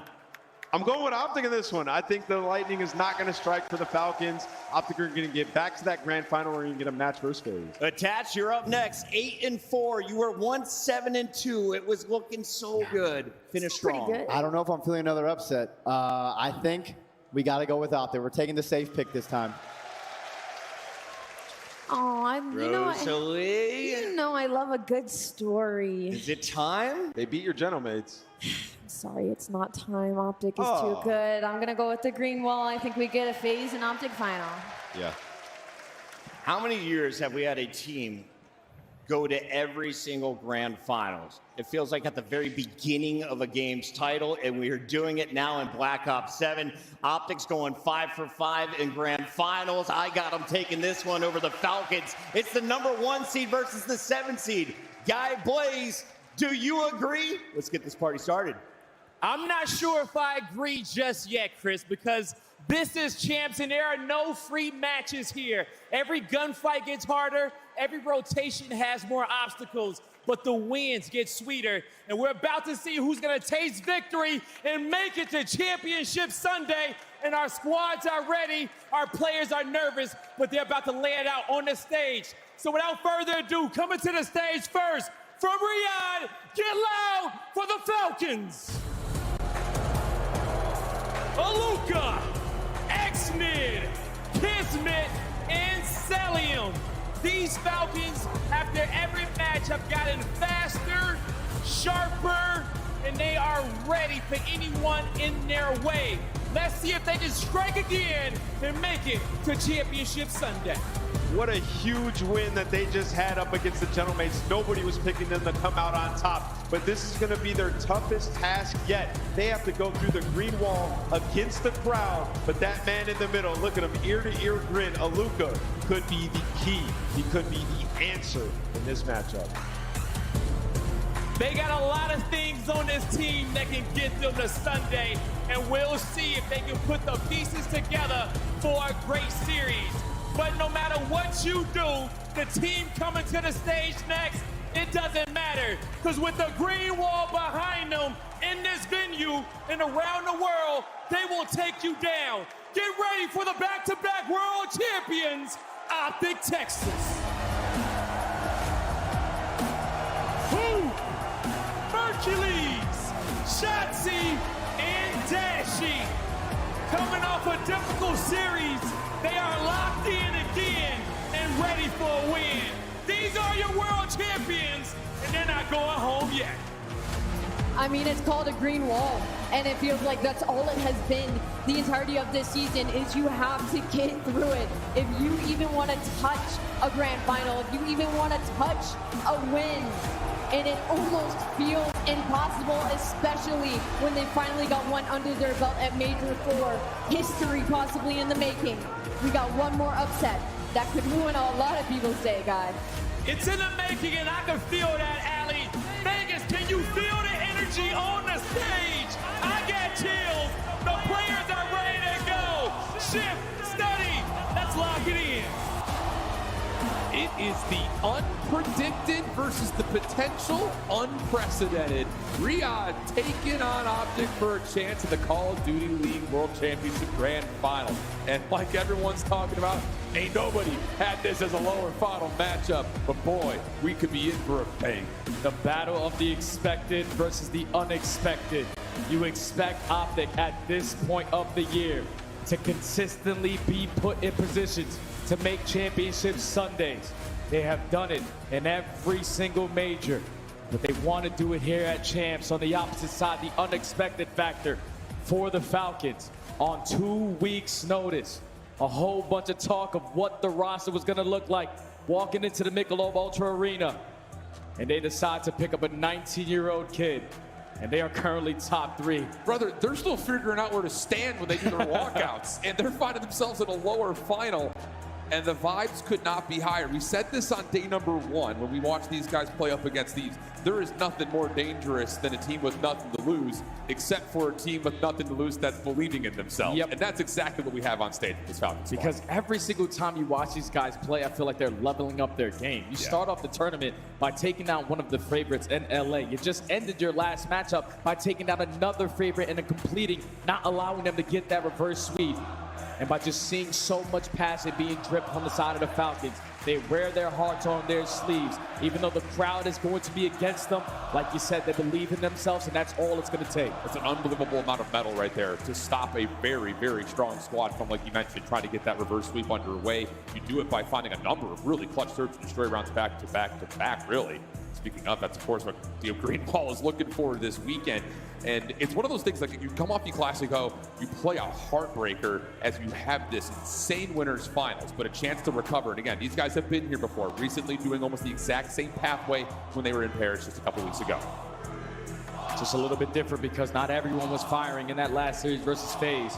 The fact they were able to force all the way at game number 5, with Shotzzy having multiple first steps in search and destroy, with Hook not being as consistent as he was in his slaying. It was Mercules who was keeping them alive. You know, this coaching staff is stellar for the Green Wall. Gonna make sure they are prepared for this moment. You do not want to get upsetted by a squad who was just formed not too long ago.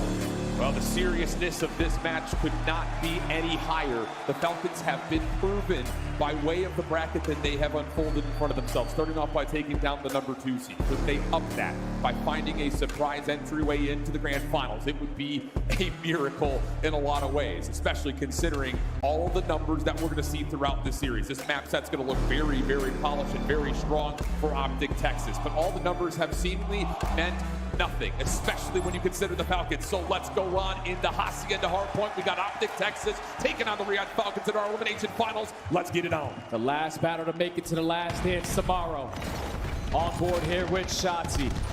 He's always going to be the playmaker here for the Green Wall. Already starting up with a great position, but the slaying is there for the Falcons. Well, able to get a little bit of damage onto Hook, who's able to at least put some pressure on towards that top window position. But the ARs for Riyadh have come out hot, and that's exactly what you need for the Falcons. You talk about Hacienda Hardpoint. We watched Optic script this match, and JP was saying, ain't no one going to play us on it. Riyadh says, bet, they're 2-0 on the weekend. It's the unexpected, man. That is catching a lot of teams off guard. What maps is this Falcons roster going to throw into the mix? Optic are happy as hell to see the Hacienda, but to start off this P1, Falcons are doing the dirty. They get 17 seconds. You're trying to contest for these P2 spawns, but it's one player alive. Dashy has to make the play. Timing here. Whoa, Cell almost able to get the turn on to Mercules, but he's able to survive, keep Optic with some numbers behind the driveway. Dashy finds the Luca. Clean win there. But from the front, opportunity here for the Falcons to make a mess of this setup. In particular, Exton, who again has been unbelievable. Able to get Hook down to 6 HP, but it's not enough to do much damage. Optic have the hill. Yeah, Optic are now in the full setup. You have space being cleared out from Shotzzy front side at Rock. Back spawns being secured from Mercules. Falcons right now just trying to find a way on in. Kismet decides to go solo on a one-man mission. That's not going to lead to the first gunfight going your way. Texas is going to shut down this first wave. They take the lead. At least there's a little bit of space here for the Falcons to put together one more break attempt on the hill, but it's going to largely have to come through by the front. Moved off 3, tagged up, traded. Now an opportunity as the Falcons going to get a 3v2 on towards the hard point. Spawns are still very close onto the driveway. Shotzi off his race, one of the line 2. Exit gets another double, but it's Hercules who has the final 1v1. Doesn't look like Sully is much interested in playing for the time, so Optic will have the lead. And Optic looking fantastic, even though it's been almost 2 hours since the last time you've seen them on the main stage. Everyone has provided their 25. Fantastic at the P2 HP, and now finding gunfights off the rotation. You can potentially spawn Celium out. You have a 4v3 now. Yeah, this is a big 1v1 here. Accidentally beat Shotzi to the punch. Follow-up though potentially on the way as Hercules is playing over towards top patio. Hook's starting to put pressure on from the front, so now Merc is activated. Off 3 in a row, 6-2 start. It just feels like Optic have 7 members on the map right now. Riyadh, you can see their arrows just constantly turning left, right, center. Where are these Optic green wall players? And they're all over you. Shots come through. Luka the last one to stand. That'll be enough to keep the Falcons in spawn. Yeah, right now they're just getting outclassed in the teamwork aspect of the game. Optic efficient. When to talk about the slaying presence.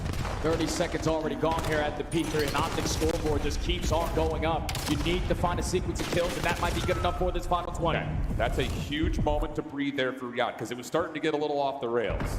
Taking the turn at a speed that does have you moving over. But you have to that's going to be off the old time. That's not net time that you want to miss out on if you're Riyadh. A couple of seconds will still be tallied. That's going to leave the Riyadh Falcons short-handed until Aluka pops up. Is he going to get 3? Yes, he is. One more from the front. Aluka's got both weapons to play with. Couple of the shoulders. Hoop will drop, and the Falcons are back in. Yeah, they would have desperately loved to get that final 10 seconds because you could have locked down this P4 even more. But now all pressure from Optic spawning over towards the garage side. It's a 20-point difference. Trophy's just starting to come into play, and the rookie is still streaking 5 in a row. What can't he do? Shotzi seen down low towards the water. No one else from Optic has been noticed as of yet. 3 players making their way through Spiral. Riyadh will have to receive this from inside the hard point. Aluka off 5. Little contest from the front. The gun's out up over towards the open staircase. First 2 kills good for Optic. Exiting the double swap, but the teammate comes through, and Shotzi will have the final word for the break. That's way too easy if you are Optic. No one contesting 2 top open hallway. They say, screw it, we're just going to send it with these SMGs. Someone bait and switch. And it works out for the 4v2 trade fights.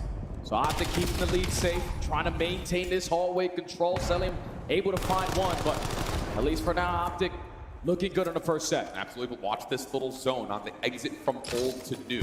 High ground control, pretty significant for the Falcons, but Shotzi just slides out and avoids Celium shots completely, and then pops up to find Aluka. Stun check also, gonna lock down Kismet from finding the trade. Off the reject, Shotzi for more, no, not quite. Kismet's able to get at least 1 trade back, but Optic are in the time. If you are Falcons, you gotta quickly get them out of there. I know you want to initially start to try to fight to these hallway controls, but every single second you give up, so they're gonna allow more pressure on your end. 3 kills go their way. Shotzi last man standing. It does lead to a break here for Falcons with 30 seconds left. Yeah, big light right here though for Shotzi. Going back over to the hard point. He's got help to try to reduce the play on the hill, but it will be the Falcons with an appropriate response finding 3. We'll give them a little bit of vacancy and space to work off this rotation towards new, but Optic have numbers. They're pushing with still 15 seconds on the hill. And this is where Falcons need to make up for what happened in the first set and win the rotation over towards this funny hill. Kills going their way, can't find the second onto the new. But you still have the advantage on the numbers on this side of the map. Just not going to be able to snap onto dashes, so Optic are already contesting for those back spawns. Well, here's Exnit in his second year as a sophomore, playing over towards the front. Able to find the first one, leaning towards that, not able to provide it. Now it's up to Aluka. He has been a straight shooter, but has a lot to worry about and has just not able to keep his head on the swivel fast enough. Kismet trying to follow from inside the hard point. Does well to keep the time here for the Falcons, but from the back, look at Dashy's position. He's completely reduced the ability for the Falcons to get together, and all these individual gunfights are keeping in the favor of Optic. Yeah, but Dashy gets too aggressive and no one hard blocking, so now it almost gives you the opportunity for giving up these back spawns. At least now you are going to be able to do it, but it's only 25 seconds left. You will gladly take it because the entire kill feed is lit up in green. That is going to be all 4 dead. The nuke on 5 in a row. This is a pull-away moment here for Optic. Absolutely huge from Hood, getting really close to that Hellstorm. 140 to 79. Rotation being halted for a moment by Mercury. Shotzi also the second layer behind this play towards fences. Spawns are about to open up. Optic have the position. They have the numbers, so the Falcons need to win some gunfights badly. They just don't have any advantages because every single time these sequences start to go down, it's usually Optic starting it off. This time it's going to be Kismet, Exton, Celium combining for 3, but still the last man standing is the Nuke. He picks up the Hellstorm. He's on 7 in a row. You saved that for P4. Okay, well, 150 to 90. Falcons are still in the hard point, but the Optic Texas pressure is starting to come through. Let's take a listen in with Texas.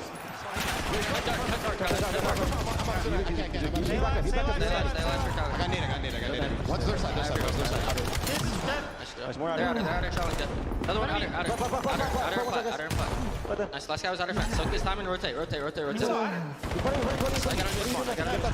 one. Really good time. Yeah, we have a shake. Right color, get shake, get shake. Spawn down with Exit. I'm in the water. He's gonna shake. Actually, wait, we have hill. Yeah, we have hill. Never mind. Get it. I have a trip for us on top. Yo, guys, close to me. Nothing open. I'm blocking lava. One's front boys. Challenge. Close. Watch out, guys. Two. Play together. I think he's our side. No, we got open. Absolute. Outer challenge. Nice. I got double later. One more outer. Their side. Short. Close. Another one. Short.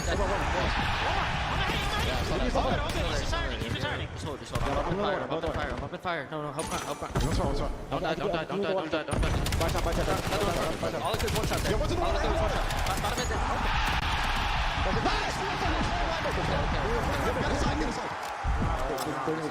Bottom it Play for both sides. Who's top part? Top part. Three top part. Short. I got 3 top part. I'm getting this time. They're open. I mean, what do you say about that? Lisa Al-Gaib, Hercules with the huge heads-up play on the route, goes on a massive streak, and that blows the game wide open. And it's not even like Optic are doing the crazy stuff, outslaying them by 100 kills. No, it's just efficiency right now in the gameplay. Every single time Falcons trying to execute a break, trying to execute a setup, they're not winning that initial fight, and that automatically gives the advantage every single time to the green wall. They're about to be able to breach that 200-point mark. Shotzzy on 5 in a row. You still got a backup Hellstorm just in case it gets a little bit scary. Optic, if you thought they were going to be flat, hell to the no. Falcons are keeping it mixy, but they need a moment, and they're going to need to put a couple together at this point. Aluka only able to get one, will be shut down. Shotzzy on 6 is very, very close to another Hellstorm, which was just the icing on the cake for map number 1.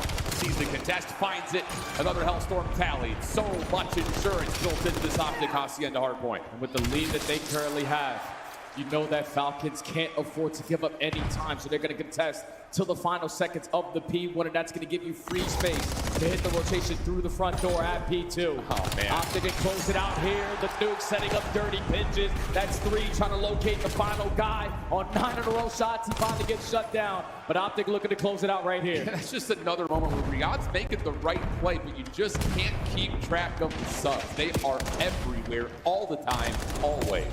Hit from the front. That might be the only real option here for Riyad. They're able to at least neutralize up the time. Hookah for 1. But the trades continue to allow Optic to still hold the spawns and, of course, still hold the hard point until Kismet gets 2, and that will actually find the time for the Falcons to spawn in driveway. Yeah, but Optic only needs 60 more points. Potentially have 2 Hellstorms to bail you out for the rest of this game. We're going to commit. Trying to win it right here, right now. 2 through the front, 2 through side door. Mercury finds the first, but it's effective trades for Falcons. Luke gonna give the exit. One more little attempt. It will be shut down. So the Falcons will get closer to the 150 mark. But as you mentioned, 2 Hellstorms.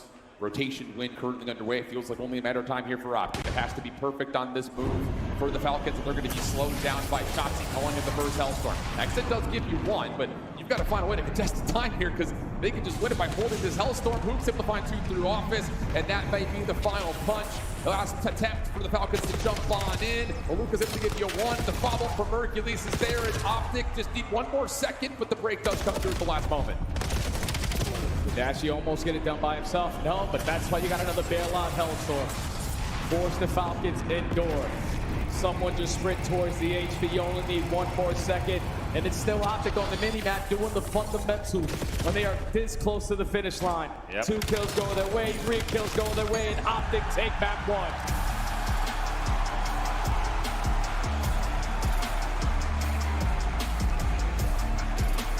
I guess JP was right, Al. That's why you don't play them on Hosty. Bro, it's just, this is such a tough team to pick into. I mean, the veto process, in case you didn't see it, it was Scar that got vetoed out by Riyad. Understandable. but that leaves open Hacienda, Gridlock, Colossus. It's like all the bread and butters that we've seen from Optic over the last month and a half. And I get it if you're the Falcons. Okay, let's leave Hacienda open. We played it well. We beat Thieves there. Thieves aren't a bad team on Hacienda whatsoever. But it's just when you watch Optic play this map, anytime that it's a 4v3, it feels like a 6v3 because someone's hitting around. Or in particular, just looking at that first P2 where Dashy's at Rock, Shotzi's over towards Well, they're both floating and just keeping the Falcons from ever putting together a setup. It just got to be so frustrating to play against. And you can just tell by watching the mini-map, the trust on the side of Optic is at an all-time high. Dashy, the entire time, was staying pushed out towards Rock. He didn't care if Exnit popped the double in towards Lambo. He trusts his team to go fly on in and get that trade. Efficient Call of Duty from the green wall, taking care of business, shutting up any momentum that Falcons thought that they were going to have from that last series. That's what you want to see. Absolutely the case. 32 and 19 from Boot. Just continues to put up unfathomable numbers. And it's just one of those things, like, you got to give a lot of credit where credit's due. Like, considering the Falcons were not able to put together really one stable setup, they kept themselves in this game. I think you call a really important moment early. It feels kind of negligible because of the final score, but that moment at P3 fences where you lose out in about 15 seconds, you just don't expect that nade to land, is pretty critical because that keeps you from building momentum going from 3 to 4, and that's where Optic starts to eventually put your pressure on rotation line. Yeah, you would have done an extra 10 seconds, potentially locking down a better P4 setup, but just kept on allowing Optic to streak whenever they needed to dominate the money hills. If you're going to play Hacienda and lose basically every single P2 and every single P4, you're most likely going to get 100-point club. Like you said, just the Falcons trying to stay in the fight. Just couldn't really find trades onto the SMGs, who were just continuously getting lost on the map. They just play the game at that speed where only a couple of squads can keep them at least somewhat arm's length. Falcons not quite able to get through the hurdle there, but that is Optic's pick. So I think if you're mentally looking at that here, the Falcons are saying, all right, we know that we're kind of running up the hill at full speed here, but not the end of the world if we drop the map. But now you look at the overall series and you say, okay, you're fighting, you're gunning, you're keeping yourself in the kill feed, but we got to find a way to make sure we're out strategizing Optic the map too. Without a doubt, man, because they're desperately going to need this map number 2. We can talk about the teamwork aspect of what Falcons have been showing throughout this weekend. You see it in Harbor Point. You see it in Search and Destroy. Where Overload sometimes relies on mano-a-mano, me versus you. When you don't have that consistency in your SMGs all the time, you need to enter into this best of 5 earlier before you go down and make it to that Overload. Then Search and Destroy, they have yet to test with this new 4. Yeah. You just watch Optic play this one. They still were able to clutch up in a 6-5 with shots and getting blooded 6 times. Yeah. Just got to make good play calls. But just, I think the interesting thing is, like, let's just focus, hone in a little bit onto Aluka. I mean, he's cutting his teeth right now on glass. You jump into a debut on the champ stage and you have to square up against Scrap, your MVP. Handles it, does pretty well. Get through the lower bracket, you get a chance to go up against Sib, who's probably one of the most aggressive overchallengers when it comes to AR battles. He's going to want to take every fight, and he handles it. Same kind of situation, you have to play up against Abuza and Drowza, that's tough. Handled it pretty well. But now you're going up against Dashy, who, let's be honest, he has been the definition of locked, especially when we watched him on Search so far this weekend. Telling you, if you're going to challenge Dashy and you miss a shot, you're dead. You might as well go home. Because that guy does not miss headshots out of this world with the M15. And even if he runs out of ammo in that gun, that Jaeger is pretty damn good too. So for Falcons on this Search and Destroy, we need to find early success to give us the advantage. You know that Optic loves to play with pace. If you put them in a 3v4 uncomfortable position, continue to play slow, play for their playmakers. I think at least strategy-wise, if you're the Falcons, why do you pick this map? You know that you can at least somewhat keep the SMGs in front of you, and that's already come to fruition. The Stellium finds first blood on the shots and trying to play through mid-cut. And Kismet will get a deep position with servers here while the bomb lingers on the backside towards B. Yeah, and Hookah's just gotta commit. Potentially get behind enemy lines, but now it's a 4v2 and Kismet is now behind you. 1v4, all left up to Mercules. Gets 1 kill, is able to get out, but bomb is getting planted. Yeah, this is just one of those moments with an SMG that you don't feel great about. Bomb planted. A lot of work to be done here. First step is just getting a look at what's around me, and he's not going to get much of a look whatsoever. Really clean round for the Falcons. Extremely clean. You know that Optic initially always want to play for that mid-map control so they can set up that crossfire around that B site. Well, you have players like Dash just scouting over towards rooftop. Once they find that first blood, Kismet puts himself in such a good position. Then, like I just said before the map started, if you get that first blood, Optic tend to get antsy, quickly trying to make up for the numbers, who gets caught. And that's basically the round already done. Falcons get the first. That's big, just to take some aggression out of Optic's playbook early. See what Optic decides to draw first on their first attack. Looking for some main presence at least over through mid. Luka's going to give that a shoulder.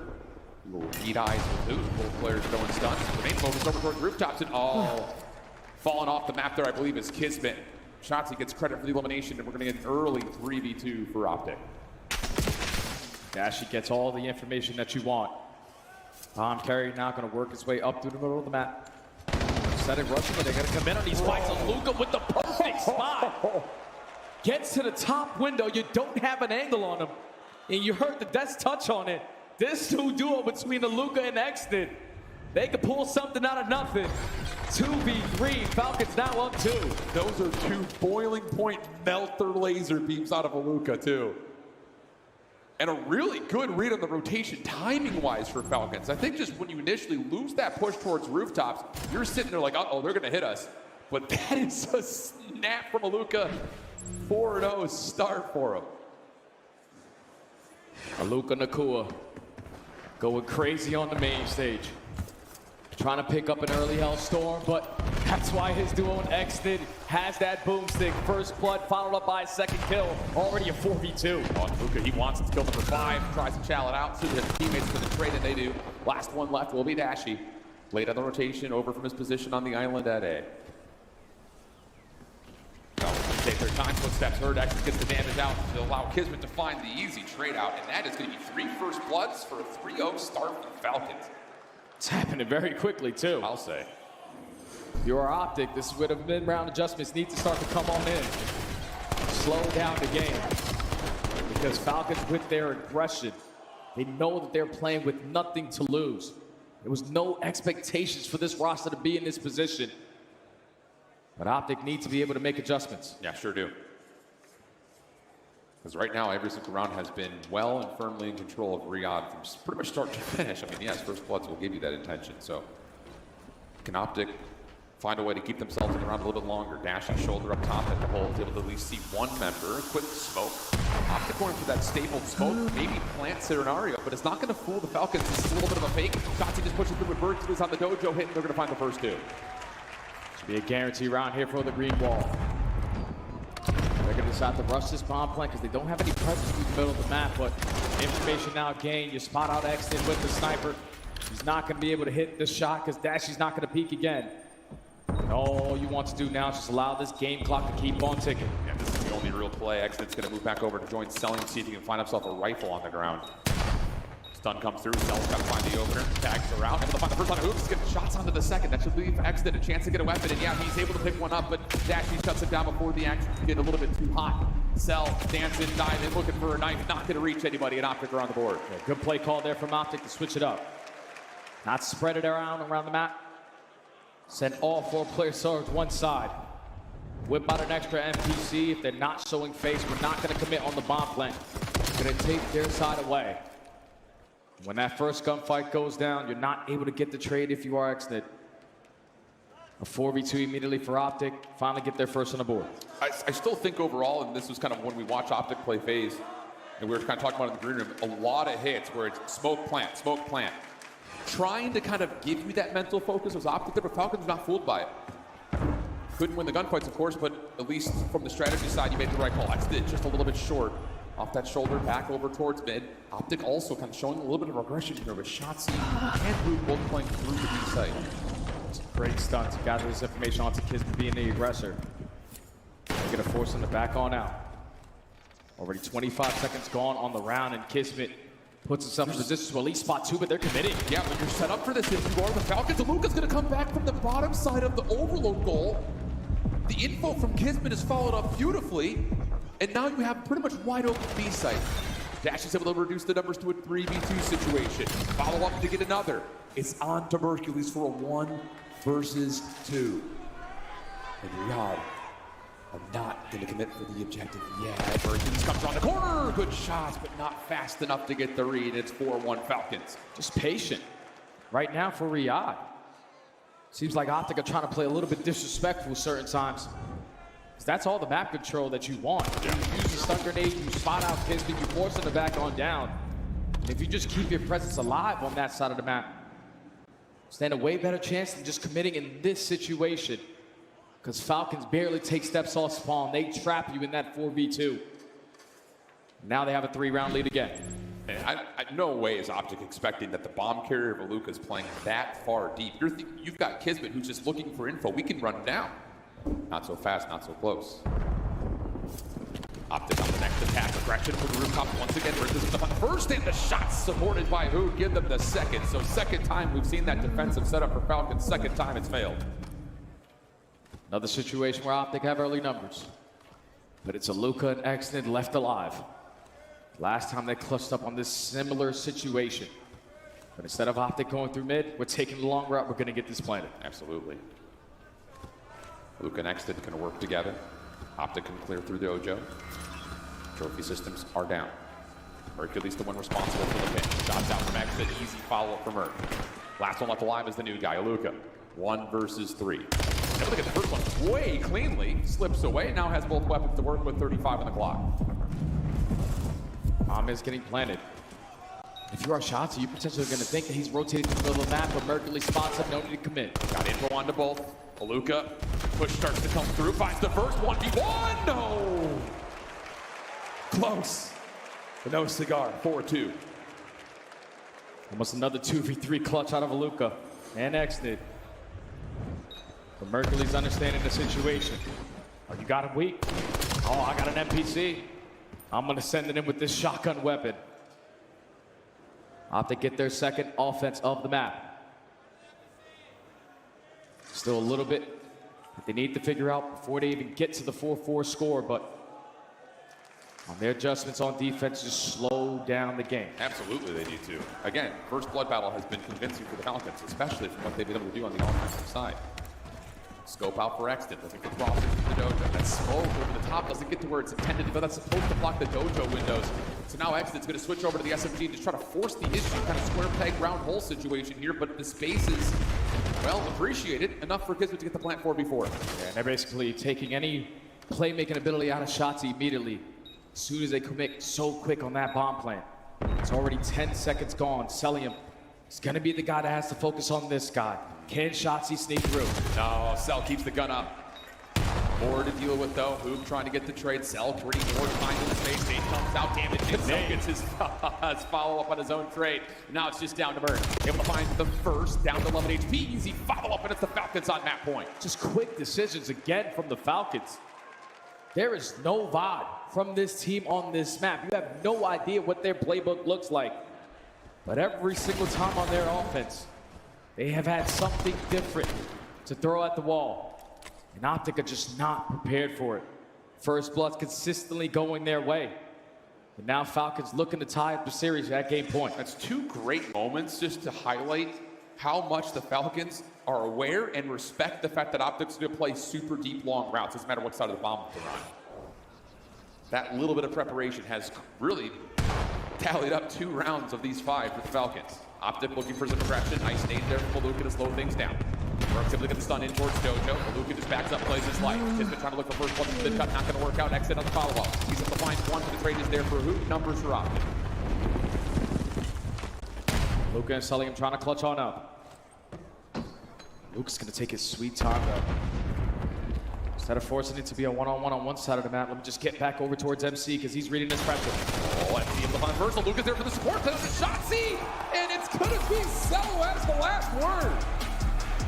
Another brilliant read from the Falcons. I mean, unbelievable awareness from the Falcons. So many clutches there from Riyadh. You can't throw that away when you have number situations if you are Optic. You just played this map. You just were able to be victorious even with certain players not really having a lot of success. But this is where the rookie is making vet plays. He takes that space to the middle. He said, screw this, I'm not gonna put myself in a 1v3. We stand a better chance in a 2v3. And you know Celium is not missing shots. Another clutch from the Falcons. The Wonder Kids keep on going, and they tie the series. I love that final moment is the rookie and the vet. Oh my. And it's just so poetic because both finish on 10, and that has been the missing key. We talk about it so often, where Kismet's been in a weird spot and he has to flex out. We don't really have a second true AR. Aluka shows up and goes 1-for-1 with the top KD leader right now in the league. And even with Kismet sitting at 3 and 6, allowing him to not run that bomb anymore after that roster change allows him to have that play style that he wants to do in Search and Destroy. He's always been a great mastermind in the Search and Destroy game mode. And he was also doing fantastic of just not allowing shots to get through. Cellium was able to find 4 first bloods on that map. I guess Optic didn't learn quick enough. Huge response from Riyadh, desperately needed because, as we often say, new squads often struggle a touch with the overload. That has been the big weak point for Riyadh so far, whereas Optic, yeah, they're still just about as good as you would expect just about everywhere. Haven't lost an overload yet on the weekend, and they're heading into one of their favorites. It's Scar Overload in a 1-1 elimination final when we come back.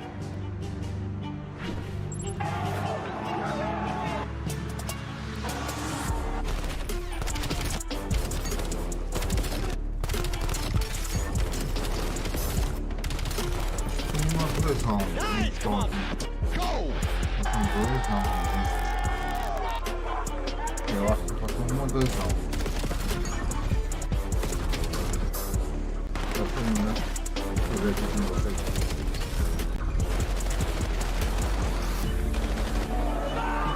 Iniciar já tela greco, NB, dados de Black Ops 7 returns to the Esports World Cup this summer. Scan the QR code to get your tickets now. E 59 segundos lá, quadros perdidos. Go pick up the 2026 Call of Duty League Championship Tracer Pack. You can support all 12 Call of Duty League teams.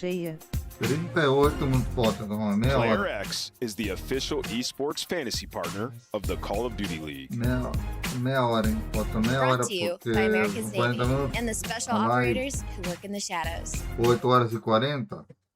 What's up, 8 everybody? horas. I'm here at Challengers Champs because, as you know, we had the 16 best 40 teams minutos. come out here to compete in Challengers for $150,000. First place is getting $60K. Right now, we got the winners finals going on behind me. It's P7 going up against Old Mid EU. And so P7 Notorious, they're up right now. They're energetic. It's crazy. Now, we have our top 3 qualified teams for EWC. That's going to be P7 Notorious, Old Mid EU, and Team War. So they're going through, but now we just got to find out who's going to win the 60K. So tune in to Challengers Champs and find out. Impressionante, galera. Olha só. Tá 1-1. Texas e Falcões. Então, no pau a pau. Esse daqui perdeu pra Vegas, hein? Mas vamos ver. Vai dar falta 1 minuto pra começar o último round, hein?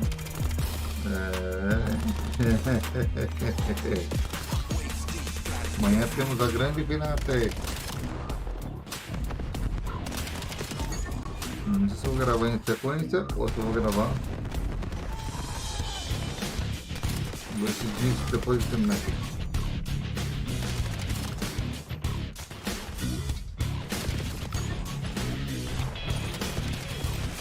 Mas lembrando a vocês também, a parte batendo inteira aqui no canal. Estou gravando esse final de semana inteiro, porque médico também quer atender.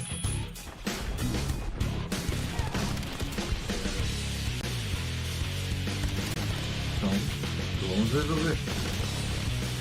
Drama do canal primeiro.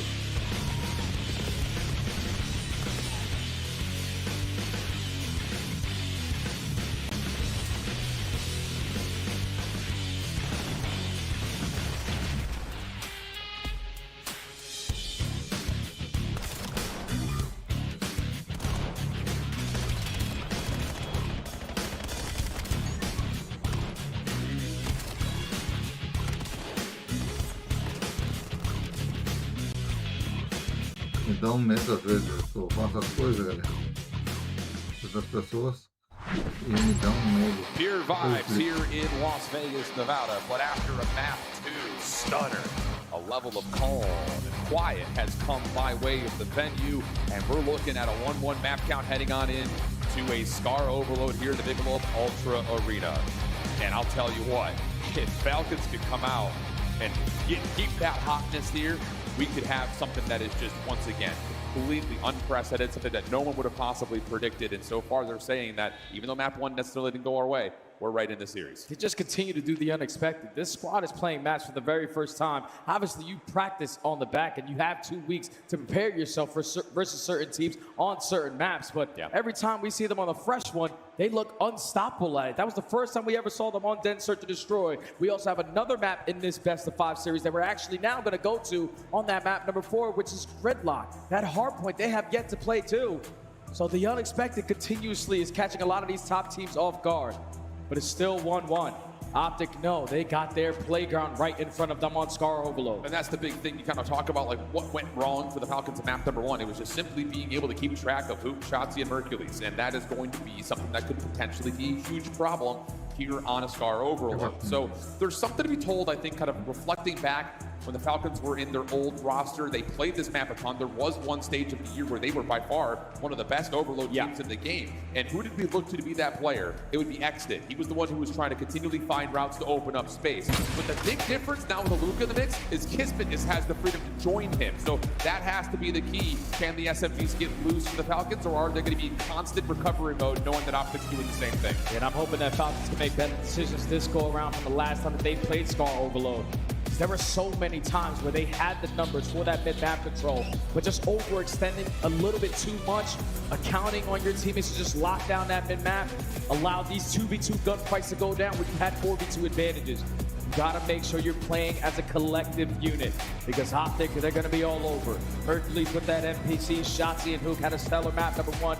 You gotta expect it to go down the same way here at this respawn, map number 3. Here we go. Let's get the energy back up here, Vegas. Let's lock back in. 1-1 map count. Will be Optic spawning on the right, Falcons from the quote-unquote preferred side on the left. Already, Hook is trying to get loose. He's already found a bit of an opener, but Exton shuts that down. Long-range shots from Selly and puts pressure on towards Blue, and here we go. Like we talked about, it's not just Exton now. Kismet is someone that's trying to open up space.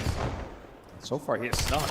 Cassie thought that I had this all locked down on the left side, and now the Bulldog is already getting loose. Barking loud, looking for the final kill. Has him weak, also has his teammates here to assist him. Potentially the first score is going to instantly go down here for the Falcons. Too much lane, but the goal line stop comes in. Oh, who's going to find one more? Oh, my goodness, it's just up to can they find Exton? Are you kidding me? There's no possible way that Hook has done that. And now keep an eye on the other side of the map.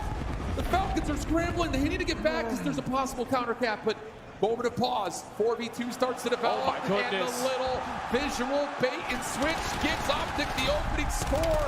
Unreal. That is extremely demoralizing if you are the Falcons, because it was a 1v4. All you had to do was get past the noob. You don't, and it turned into an instant counter for the green wall. Reset now over towards plane. Routes being hit.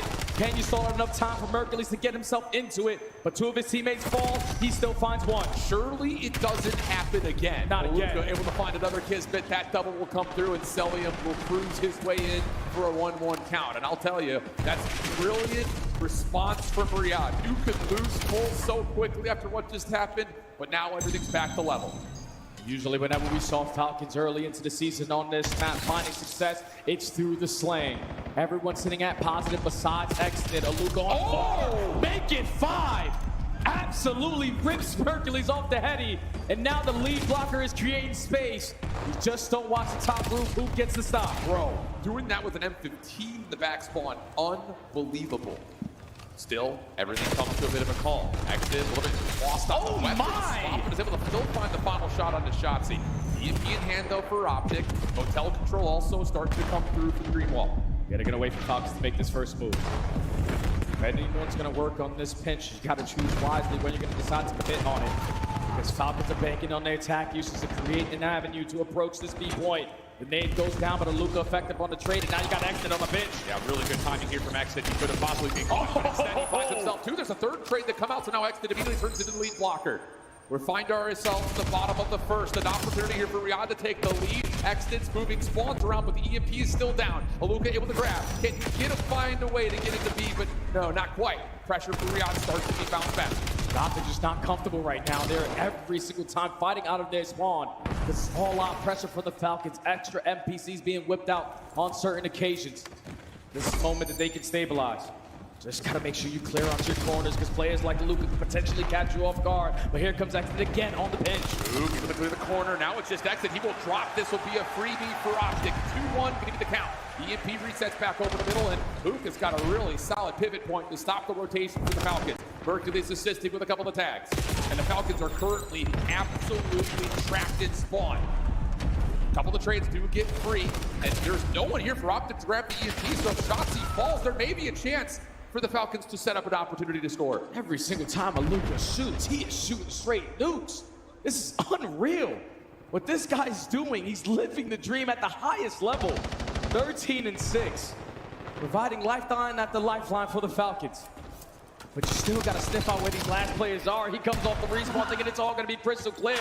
And now if you're on the nuke, how long can you manage to stay alive? Well, Exton is able to move back out of the play. And Kismet will still stay free for a moment over towards blue. Everything starts to stabilize, 50 seconds on the clock. Exton's still hanging on the EMP. Pistol shots are decent, but not good enough to finish off shots. He's low health pool. Hercules will trade on to Cell. And Aluka will not be able to get in towards blue. Numbers for Optic here as they try to regain the map. The reset is about to go down as well through the middle of the map. So if you are Riyadh, you got to wrap back. You got to get over towards B. Hercules is gripping you with the NPC. But thankfully you got an Aluka. Another double gets the stop, and there's only 25 seconds remaining on this half. Oh, nice follow-up there on damage that Luke is able to put together. Boom seen over towards mid-map, able to catch the EMP carrier, so Exit will have to pause on the route over towards his playing position. Luco now off the reset. Help from selling him over towards red steps, but Optic have some forward positions. The only problem is they don't have the EMP. 4 seconds until we get to halftime. Kismet's still hanging. He's got a route. Can he finally get all the way there? Not quite, but the half will come to an end before extra time. It's 2-1. And we instantly got to take a look back at the scuff play of the game. It happened in the first 35 seconds. This is a 1v4 technically here for the nuke. Comes off the respawn, hits the shots onto Aluka. And then every single player from the Falcons just go one by one. He locates 3, Mercules comes off the respawn and secures the final. If you would have came out the gates, out of the break, scoring that quickly, you would have put an immense amount of pressure on Optic to quickly respond. But they get the stop, and they have the 1-score lead on the bad side, now going into good. Here we go. Off spawn into the second half. Very courteous applause from the fans here in Vegas. Now the chance starts to overwhelm the arena. First blood for Aluka. He's going to find a second towards top red. Good response. Brilliant shutdown. Exit also red, but with the Falcons with a little bit of forward map position is Optic are trying to do the same thing by generating space for Shotzi through field. And now Shotzi just waiting for his teammates to draw the attention. First kill goes to Mercules. Shotzi gonna commit, but Aluka isn't gonna be caught off guard. That's 2 kills in favor of the Falcons. You can technically grab this and run right up the middle of the map, but Dashy the safety net, keeping it safe right dead center. Yeah, it's really nice from Dashy, mostly the fact that there were a couple of kills from Falcons that would have led to a potential scoring chance over towards A. Now Dashy's getting lost over towards blue, and he is not being found. Same can be said over Kismet, over towards the green side of the map. Dashy eventually will drop. Kismet is still alive playing forward. The EMP still firmly on the ground here in the middle of the map. Optic are trying to gatekeep that over through mid-market, but now it's just down to who. Everyone else with the Optic Texas green wall are just trying to play defense, and they're not able to find the kills that they need. Kismet able to find the follow-up. Now the EMP is grabbed. Cell trying to make a run. Aluka trying to be the lead blocker. Doesn't miss a bullet. Able to find the shots, and Selly able to score to tie the game. Now the reset over towards playing. Quickly trying to push forward if you are the Falcons, because Optic have been able to manage off of the respawn with their slaying presence. Shotzi the lead blocker, this time with an AR in hand. Already clearing out the backside of fence. Just got to get past Kismet, and now you got to get past Exton. He had so many multi-kills not too long ago when he played this overload, and he finds a massive one to get the stop. That was just about as close as it could get. Off of a counter tap opportunity, Shotzzy going to move up towards top 3 to see if he can stop the Falcons from moving forward. Actually, good movement, but Shotzzy's able to read it, find the kill. Kismet also shut down towards 18 EMP on the ground at the plane, and that's an opportunity for Optic to start winning back the middle of the map and possibly gain some possession. That's going to be all 4 dead. Everyone off the respawn now for the Falcons. Hit your stuns, hit your nades. And Mercury's at 28 HP. Still finds the kill. Shotzzy slides it on in. Optic have the lead again. The exit kills are coming through for the Falcons. 2:45 on the clock. Optic are still putting the pressure over towards this motel side of the map. Who gets some trouble? Oh, is he? Big double from Hook. Trade Kismet. Not quite there. What a win from Hook. And now the EMP has a round to score. Shotzzy will get him over the threshold 4-2. You usually expected the Nuke to do this with this MPC, but the F-15 is also really pretty damn good in his hands. Finds kill after kill. And now Optic have a 2-score lead. Tall ladder to climb now for the Falcons to potentially try to tie this one up. It all starts with this map control, but Optic playing safe, playing spread. Luke is a little bit out of the play. Gonna be able to put the damage in and find a kill though on the Kismet. That will force the Falcons to have to play this largely just the middle map and sells them to find 2. It's just on them shots. He could provide the double, and yes, he will. Defense good for Optic, and now possession as Dashy and Hook will wipe the floor. There will be a chance to score at A. Trophy system down. Exton will drop. Over the top, Sully looking to try to find the shots. He gets the first. Hercules is there for the score. 5-2. Optic are cruising.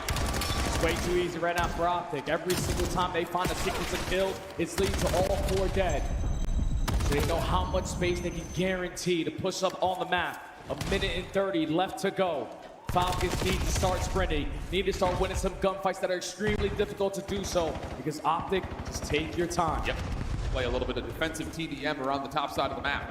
But if you take your foot off the gas a little bit too much, there could be a chance your Hercules is in some trouble.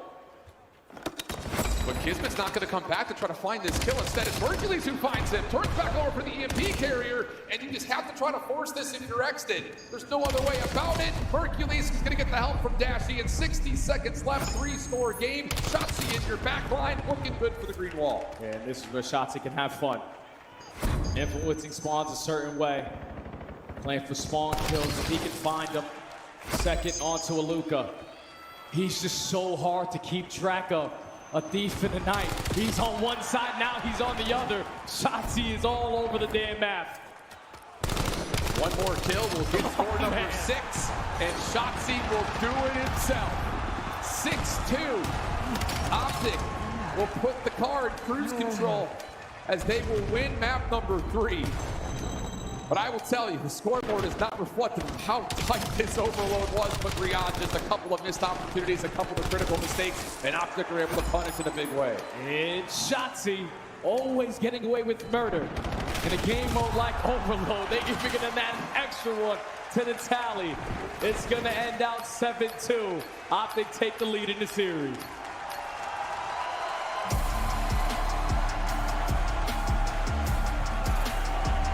I'll tell you what though, Jay, that was 3/4 of an overload that could not have been tighter. And I think that's another one of those you look at and say, if you're Riyadh, we were in that the entire way.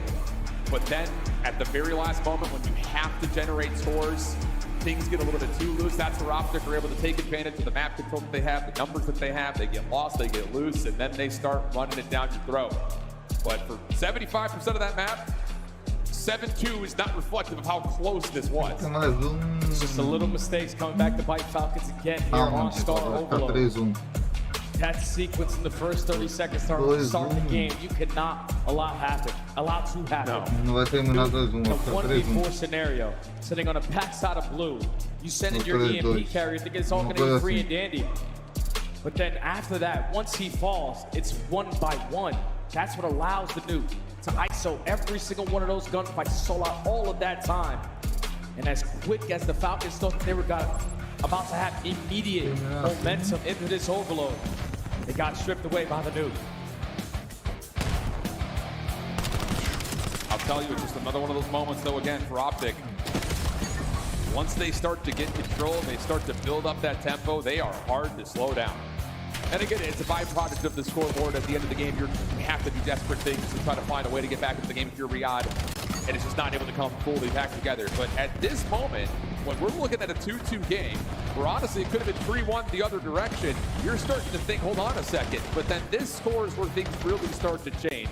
You get Hook loose behind. He wins a couple of gunfights that are just undeniable.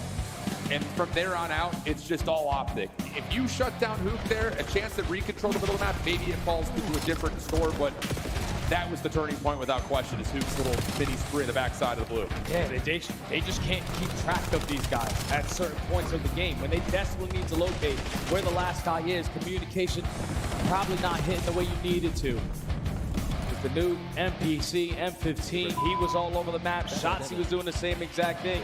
You even saw Dashy at certain points hitting flank routes. This is why Optic are one of those top squads. Efficiency. Everyone can do everything on the map. And now they have one more map standing in front of them to make it the championship Sunday. Be the case.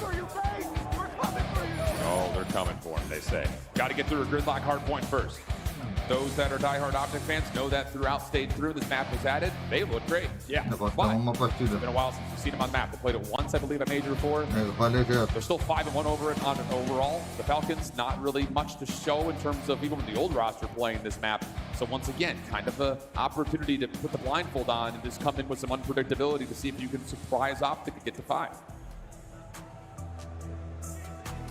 Just think if you are the Falcons, though, what happened in that map, number 1, losing basically every single money hill. That can't be the case here on Gridlock. You know how impactful certain wave of kills can be. That P1 to P2 chain, hard block at the backside of 18, just giving yourself so much time. Potentially earn that time. Just continuously grow that lead. Just Falcons need to look at their experienced players right now. Coach Glacier giving them the wise words. JP handing out the fist bumps. Potentially the final map here at the Michelob Ultra Arena here on Saturday. Optic trying to get their rematch. They're trying to get to the last dance versus FaZe again. Can Falcons continue to have their honeymoon, their Cinderella story, to go into this game 5? For the Falcons, the problem with map 1 was keeping track of players. I think in a lot of ways, this map right here is all about keeping track of spawns. Don't allow someone to pop up unexpectedly.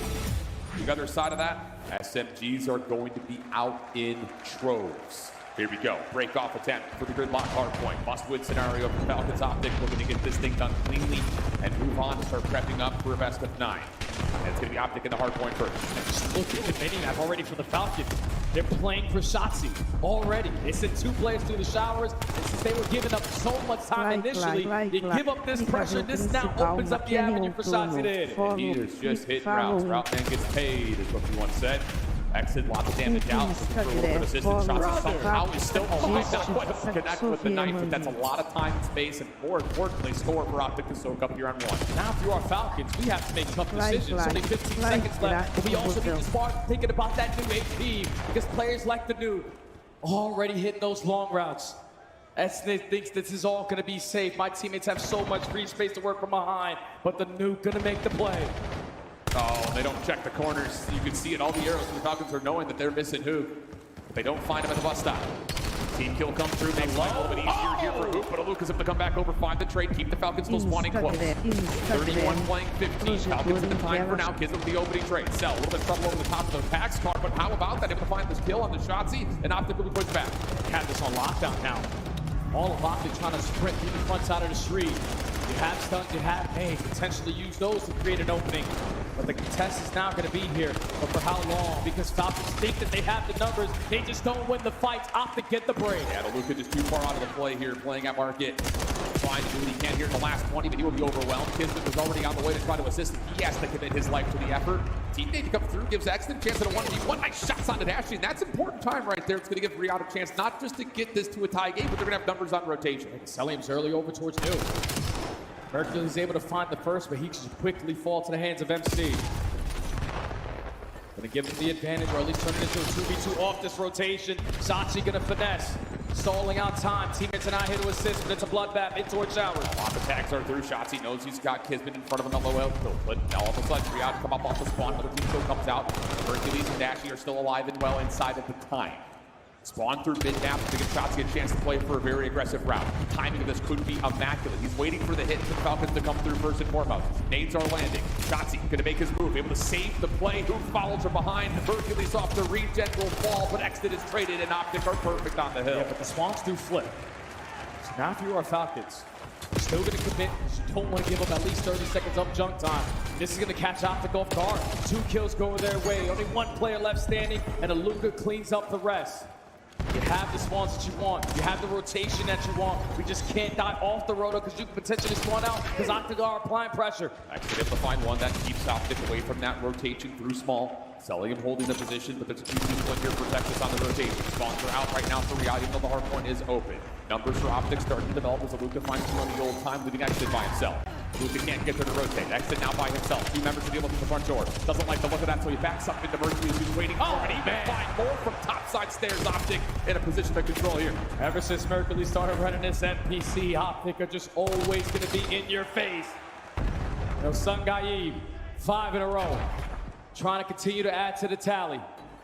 Close to a hellstorm. You know that you don't have the backbone. They are banking on this tight setup, and Falcons don't have a way in. Nah, there's just no routes available. They're still so worried about Hercules, and yeah, you gotta be 6 in a row. Working closer and closer towards a hellstorm, and Optic have been absolutely casual here inside the 4th hardpoint. Hercules does get shut down, though. Dashy, aggressive route on the way back will confirm the scrap time unless Exit decides to hit, but no. Instead, it's going to be chalk and rotate, and Riyadh Falcons are going to be down big heading into our second set. Now Dashy working the Yibble gets the better of Aluka. Doesn't matter what weapon this guy has, he's straight beamer when he's taking shots. An 80-point difference. Falcons trying to stay alive in this game, and that's a good sequence. All 4 dead, stabilizing the spawns. Look at how far pushed up Exit already is. Yeah, you need to have 1 hill to at least go your way. We didn't get it at all at Hacienda. They kept it Nixie, they kept it scrappy. Same could be for 3rd here. But you have to put something together if you're the Falcons. You cannot continually play these 30-30, 40-20 splits. And so far, the kills are continuing to allow Riyadh to fight for this team 1 time. Optic will break their way back into the contest. Exit trying to get himself into a 1v2, but he will drop, and now the numbers for Optic start to lead through the rotation. This is still a good time to play for if you are Optic. Because again, you have players like the Nuke doing the dirty work, getting the rotation early on over towards the P2, but this time he gets sniffed out. Fool me once, shame on you. Fool me twice, shame on me. Falcons make their adjustments. This was their money hill last go around, but this time they got trophy systems to make it even better. Yeah, you need a 40+ here if you're Riyadh. Lots of focus on the flank. Dashy will be the one putting on the pressure from the front. Exit is all about timing here, playing at fire. Aluka back in the market as he was before. Helping back over to the hard pump, and the Mercy fields come through. Kismet has to get active over from the backside of Cop Car, and now he's by himself, completely stuck, completely overwhelmed, and Optic with a clean break. Yeah, Exit's still playing for those long rounds. He's taking shots here. Who? Someone's got to be working 2 hours, and he completely leaves his team out to dry. Optic disregard him. They get the break, they flip the spawns, and now Falcons forced to break in through the front. You're not finding effective trades, and now Optic, you blink, they're up by 100. And you still haven't, with these kills from Aluka, been able to do any damage onto the hard point. And it's a blowout. An absolute runaway right now for Optic. It's do or die time for Riyadh.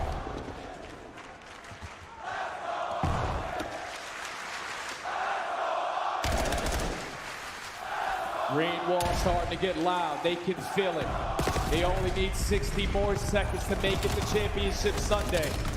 Don't win the rotation over towards New. Too early on, trying to contest from the backside of Courtyard. The New can't get the better of Cellium. So at least if you are Falcons, you are doing just enough to still keep yourself in it. And we need to get these kills right here for Riyadh. You cannot allow this natural pinch to develop, and they will push things out through small. Find a couple of kills and have a read that the last members for Optic are from the front, but Hooks again. Winning gunfights he has no business winning. 3 in a row. Now Optic have the numbers as they return over towards Tree. Cellium finally gets a couple of shutdown stabs to the last one to find, and it's Cellium putting together 3 in a row. The reason why Optic have this lead is because this P3 to P4 chain. Falcons looking this time around for it to go their way. Cellium with the NPC, he's been outstanding so far all throughout this weekend. Another 3 in the feed. The entire time, Exit is yet to move. He's hard blocking those spawns, bro. They're cutting that lead little by little. I know it's a moment, but it's like you got Cellium pelting Shotzzy through the wall, and you still expect that he's out of there like a ghost. Now he's got pressure on rotation. Luka, a big opener win. Exton following up behind that is only able to get one, but an aid will take care of Mercury. Spawn control still a little bit in question as Shotzzy has still not been found since that play at Showers. Now he's getting active. Damage on over towards Cell. He's trying to fight for his life. It's not going to work. The break from the front simultaneously coming through, and Optic are well firmly in control. Shotzzy's just getting away with murder, my friend. This cannot continue to happen. You know he's going to be making those plays. You know he's going to be playing for spawns. And on the opposite side, he's got his duo hitting shots he's not supposed to. Optic with the back, in towards the time. Keep on cutting down this storm and getting closer and closer to the finish line. Bashy now the next one into the hard point. Contest starting to come through. Shotzzy on 5 in a row. How does he make this continually happen? Oh, now trophy system down Optic. Putting the pressure through and over to the underpass. Shotzzy the first one up. Stunned up. Exit also pushed back as Luka gets first blood. Kismet trying to play off the old time from the flank. Will clear the hard point, and Riyadh will stay alive a little while longer. Another 4-day. Now can Falcons shut down this first wave from Optic? There's no Hellstorms that are going to be into play because you were able to shut down all of those streaks. When you have this much of a lead, you're going to take your time on these routes. Look at the nuke going all the way through the backside of Courtyard. Exit is thinking that's going to be a freebie, and now the trade fight's going down. Optic have the advantage. Yeah, you just have no one in position to stop this score from being tallied up if you're Riyadh. Exit able to get some control over towards Hole. Dashie trying to respond. Has to go to the pistol, and he somehow still wins that. Hook off the pinch. Not quite able to get things going. Last 5 seconds, though, potentially here as Riyadh have the break from the front. Dashie back to the pistol again. Shotzzy takes down his teammate, but he also possibly wins the game as Hook finishes off the last shot. Cellium not going to get there. A chance for Optic to go back to back to back. Adorando, cara. Just a different level of opponent. On that other side of the main stage for the Falcons. They were able to take down the likes of Thieves. They were able to take down the likes of Paris. It just falls short to both the squads now sitting in the grand final. Optic get the win, but Falcons are the heroes of the weekend for me. I agree. A rookie on 2 weeks' notice comes in and solidifies his spot, guaranteed for next season. You get the Falcons their best placing. You get fans behind them. You get people to start believing in the team. But it's the green wall prevailing again. Some machine guns, but just on a different level that series. Legitimately, yes. That's 100% the case. And I think we just need to take a moment here and give the flowers to this Falcons team. No doubt. I mean, and just to kind of use the numbers as a support system to how immediate this change has been, they're the #1 breaking team on the weekend.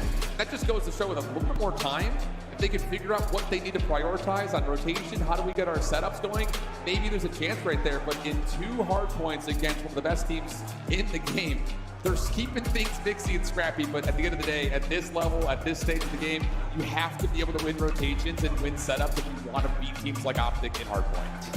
It's just hard, man, when you can't find these guys. Breakoffs for Falcons are like, all right, we're playing for Shotzzy. We're not going to play for initial time. And if Shotzi's not there when you want him to be, you turn your head left, and all of a sudden now he's already behind you. Optic just too efficient in their gameplay. No one goes above and beyond again. It's just everyone providing their 25%. They shake that loss off versus FaZe. Now they make it to the last dance.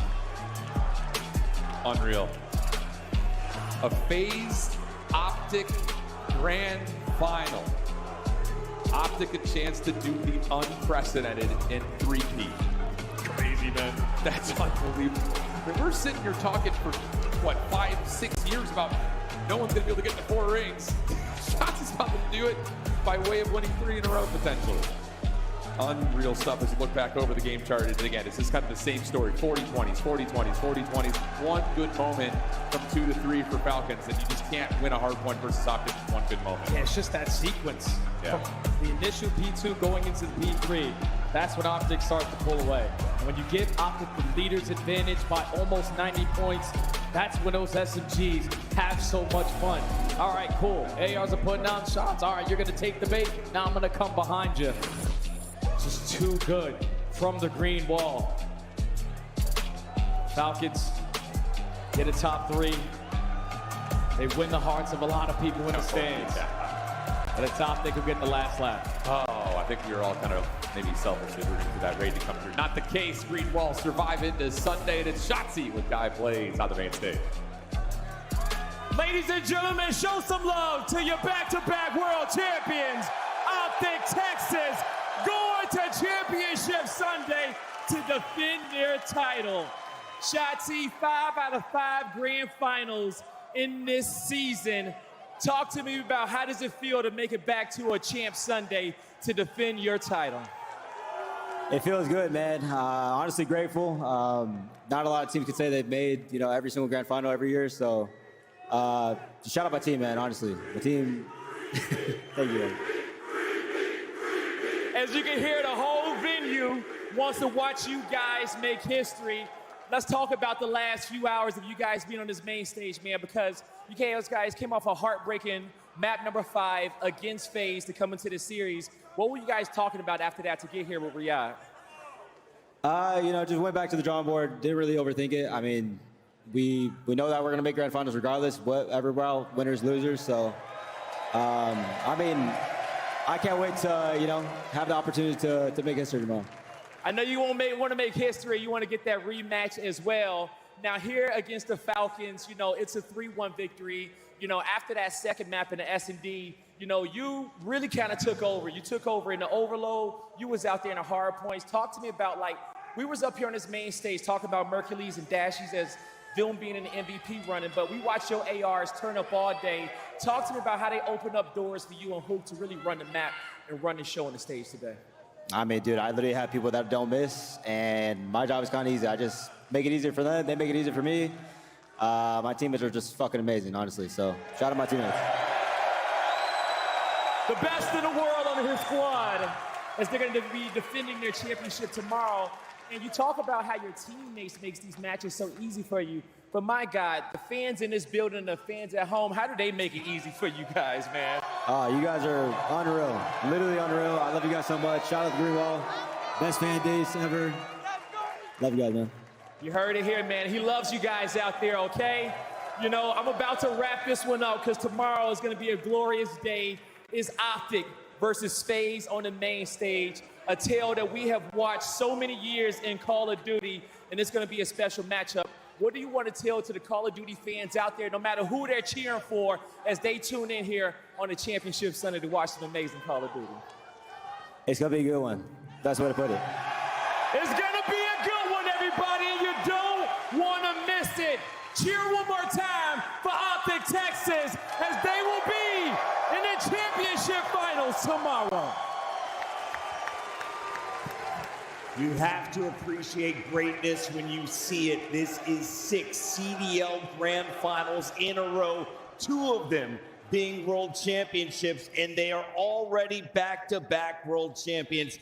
Honestly, an incredible run for the Falcons. If you're going to lose to a team, it might as well be a juggernaut. Nameless, you had faith in the Falcons for a while. What did you see from Optic in this match? Yeah, the SMG duo got going. And that man on that stage, I can't believe what we're going to watch tomorrow. Going for a fourth ring would be absolutely insane. Uncharted territory for a Call of Duty player. And yeah, Shotzi, those two did not have a great performance against FaZe, but right there against the Falcons, takeover. Attached, you are that young guy. We now saw Luka and X kind of take on that role. Foi a única. Depois daí, ficaram atropelando geral. Season.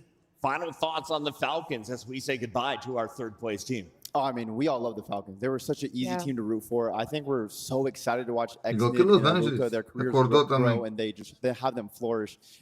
They proved themselves at COD Champs on the biggest stage. Everyone was doubting them, from the players, their old teammates, their new team, or not their new teammates, the community. Everyone was just roasting them, and they showed that they belong here. They're going to be in the CDL for a long time, and hopefully can win some championships for their home countries. We've got a lot more games coming tomorrow, but Ali, how do you feel knowing that Nameless and I cannot be Player X champions now that Celium has been removed from the competition. That's heartbreaking. I'm heartbroken for you guys because, I mean, I'm a big MC fan. Listen, he was doing what he needed to do on that main stage. I can't wait to see what Riyadh is able to pull out when we go back to EWC in a couple of weeks. But, man, Optic Texas is looking impossible to go through right now. Those are my ARs, by the way. I go from second to fourth. Kremp gone. Celium gone.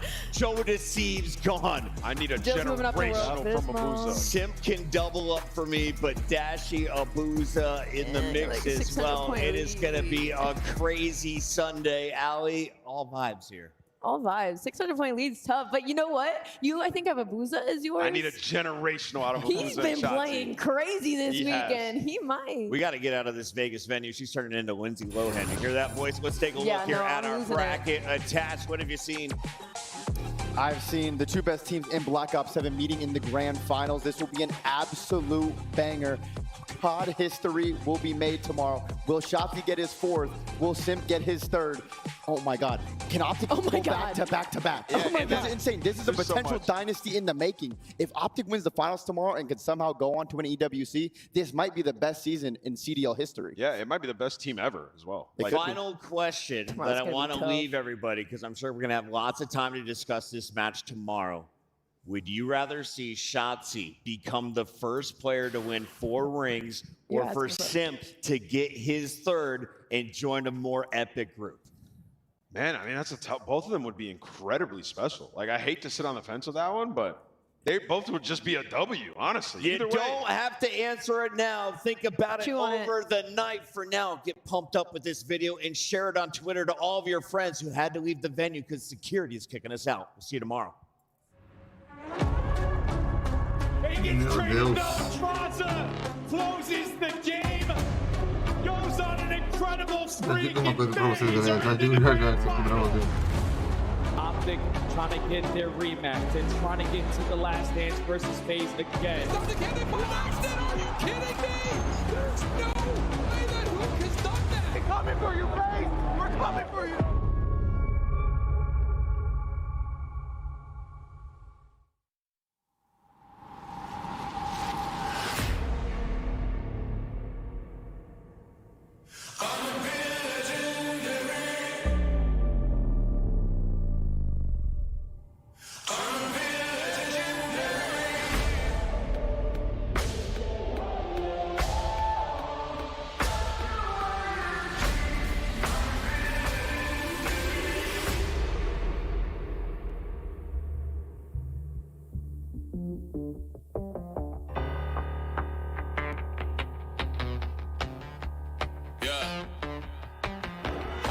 Inclusive esse evento só por uma razão, conhecer a Alice.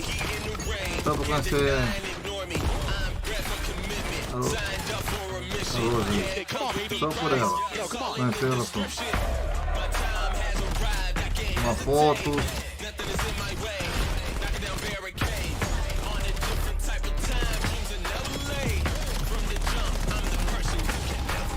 Porque ela está muito carismática.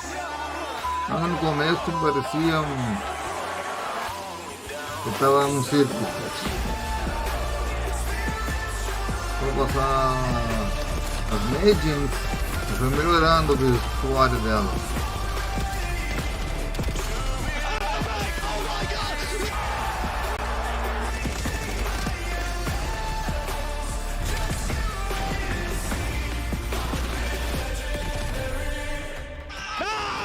Nos últimos dias arrasou ainda. Vermelho e de amarelo. Entendista.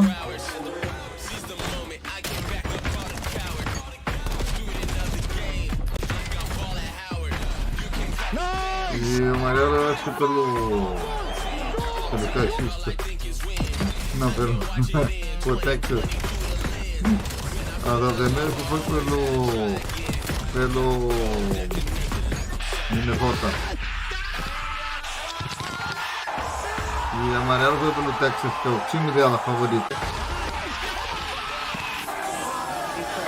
É verde, né? Mas É usar o amarelo. Fica mais parecido.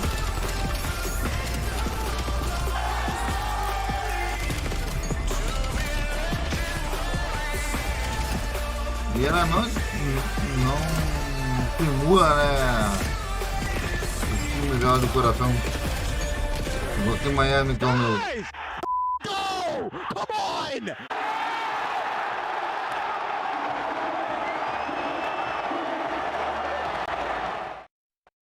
Back in after going deep. Bro, this is they get 3, 2v2. Simeone.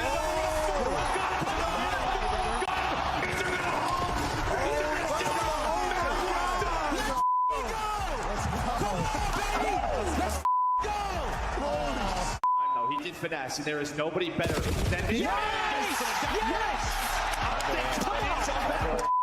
17. 17. 41. It's on an What the We swear All right, well, we're going to do it the hard way. Nice, baby. Let's go, baby. Let's go. Let's go, Lamar. Let's go, Lamar. Come on. Ok. Pause, play, button. Video. Bom, galera, essa foi a nossa live de hoje, mas antes de ir,